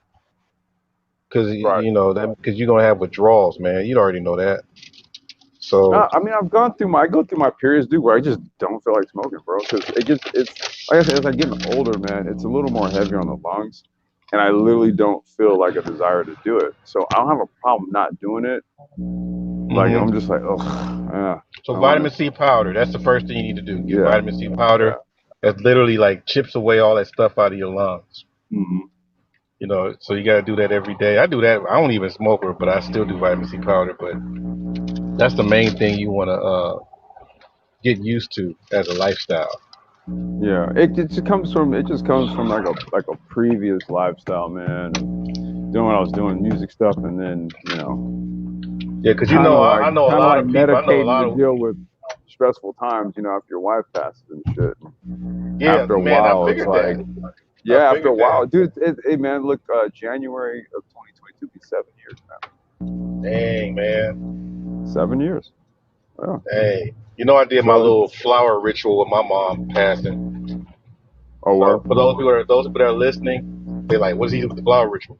Okay, I collect a yellow rose every week and put it on her chair. I have a chair in my house, and then I save the petals. And during the date, the anniversary of her death, I take all those petals to the beach and release them into the water. Yeah. Early in the morning, and then I write a little mental note in a little book.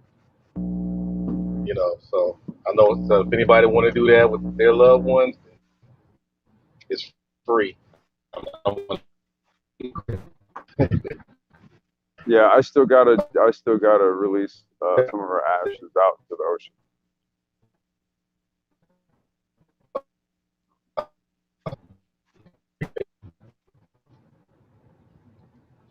But I haven't, you know, she's buried in Mississippi, so I haven't been out there yet. I have an issue with my family. Eventually, I'll go over that. So I said on this live stream, so everybody's a witness. When the pandemic is over,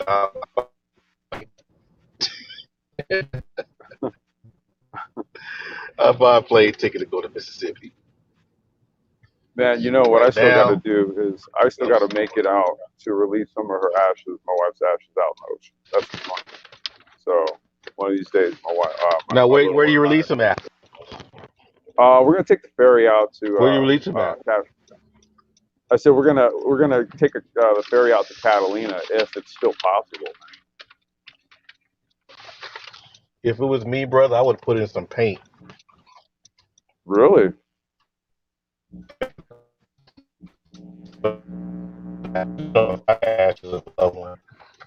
I make the painting of that person with the ashes. Wow. Interesting. I can hear you thinking right now. Nah, I might have to just call you after we're done, bro. I'm dead serious. Yeah, I would definitely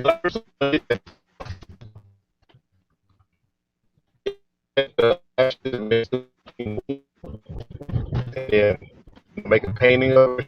That portrait of her is on the wall, made with her ashes. Right. Yeah, I still got, I got it from a horror film. Wow, that's interesting, bro. You got it from a horror film, huh? It was a horror film. Yeah. All that is just. I forgot which one. Well, yeah, I was gonna say I don't want to get too deep into it. All that is just like inverted, sacred magic. That's all it is. It's just inverted to give you the perception of quote unquote horror, right? But like I still have like all my wife's like I kept stuff like her dream catcher, her tarot cards, all that kind of stuff for my daughter, man, to put hands on. I think in a few years she's gonna be ready for that shit. Wow. Yeah. Yeah, that's true, man. That's going to be big, when you start passing it to your daughter. Yeah. That's real big. Yeah. Dang. And does she remember her like really in detail? She remember your wife in detail, or just bits and pieces? Kind of at this point, man, sort of bits and pieces, dude. She has a picture of her, and my wife's grandmother, and then she passed away from the same form of cancer 6 months after my wife did. They both had it at the same time, dude. So it's like an hereditary thing, man. And yeah, you know, it's like, it's all from the breast. huh? Is breast cancer? No, it was lymphoma, Hodgkin's. Oh shit. Yeah, man. I don't know if a sluggish lymphatic system is hereditary or what, man, but you know, yeah, man, something to kind of keep an eye on my own little one, you know. I have to look that up as far as what she has to eat every day. Yeah, Hodgkin's lymphoma, man. And and she's born My what little month? one? Yeah. Oh, October 15th. 15. So that's Libra. So that's intestines. In what? Intestines. I think her intestines have to be cared for. I think Mm. the Libra is the intestines. So I'll look it up for you and send you the stuff what she needs to eat every so often. Yeah, you know what's funny, man? It's funny that you mentioned that. God damn it, Art. This happens every time we talk, dude. So she's got this this newfound fascination with like eating the spiciest stuff she can eat. Like, so for example, if she wants like some shrimp noodles or something like that, some Asian shrimp noodles, she wants the spiciest shit she can stomach. Is it painful yet? She hit her new like plateau last week, and she wanted more today, so I went and got her some more. Yeah, so, probably gonna start being painful. Yeah. You know, they're very sensitive in the intestines. Yeah, you know, but here's her thing, man. She doesn't like things that aren't spicy, man. That's when you said intestines. I was like, okay, well, things that are spicy stimulate the intestines, you know. So Yeah, she just has a thing for. Yeah. Everything has to be spicy, man. I'm like, what's your deal?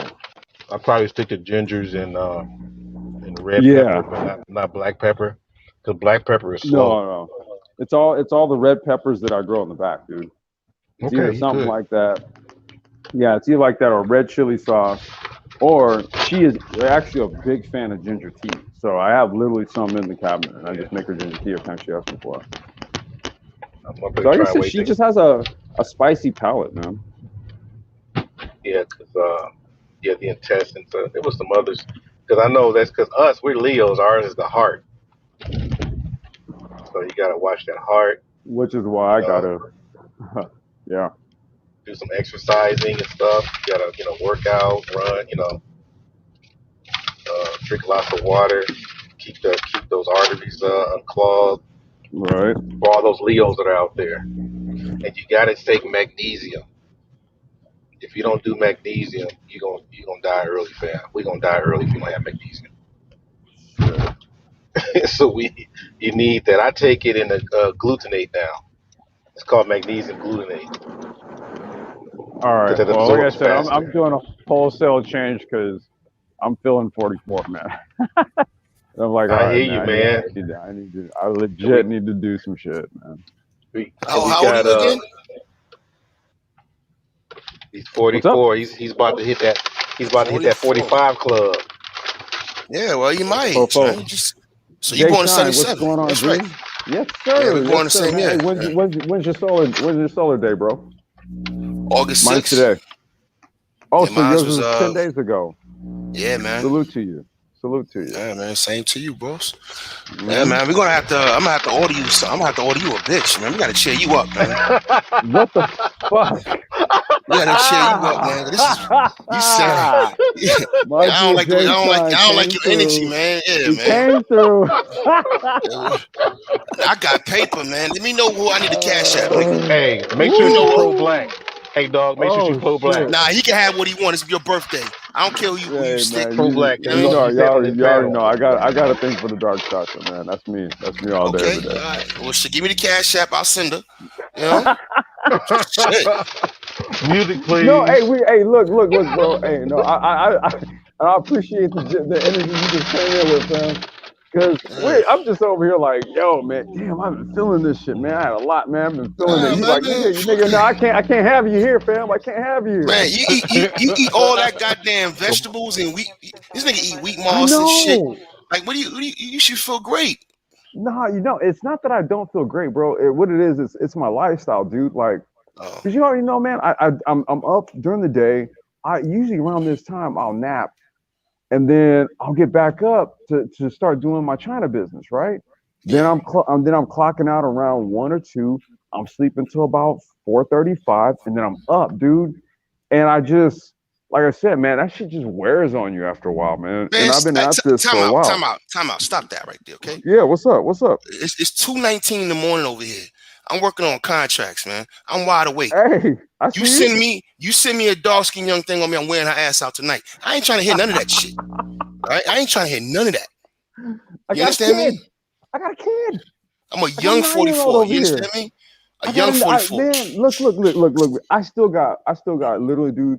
My height and weight is the same as it was when I was 23. Like literally, my profile, everything. See, but all I'm saying is I could benefit just from the shit that me and Art were talking about. Because one of the things I do is I stay active, bro. I do like a mix of tech and like blue collar, right? So I got literal hardware shit. I gotta like lift up, throw in my truck, move around, all that. So, dude, it's lifestyle changes, man. I really do need to like be. I can't just be throwing shit at myself and just assuming I'm gonna be all right. You get what I'm saying? You can't do that no more. Look, man. Sometimes you gotta pay the cost. Look, there's some shit I can get into right now. I'm paid for it tomorrow. It's all good. You know what I mean? But it's your birthday, man. Well, give me the cash app, man. Goddamn. Stop playing. You know who she is, man. Give me her cash app. I'm sending that bitch right now. Are you fucking around, dog? I'm dead fucking serious. Give me her cash app. I was going on Edward's thing about marketing and stuff. I'm like, look, we need to get a big booty brain trust woman for you. For the so we can get some people in. This is a grown ass dancing man and stuff with some computers on their nipples or something. You know what time it is? Yeah, we gotta get them to dance before y'all do this show. You know. Look, I'm gonna tell you something about me, Complex. I'm a dude's dude. Okay, a dude's dude. All right, so like we in the club and I holler at a chick and she don't like me. All right, a complex bitch complex. You understand me? I already told you, dude. Whenever you touch down out here in Cali, bro, it's on. I ain't got no hate, man. We gonna all get it in. I don't care if you in a wheelchair. We getting you something. You understand me? I'm a crew nigga. We all get paid. Check it out. We straight, bro. I'm just letting you know, man. Like shit, the last 7 years, man, done really put some wear and tear on a brother. And what I'm trying to do is, I'm trying to, like, we just talking about Chucky Booker passing away at 53 last week. Yeah, it sucks, man. Right? A lot of brothers just checking out early, fam. And I'm trying to like really be mindful of our health, man. And that's where I'm just kind of like, man, I really do need to commit to some shit. Complex, that's just part of health, man. That's part of having a healthy life. You understand me? We ain't got to spell it out. That's part of a healthy life. So since niggas is dying early, that's more reason why you should send me the cash app. Get it in. Hey, so it's in the back. Not your cash app, her cash app, nigga. Oh, nigga, I ain't got one, dog. I mean, I ain't got one for no bitch, nigga. Like what? I ain't got one like that, man. Like I'll text somebody. You in Cali? I know you know one. I'll text somebody, bro. If it's like that, I'll text somebody. Well, shit, Don't then worry do that, about it, bro. Your boy give me your number. I'll text it for you. We're gonna get it over there. Nigga, come on. Tonight, pronto, ASAP. We're gonna get it over there. I'll talk to her. We gonna send a chick from She's Gotta Have It. We're gonna send that chick. She's Gotta Have It chick. She's Gotta Have It. That chick. Yeah, I'll later for you. I'll later for you. Nola Darling. Nola Darling. Ew. Yeah, I don't know about her, man. Oh, yeah, really? Man. Oh, okay. Well, we'll send in. Jay, I'll link it up, bro. Kelly Rowland. I'll text you and let you know how it went down, bro. Like, don't trip. I got it. Leo's over here, do bro. Kelly Rowland then. I really don't need to know. I'll take it. Shit, that's the type that I like. Shit. If your energy's different, then I know what happened. You know what I mean? All right. If your I energy get changes, it. Nah, I get it, bro. It's just like, man, I got business on the brain, bro. I got money on the table, and like, man, it is what it is, man. But I done been there. I done been there when the energy was different because my focus was different. Things that were going on was different, right?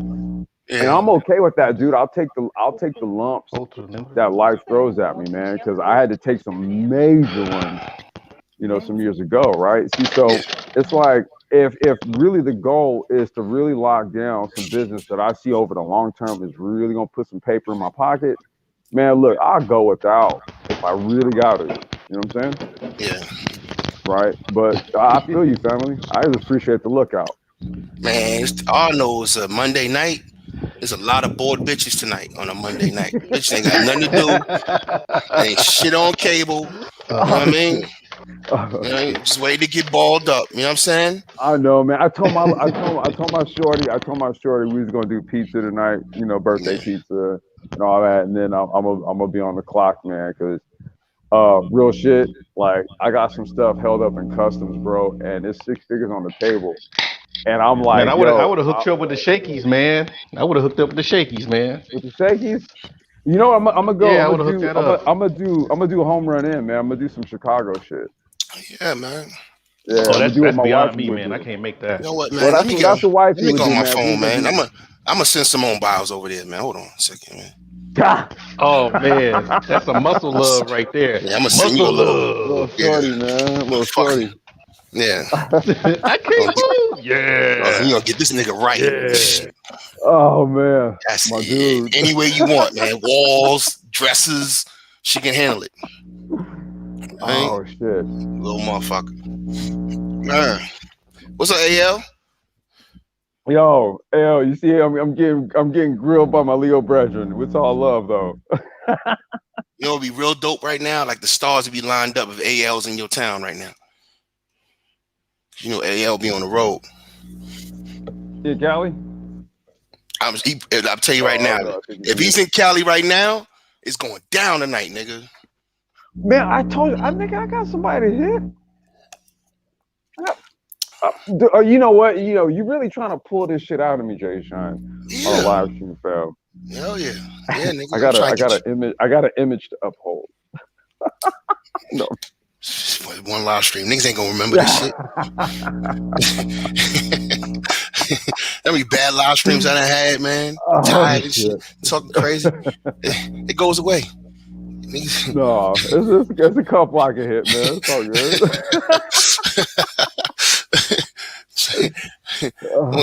I want this motherfucker to hop off this bitch like, you know what? Fuck it. That's all I want you to say is 2 words. Fuck it. Like, you know what? Fuck it, man. Got him. Fuck this shit, man. I'm gonna kill this shit for tonight, man. I'm gonna turn the phone off.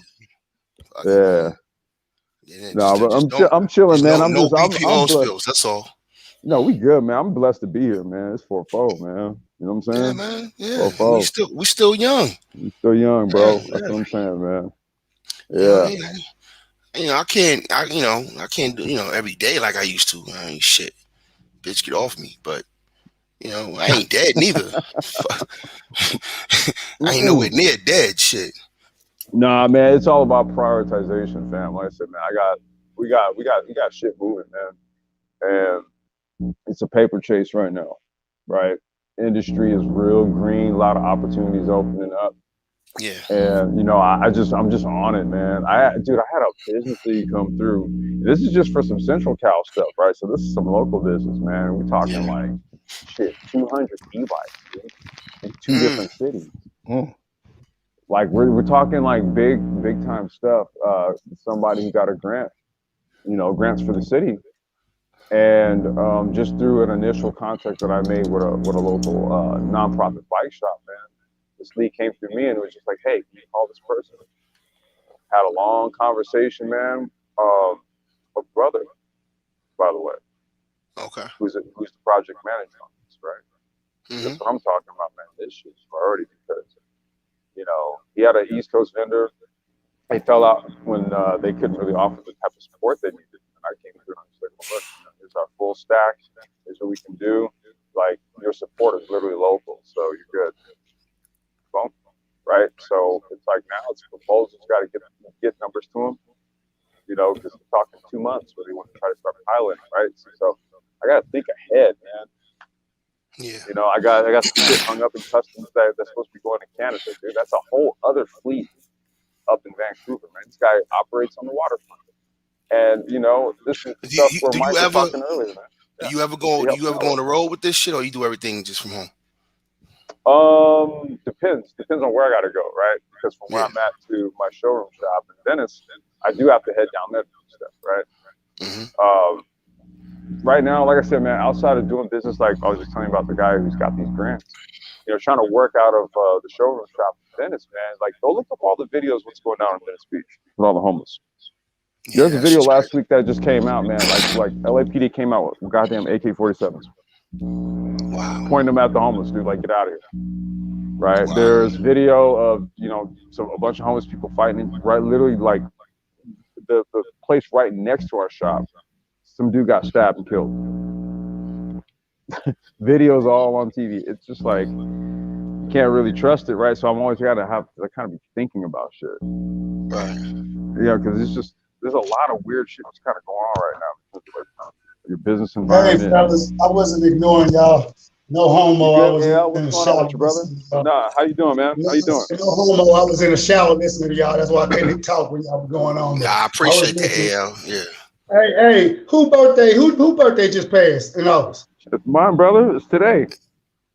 Today? Oh, Leo. What's up, Leo? You fellow Leo? No, I'm a Virgo. Michael Jackson Day. 2 more weeks. Oh, shit. So you're right next door. Yeah, so's my daughter, man. Hers on the 26th. Yeah. Man, don't talk about daughters. I just spent almost $500 on my daughter this weekend getting ready for school. That girl keeps. Yeah, you were speaking about it earlier. Hey, man, let me tell you something, man. My daughter's birthday's coming up, and I just dropped 2 G's on my sister who got married last week. You know, so. Let me shut the fuck and you got school coming up. Yeah, I couldn't make it, so I just sent her money. Yeah, so it was a wedding gift. Yeah, I had to spend a lot of money on my son's stuff too. Yesterday or the other day, so all weekend I was like, dang. But he had to get settled in college, and I got to buy some more stuff. I ain't had nothing but expenses the last month. Man, I'm talking about she sent me them pictures the first day of school. I was so mad. I called her mom. I said, "What the hell you do? Let her put them lipo injections in her lips, looking like that don't make no damn sense. This girl look like she's 27 years old. This picture." Yeah, that's okay. Her brother got an AK. I got a 12 gauge. He got a 12 gauge and a 9. Man, listen, dude. I got mine. Mine is going on 10, and she already like 25, and starting to. It's gonna pass by fast, dog. My daughter turned. She turned 18 in 2 weeks. 18. Wow, yeah, fam. Yeah, man. Shit out of here. You done raised a whole adult family. Congrats, bro. Yeah, she just graduated from high school, yes, man. She about to roll out into the world, man. Yeah, man. Yeah, man. Yeah, man. So you right there too, then, huh? Oh yeah, I'm bleeding money right now between her, getting ready for school, and then my sister's getting married. I got another sister, who she needed help moving. Then my daughter's birthday's coming up. I'm also selling my house right now, so I'm spending money getting shit fixed. Yeah, man, you moving, shaking and shit. Yeah, man. So you better not stop, homeboy. This shit crazy. I done spent at least $12,000 last month, at least. But I felt good. Really, I mean, my son was wearing the college shirt already. You know, I'm looking at the dorm. He had a kind of cool roommate. He sent you pictures already? Oh, I took the pictures. I was there. I took him there. I should have known. I had to take him around the frat brothers, so they got him on lock. He's good now. You had to get him pre-ready for that pledge, second generation, huh? Yeah, but the thing is, I'm quite sure his mom be sneak listening. But I'm quite sure she when she saw them girls, man, with the stomach out and them little tight ass shorts, and him being unsupervised, I know she fell out. With that southern accent too, and they were looking at me. They were looking at him. So it's gonna be interesting. I said, dude. Huh? What? Because he's got a Cali accent? No. The girls have the southern accent. I think that's a soft spot. He's at a HBCU, bro. Right Oh now, yeah. Wall to wall. So they gonna work. They work, but afterwards they always find something to do. So he think that he gonna stay in his room all day. I'm like, nah, bro. They're gonna stay in your room with you. There and see some stuff. But my frat, because a lot of my frat are in different key positions on campus. So all they have to do is call them, and then they'll take care of it. Jeez. So he had that proud look on his face when he found out. Oh boy, that shit was funny. Man, he didn't know the old man had clout, huh? So he kind of knew, but when he actually saw it for himself, he's like, "Oh, okay." He'd be like, "Dang, my dad is an OG." Yeah, the college president is my fraternity brother. Oh, dude.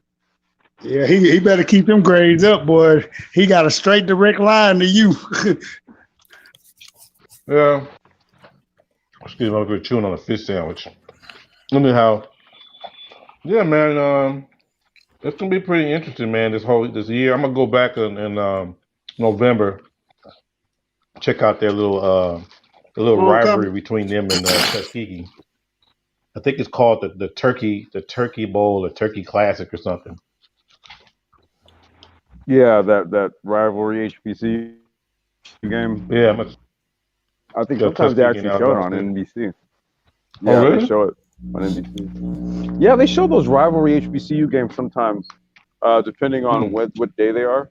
They'll actually televise them on that. They normally show on national TV. On Thanksgiving they show Southern and Grambling. That's the one that gets televised. That's who it is. Right. That's it called the Southern Classic or something like that? Gets televised. Yeah. Is it called the Southern Classic or that's the one? Yeah. They play that in the Superdome in New Orleans. Right. That's the one. That's the one they show on TV. Now Prairie View plays Grambling. They play in the Cotton Bowl. They play that the same week. No, they play the week before Texas OU plays. That's another big one.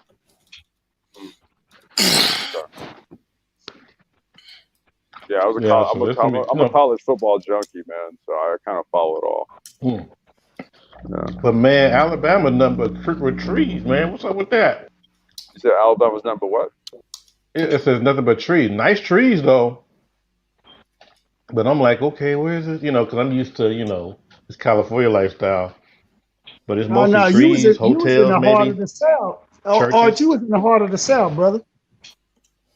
Yeah, because we were right there where they said, isn't MLK born in Montgomery?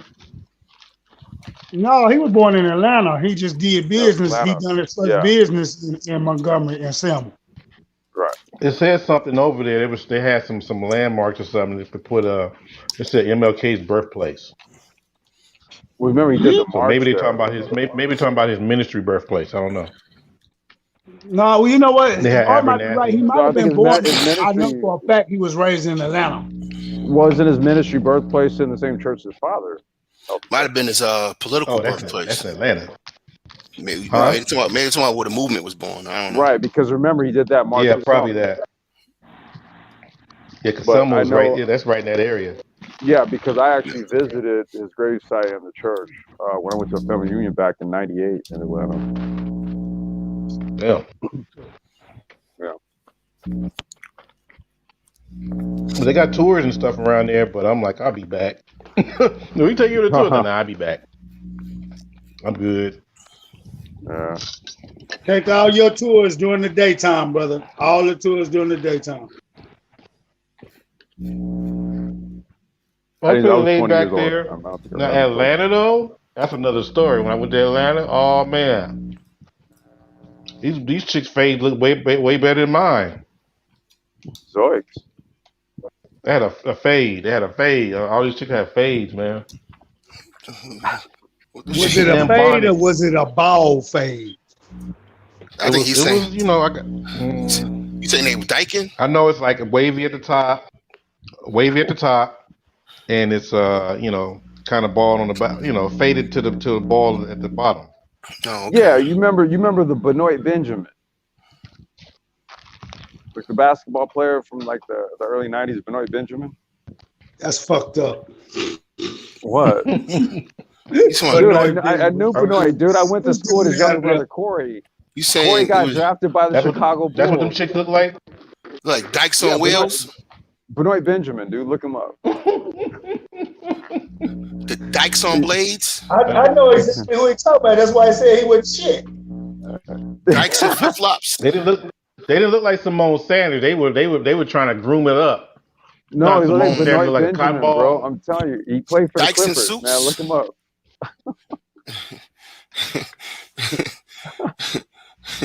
Dykes and Crocs. And no disrespect to Benoit Benjamin, by the way. Nah, no disrespect, Benoit. You look like a dyke, Benoit. Well, no, I'm saying no. As a man, he's looking how he's supposed to look. I'm talking about the women who unfortunately look like him when they shouldn't. Well, they changed the definition of marriage, so it is what it is. Jesus Christ. And man, it was bonnet central around there. I didn't see, because I didn't know what people were talking about with the bonnets. But when I went to Atlanta, it was nothing but bonnets. Bonnets and bald fades. Shit crazy. I said, God damn. Crazy, man. So when they have the fades, do they wear wave caps? No, that ain't the only thing you seen in Atlanta. You seen the Bonnet Brigade, you seen the fades, and then you seen Team Snuffleupagus, High Bird, all those eyelashes. Team Snuffleupagus, High Bird. And don't forget about those dykes. Yeah. Scary when you put all of them together. Sound like they could be down in the Wizard of Oz Part 3. Look like what's that fucking that cartoon is be part of Heathcliff Riff Raff and his crew? Riff Raff. It was like the white cat with the headphones on that used to roll on the skates and shit. And the big ass cat and shit. And then the big ass cat and then the little dude, right? Yeah, it's just a fucking shit, like the crew. It's a posse of misfits. Little That's posse, what chicks.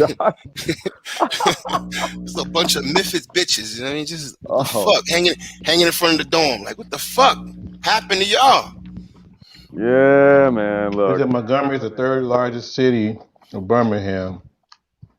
And then I said Birmingham is the first. Mobile is the second. Well, it's pretty laid back over there. That was a good choice. And it was a funny, man, because I don't know if y'all heard my live before, because me and my aunt, we haven't been talking because she tried to scare me into rethinking that since, Alabama State's supposed to be next to the quote unquote hood. It might not be a good choice for a teenager. Man, I drove over there. That shit looked like this in some Southern paintings, man. I was like, this is because I showed my son. I said, this is the hood right here. He said, where? I said, right here. He said, where? Yeah, compared to where he came from, or she need to be ashamed of herself, worried about a hood. She in the country. Bruh, his school is right next to Watts. Have y'all heard of Watts? Yeah, I have. What? Yeah, I know you have. Watts, California, yeah. Bruh, every time I go through there, I speed. I don't care if a cop stop. Like, man, I'm out of here.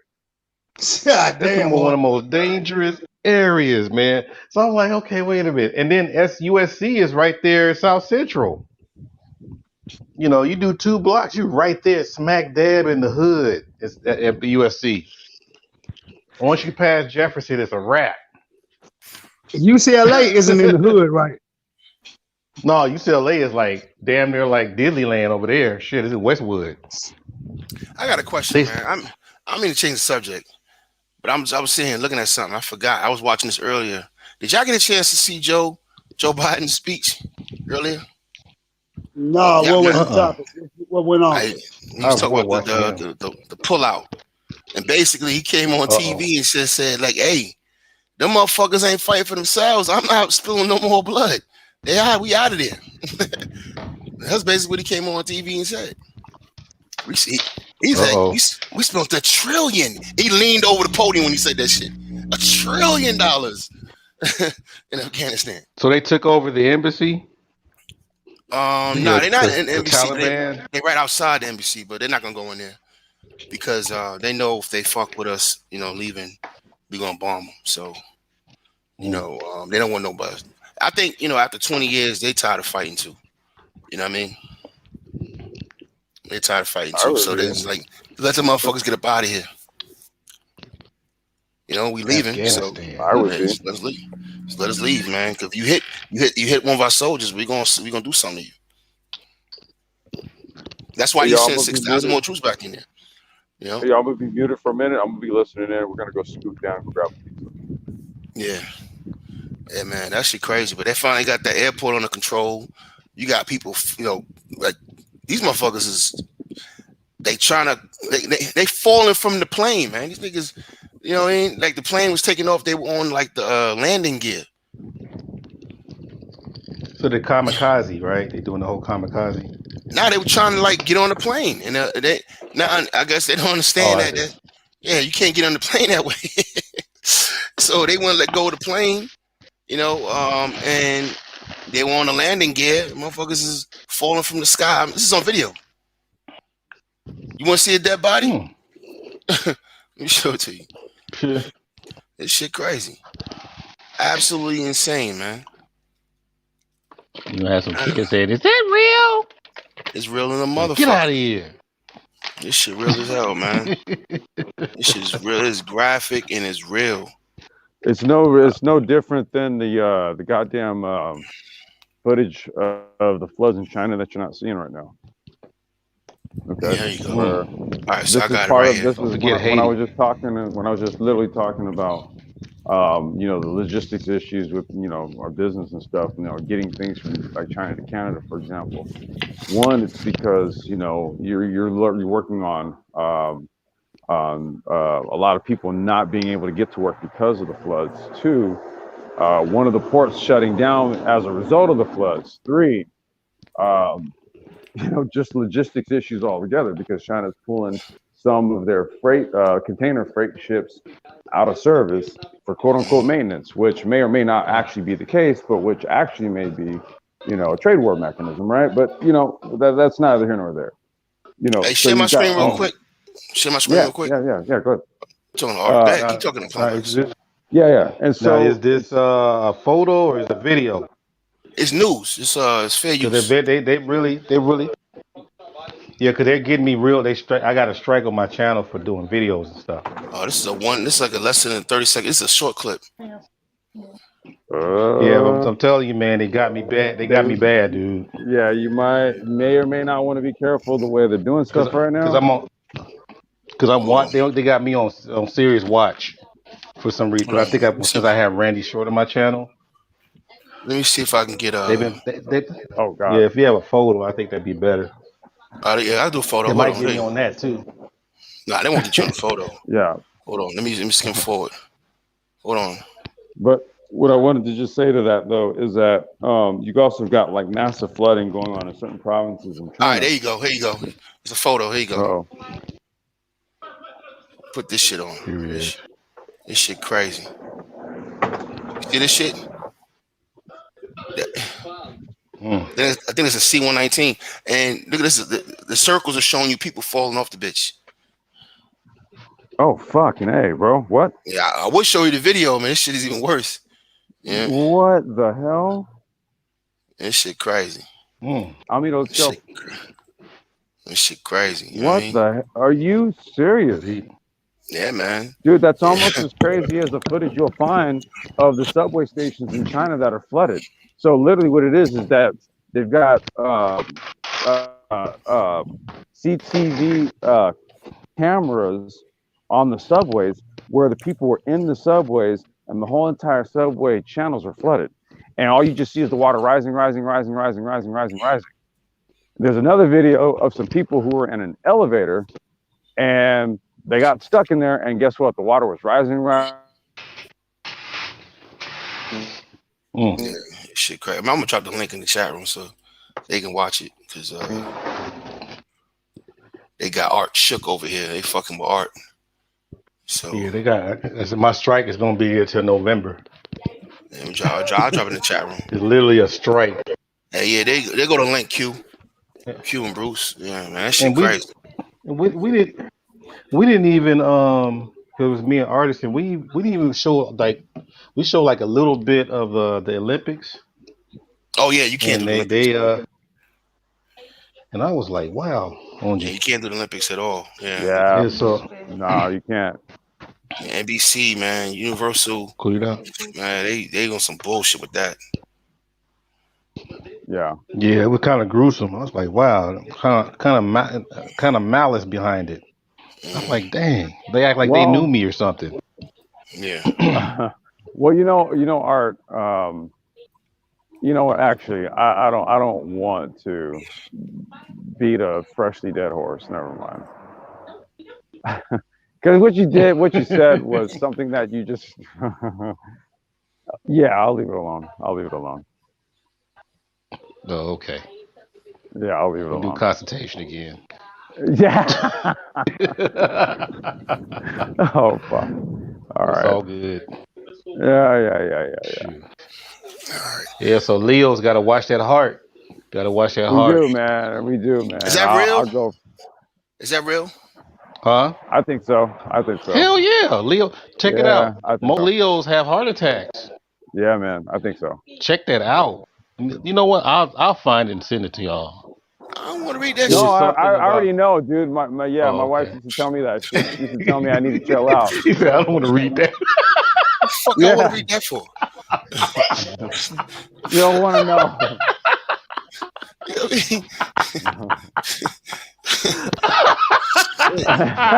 He's killing me. Oh my I don't god. read that shit. I like Richard Pryor said, I don't want to read that nigga. Get this other nigga. Keep that shit to yourself, let me nigga. just give you a little insights, bro. That's the reason why, dude. You need the most ideal as a Leo male. This is just my own position. You need the most ideal scenario with a woman who literally makes it available 24/7. That way your stress levels are always down and you don't have to run into this issue. So I'm just saying, dude. Yeah, get that magnesium, y'all. There's some real Magnesium shit to this, citrate is the and easiest you to gotta find. fortify yourself. Shit. You know what magnesium I'm going to use, man. You know? Uh-oh. Yeah, the Magnum without the easium. Yeah, exactly. Without the easium. Yeah, and that just sing. Well, you'll find out when you get my age, dude, because y'all still younger. You'll find out. Yeah, no complaints here, man. It's like, okay. I'm fucking busy with trying to get a damn scooter to Canada, man. That's just my preoccupation at the moment. What's up, Sean? Because doctors don't be saying nothing. We got Keep It Techie in the building. Uh-oh. Hey, what's up? How y'all doing? We might as well call this the birthday stream. Uh-oh. Yeah. Keep It Techie. What's going on, brother? What's up, man? Hey, happy birthday, Complex. Thank you, I heard fam. you say it earlier. Thank you. Yeah. Thank you for holding down salute. the Tech Talks, fam. Oh yeah, I'm trying, man. I'm trying. Yeah. No, that's what's up, bro. I'll be trying to can. share it every time I get, bro. I'll be like, oh shit. Keep It Techie's going live. Let me make sure I get a share. Make sure I'll share it. I try to get at it, man, when I can, bro.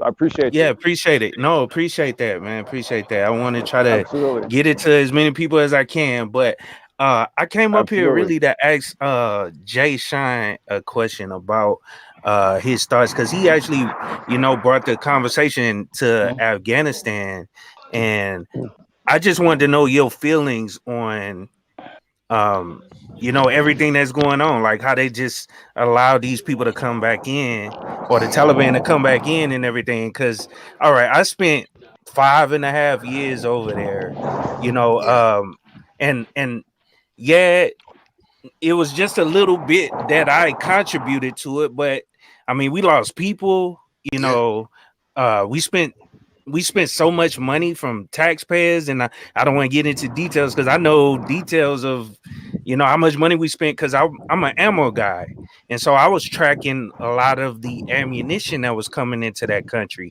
as well as weapons and stuff.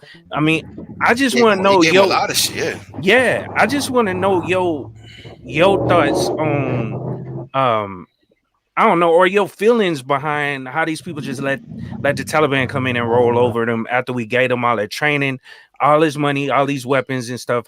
What are your thoughts, or what's your feelings on the situation? I was looking at I was watching a veteran actually talk about this earlier. He has a veterans group. He's in Afghanistan. He's actually plugged in with 14,000 Afghans who helped the military.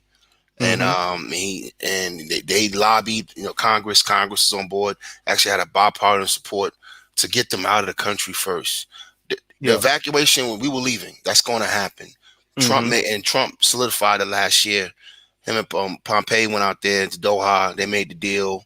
They already drew it down, the military, down to 15,000. Then they took it down to 5,000. So it was a I wrap. remember that. And I mean, Yeah. so we don't even have a heavy force. And then last year Britain left. So so you got major airfields closed down, and we trained up about between police and military 300,000 armed Afghans, and they gave up. So I at was this part point, of that, man. yeah. I was an actual embedded. I was training with just people working with ammunition, training up the police and the army, assisting with that. And I don't know, I just feel like it was all a waste of fucking time. You know what I'm saying? I'm like, Well, here's the thing, man. You gotta understand about being military. It's a job. yeah. All right. All soldiers, all warriors throughout the annals of time, we always working somebody else's agenda. Okay. Our service as military is what keeps the country together, believe it or not. There is no coups. You know what I mean? We don't, no matter who's in office, we follow orders, we do what we gotta do.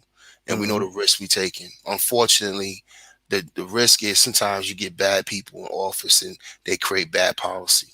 Sometimes you get good people in office and they create bad policy. The policy was decided when Bush was in office to do nation building, and this is conservative. He decided to do nation building on top of expanding the government when he created the Department of Homeland Security. So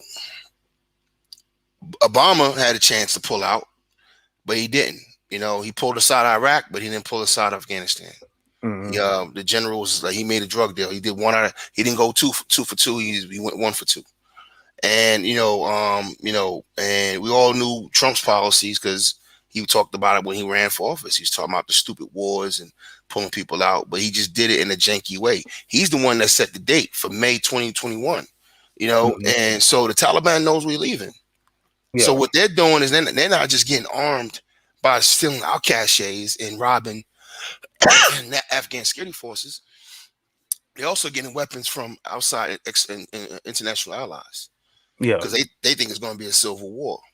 And you got to keep in mind that Afghanistan has they're sitting on like $1 trillion worth of what's that mineral? I'm not even gonna get to the opioids. Oh yeah, I heard. I know exactly what you're talking about. I can't think of it though. It's something in the uranium. Yeah. And lithium was for batteries. Yeah, lithium too. Yep. Yeah. So there's a lot of things about Afghanistan people don't know, and then there's a pipeline too. So anyway, that's a whole nother conversation. There's money, and there's money involved, and these guys actually are good for business because they're gangsters. You know what I mean? They can throw all the religion shit out up in your face all they want, but really it's about controlling everything. And they're going to be strong men that are going to be stable and reliable when it comes to the business side of extracting what we want from Afghanistan. That's why China's already recognizing the Taliban. You know what I mean? So anyway, this was going to happen, and there was nothing we can do about it. The Afghan forces. They don't have that nationality, that national, identity that we have. You know what I mean, of America, and they don't have a nationalism. They're a bunch of tribal people, and you can't force that on them. So so from Karzai to the guy that left yesterday, it just wasn't going to happen, man. And you saw what happened. A lot of people started crossing over to the Taliban side, going back to their roots. Putting down their weapons. Some fought, took a L. And, after 20 years of fighting, man, they tired of it. You got to keep in mind, too, we took a lot of casualties, but the Afghans lost like 6,000 people, man. Oh, yeah. Yeah, so they're tired. They're tired of fighting. They've watched a lot of money be made from Afghanistan in the last 20 years. They watched the extraction of of resources and natural resources from their country. So now they just want to eat. That's why they're not attacking the airfield. That tells you right then and there exactly, because they got the upper hand. There's nothing that we can do right now. They can slaughter a lot of Americans. Now there'll be a response, you know what I mean? But they could slaughter us right now on the extract, but they're not doing it, and because they really ready to do business, you know what I mean? And they want to control their country, and there's nothing we can do about it. So if the other Afghans in the country and outside the country don't want to come home and fight, because think about it, look, all the Afghans is not in the country. So I'm gonna get to my point is this. I said all that to say this. You got all these people who are not fighting for their own country. I can't, in good conscience, tell you, Techie, to go back and fight for them. You see what I'm saying? Yeah. I can't. I feel where Joe Biden's come from. He you know what I mean? I'm with him on that. I talk to. I've been working in DOD for my whole adult life. I'm over here working with DOD right now on assignment. I've been talking to people about this shit all since last week. We already knew what was going to happen. Over here in USERA, there's a lot of resources coming right back to Europe.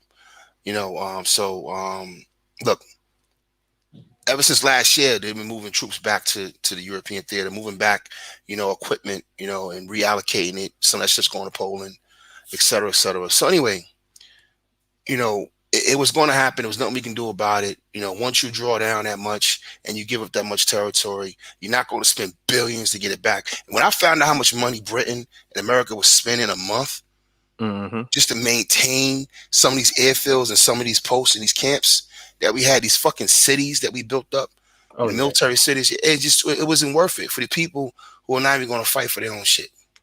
You know what I mean? So if they want to lay down for the Taliban, it is what it is. We got to let it go. So, all we can do is do the best business we can do with them. And I would tell soldiers and my Marines, I would say, look, especially my soldiers, because it was mostly on the Army. It was mostly an Army mission. I would say, look, I know how you feel about putting the work in. I know how you feel about the loss. You might have lost people over there, but don't relegate another soldier to dying over there for people who won't stand up for themselves. Yeah. That's what you're asking. I understand the honor, the valor. I understand, the commitment. A lot of people don't understand what I'm talking about right now. Techie, you do. All right, because we come from that culture. All right, if you've never been in the military, you don't understand. So, I get it, but we're relegating new young men to laying up in Walter Reed for people who don't want to fight for themselves. See, I was pissed off about the Kurds. See, the Kurds was about that life. You know what I mean? And they never got the resources we gave to Afghanistan, the Afghanis. And they still was about that life. And I'm not talking about just the men in them. I'm talking about the Kurdish women too. They were out there rocking. You know what I mean? And we left them high and dry. That was fucked up. They were worth, fighting for, because we had the same enemy. You know what I mean? And they were worth fighting because they were really. It's like my brother asking me for money, and he's sitting at home. He got a PS3 or a PS4 in each room. I'm like, nigga, you better sell one of them motherfuckers before you ask me for a dime, nigga. You know what I mean? So how the hell you're not gonna fight for your own country, and we're gonna send more blood over? I can't co-sign that. I'm gonna say this, Jay Sean. It's no different than what the Kuwaitis did. They waited for us to clear their mess. Yep. I mean, I'm gonna say this, people. Like I said it in the damn chat. There's a lot of cowardly people in foreign countries. There's a lot of cowardly motherfuckers sucking on America's tit, not trying to do shit. Would even raise up a fucking water pistol. And they just, how the fuck, the only way somebody could get to your capital that quickly, that fast, is that you just lay down and bent over. Yep, pretty much. There is no fucking way. But these are the same motherfuckers that would tell you, Yankee, go home. Fuck you. Yeah. And that's why it's such a disaster. We could put this on intelligence. We could say we fumbled the ball. We should have seen it coming. But the truth of the matter is, 300,000. We thought we had more time than this. You know what I mean? We thought, because they were, these guys didn't come from Kabul. They came from other parts of the country. So to travel 100 miles with no resistance, god damn. You know what I'm saying? So that's people voting with their feet, as they say. Yeah, they either for the shit or they cowardly. Yeah, and that's their country. So if they voted with their feet, and there's nothing we can do about it. It sucks, you know, and it does suck. But I do look at it like this though too. I could play devil's advocate because it's not really just 20 years of war. If you count before that with the Taliban and and Al Qaeda and all the warring tribes, and then before that, the Soviets being over there, they've been warring for like 45 years over there. I mean, for the Mujahideen, Yeah, they won for 45 years over there. And then the Western powers come in, NATO come in, and they show them how money's made. We made billions of dollars in Afghanistan. You know what I mean? Extracting their resources. Well, not us, but at least the private industry did. You know what I mean? So they know the business of that we do. You know what I mean? As Western countries, and they want that money. So I think with the Taliban not being violent and other guys laying their arms down, I think they tired of fighting on one hand, and two, they ready to just do business, man, get that paper. And they're gonna they're gonna be out. They're gonna be foul. They're gonna be running roughshod over their people, and they're gonna be And I want to tell brothers something about patriarchy. Because I use Afghanistan as an example all the time. Because yeah, I've used it in the past too. Yeah, because they throw acid in the bitch face for trying to be cute. You know what I'm saying? Yep. They treat their women like shit. But you know what you can't do? You can't touch them. You know what I mean? And and that's something that I think a lot of brothers have lost. Because we could talk about alpha, we can talk about red pill. I'm a patriarch. You know what I mean? I'm a patriarch. I'm not worried about none of the other shit. I got resources. I am built to take care of and run my family. I was raised that way. And you know what I mean? I was raised with my grandma and my aunts to be that way. And it was important for them to infuse that culture in me as a young man. You know what I mean? So I'm a patriarch. And what being a patriarch means is accountability. That's why you got motherfuckers falling out the sky. Because they know these motherfuckers are going to hold them accountable as soon as we out the way. All right? That's how patriarchy really works. You know what I mean? So a lot of dudes talk about controlling their situation. Well, a lot of that comes with male accountability. If you off code, man, you get handled. You know what I mean? And in the eyes of the Taliban and local people, a lot of people working with the West, working with the infidels, you off code. You know what I mean? So that's why you see them falling out of planes. You're like, damn, they desperate? Yeah, because they're about to get fucked and ran up. They're about to get ran through as soon as we get out the way. As soon as we leave, they're going to handle everybody who helped us. They're going to punish. Execution's coming. I mean, I hate to say it that way, but I mean that's exactly what's gonna happen. So because that's their form of patriarchy, and that's their form of punishment. You know what I mean? So that's the cold world outside of the West. A lot of motherfuckers get spoiled in the West. It's a dangerous planet. You know what I mean? If you're in certain parts of the planet, nigga, if you don't know what you're doing, though, you be up out of here. You come up missing. You know what I mean? So it's not our shit, Techie. It's their home. We did what we did. We followed orders. We did our jobs, and we go home. And we're gonna pray for those that are missing. We're gonna pray for those who are hurt. We're gonna pray for those who are missing limbs. Me and my daughter used to volunteer at Walter Reed. I suggest you do the same because to me it was therapeutic. To help other people. There's groups that organize all of that. You ain't even got to do much to show up. You know what I mean? And and that's all we can do, bro. That's all we can do. I got you. Well, I'm gonna drop down, bro. I just wanted to hear from someone else that like really understands. What we went through over there, as well as like I talked to Nick Taylor a little while back too. Yeah. Well, what was that yesterday? Well, I just kind of listened, asked him from the chat or whatever, just to get his perspective. But I just wanted to hear from somebody else, though. I appreciate it, Jay Shine. Good to talk to you, and good to talk to you. Or thanks for letting me come on, and all you guys.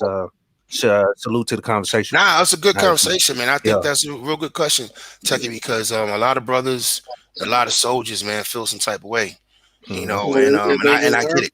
They deserve to because all that fucking work they put in. Yeah. But it's not our shit at the end of the day. You know what I mean? Hey. Yeah, that's true. Let them go the way they want to go. Yeah, we do our duty and we move on, man. Yep. All right, peace, guys.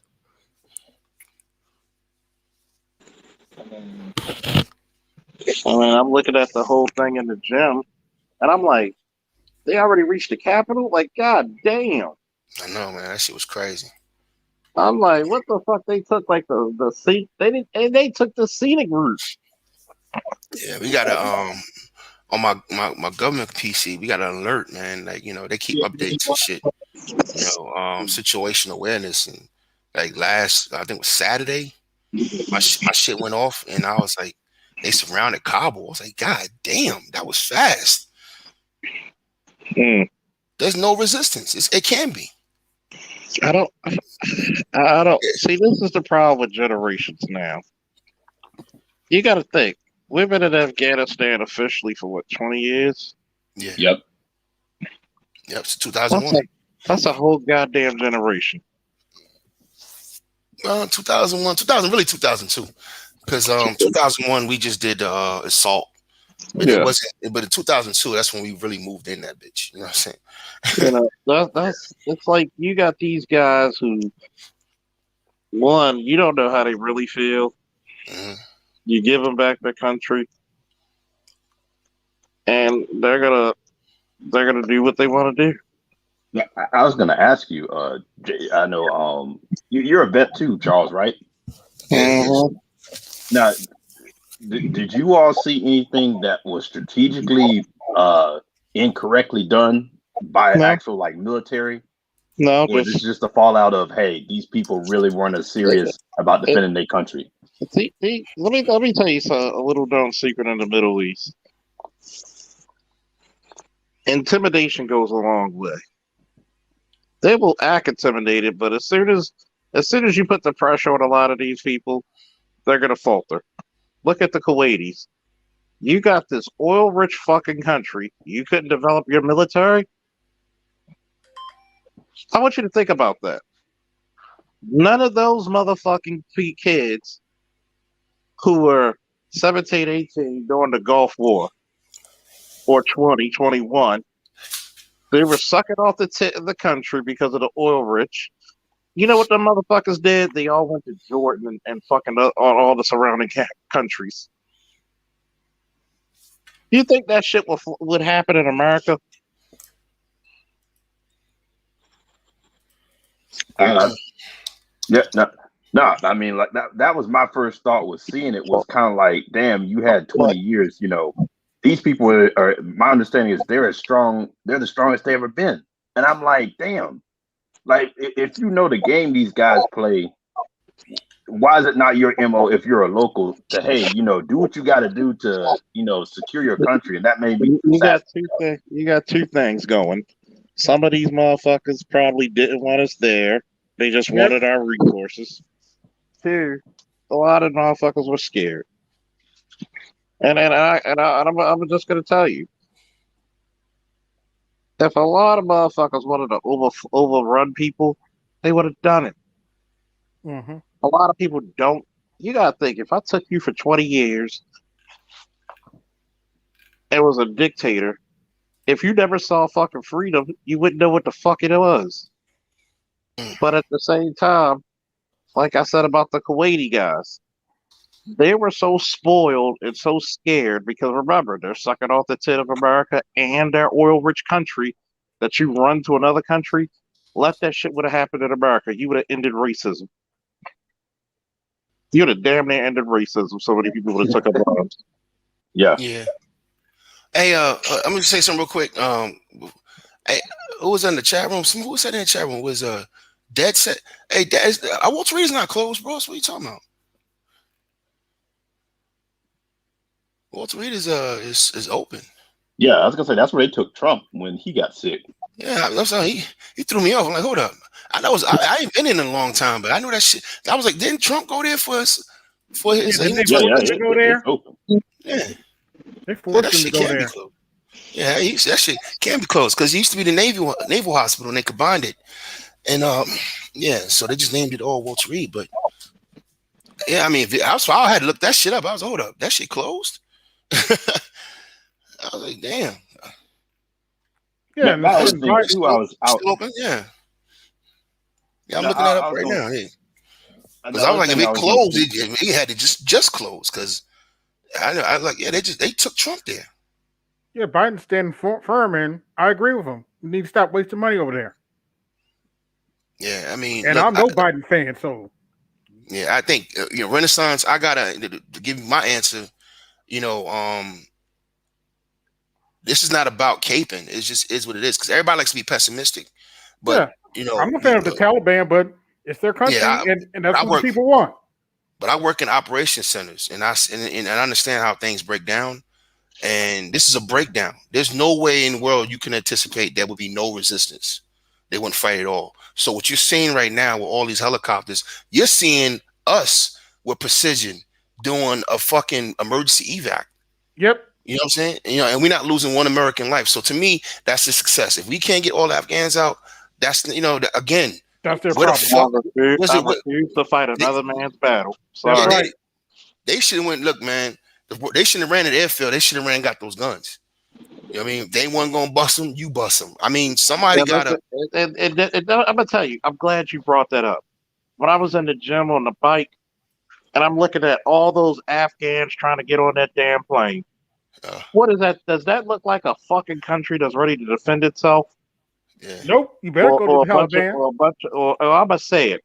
I don't give a fuck if people offended, or a bunch of fucking cowards. Yeah. They're a bunch of fucking cowards. Yeah. Well, I don't know why people sugarfoot and tap dance around it. That's some fucking cowardly shit. No, because I was going to say, that America's going to leave. I mean, you've heard the rhetoric of people saying we want to get out of here. So I'm like, at a certain point, you got to know, like, okay, when these people leave, we either got to be prepared to, either submit to what these people want, or we got to be prepared to bust heads. Matter of fact, I got a link. I'm putting in the back chat for y'all to watch. It's when it's a little video that the Brits put together to show their breakdown and them leaving their base. And they got this black guy featured in it. It's dope to watch. You know what I mean? But this is last year. So the Brits closed up a huge city, basically in the middle of the desert. They put a fucking fortress in the middle of the desert. Just imagine how much that shit cost to run. The power. Oh yeah. I saw a picture of like the base. I'm like, God, it's like a city in of itself. I'm gonna put it in the regular chat room. Yeah, everything, man. That shit was lit. And it was ran by a fucking colonel. 06 was responsible for putting that shit together. And then he was responsible for tearing it down. And then it was showing you what they were letting the Afghans have. And the Afghans were having an attitude because they couldn't get certain things like the radar towers. The Brits wouldn't let them have the radar towers. So they were taking the radar equipment with them. But I don't know what else you can do, man. The shit they left behind. And then, these guys had, top end mortars, guns, trucks, armored vehicles, and they didn't fight back at all.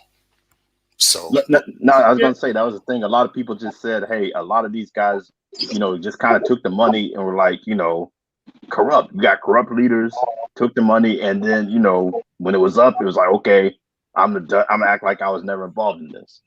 Yeah. Well, Jay Sean. Okay. I don't want the corporate Jay Sean. I want the nigga from New York. Okay. What did you say? Oh, you talk as far as the extraction? Towards that whole fucking situation over there. Oh, it was. Oh, you want to get to the business of it? So I want the New York nigga, Baltimore. Oh nigga, yeah. We was over there, man. We was over there getting that lithium, that uranium. We was over there getting them poppies. There's no surprise. Exactly. That you sitting in Afghanistan for 20 years, and then after 6-7 years of being over there, you start having an opioid crisis in your own country. Yeah. You know what I mean? There's no surprise. You know what I mean? Our company was over there getting them poppies, baby. We was over there. This is the business of the military. If you go back to what year was that? Like 1911, maybe a little earlier than that. We was in the Philippines doing the same thing. You know what I mean?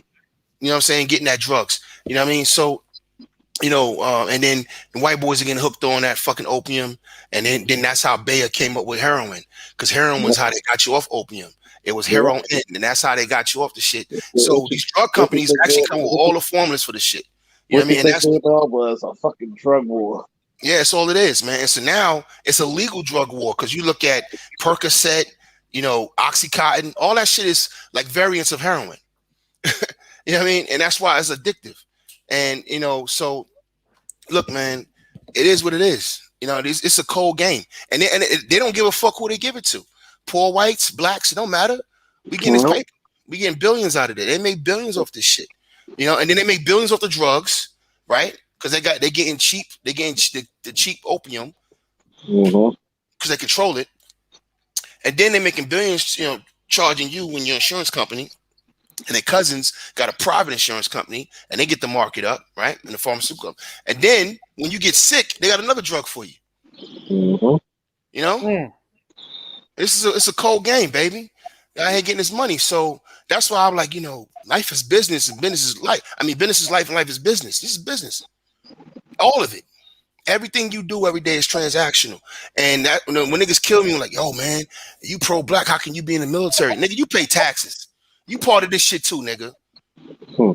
You part of this shit whether you want to or not. I don't give a fuck where you are on the earth. You part of this shit. You part of it. If you got money in the bank, you part of the world economic system, and all that shit funds fucked up shit. So you're in the military. How can you be a part of it, nigga? Oh, you got investments. Oh, okay. So when those companies, that money you put in, you know, you making all this money off investments, and they fucking some third world country around the globe. You think your hands are clean, nigga? This is all business. All of it. Like, how can you be in the military? Easy. You like eating, don't you? Yep, and we got joke news trying to keep us there. I'm like, go fuck yourself. No. I'm like this. Here's my thing. Your dollar would be shit right now because nothing's backing it. Unless you had the military force to force people to take it. So I was always want to be. So that's what. Either get down or lay down. Yeah. A lot of people saying, well, and for fitness, mom, I'm gonna put it to you this way: the Americans wipe their fucking foot in, wipe their hands up at Afghanistan. They really did, because one, it was a very expensive fucking. It was an ex-wife who didn't. It was like a fuck being married to a wife who never gave you sex for 20 years. Pretty much. You well, I was gonna say, but that's what people wanted too. That's the thing. How many people have ran? Trump ran on it. People were pushing for it. Biden ran on it. Like Obama ran on it. If you hear people pushing back on that, it's like, well, y'all wanted this. It's like, what do you think the fallout was going to be if you, like, you know, everyday American? Yeah, if they can't defend their own country, that ain't my problem.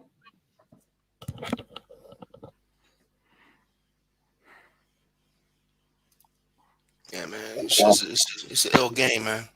Yeah, like, you make a good point. Like, why should anybody give a fuck if you don't care about it?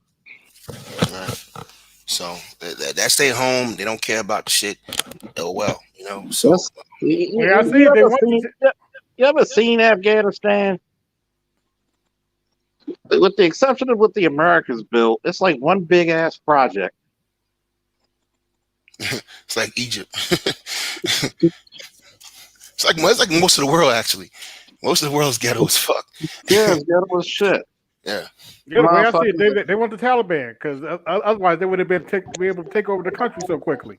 You really think so? I appreciate Oliver Gray for the super sticker, and I appreciate Anistis for the Cash App. Appreciate you, fam. Continue, fellas. Yeah. I'm not near my computer. Okay. So I just have to do the voice. Shooby dooby doo. All he's gonna do is da da da da da. Oh my goodness! You really this is so bad. Man. You gotta set the state of Texas to keep fucking the Taliban at bay. God damn. What? I said you gotta set the state of Texas. Oh, come on, man. You're kind of breaking up. Hold on, folks. State of Texas, damn. Yeah, something about Texas. Go get my dandruff up. Uh-oh.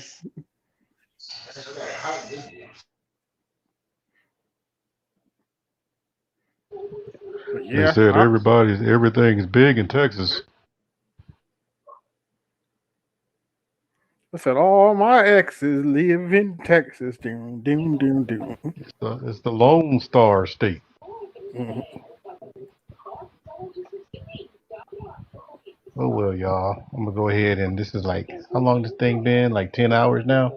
No, you're at Almost, 9:30. almost. Nine Woo! 9:30. I've Alright, been doing. man. I You got went to. about No, I you made got like. 30. no, Go ahead. no. Oh, I go was going ahead, to ask, Phil. Art, did you? How long do you think it's going to last when you originally fired up the stream? 2 hours. Oops. Just 2 hours. Give me some Oopsie sleep. doopsie. So I wind up typing up a paper on my laptop while everybody was talking. Oh So I'm wow. about to turn my work in. Yeah, usually when I don't say much for a long time, I'm doing something, I'm typing or something. Mm-hmm. Nah, this the best type of those best type of streams are. You find, oh, this would be an hour and a half, and it goes all all over the place with the topic. People come up multiple times. Yeah, Yeah. but I really appreciate. I like when when you got a hood server to come up here in SKC and those are usually the ones that kind of balance things out. You know, Lord. 'cause it's it's fun. But SKC, man, he's a cool dude, man. You know, I know. I mean, for him, he should have told me about his organization. I was like, nah, man. I know what you are. You can't hide. Mm. He should. I know. He's like, damn. Why did I tell him '06? Damn it. No, all these organizations they're community based. Even though people try to do this whole boule stuff, try to say, oh, they boule. This is boule. I'm like, okay, where's my boule check? Mm. Where's my Illuminati fund? Where is that? I'm waiting. Yeah, I want to see some real hood shit. Uh oh. You got a dancer for the Brain Trust intro? Nah, I'm talking about. Remember we told Complex. Now I got a video, a video clip I'll show you from my phone from Egypt. Oh, okay, so this is some private. This is your private thing, right? Yeah. Nothing. It's gonna be Okay, flat. cool. Yeah. Okay. So whenever you got it, here it Yeah. is. All right, so I want to show y'all something real quick. So I'm in a car, and this is Egypt. This is downtown Cairo. Look at how they drive. Hold on, wait a minute. That's downtown Cairo? Look at this shit. Look at this shit. Watch this. They got no. Look at this shit. Look at all that trash everywhere. Yeah. That's downtown Cairo? Yeah, man. This is in Cairo, boys. This must not be where like the leader of the country is. That's the one thing that I've always heard with the Middle East. You can tell Now this where the the leader restaurant we was lives. going to. This is the restaurant we was going to right here. So let me just show you this right here. Let me go. Yeah, but it looked like a so project. this is the hood. Yeah, we walking around this shit, right? And Wait, we walking down. Is this considered a nicer area? Yeah. Yeah, they got AC out the window, nigga. They living large. They got windows and everything. Some places don't got windows. Look at this shit. Look at the parking lot. Now I'm gonna really show you something crazy. Watch this shit. Now I'm gonna zoom in on this. All right, this is a street that we look down, and you can't really see it. So I'm gonna zoom in. At the end of this block is a mountain of trash. That's trash right there. What? Damn. A big ass mountain of trash, like a dump. Damn. Man, so they can't do like the South and burn it. Zoom back in. Hold on. Zoom back in. Yeah. That's Trash Mountain. Trash Mountain. Man. And I was like, what the wow. fuck? I was like, wow. Is that trash all the way up to almost look like a damn near mountain? Man, trash up to the 4th floor where Brother Man live at, nigga. Wow. Damn. And I'm surprised people ain't getting sick from that. Man, I don't get it, man. And then this right here, like when I turn my camera to the right, this is what's right next to me. The homies. Wild dogs everywhere. They right next to me. I thought they don't do dogs in Islamic countries that much. Nah, they don't keep them. They run the streets. They run the streets. So yeah, and this is the place we went into. They had like 10 niggas in there running like security and shit. This is where we was going in. They were trying to always sell you something. Wait, that was the same. That this building, is right. This is right. This is the place we were walking to. I just showed you the hood, and this was inside one of the buildings. It's the craziest shit you ever gonna see in your life. Going to Egypt, man. So wait, the building basically looks raggedy as hell on the outside, and that's what it looks like on the inside. Yep. Matter of fact, let me go back. Let me show you that building right. All right, so the building's right here. We're walking down from the restaurant. The building's right there in that corner. If you can see my mouse, you see that white van is at? There's trees. That's the building we're walking to, and right there's a street right there. So I turn right and I take those pictures, and then you go into this place. Let me zoom out. Yeah, me and my daughter, we just hanging out, man. And we in this joint. That's crazy. And then we go downstairs and they got jewelry all downstairs and shit. And they trying to get, money out you. You know what I mean? So, yeah. Anyway, I just want to show you a little something, man. This is some crazy shit in the world, man. And and you won't believe the level of poverty that other people live in. And day to day, no paychecks. The whole economy is a tip economy. They get it how they live, and it's something to watch, man. So I think that's like what tourists go to as well. Like they stay. Yeah.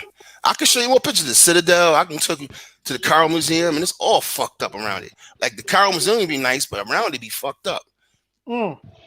Yeah, that's crazy. Yeah, Malcolm X talked about going to the Cairo Museum. Yeah, it's crazy, man. I got a little bit. I put some of it on my Instagram. Y'all can go look at that. My Instagram, same thing. Jay Sean Randoms. I put some videos up there, man. But I got some shit I didn't put up neither. I'm not really trying to. I'm not trying to make the people look bad and shit. I'm put up the fly shit. I can show you the real shit too. That's crazy because Egypt is one of the countries that prides itself on kind of being better off in North Africa. They do a good job of promoting the shit. Like when you see those videos, like I stayed right across the street from the Giza Plateau. I was right across the street from the pyramids. My first hotel, and the drive there is Slumdog Millionaire. Mm-hmm. You know what I mean? You driving through trash, people. I mean, this shit was nuts, man. I tried to go to ATM one time. I was walking out the hotel, and they're like, "Yeah, you going to the ATM?" Oh no, I go with you. You know what I mean? They're making sure I don't get robbed. Hey man. Hey, I know this is off topic, but I have a question for the whole panel. Does anybody here give a shit that Raven Simone is dating a white girl? No. No, who's talking about that? Who? Raven Simone is claiming the black community hates her because she's married to a white woman. No one gives a shit. I wasn't even thinking about Raven Simone.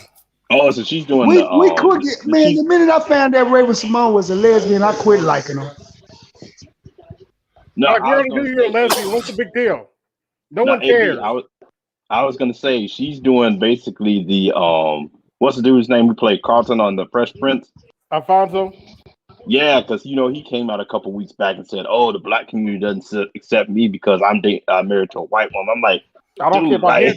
I don't care. Like, what black I've had black people in my family for 25 years. I don't care. Well, it's not an issue for me. I was gonna say, I figured he gets it more from the white side. Cause what black man besides a hotep really gonna be like? Oh, you need to be dating this woman. And the hotep can't talk. First of all, it's all cap. It's like you're projecting. What black community they go down to and get rejected? What community were they hanging in? Were they hanging out in Fort Washington, Maryland, or Brandywine, where you got all these upscale black people? Were they hanging out there? No. They out in Santa Barbara talking about the black community don't accept me. Stop it. Stop it. You don't even hang around niggas, so stop it. It's like it's weird. It's like, look at Halle Berry. Halle Berry don't hang around no black people. She don't even hang around rich black people. You know what I'm saying? She ain't hanging around black people in a minute. We still accept her for a little bit. We just wanted to fuck her, but pretty much, but still. Until Monster Balls happened, and then we was like, oh. Yeah, pretty much. After Monster Balls was over, you can have it now. You let any white boys do you on camera like this? Come on, man. That's how I feel about this divestment bullshit. Oh shit, is Art sleeping? Nah, he's here. He was talking. Now Art sleep. Somebody's snoring. That's art, nigga. Damn. You getting God tired, damn. bro? He tried to get rid of us too, man. God damn. Hey, on the count of 3, everybody say art. 1, 2, 3. Art! Art! Oh, shit. Nah, he's out. Shit, my bad, yo. I just wanted to show y'all a Oh, little something man. before we got off this motherfucker, man. My bad. I'll take blame for this. I was like Renaissance. You want to see a dead body? And then this nigga fell asleep. Dang. Damn, Art. That's a first. Hold on, man. I got Art's number. Hold on, man. So I can call this nigga. God damn. Fuck is his number? Oh, there you go, my man. You not a deep sleeper. I'm here, man. Yeah, I know. Don't front, nigga. You was out. He's I'm good. He's that nigga in the club that was nodding off. I'm good. Yeah. I know she was good. She was fat. Yeah, nigga, you was out. Nigga, stop it. Yeah, let's let Art go. I'm gonna let you go. I'm gonna hop over here, man. Yeah. Go ahead. Yeah, thanks, Art. All right, appreciate you guys. All right, have a good Appreciate one, you guys man. coming through. Get some sleep.